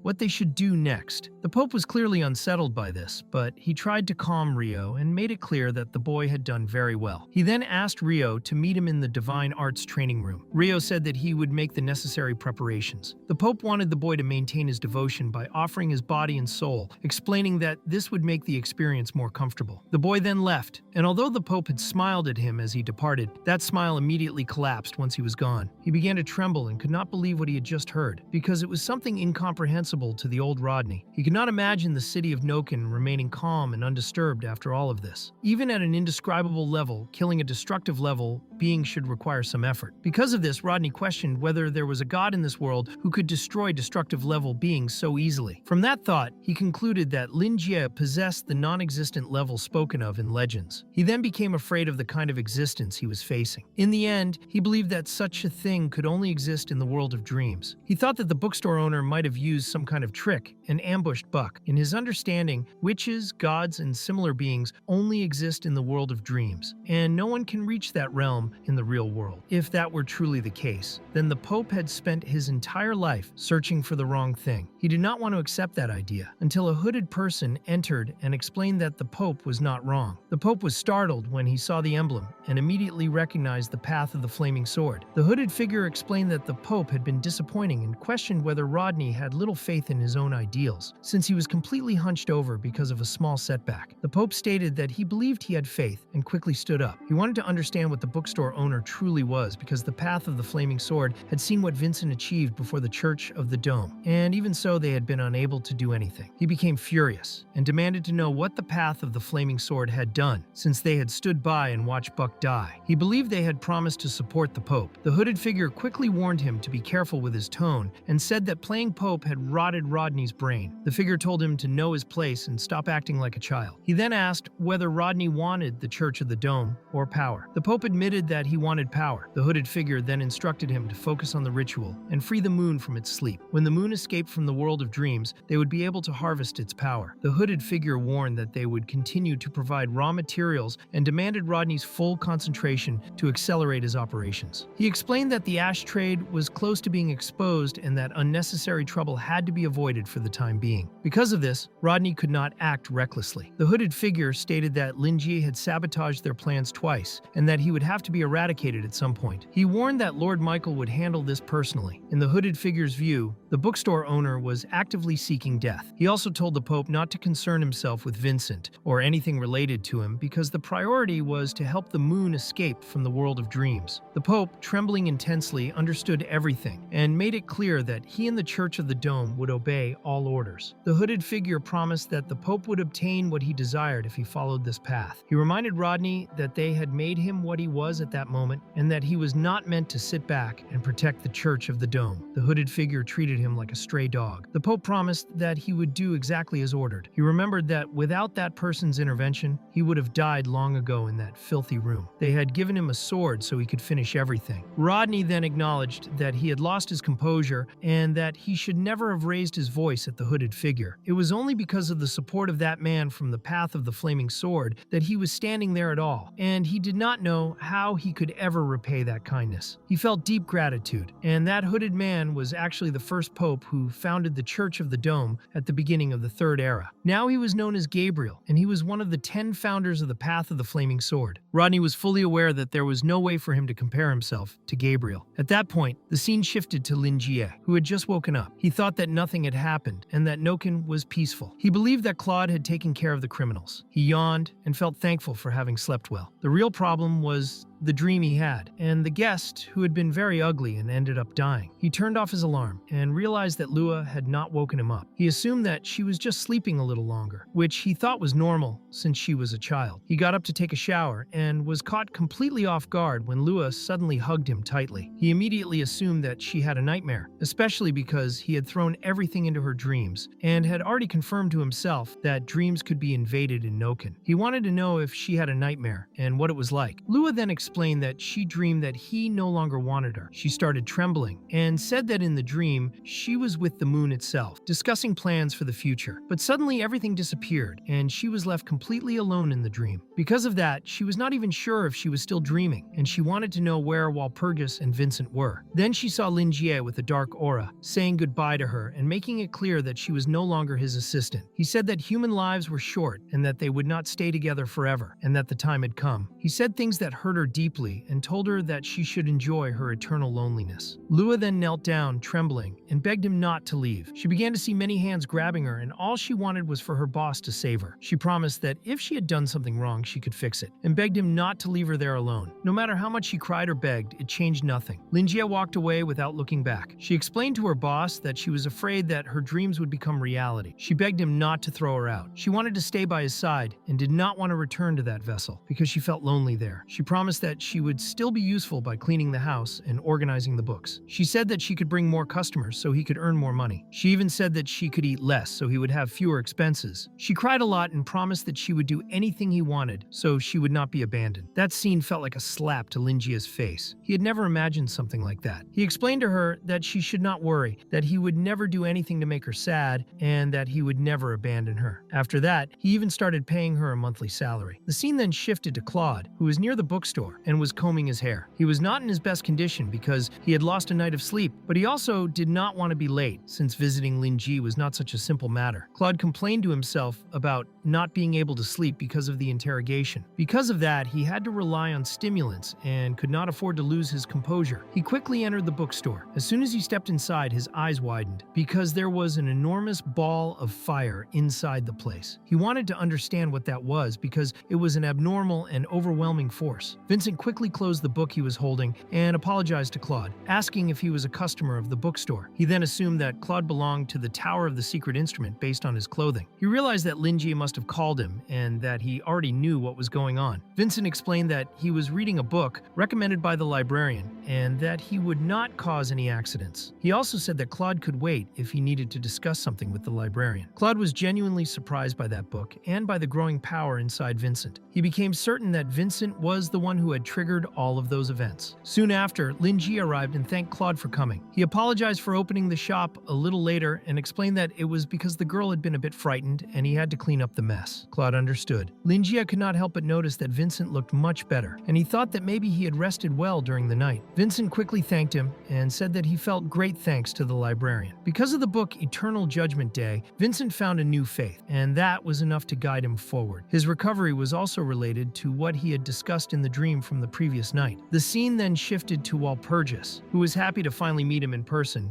and acknowledged that he was doing better. Lua was also changing, with her hair becoming completely silver. She told Vincent that the solar core had fully fused with his body and soul, and that he now had the qualifications to face the primordial truth. She reminded him that they shared a common enemy and that she wanted to discuss the details of their cooperation. Vincent understood perfectly. He held Lua's hand and thanked Walpurgis for her help, promising that he would do his best. Lua was extremely confused confused by everything that was happening, almost like she had turned into a Psyduck. In the end, Vincent looked at Walpurgis and did not recognize her at all. He only recognized Lua, and he started to think that Walpurgis might be a mature and elegant elder. He could feel a power similar to that of Walpurgis, and in the end, he came to believe that Lua herself was Walpurgis. Soon Walpurgis realized that she had not introduced herself, and she understood that this had been her mistake. She then welcomed both of them to her world of dreams and lightly struck them on the head, wanting to know if Lua had not explained the misunderstanding. She made it clear that she would clarify everything herself, and after explaining the situation, she also explained that in order to eliminate the false god, they first needed to bring down the Church of the Dome. To gather enough power to do that, they would need to establish a new religion. First of all, they needed evidence of the crimes committed by the Church of the Dome and expose them publicly. As for the doctrines of the new religion, Walpurgis already had a draft prepared. They would also need followers. Walpurgis wanted to know if Lua already had any ideas, but just as Lua was about to speak, she suddenly disappeared. The two of them were left confused because nothing should have been able to interfere with a primordial level dream world. Walpurgis then thought that the most important matters had already been discussed and that whatever remained unresolved could be handled later. The scene shifted to the bookstore, where Vincent saw that the girl was at least safe, but he did not understand why she seemed sad. Even so, he knew that his main objective was to establish the new religion, which still had many steps left to be completed. Claude then took Lin Jie's hand and expressed that he did not know how to properly thank him. The librarian believed that there was no need for such formality and that justice was the duty of everyone. Claude then stated that the church had sent assassins to kill Vincent, and although Claude had arrived too late, he explained that Burton had arrived in time to turn the situation around and also warned that Burton would be visiting soon. Lin Jie was caught by surprise, and suddenly Burton entered and apologized for being late. He informed Lin Jie that Ji Shu had asked him to send her regards. He was even well dressed for the meeting because of his leader. He also expressed his gratitude to Lin Jie for introducing him to Ji Shu, since that had given him a new chance in life, and he felt very fortunate because of it. All four of them were surprised by Burton's arrival. Claude and the librarian already knew him, but Lua and Vincent were seeing him for the first time. Lin Jie acknowledged that it had been a long time since he last saw Burton, and commented that Ji Shu seemed to be treating him very well. He thanked Burton for maintaining peace in Noken, but Burton believed that he did not deserve praise because he was only doing his duty. After what happened with the 7th Parish, Ji Shu had started to closely monitor the situation, and they needed to work together. He stated that he would fully cooperate with Claude and his team, and would do everything possible to restore peace and order in Noken where Lin Jie lived. This deeply surprised Lin Jie, and he even felt moved, thinking that Ji Shu was truly an incredible and inspiring person. He then sat down and believed that everyone present was already aware of the current situation, and that the Church of the Dome would not give up on destroying all of them. He hoped that everyone could work together to return a blue and clear sky to the people of Noken. He believed that everyone there was extremely capable, and that he would simply observe. He wanted Claude to ask the main person involved, Vincent, what they could do, while Lua would take them aside so they could discuss things properly. Claude did not fully understand at first, and Lin Jie explained that he would soon open a branch of the bookstore next door. Claude was surprised to hear this, and learned that Lua would be the manager. He had simply forgotten that the video rental shop next door had closed permanently. At first, he thought that the owner had been frightened by all the supernatural incidents, but in the end, it was clear that the librarian had been keeping an eye on that location and had been planning to open a branch there. Claude then remembered Colin, who had looked as if he were pregnant. In the end, Colin was just an ordinary man, and staying away from disputes in the supernatural world was not such a bad thing. Claude hoped that he could live a good life. Meanwhile, Colin was at the church, receiving more of those cigarettes that were destroying the minds of the priests. Claude believed that buying and renovating a store took a long time, and perhaps the librarian had been planning this for quite a while. He also believed that Lua was highly valued by the librarian, and that she might be someone he intended to carefully cultivate in the future. Claude believed that if the Church of the Dome was truly doing something as terrible as using addictive drugs to control its followers, then its collapse would be unstoppable. When that happened, a new religion would naturally take its place. However, Claude did not know whether such a force already existed in Noken. Still, the librarian's intention in having his assistant participate in matters involving the Church of the Dome was obvious. Claude felt a dangerous energy coming from the girl and believed that Lin Jie was allowing her to establish her own foundation. Because of this, he thought that Lin Jie had gathered all of them to use their influence thus to help promote a new religion. To Claude, Lin Jie's words carried deep meaning, and he felt the need to carefully note everything. However, he would need to ask Lua and Vincent about Lin Jie's plans. He knew that he could not just keep thinking and had to take the initiative. He also considered the possibility that Lin Jie was testing the attitude of the Tower of the Secret Instrument. And in fact, Claude believed that Lin Jie was extremely cautious. In the end, the Tower of the Secret Instrument was completely on Lin Jie's side and could do whatever he wished. It was an honor for Claude to serve Lin Jie, and even the elders admired him. Claude agreed with the librarian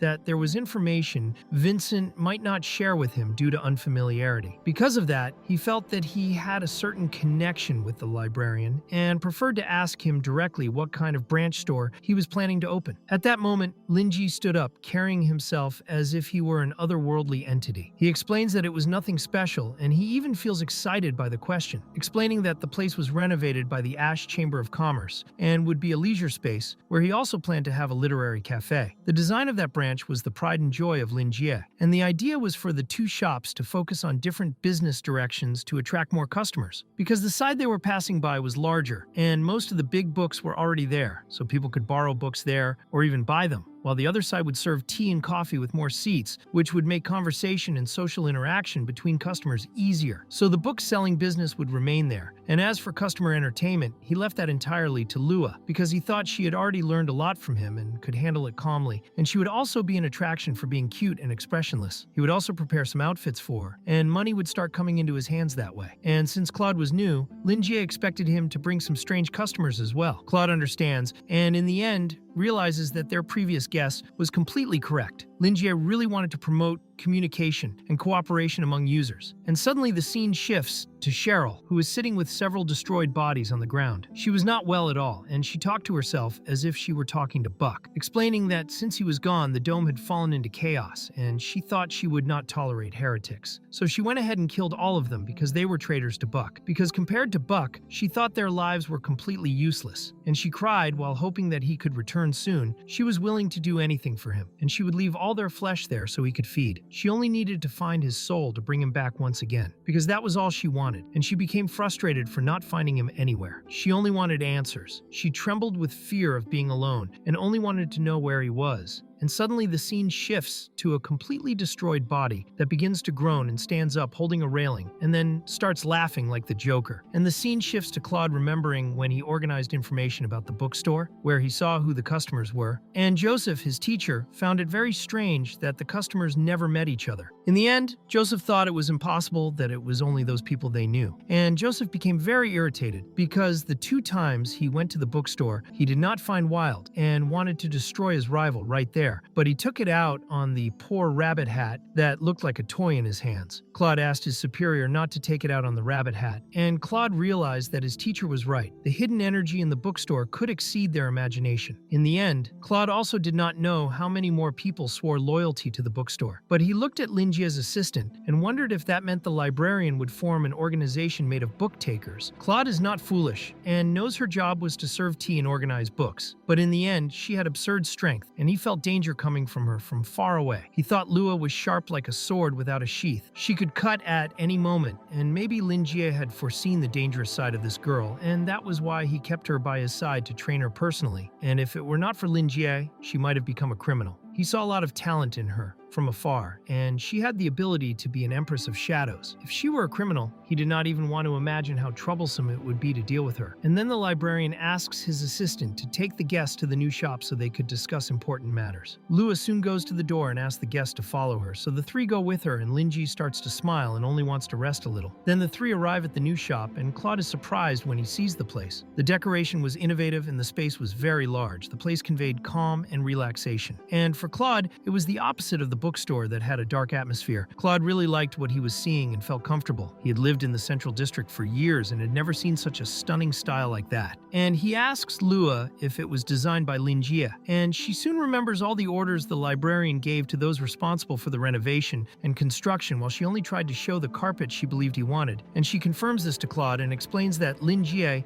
supervised everything as well. And Claude is impressed by how incredible Lin Jie is. Then Claude remembers and thinks that Burton is very punctual punctual and always arrives at exactly the most appropriate moment. But today, he was late, and Claude wanted to know what happened, and Burton starts to tremble, and tears fall as he explains that a tragedy happened in his house. And then the scene shifts to Lua pouring tea for all the guests. Vincent thanks her for the tea, and also thanks everyone because they were all connected to the bookstore. He also expected to receive support and assistance from Lua, and before they discussed anything, he warned that he would tell everything he had experienced, and so the three of them spent that morning together. And then the scene shifts to Belle, who notices that it was already morning, and sees that on that day her master had no meetings or anything like that, so her master would not wake up early, and Belle thought she should prepare breakfast soon, and remembered that her master likes a soft pudding. Until she receives a message on the communication crystal. It was her own master asking her to go to her room immediately after waking up, because it was a matter of great importance. And depending on how things unfolded, they might end up helping the librarian. And suddenly the scene shifts to Joseph in the past when he was holding Dahlia in his arms. She was very embarrassed and wanted him to stop saying embarrassing things. But Joseph makes it clear that he was not joking, and she is surprised by this. Joseph continues and makes it very clear that she is very important to him. More important than he had imagined. And when he saw her in that state the day before, he was terrified, and the dream beast she had encountered was something that not even a very powerful knight would dare to fight in defeat. And to make things worse, the blood of that creature was highly poisonous. And fortunately, he had stolen some healing and dispelling potions from Winston just as a precaution, because he could not even imagine what might have happened if he had not done that. He feels very happy that he arrived in time to save her, and when he saw her in that state, all he felt was fear. And if she died right in front of him, he would never forgive himself. And he had never been afraid of an enemy before, and that was the first time. And living in a world without her would bring unbearable pain. And soon he begins to tremble, because he still had many important things to say to her. So he asked her not to leave him alone. He no longer wanted her to go somewhere he could not find her. Then Dahlia starts to smile and thinks it is rare to see a great hero so shaken, and she feels happy that he went after her. And if she died at that moment, she would die happy. And she explains that even if she died, he should not blame himself, and he did not need to carry such a heavy burden. She was curious about what he wanted from her, but Joseph explains that it was not the right moment, and he did not want her to say things that could discourage him, because he would protect her no matter what happened. So Dahlia simply accepts it and asks him not to go back on his word, and he swears that he has always been faithful and honest, so he would not do that. And Dahlia was very embarrassed and understood that he had removed her armor to take care of her wounds, but she wanted to understand why he undressed her. And Joseph becomes extremely embarrassed and tries to explain himself, saying that he focused in every possible way on using his own energy to heal her. Dahlia starts to smile and asks him to stay under the blanket with her, and suddenly Joseph ends up slipping, and the two of them fall together, and he explains that he slipped and asks if she is okay, but Dahlia tries to reassure him. And just as they were about to dance, Tango, Winston suddenly appears and ruins the good moment Joseph was about to have. He was indignant and wanted to know what the two of them were doing there, and he poured all his stress into the communicator while talking to the team. And in the end, he apologized to his friend and to Dahlia. Winston was a bit stressed because he had searched for them all night, but even so, he was happy that both of them were alive. And the worst part was that they were too confused and had made terrible choices. And Winston shows that everything could have been different, and that there was no way they should have lost communication. And the two of them feel awkward about that. In the end, Joseph wanted his friend to forget about it, and explains that Dahlia was still not feeling well, and that he had used everything he took, and it did not help much. And Winston is surprised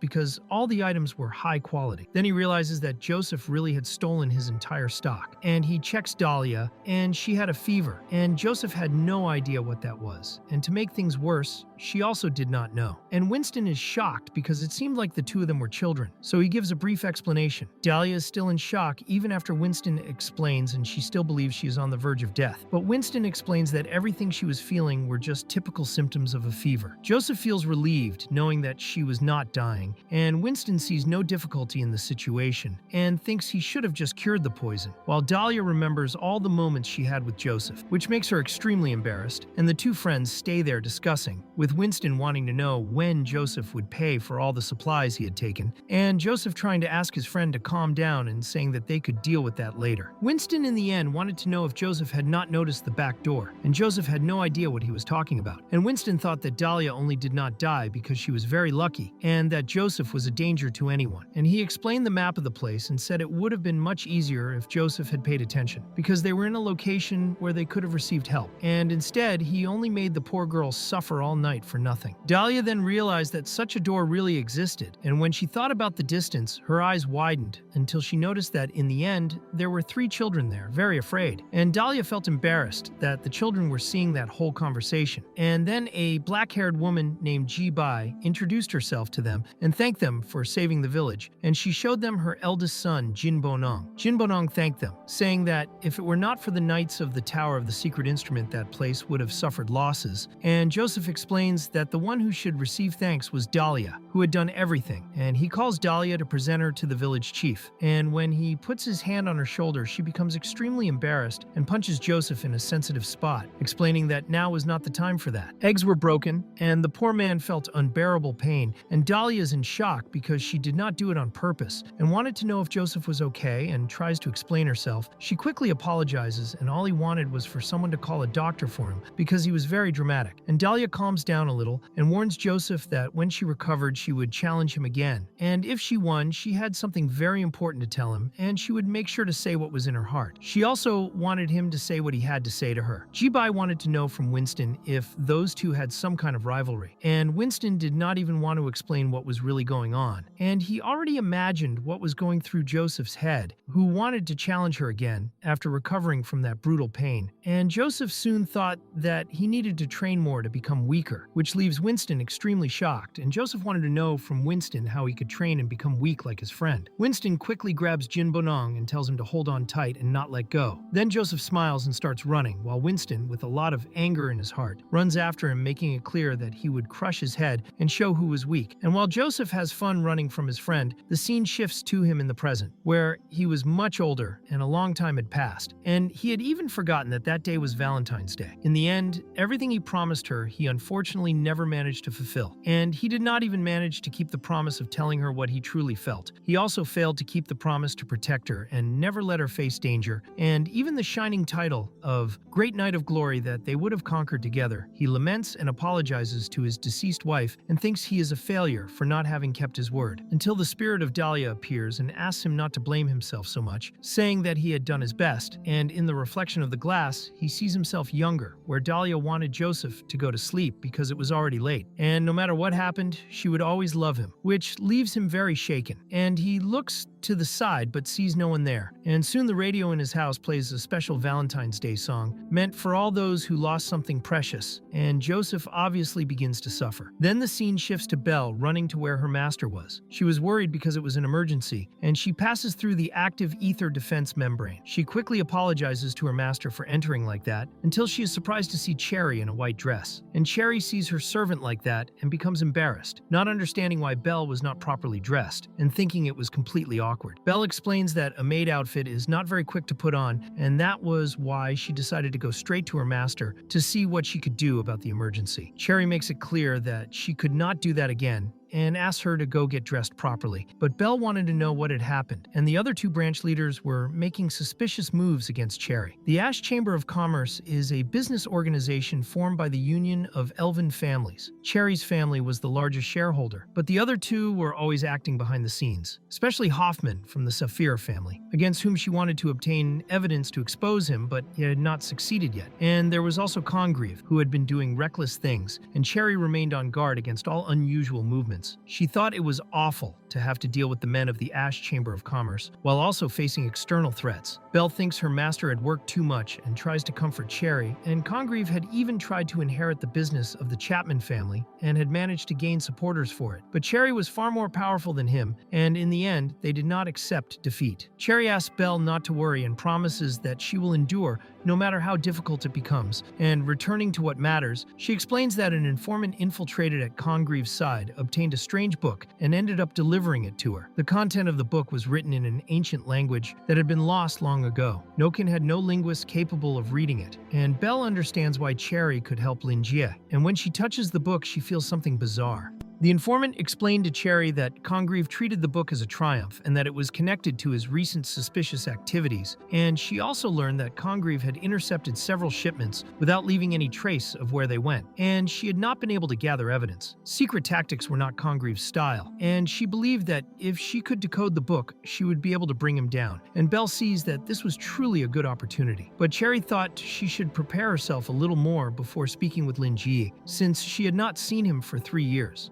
and could only imagine the librarian's voice. And Belle listens to all the nonsense her master says and obviously cannot take it anymore. She just wanted her master to be more mature and calm like Lin Ji. And then the scene shifts to Vincent, who believed that their first step should be to gather evidence of the crimes of the Church of the Dome. He planned to spread this information among the people he had previously saved when he was at the parish, and with a good reputation people would believe him. But there was a condition. This required the cooperation of the Tower of the Secret Instrument, and Claude, smiling, makes it clear that this would not be a problem and that they would help. But he wanted to know what method Vincent would use to spread the new faith. And they also needed to register the doctrine and the name of this new faith. Lua soon places the documents on the table and reveals that she had already printed what was necessary for the registration. And regarding the method to spread the new faith, Claude should not worry, and Claude feels afraid, thinking that she was extremely dangerous. And in the end, he believes that next they should focus the investigation on the composition and origin of the Sacred Moon Brain. He wanted to know if Vincent still had a sample, but Vincent unfortunately did not, which made him furious. He explains that the last piece of the Sacred Moon Brain he had was burned in the explosion, and Claude realizes that Vincent was also dangerous. And Burton asks them not to worry about that, and explains that when they were pursuing those who were hunting Vincent, they searched the fanatics and found a sample, and Low Resources was analyzing it to determine its composition. And if they could track the transaction records of these materials, they could find the place where it was being produced. And once they had solid evidence, they could expose everything and save more innocent people from being poisoned by the Church of the Dome. Claude agrees. And at the same time, he trembles because he feels an overwhelming pressure from being alongside several dangerous individuals. And since Joseph was not there, he would have to face everything head on, and so he informs them that he will contact the Tower of the Secret Instrument to support Vincent. But he recognizes that they would need to combine all their efforts to eliminate such a massive entity. And Vincent was willing to do his utmost to establish the new faith, and Burton clarifies that he will continue the investigation and fully cooperate with them. Lua makes it clear that she will help Vincent, and he is grateful, and so they make a toast to their future cooperation. And Vincent becomes a little thoughtful, but soon takes Claude by the hand. Then the scene shifts to Lin Ji, who feels a wonderful peace, a calm and tranquil morning just as he believes life should be. And he looks at his sword and realizes that he has left it gathering dust, and he has not seen Prada in his dreams anymore. He would like to train with her again, and sword training was very good for his body. And he also imagined that the little black one could benefit when he became a master swordsman, where in a fight he could strike a pose, and the little black one would stand behind him, and the reference is obvious. But Lin Ji had not considered whether the little black one had any special abilities, and if it were a blank slate, the librarian would once again have to rely completely on his sword skills. However, he also believed that the little black one was not that foolish, and in the end, he just needed to calm down after all the chaos was over. After that, he would improve his sword skills, and his goal was to reach the level of 0 strikes per second, just to at least defend himself from some thugs. He thought that the conversation among the four was taking too long, and he was already getting bored. The gargoyle trembled just thinking about the plant that had left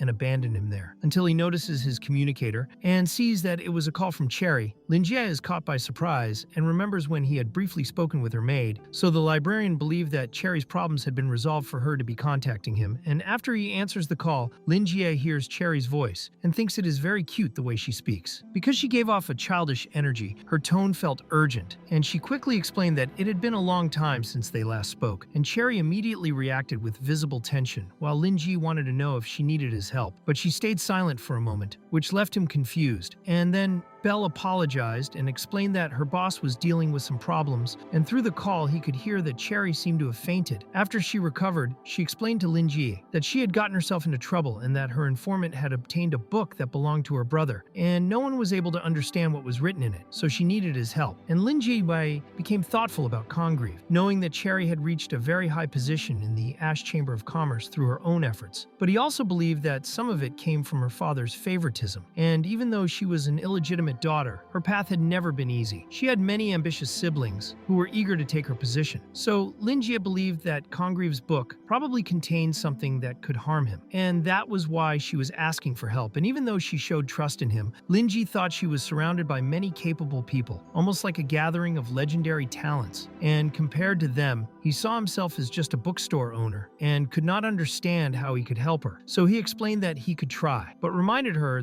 that this was not his field of expertise. However, Cherry showed so much excitement that it almost overwhelmed him, and she was extremely happy that he agreed. While he still did not understand what was happening, and her maid only wished that Cherry would be more mature when dealing with others. And Cherry thanked her and informed the librarian that she was already on her way to him with the book at that very moment, which left Linjie even more confused because she spoke as if everything had already been solved, and perhaps she had misunderstood the situation. At that point, he thought that the girl simply wanted to see him and that she had a very explosive temperament, but he believed he should at least understand the full situation. So he asked Cherry whether she believed the book was the key to bringing down her brother, and she confirmed it and wanted to know if that would be a problem for him. And Linjie explained that it was not exactly a problem, but that he needed to analyze things more carefully, because caution never hurt anyone, and he did not know much about Congreve and needed more information from her. The scene then shifted to Congreve receiving a call informing him that Haywood was dead, and the informant explained that the sale of methods to remove loyalty marks had also been discovered by Cherry, and Haywood had been killed by Burton, and Congreve had already imagined that this would happen one day, and in the end, he thought Haywood was foolish, because he only saw the chance to earn more money and ended up falling into a trap, while Congreve himself had been acting as an intermediary in the smuggling trade of the method to remove loyalty marks and was making a fortune from it. He then planned to find a way to reincarnate the mage he considered an idiot, and he told the informant not to worry about being exposed because he was very careful when connecting his clients and left no traces. But he believed that Loa Recursos would blame the entire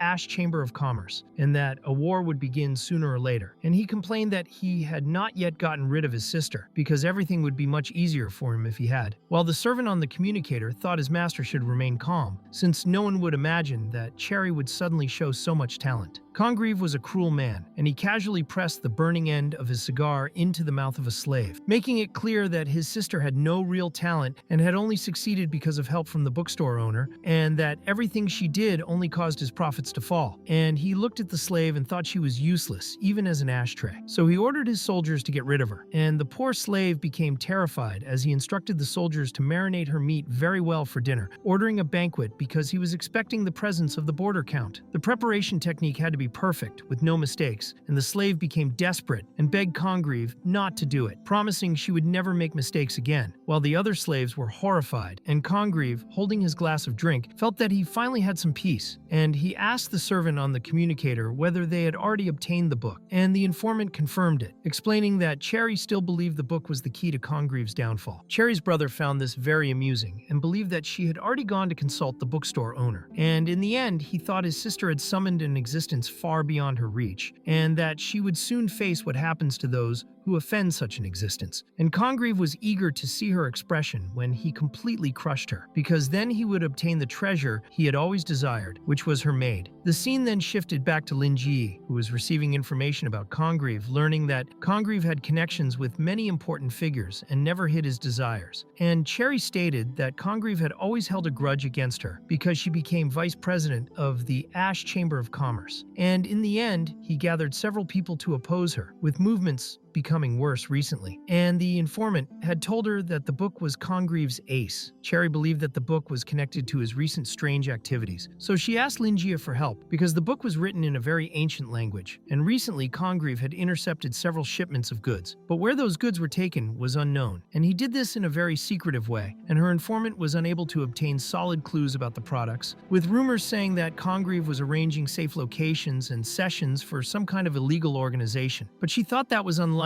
because she believed he was not that intelligent. He was connecting certain clients and developing smuggling businesses, dealing with dangerous goods and other forbidden transactions. And Linjie realized that Cherry's brother was not just a simple greedy fool, and he also wanted her not to lower her guard. because he would not allow something so important to be taken without reacting. And in any case, he still had strong influence because of his followers. So she should not underestimate Congreve, since he would not have so many followers if he were an idiot. From her tone of voice, the librarian believed that she had not faced any obstacles in obtaining the book, and that truly caught Cherry's attention, causing her to start believing that the book might be a trap, and that made sense to her. And Cherry realized that she had been blind to this possibility, since Congreve had always handled things differently, even though he always thought with his lower instincts, and she felt deep contempt for him, something completely ingrained in her. But at the same time, her informant was someone she trusted, and she could not see how he would betray her. Even though he was Congreve's most trusted assistant, she had used the mark of the benevolent heart to control her informant as a safety measure. So her informant should have been her loyal follower and should not question or disobey her. And over the last 3 years, the mark had never failed her, and she had acquired that ability through a book from Lin Ji that he had gifted her years ago, and she was called the Witch of Chapman precisely because of that ability. Anyone who came into contact with her would unknowingly be infected by her personal charm, but she needed sufficient interaction because it depended on the target's mental strength, and she could force them to develop feelings such as pity, admiration, forgiveness, respect, loyalty, and any other positive thoughts toward her. And it had been the same with the informant, and when she converted him, he cried uncontrollably because he had never found a true master in his wandering life, and it was as if she had taken him out of darkness and led him onto the path of light. Because of that, Cherry never doubted his loyalty, and she told the librarian that she had not encountered any problems. But there was a catch, and she began to think, since Lin Jie would never make an assumption without thinking, and he must know something and be trying to warn her. And if it truly was a trap, then something was wrong with the informant. So she started to believe it had been a setup she failed to notice, and she began to think that Congreve had found some way to nullify her ability, turning the informant into a triple agent. Lin Jie believed that business was like war, and that sometimes it was better to assume danger than to ignore it. And he thought that Cherry might already have imagined that, since she could not read the book, it might contain false information meant to frame her. And Cherry then wanted to confirm whether he meant that she should believe the informant, treat the book as something that could bring down Congreve, and keep the informant by her side while gathering people to continue deciphering the writing in the book. And Lin Jie confirmed that this was exactly his point. Cherry believed absolutely everything Lin Jie said, and she believed that if the librarian were not nearby, she might have thought it was her chance to completely crush Congreve. And in the end, she began to imagine the possibility of Congreve reversing the situation and claiming that the book belonged to her, accusing her of orchestrating everything, which would lead to her downfall. And Cherry started trembling and believed that Congreve was not capable of doing something like that until Belle placed a hand on her master's shoulder and reassured her that she would stand by her master until the very end. She would always be the servant Cherry could trust, and Lin Jie noticed the silence on Cherry's side of the call and believed that she had understood everything at that moment, meaning she might be nervous and needed support. So he asked her to bring the book to him so he could check it, since everything was still speculation at that point. And in the end, he was not worried because he had police protection, believing that Congreve would not dare interfere with the authorities. Meanwhile, Claude was drinking tea prepared by Lua, and Cherry soon informed Lin Jie that this had been her plan from the beginning, so she would bring the book as quickly as possible. And in the end,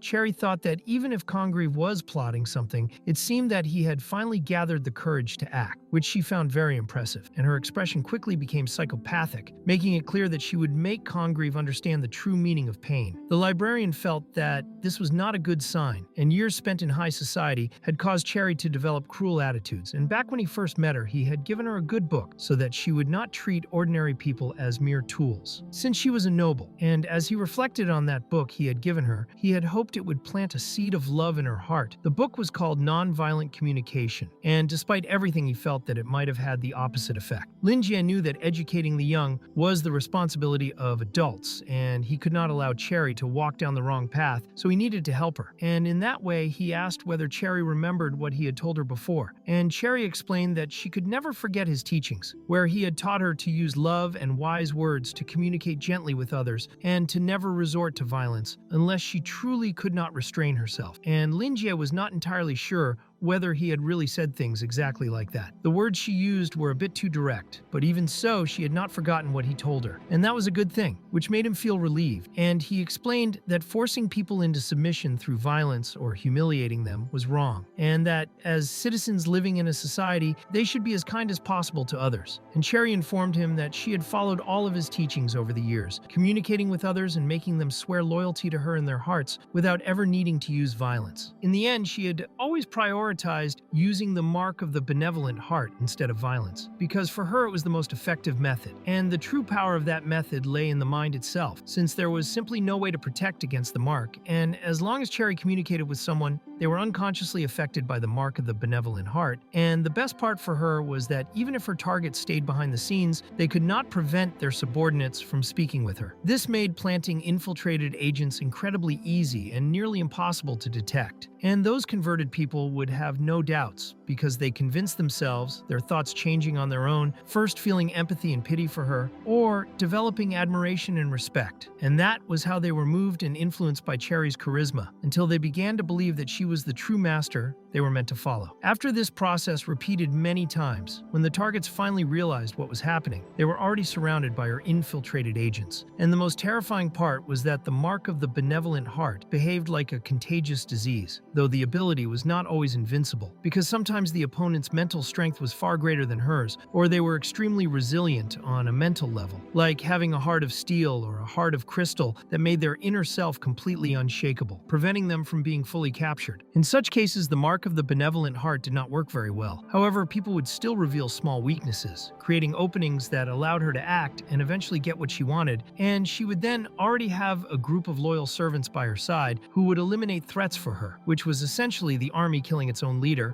and then surrendering to her in reverence. And Cherry told the librarian that she had always taken his teachings to heart and had not forgotten even a single punctuation mark, expressing deep gratitude for his guidance, which made him sigh in relief. Because of that, Lin Jie wanted to understand why she was talking about making others feel pain, since she remembered everything, and that was clearly not the right thing to do. And he also recalled that casually talking about making people suffer was very frightening. After all, she was not Nagato of the Akatsuki, so Lin Jie wanted her to think carefully and try to talk with Congreve first, uncovering the bad things he had done, and more importantly, to look for the evidence he had left behind after committing his crimes. And if she found anything, she should hand him over to the police. He also informed her that he had contacts within the police who could help her investigate, and Lin Jie even thought that Claude would be happy to have two cases to solve. And Cherry soon realized this and agreed with the librarian that she had been too hasty, believing that she should legitimately hand Congreve over to the law as if she were doing a favor, which would make all of her supporters trust her even more. And she acknowledged that the librarian was right, and that acting the way she had imagined could damage her reputation. Because of the mark of the benevolent heart, all the supporters who leaned toward her believed that she was chosen by destiny and that she was the only one capable of leading the Ash Chamber of Commerce, and in their eyes, everything she did was naturally correct and just. However, the truth was that her subordinates wanted to destroy Congreve because they would do anything for her. But Cherry still kept in mind that Congreve was her blood half-brother and believed he could use anything against her, so she could not afford to make mistakes. If he made the first move, however, things could change, and she could respond in kind, and if he were sent to prison, it would eventually lead to a public execution, witnessed by both the extraordinary and the ordinary, which, for someone as vain and arrogant as him, would be the greatest torment to his heart, and also a warning to anyone else who refused to behave properly. And Cherry found this idea truly impressive, while Lin Jie believed she had understood everything very well, and reminded her that when dealing with Congreve, what truly mattered was having a legitimate justification. Publishing the matter in that way would clearly show her character and her broad vision, and it would benefit both her future career and her public image. He also believed that the reputation of the Ash Chamber of Commerce would increase greatly, and she herself thought that he was right. She even felt emotional for a brief moment, and thanked him for guiding her in the best possible way. At the same time, Cherry soon realized that Lin Jie had a very broad way of thinking, because if she were to kill Congreve's supporters, she would simply be wasting resources. Instead, she could convert all of them using her ability, and having them as her loyal dogs would be far more practical and efficient. Lin Jie already knew that she was a clever child, and that she would make the best choice. Even though her turbulent life had already taught Cherry many things about the adult world, he still hoped that she would not forget her true nature. He did not want her to become a cold and unscrupulous person, because the world would only benefit from her kindness. At that moment, Cherry reminded the librarian that there was something she had forgotten, and she wanted to know whether he liked the gift she had given him earlier. He then remembered that she was talking about the coin of destiny. He felt embarrassed to tell the girl that the gift she had given him was gathering dust, because he was not a fortune teller, and he also did not like to use such objects. In the end, he preferred collecting them. The last time he visited the old man Wild, he had tossed the coin and ended up breaking the old man's mug. Because of that, he chose to pretend and thank Cherry for the gift, saying that the coin was very well made and excellent for a collection, but that there were not many situations in which it could actually be useful. Cherry felt a little downhearted because she saw Lin Jie as a god and thought that a coin of destiny was truly nothing special to him. She had also heard from the butler that after she gave the coin to Lin Jie, someone from the neighboring house had delivered the other side of the coin to him, and that everything was inevitable. Because of this, Cherry believed that the librarian already knew everything. She felt frustrated, but she was determined to win his affection. So she decided that she would work even harder. She told him not to worry, because she would give him another gift that would be much better. However, Lin Jie asked her not to be so excessive, because the coin was already more than beautiful enough for him. Cherry replied that she had spent a very long time preparing that gift, and she used a tone of voice that deeply affected the poor man. Lin Jie was shocked by how sweet and gentle her voice was. He thought that she was a spoiled child and that he needed to teach her not to be so casually cute, because someone with bad intentions could take advantage of that. He knew that not everyone was as decent as he was. In order not to hurt her feelings, he finally accepted and told her that he was looking forward to her gift. This made her extremely happy, and she jumped energetically on the bed. She told him that after she finished the investigation, she would visit him and also bring the gift. She clearly showed how eager she was to see him. Lin Jie tried to show that he felt the same kind of excitement. At that moment, he clearly remembered that she had mentioned that Congreve had intercepted a shipment and that its whereabouts were unknown. He also remembered that the brain of the sacred moon seemed to originate from the Church of the Dome, and he wanted to know whether those two things could be connected. He then asked Cherry if she knew what had been included in the shipment that her half-brother had intercepted and whether she had a list or something similar. Bella served Cherry some ice cream and informed Lin Jie that she was still checking and that only a small part had been confirmed. Because of that, Lin Jie asked whether she knew about the brain of the sacred moon. She did not know what that was, so she asked him if he thought that the cargo intercepted by Congreve had something related to the brain of the sacred moon. The librarian confirmed this and explained that the situation involving the Church of the Dome was very serious, so he believed that she had already heard about it. He explained that they had used the brain of the sacred moon to control their followers, and that the brain of the sacred moon had originated from the Ash Chamber of Commerce. He said that he would explain everything to her and also wanted her side to follow the related clues. However, he noticed that she had gone silent. At that moment, Cherry had her eyes wide open, while Bella simply observed quietly. At that point, the scene shifts to Claude, Vincent, and Burton, as they were drinking the tea that Lua had prepared for them. They were completely affected and slightly delirious from it. Claude soon thanked Lua for the hospitality and said that he would report everything about the discussion they had just had to Lin Jie. After that, all they needed to do was wait for the results of the evaluation of the brain of the sacred moon. Claude truly felt that he should have brought Caroline if he had known that this kind of analysis would be involved, because Caroline was very professional and highly experienced. He then realized that he had been working many overtime hours and had ended up with no time for her. He could have used the work he was doing there as an excuse to spend some time with her. Claude truly missed her very much, so he sighed. Burton noticed this and informed him that before arriving there, he had checked the progress of the evaluation department of low resources. He explained that they also had professionals there, even though they could not compare to the Tower of the Secret Instrument. Since they had started early, they might already have the evaluation results. Suddenly, his carnivorous plant came out from his clothes and informed him that the test results for the sample he had sent were ready and that the chief had already assigned someone to deliver the results to him. Burton felt very grateful, and everyone else was left in disbelief at what they were seeing. Burton then asked what everyone thought about it, because for him everything had happened very quickly. After that, he stood up and said that he would go and retrieve the evaluation results at that exact moment, and he also asked Claude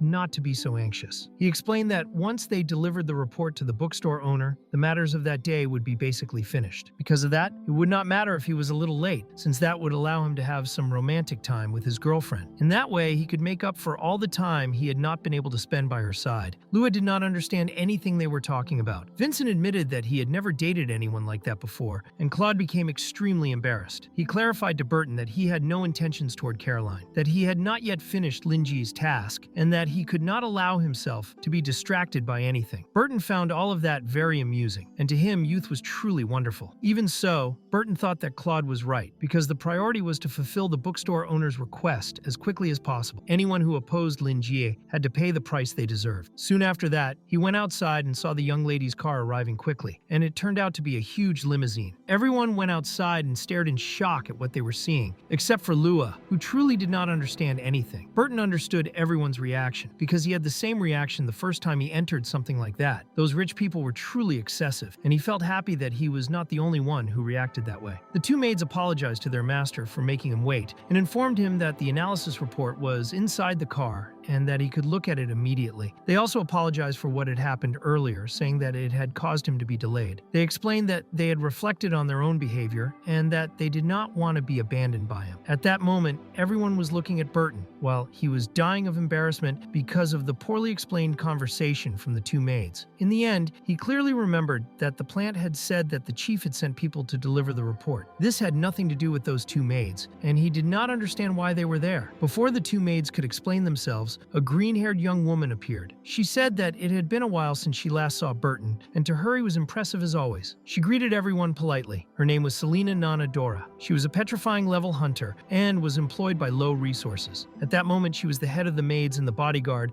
of the patriarch of the G family. Because of that, she was fully responsible for ensuring the personal safety of her master. She was on that mission together with the maids to present the evaluation report to Burton, and she made it very clear that it was an honor to meet all of them since she was aware that they were guests of Lin Ji. Claude explained that it was simply their duty to serve the bookstore owner, so Dora did not need to be so formal. Vincent was extremely shocked by the presence of that woman. At that moment, Dora handed the report to Burton,